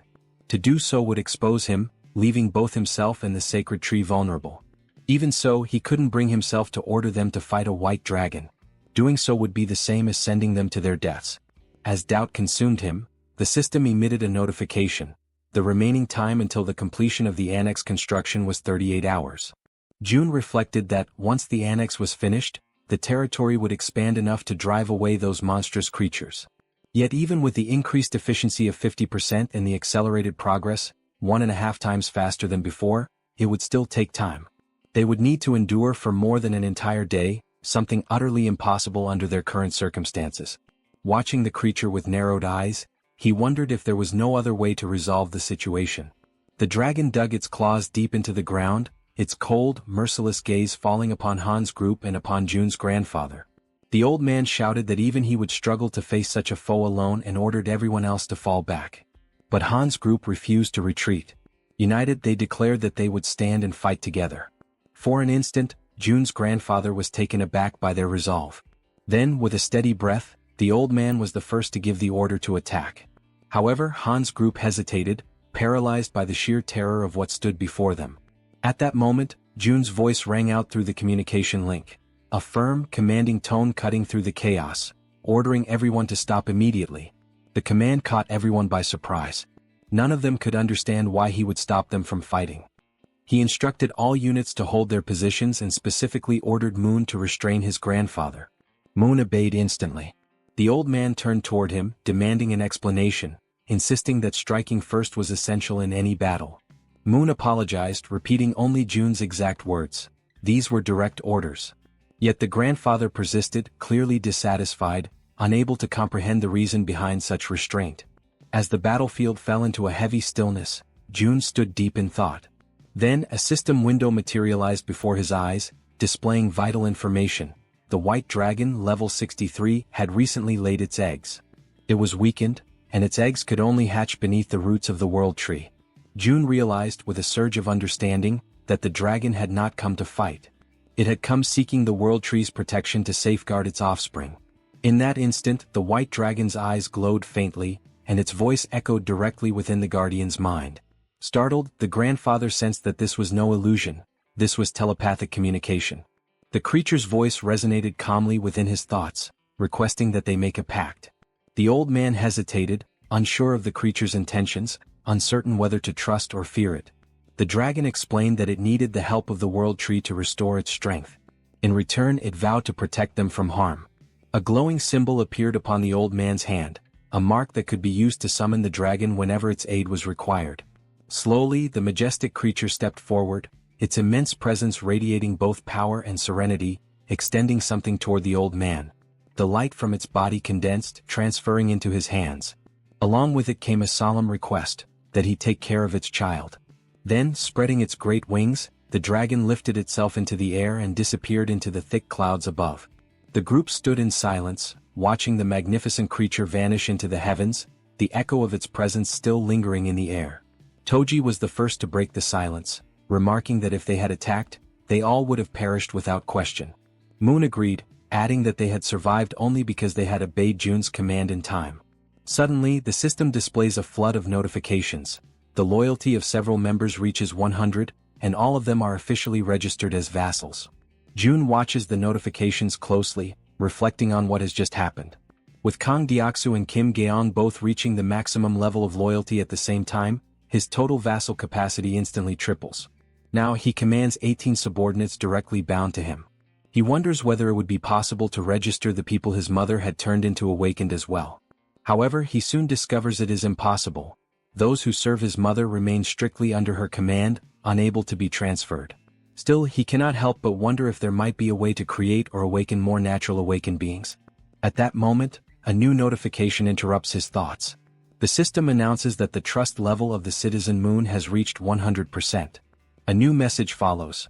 New ability acquired, teleportation. Before Jun can even react, another window pops up, congratulating him for obtaining a rare item. Awakening pill, teleportation.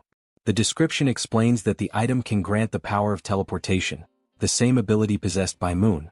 Jun immediately begins to consider who should receive it, and the answer comes to him almost instantly. Through his communication ability, he calls for his father to come to him at once. As soon as Donghyuk arrives, he is met by his son, who opens his hand to reveal the small glowing pill. Donghyuk looks at it with curiosity, slightly puzzled, and asks what it is. Jun simply tells him that all he needs to do is swallow it. Without a hint of suspicion, his father accepts and takes the pill. In the next instant, he feels something stir deep inside his body. Confused, he looks at Jun and asks what is happening to him. With a faint, almost teasing smile, Jun replies in an enigmatic tone, suggesting that he imagine what it would be like if he could teleport. Donghyuk repeats the word softly under his breath, trying to process it. Then, almost by instinct, his body reacts. In a blink, he vanishes, and reappears several meters away. He stands there, completely stunned, unable to believe what just happened. Jun watches in silence, thinking that for someone like his father, a warrior who relies entirely on his physical body and raw strength, gaining the power of teleportation is like granting wings to a tiger. Amid his quiet awe, the system flashes another notification before his eyes. Trust level of Donghyuk has reached 100%. New ability acquired, enhanced protective energy. Jun reads the message in disbelief, realizing that even the abilities of close relatives can be obtained once their trust reaches full capacity. A new idea begins to take form in his mind. If he could raise his mother's trust to 100%, he might be able to gain her ability as well. He quickly checks the system data. His mother's trust level stands at 97%. A faint smile crosses his lips. He decides there's no need to rush. After all, he still has a secret method to raise trust much faster when the time comes. The next morning, the construction of the annex is finally completed. Shortly after, the system emits a notification, alerting Jun to the detection of hostile entities in the surrounding area. It then reports that several sea creatures, including sharks and swordfish, have been successfully hunted down. With this increase in activity, the territory begins to expand once more, and a sharp, excruciating pain surges through Jun's entire body as the process unfolds. Completely exhausted, he realizes that even though he now gains less experience for victories achieved under his leadership, the total accumulated value remains immense. At that exact moment, something unexpected catches his attention.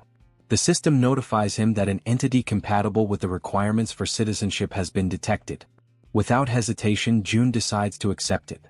Moments later, another notification appears, announcing that the total number of citizens has officially reached 10,000. As a result, the system unlocks a new feature, the Institute of Professions, allowing the inhabitants to finally obtain jobs and specialize in their respective fields. Although every one of these messages holds great importance, Jun feels that something even more urgent requires his attention. He opens the door to his room and calls for his mother. Concerned, she immediately appears and asks what happened, wondering if her son has something important to tell her. Jun thanks her for her patience and announces, with a warm and emotional tone, that they will finally be able to visit his grandfather together. The words strike deeply within her heart. Overcome with emotion, Jisuk's eyes fill with tears. She can barely believe what she has just heard. At that moment, from the trunk of the great tree, where his grandparents reside, a door begins to glow with a radiant, golden light. Jun approaches it, places his hand gently on the handle and opens it. Beyond the threshold, he sees his grandfather sitting beside his grandmother, as if they had been waiting for him all this time. The old man, startled by the sudden appearance, asks who is there. When he recognizes his grandson, his face lights up with indescribable joy. He asks, trembling, if the person standing before him is truly his Jun. The young man confirms it, his voice trembling with emotion. Unable to contain herself, Jisuk runs toward Lee Bangja, her father. The elderly man, still in shock, murmurs that what he is seeing cannot possibly be real. Yet, as they embrace tightly, time itself seems to stop. Their tears blend together, tears of loss, relief and reunion. Amid sobs, Jisuk apologizes for taking so long to return, for not having come back sooner. Lee Bangja holds her close, comforting her with gentle words, telling her that she has worked hard, just as her husband has. He thanks them both for surviving, for carrying on with their lives, and for a fleeting moment the air fills with peace and quiet warmth. Then a new notification appears before Jun's eyes. Trust level of Lee Jisuk has reached maximum. Lineage contract obtained. He takes a silent breath, realizing that his father is currently out rescuing people alongside the relief team, which is why he couldn't bring him along this time. But that's fine, he thinks. The priority was to bring his mother first. For now that was enough. The scene shifts. Lee Bangja is watering the plants, moving with slow and careful motions. His grandson approaches him, curious, and asks whether the world tree had grown around the house naturally. The old man nods, saying that even he had been astonished when he first saw it. Jun then asks about the water and electricity, wondering how they managed to live since the massive tree has altered the entire structure. The grandfather explains that they have been surviving using the generator's power and water from the tank. However, he adds with a weary sigh that their resources are running out, and the gas in particular had already been depleted not long ago. Jun, filled with quiet confidence, replies that he can fix that. He stands up, focuses his mind and channels his power, and right before his grandfather's eyes, the water reservoir begins to refill on its own. The sight leaves the old man completely speechless. Jun calmly tells him that he personally restored the water supply and also recharged both the generator and the gas system. Lee Bangja, still struggling to comprehend what he just witnessed, praises his grandson's extraordinary ability, his voice trembling with admiration. Jun considers explaining the complex system of skills and vassal contracts to him, but realizes that it would be too overwhelming to understand all at once. He decides instead that he will teach him little by little. Then Jun begins to climb the stairs toward his grandfather. As he ascends, his gaze sharpens and he quietly activates one of his most powerful abilities, the Absolute Eye. Carefully observing the space where his mother and grandmother are, Jun focuses his gaze in that direction, channeling his concentration entirely toward them. Then, as he stretches out his hand, the system emits a sudden notification: teleportation. In an instant, his surroundings distort, and he materializes inside the world tree, appearing precisely at the spot where Jisuk and his grandmother are resting.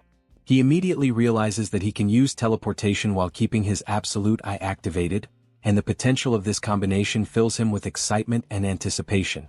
His mother, startled by his sudden appearance, asks why he is no longer on the rooftop, and also inquires where his grandfather has gone. Jun calmly explains that his grandfather is still working and then asks how his grandmother is doing. Jisuk answers that the elderly woman simply looks as if she is peacefully sleeping.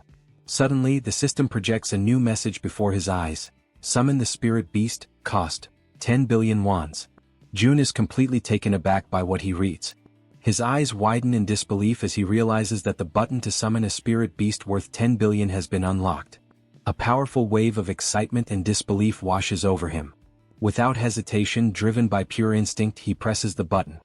The system immediately confirms his action, 10 billion wons have been spent for the summoning of the spirit beast. And at that very moment, an intense light bursts forth in front of them, illuminating the entire room with a radiant glow. Jun, maintaining a steady and reassuring voice, tells his mother to remain calm and not be afraid. At the center of that blinding light, a shape begins to emerge. Jun narrows his eyes and observes as a delicate figure slowly takes form. It is a sleeping fairy. Her body shimmers faintly, and after a few moments she gently opens her eyes, as though awakening from a deep slumber. Jisuk, still bewildered by what she is seeing, asks what that creature is. Jun explains patiently that it is a spiritual being. A creature he has just summoned, one of the unique powers granted to him by the system. At that exact moment, Li Bangja enters the room. Jisuk turns to him in surprise and asks why he came back so soon. The old man replies that Jun has already resolved all the problems. Then he approaches his sleeping wife and extends his trembling hand toward her, wanting to touch her face. The fairy, noticing his movement, slips gently from Jun's arms and flies forward, positioning herself right in front of the old man. Concentrating deeply, she spreads her wings, and a radiant aura begins to glow around Li Bangja's hand. The light expands, surrounding the fairy's small body, as if drawing the old man's power into her own. A new notification immediately appears before Jun. Fairy's level has increased. Natural regeneration rate of the territory, plus 100%. Li Bangja, however, is overcome with anger when he realizes that the creature has absorbed part of his energy. He clenches his fists, his voice trembling with frustration. But before he can speak, something extraordinary happens. His wife begins to stir. Slowly, the grandmother opens her eyes. The old man freezes completely, his anger dissolving into sheer disbelief. He stands motionless, unable to comprehend what he is witnessing. Yet, the elderly woman gazes at him with calmness and warmth. With a faint, gentle smile, she asks why he is looking at her as if he has just seen a ghost. The grandmother raises a trembling hand to her mouth, utterly confused and unable to comprehend what is happening around her. Exhaustion quickly overtakes her frail body, and she lies back down upon the bed, her eyes fluttering as her strength fades once more. The grandfather, overwhelmed by panic and despair, cries out her name in disbelief, his voice breaking as he pleads for her to regain consciousness. Convinced that the little fairy is somehow responsible for what has just happened, he turns his gaze toward the small creature and demands that she try again, that she use her power to reverse whatever she has done. The tiny fairy, however, closes her eyes in silence, unmoving, her glowing wings dimming slightly. Her quiet refusal only deepens his desperation, and he shouts once more, ordering her to attempt it again. At that moment, Jun steps forward and intervenes, speaking in a calm but firm tone as he asks his grandfather to steady himself. The old man takes a deep breath, lowers his head and after a brief pause, admits that he lost control of his emotions. With a trembling voice he apologizes. Jun approaches him slowly and explains that the fairy's energy level is still very low. He advises his grandfather to provide her with vitality regularly so that as she continues to absorb energy, she will gradually evolve and her power will increase over time. The stronger she becomes, the longer his grandmother will be able to remain awake and conscious. The old man listens attentively, his face softening as relief slowly replaces his anguish. As Jun observes the scene, his thoughts drift. He begins to reflect that the summoning of magical creatures might not be entirely random. After all, the fairy seems deeply connected to the world tree. If that connection truly exists, then each summoning must serve a specific purpose and follow its own hidden conditions. Even though he cannot yet discern what those conditions are, he finds comfort in knowing that for now the important thing is that his grandmother can awaken again, even if only for short periods. Soon after, he grows restless and tells his grandfather that he is going to rest for a while in his room. The old man simply nods in understanding, asking him to call if he needs anything. Jun walks away quietly and once inside his room, he sits down and opens the system interface. A new notification materializes before his eyes. Citizen Shim Taek-jyong has died. Jun's expression darkens. He immediately assumes that the message refers to one of the citizens recently relocated to the new annex built near the apartment complexes. Despite the relentless efforts of the rescue teams, hundreds of people have already perished, and many more will soon follow. Inwardly, Jun reflects that he wishes he could move all those people to a safer place, but everyone is exhausted, stretched to their absolute limit, without a single moment of rest. People are dying everywhere, some torn apart by monsters, others trapped inside their own homes, fighting desperately for survival.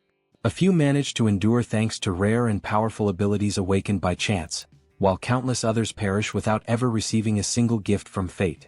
He wonders if the old saying is true, that great power truly does come with great responsibility.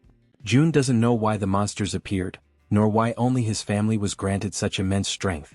The world has never offered him any explanations, so he resolves to find them himself. In that moment of solitude he reaches his own conclusion. Responsibility belongs to those who possess power. And he decides to embrace it fully. He silently vows that he will save his country, at least as much of it as he possibly can. As he reviews the system data, he notices that the total number of people to whom he can grant citizenship reaches 220,000, yet only 10 have been officially registered so far.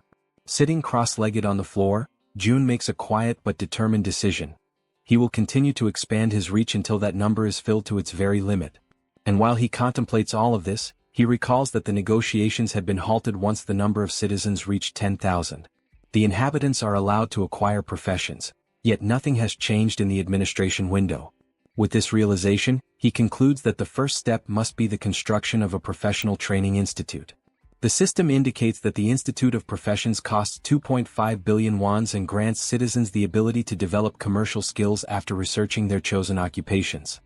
He notices, however, that the structure requires a vast and isolated plot of land, and he plans to build it on the very ground the giants had leveled earlier. The system informs him that the institute requires 30 citizens working for 7 days, each receiving a payment of 200,000 wons, and asks if he wishes to begin the installation. He confirms without hesitation and decides to instruct Dabin to hire 30 more workers. Ancient words of wisdom resurface in his mind. Cultivate the body, put the house in order, govern the nation, and bring peace to the world.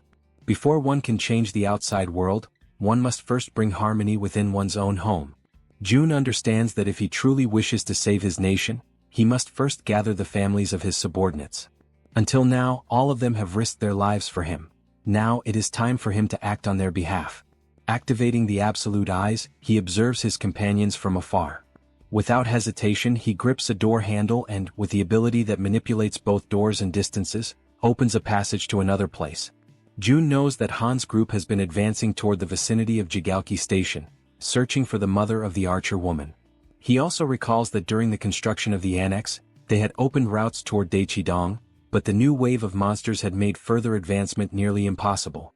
Nevertheless, he soon realizes that he cannot move beyond that point. Even so, he decides to take action. He activates the communication ability and summons everyone to gather. Moments later, Moon appears running toward him, surprised to see him there. It is their first meeting after a long time. June smiles, and Moon immediately understands that the power which annihilated the monsters had indeed been his. Soon after, Han approaches, surveying the surroundings carefully. She asks if that place now belongs to June's territory, to which he calmly confirms, but adds that this is not the only reason the group has gathered there. He explains that the monstrous wave has made travel to Daechidong extremely dangerous. However, now that the new annex is complete, everything has changed.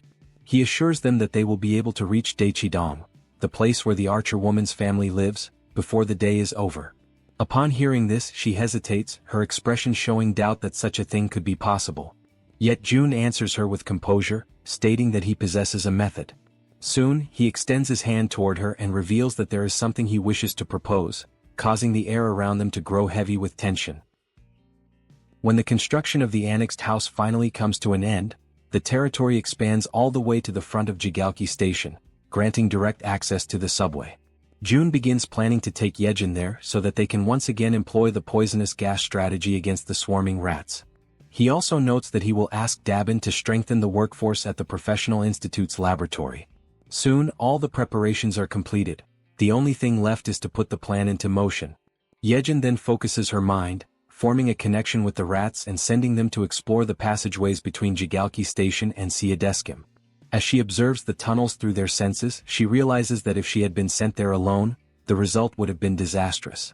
June contemplates the situation and concludes that it is far worse than he anticipated, as he initially believed that with the monster waves gathering mostly on the surface, the underground area would be nearly empty. Yet it no longer matters. In an enclosed space, everything will eventually be consumed by Hiren's poisonous mist.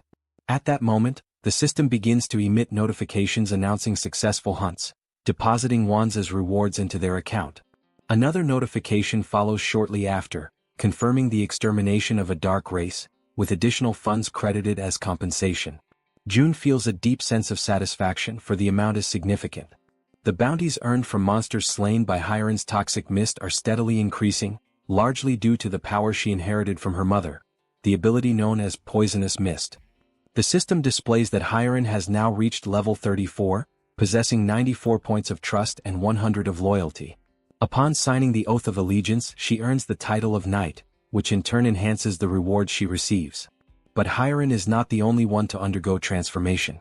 Yejin's title of Knight evolves into that of Baroness. Although the experience multipliers and general conditions remain the same, the effect of loyalty on her overall statistics grows immensely. What once influenced only her physical strength now extends to all attributes, and with twice the magnitude.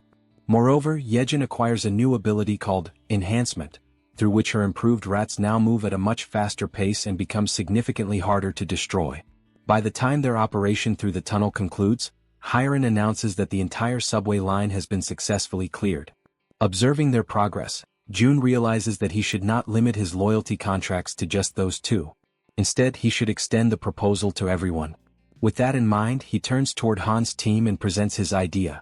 They listen carefully, and after some consideration, all agree to his terms. As a result, Han, the female archer, and Riller each obtain the title of Baron, while Yeonju ascends to a higher rank, that of Viscountess. The difference between a Baron and a Viscount is of great importance.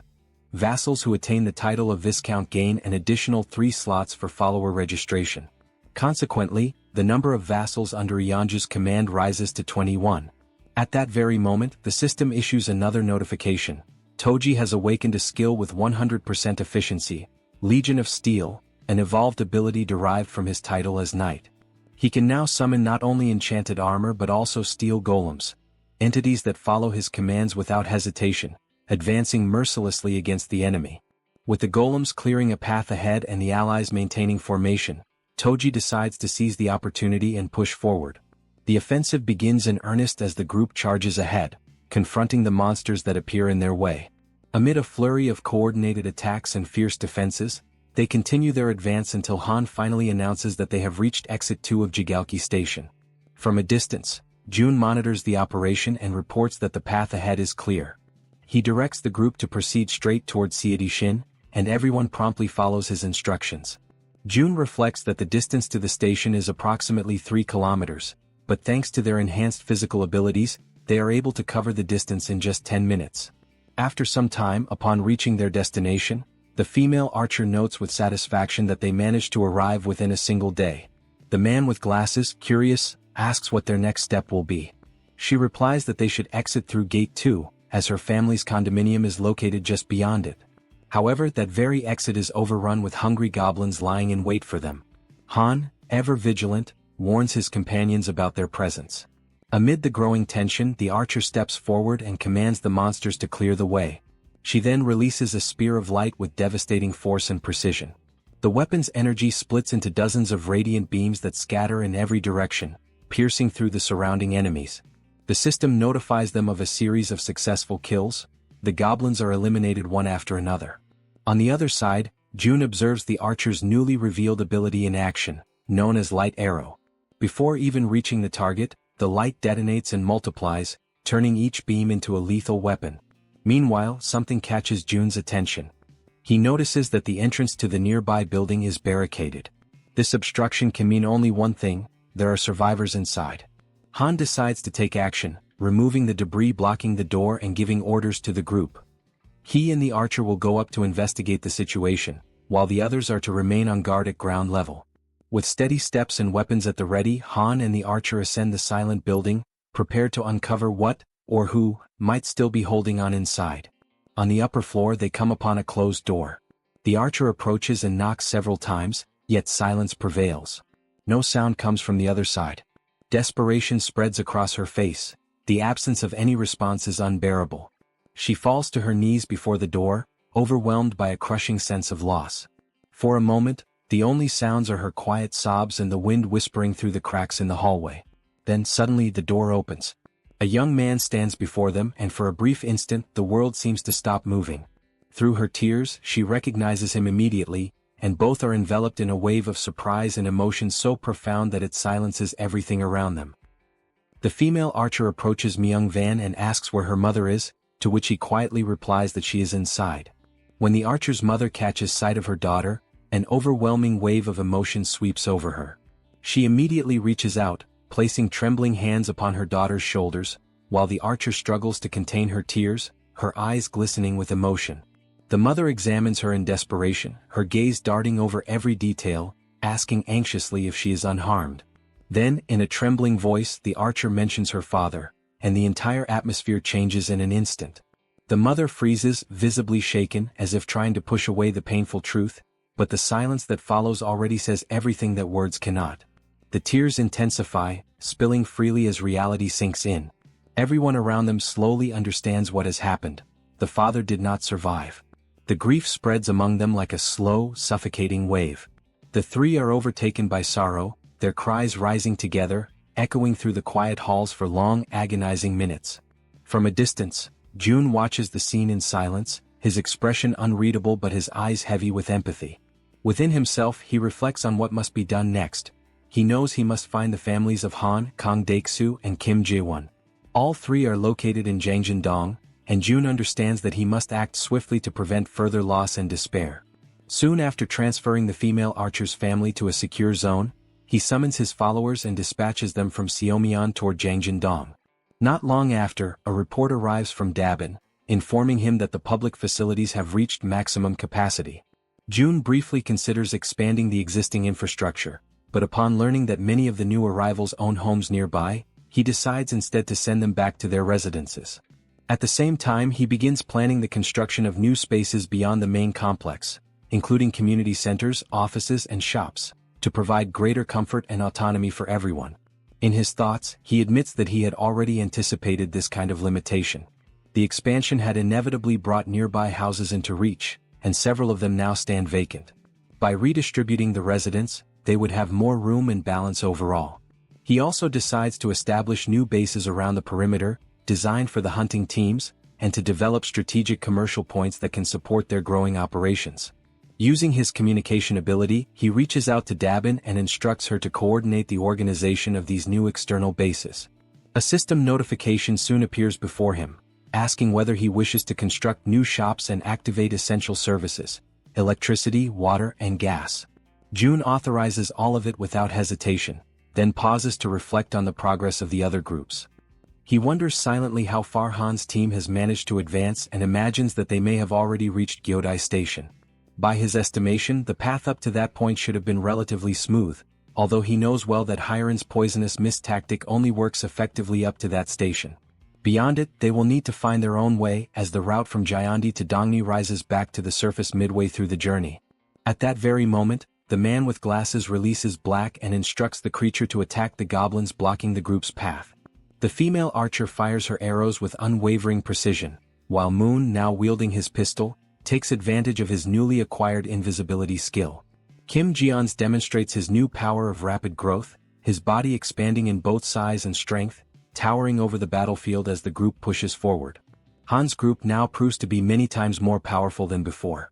Under Toji's precise and tactical leadership, they move with coordinated purpose, maintaining formation as they advance. Han instructs everyone to make use of the terrain's natural cover, moving forward while minimizing unnecessary confrontations and conserving their strength for what lies ahead. After some time, the group gradually slows its pace until it comes to a complete halt. Before them stretches the site of a ruined city, a desolate landscape where collapsed structures and massive chunks of debris block what once was a road. Han kneels, examining the obstacle closely. The pile of wreckage rises to the height of a 3-story building, forming a barrier that seems almost insurmountable at first glance. From a distance, Jun watches through his surveillance system, quietly reflecting on the scene. For a group whose average age is around 35, such an obstacle should not present an impossible challenge, he reasons. The real concern lies not in climbing over it, but in understanding what, or who, could have caused such catastrophic destruction in the first place. He questions silently what kind of creature could have torn apart a concrete bridge with such raw force. The absence of enormous footprints rules out the presence of a cyclops, yet the pattern of destruction clearly indicates that something immensely powerful had passed through the area. Proceeding with caution, Jun activates his communication ability and transmits a calm but firm directive to Han's team, advising them to move forward carefully and stay alert for any disturbances. As Han's group descends toward the lower area, Jun checks their progress, calculating the remaining distance to their destination, Jiangjindong, estimating that only about 4 kilometers remain before they complete the journey. He reviews the data on his monitor and concludes that if all the nearby apartment complexes share similar layouts, the arrival should proceed without major complications. However, just as he finishes that thought, a sudden sound interrupts his calculations, a chime, faint yet distinct, echoing like a doorbell. But in that abandoned region, there shouldn't be any functional doorbells at all. Instantly alert, Jun activates his multiple vision ability, splitting his perception across various points within the safe zone to identify the source of the noise. He frowns in confusion. Since Dabin had taken over operational control, no incidents of this nature had been reported. Despite that, a sense of unease compels him to investigate personally. He establishes contact with Yejin through the system, informing her that he will conduct a quick inspection of the apartment sector. Upon arriving at the site, Jun carefully surveys the surroundings and soon notices a small group of people gathered outside one of the buildings. The newcomers seem to be engaged in a cautious conversation, murmuring among themselves as they try to confirm whether they have arrived at the correct residence. Moments later, the door opens, and the group freezes in surprise as Jun himself steps into view. At that instant, the system issues a notification. The trust levels of the citizens have increased. Jun's curiosity deepens at the sight of this unexpected message. The mere act of seeing him has somehow strengthened their confidence. A tense silence lingers for several seconds before one of the men steps forward hesitantly. With a respectful yet urgent tone, he makes a request, one that, while simple, catches Jun completely off guard. The man asks if Jun could lend them weapons. Dressed in black, he explains that they do not intend to stay within the so-called safe zone. His group, he says, plans to leave soon and needs the armaments to defend themselves on their journey. The man tells Jun that the group intends to leave. Jun, uncertain, asks if they plan to hunt monsters, but the man denies it. He clarifies that their goal is different. They want to go out in order to try to rescue their families, and they ask if Jun can help them in any way. Jun pauses for a moment. Inside, he recognizes that these men are just like him. Men who spend their nights awake, haunted by worry for their families, going over every possible scenario again and again until the moment they finally decide that they must take action on their own. Driven by desperation, they come to him. Jun then says that he cannot help them with everything. The man nods, resigned to that reality. However, Jun extends his hand and summons an item. He explains that he can at least give them weapons because if the group intends to rescue their families, they will need them. The weapons begin to materialize in front of the men, forming slowly out of thin light. The man expresses his gratitude, saying he has no idea how he could ever repay the favor. Jun responds that he has a proposal for the group. The man asks what it is. Jun reveals that he wishes to form a subordination contract, an ability that seems almost ridiculous at first glance, yet it allows him to select 100 awakened followers without requesting anything in return. However, the ability comes with a particularly troublesome requirement. The man asks what they must do. Jun explains that the reason his mother never filled all 100 slots, even with such a powerful ability, is simple. With a tone heavy with authority, he declares that they all must kneel. The men are startled, shocked by how authoritative Jun suddenly seems. Even so, they obey, lowering themselves to the ground and asking if that position is correct. Jun confirms that it is. He asks for a moment, places his hand over the man's head, and states that from that moment on, the man must obey him. Jun explains that all the man needs to do is express his intention to submit clearly. The man does so, declaring his submission. The system immediately notifies that the man, named Jang Sungjun, possesses a trust level of 48 and awakens the ability of teleportation, a ranking-type teleportation that consumes mental strength in order to generate physical force. The man feels the energy coursing through his body and becomes unsettled by the light that begins to spread around him. Jun is also surprised by the phenomenon. The ability and the rank he receives are an extraordinary reward, far greater than anything Jun imagined could appear. The system then notifies that a tangerine has been purchased and it materializes instantly in Jun's hand. A mission appears, to lift the tangerine using telekinesis within 10 minutes, with a reward of increased mental power and no penalties. Jun shows the tangerine to the man and orders him to lift it using his ability without touching it. The man agrees, focuses deeply, and a thin aura begins to form around the fruit. Moments later, the tangerine rises from Jun's palm, floating steadily in the air. The man is astonished to see the object levitating and silently celebrates his own success. Suddenly, the tangerine bursts open and explodes into juice, sending pulp splattering over everyone including Jun. Embarrassed, the man apologizes, saying he lost control, but Jun tells him that everything is fine. He explains that this is the nature of the power granted by the contract and calls the next person forward to continue the process. The system displays a new notification. The citizen's trust rises to 50, and his loyalty surpasses 30, unlocking the attribute. He now fulfills the requirements for vassal registration. Jun asks the others if those accompanying Jang Sungjun also wish to establish the same type of contract. After Sungjun is officially registered as a vassal, his assistants complete their own contracts as well. The remaining 5 awaken medium-level abilities, rank between D and C, and stumble over their answers while responding to the questionnaires, but Jun does not consider that important. For him, obtaining Sungjun alone is already more than enough. Now that the man is properly registered as a vassal, Jun can at last provide basic support. Jun then asks the man where his family is located. He confirms, it is the apartment complex in Yeongdong. Jun wishes the group good luck and watches as the men head off on their own path. Immediately afterward, he feels it is time to return as well, and he teleports back to the inside of the enormous tree, where the rat girl waits for him. He enters with a smile and announces that he has returned, but quickly notices the tense expression on her face. The girl tells him that the situation has turned bad. At the exact moment Jun comes back, she explains that at the location where Han currently is, a gigantic monster has just appeared, a two-headed ogre level 45, emerging right in front of the group. Jun immediately activates his long-range vision ability and sees the colossal creature. He recognizes instantly that this is the monster responsible for destroying the bridge, a mystery no one had been able to solve until now. Han's group attempts to resist. Black, the young man with glasses, launches direct attacks against the ogre. Moon teleports around the enemy, using his invisibility as well, firing his pistol at the monster's face with precision and cold focus. Toji summons his army of obedient marionettes, ordering them to strike the ogre at its feet without hesitation. However, the ogre responds with sheer brutality. With a single powerful kick, it sends all of Toji's marionettes flying. Even after receiving so many attacks, the monster remains practically unharmed. Toji realizes that the creature barely reacts to any of the blows. Han watches the scene, understanding the difficulty they face, and concludes that they must somehow create even a small opening. At that moment, the system notifies a command for a summoning. Barbel is called. The summoned creature crashes into the ogre with overwhelming force, knocking it down and pinning it to the ground. The strike comes directly from Jun's intervention. Using his communication ability, Jun sends a message to the group, apologizing for taking so long to act. The group, relieved and encouraged as they see the ogre finally brought down, reacts with renewed hope.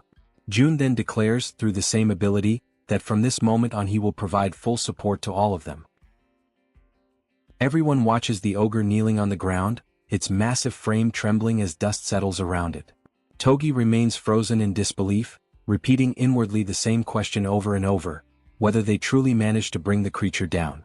Although their attack struck the monster directly and with overwhelming force, the system still has not displayed any notification confirming its defeat. That single missing message makes everything clear. The battle is far from finished. From a distance, Jun warns the entire group, urging everyone to remain fully alert, because the ogre is still alive and continues resisting with terrifying endurance. Jun then turns toward the werbear woman, asking if she has the ability to slow the creature's movements even for a moment. She hesitates, uncertain whether she can manage such a feat in her current state, but ultimately she decides to try. With determination, she rushes toward the ogre and activates the healer. A warm, golden aura immediately envelopes her entire body, reinforcing her strength and vitality. Jun observes every detail with sharp focus and summons another item. A barrage of bullets materializes and begins striking the ogre repeatedly. The continuous impacts batter the creature's senses, leaving it disoriented. Seizing that crucial opening, the werbear woman pushes forward with all her strength and manages to unbalance the monster, forcing it down to its knees once again. Recognizing the perfect opportunity, Jun signals to the archer. The archer raises his bow, aiming carefully, and channels all of his focus into a single attempt, concentrating intensely to achieve maximum accuracy. Sensing danger, the ogre reacts violently. It grabs a car with only one hand and lifts it as if it weighed nothing. In a sudden burst of motion, the monster hurls the vehicle toward the group with tremendous force. The abrupt attack catches the archer off guard for an instant, but his arrow is already in flight. Both the car and the projectile race forward, one propelled by brute strength, the other by precision. The arrow collides with the incoming vehicle, triggering a massive explosion that sends other nearby cars flying through the air in all directions. In that chaotic moment, June gives the command for the werbear to attack. She quickly positions herself behind the ogre, but the monster turns with startling speed, dodging the archer's second arrow. The sudden shift alters the arrow's path, sending it off course, straight toward the werbear woman. The archer watches in shock as the projectile strikes her directly, despair overwhelming him. From afar, June witnesses everything with horror, feeling the same cold dread he felt the last time he nearly lost someone important to him. He forces his mind to search frantically for any solution. He begs the system inwardly, pleading for any method, any possibility, to save the injured woman. The golden light surrounding the werbear intensifies, glowing brighter and brighter as everyone watches anxiously, especially the archer, who appears on the verge of breaking. Suddenly, a presence manifests behind the group. A hand emerges, engulfed in swirling black flames, Han's hand. He steps forward with unshakable determination, declaring that he will end the ogre himself. The sight strikes June so deeply that he collapses to the ground, unable to comprehend what is happening. The rat girl approaches him and gently asks whether he is all right. June insists that he is, explaining that he simply relaxed for a moment before reactivating his long-distance vision. However, he cannot shake the alarm in his mind. This is not supposed to be the time for Han's awakening. He asks himself what exactly could have triggered such a sudden surge of power. Meanwhile, the ogre faces Han. Han grips the metal rod, now entirely wrapped in dark, swirling flames that pulse with unnatural intensity. He focuses all of his strength and hurls the rod with immense precision. It pierces through the air like a spear and strikes the ogre with devastating force. At last, the system displays the long-awaited notification. A level 45 ogre has been eliminated. The group reacts with a mixture of relief and astonishment. The werbear signals that she is alright despite everything that happened. At that moment, Moon looks at Han, curiosity overtaking his surprise as he asks about the ability Han just used. Still shaken, Han admits he is not entirely certain how it happened and wonders aloud whether June might have somehow helped trigger it. June, still lying on the ground, contemplates the black flames. He reflects on the nature of that power, questioning whether the ability activates only under certain conditions and whether it truly belongs to Han, or perhaps to himself. Even so, this mystery is not the most urgent matter.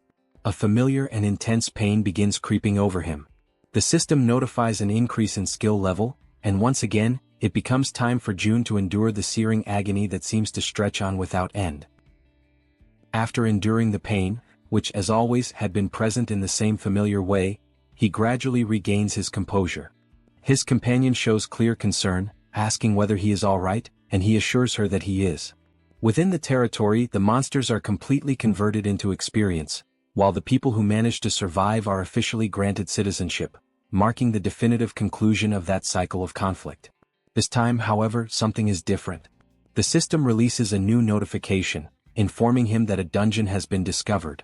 Because he is the first to find it, June receives 100 crystals as a reward. He is taken aback as he reads the message.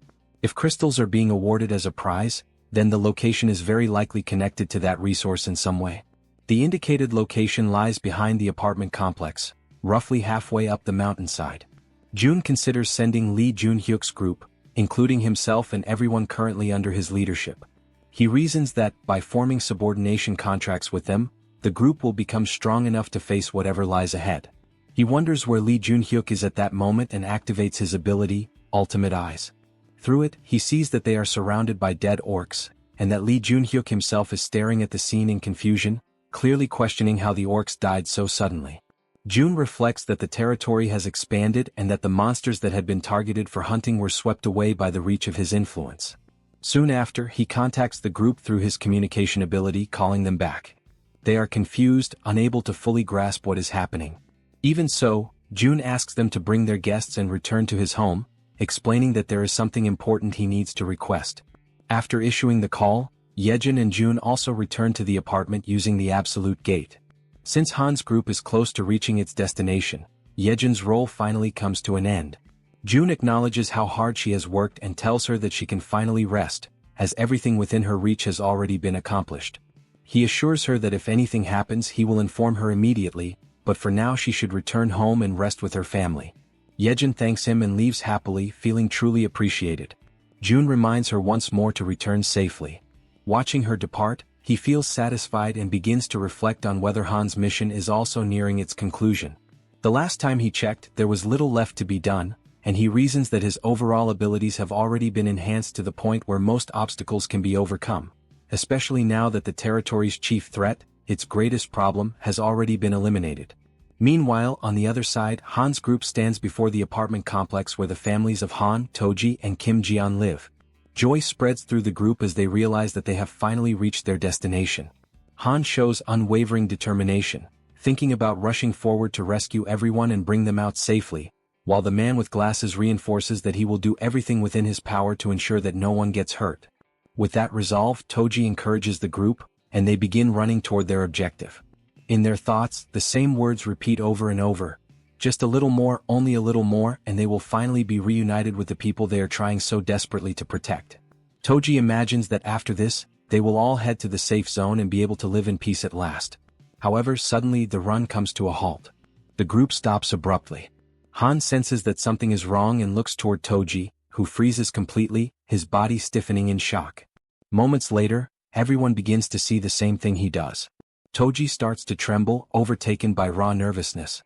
Filled with terror, he comes to the conclusion that perhaps they arrived too late. Inside the complex, several armed figures occupy the area. There are black orcs of level 3, and another of level 35, along with many others. All of them are large, powerful, and imposing. The group remains motionless, staring at that devastating scene unfolding before their eyes. At the same time, on the other side, June understands what this means. High-level monsters in the range of the 30s have appeared in the underground parking area, and the chance that anyone in that apartment complex has survived is practically non-existent. The exception only confirms a horrifying truth. The families of Han, Toji, and Kim Jian are the direct targets of this invasion. Overcome by rage and anguish, June reacts without hesitation. He issues a clear command for all enemies ahead to be eliminated. Toji responds immediately, sending his warriors clad in armor straight toward the orcs.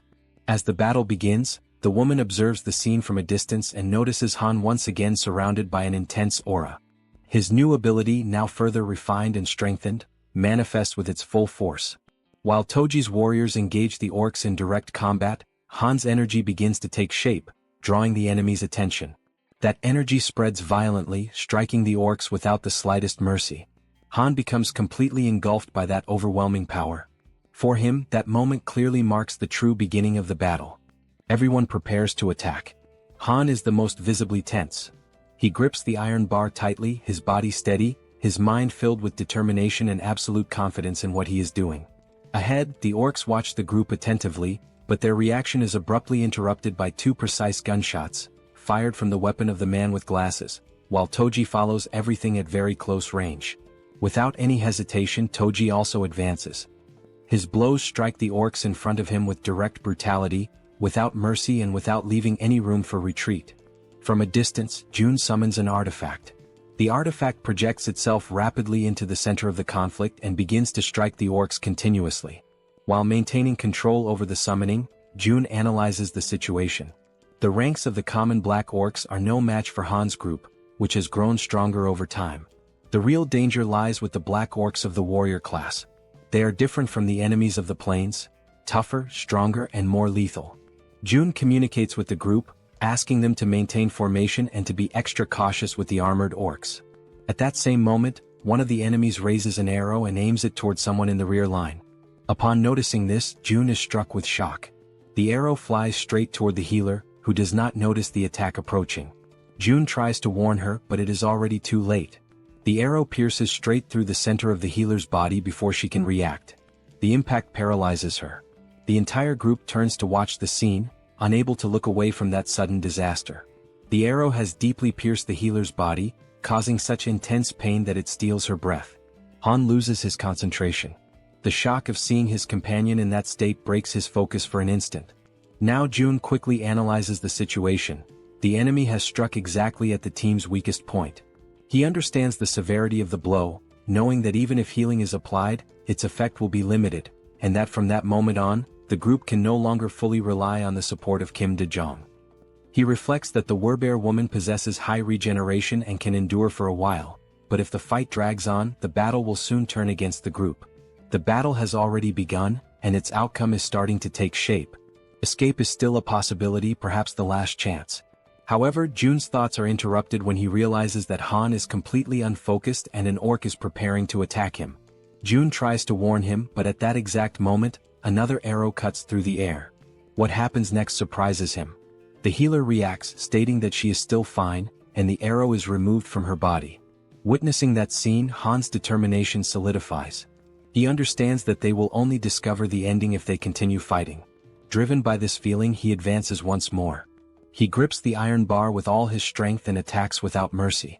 From a distance, Jun reflects that the correct procedure would be to order the group's immediate retreat. However, he decides to let himself be carried away by the moment. Overcome by rage, he demands that the status window be opened. He decides to act for everyone in the group, for Han, for Toji, and for the man with glasses. He demands from the system that all of them reach level 40. The notification appears immediately, informing him that to reach level 40, 1 billion is required for each level acquired. Jun accepts the cost without hesitation. The system confirms the elevation of everyone to level 40. At that same instant, a new energy runs through the bodies of the combatants. They are quickly informed by Jun that the group's level has been increased. From afar, Jun maintains control over everything within his reach, coordinating the situation. Without delay, everyone charges into the attack once more. More than 10 million are consumed just to strengthen them in that moment, but that does not matter. The orcs continue advancing with terrifying resilience, seeming almost unbeatable. The entities that obey Toji spring into action. One of them reaches an orc, and the blow is decisive, severing its head in a single motion. Jun quickly reflects that, up to that point, with the accumulated money, they have managed to reclaim the territories that had been expanded.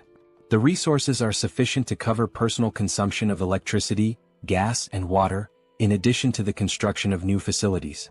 At that same moment, Jun issues a new command to the system, demanding that everyone's level be raised to 45. The notification confirms that Han Yeonju and Kang Daek-soo have reached level 45. Jun accepts the cost without remorse. For him, this amount is not a problem when it is used to strengthen Han's team in the face of an enemy that shows no sign of retreat. The battle continues for a long period of time. Jun causes the female archer, Moon, and Kim De-jong to raise their levels. The system notifies that all three reach level 40. The remaining members of the group also have their levels adjusted to 40, ensuring that everyone remains at that threshold or above it. Among them all, three stand out for their combat efficiency. Han, Toji, and the Werbear woman reach level 45. This is the same level as the two-headed twin ogre. Three combatants now possess strength equivalent to monsters of that caliber. As they begin to fully unleash their power, it does not take long before the only ones still standing on the battlefield are the members of Han's group. After the battle, the group moves forward and comes upon a corridor. It is a dark passage, shrouded in silence and tension. Han and the woman accompanying him observe the place carefully. Even so, they continue advancing, always guided by their objectives. Whether it is raining or not makes no difference. They move forward without hesitation. At a certain moment, they find a door. Han approaches and decides to turn the handle, but the woman tries to stop him, drawing his attention. He, however, shows no interest in retreating and opens the door to the room. Upon entering, they notice footprints and marks scattered everywhere.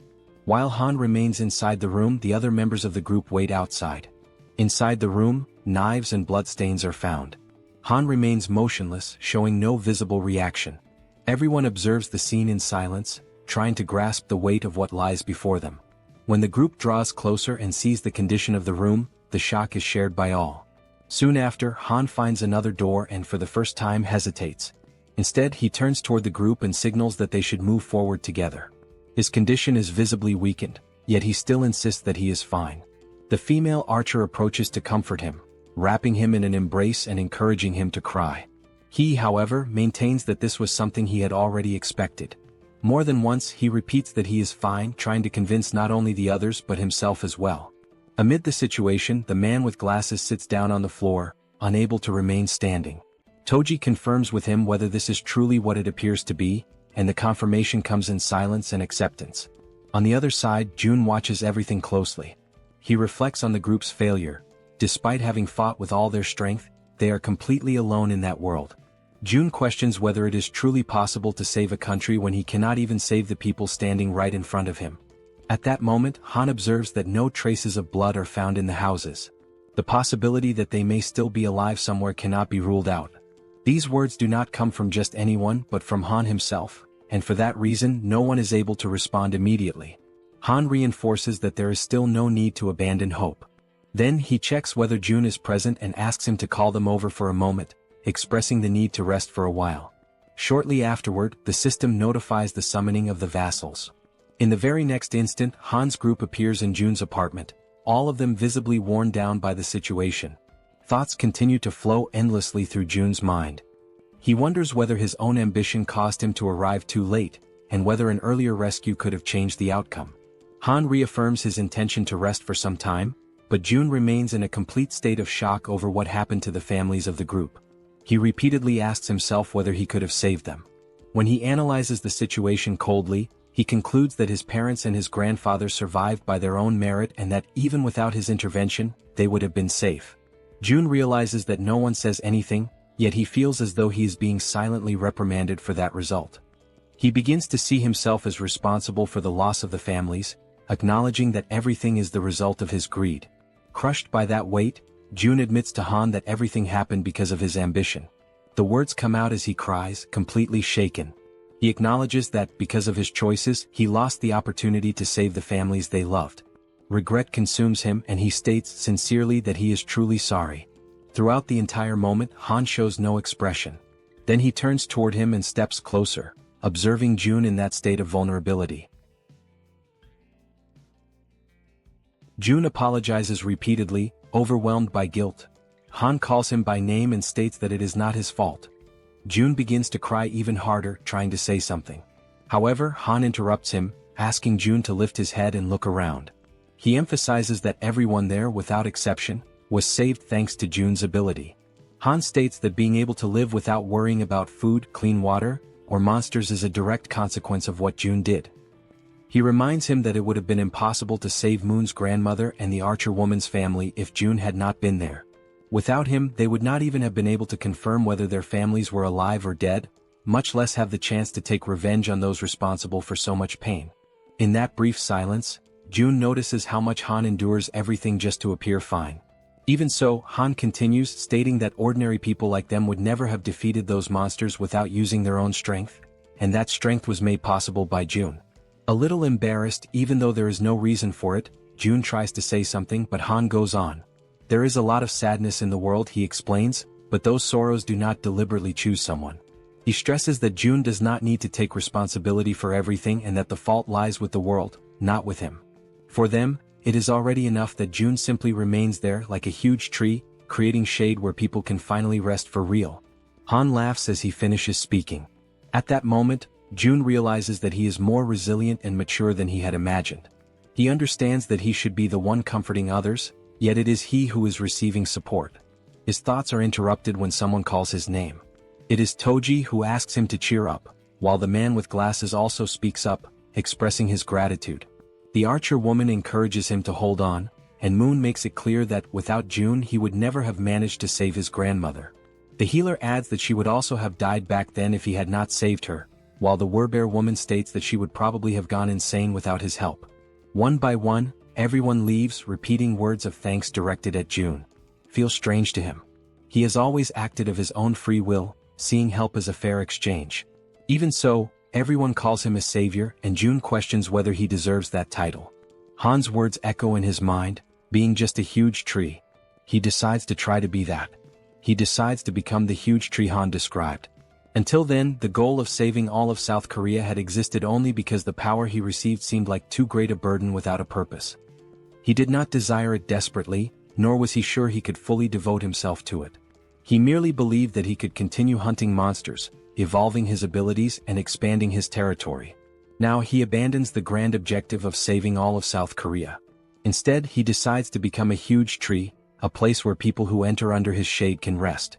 At that very moment, the system notifies that the trust of the citizen Han reaches 100%, granting June the throwing ability. At the same time, the loyalty of Kim De-jung also reaches the maximum value and is officially registered as a vassal. As a result, June's vassal limit increases. Shortly after Han's group leaves, Lee returns to the house accompanied by several people. He explains that June had asked him to bring everyone, which is why they came together. The door opens, revealing June, who thanks everyone for coming. Lee reacts immediately, stating that there is no need for thanks and asking what request June wanted to make. June asks that everyone head to another place first. He makes it clear that only vassals may enter his house, while the others must remain near the door. As soon as they cross the entrance, surprise spreads through the group. Lee states that this place is their home. The red-haired girl shows disbelief at what she sees. The system notifies that Lee's trust increases, along with her loyalty. The same happens with Shin, whose trust and loyalty also rise. June confirms to himself that, as expected, the most direct way to increase trust is to clearly demonstrate his ability. Next, he announces that, from that moment on, he will present his proposal. Lee shows readiness to listen. June begins by saying that he wants everyone there to sign a contract with him. The group reacts with a certain amount of suspicion toward the idea of a contract, but even so, acceptance happens immediately. They kneel while June raises his hand over them. The girls ask whether, since they are the last ones, that means everything is finished. June confirms it and praises the work that was done.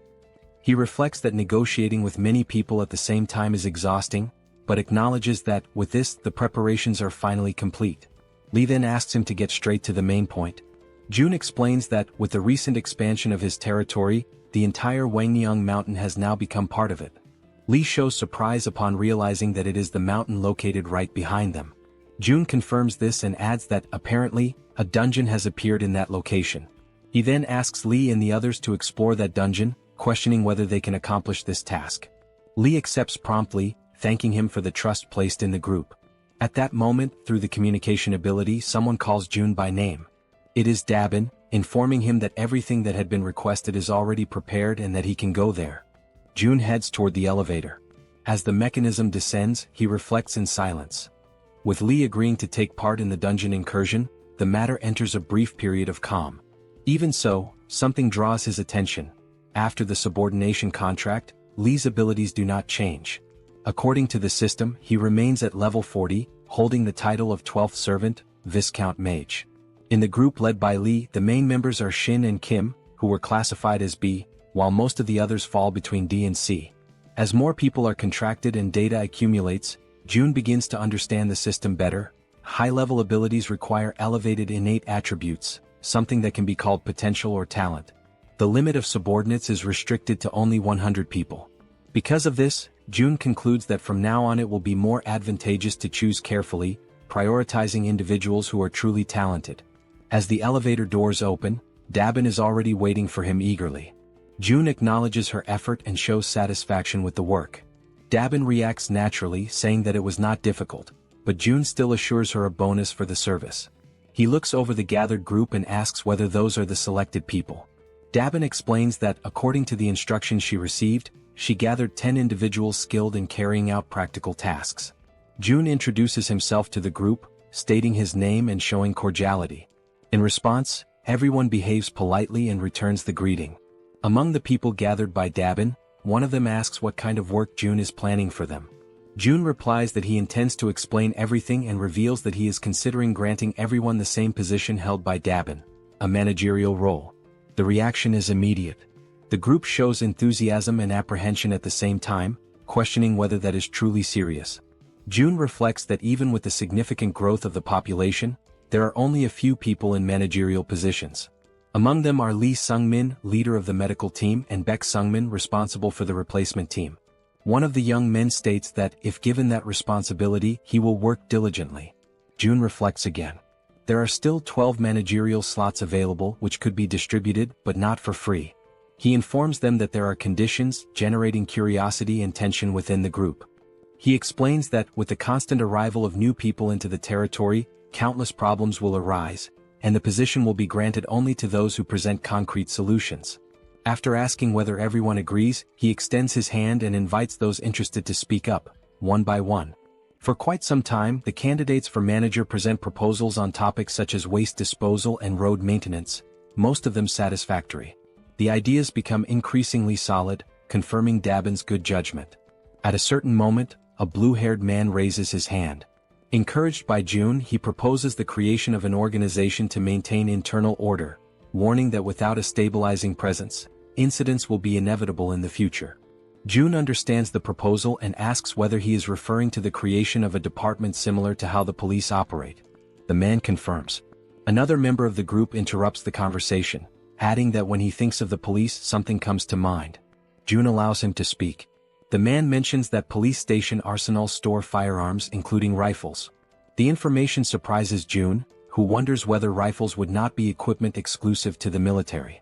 The man explains that technically South Korea is still under an armistice, and that in emergencies, properly established police stations maintain sufficient weapons in their arsenals.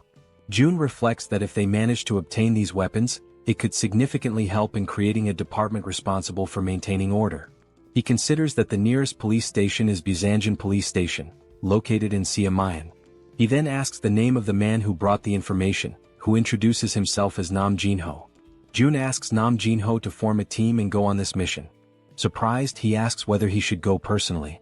June confirms, saying that there is no reason for great concern. Due to the expansion of the territory, the police station is probably within its boundaries, and if it is not, there is no need to insist. Nam Jinho accepts the task and states that he will try. June instructs Nam Jinho to depart as soon as he is prepared and tells the others to continue suggesting solutions. The following day, after the successful completion of the mission, Nam Jinho returns. He had gone in search of firearms and, indeed, manages to bring them back. June confirms everything using the Supreme Eyes and registers the items in the system shop without difficulty. The result does not meet expectations. They recover only 2 rifles, 3 bullets and empty cartridges. The quantity is not the problem, since June can acquire more ammunition later. The real issue arises next. Most of the weapons from the arsenal had already been taken. Judging by the size of the storage, June estimates the existence of a heavily armed group of survivors somewhere. This realization immediately turns into a headache. Even so, June reasons that such a large and well-armed group would hardly go unnoticed. If they were nearby, news would certainly have already reached the territory. This leads him to conclude that, at least for now, that group is not in the vicinity. June decides to leave this problem for later and activates Ultimate Ears, expanding his perception. In another distant part of the territory, orcs advance amid destruction. They spread out in all directions, pressing a cornered group, the one led by Jang. A man asks what they should do, pointing out that the monsters seem to be emerging from all directions at the same time. Jang surveys the battlefield with difficulty and wonders how those creatures managed to advance so far. One of the group members draws attention to an even more urgent problem. Their ammunition is almost completely depleted. Jang feels the weight of reality settle in, everyone is exhausted and their weapons are beginning to fail. He realizes that his abilities are not enough to withstand the enemy's constant pressure. At that exact moment, the communication skill is activated. June makes direct contact, drawing Jang's attention. Shortly after, a system window opens before them, and weapons begin to materialize in the space around them. June, even from a distance, acts at the perfect moment. The tension turns into relief as new equipment appears, raising the group's morale. Jang is the most emotional of all, certain that the intervention saved the battle and their lives.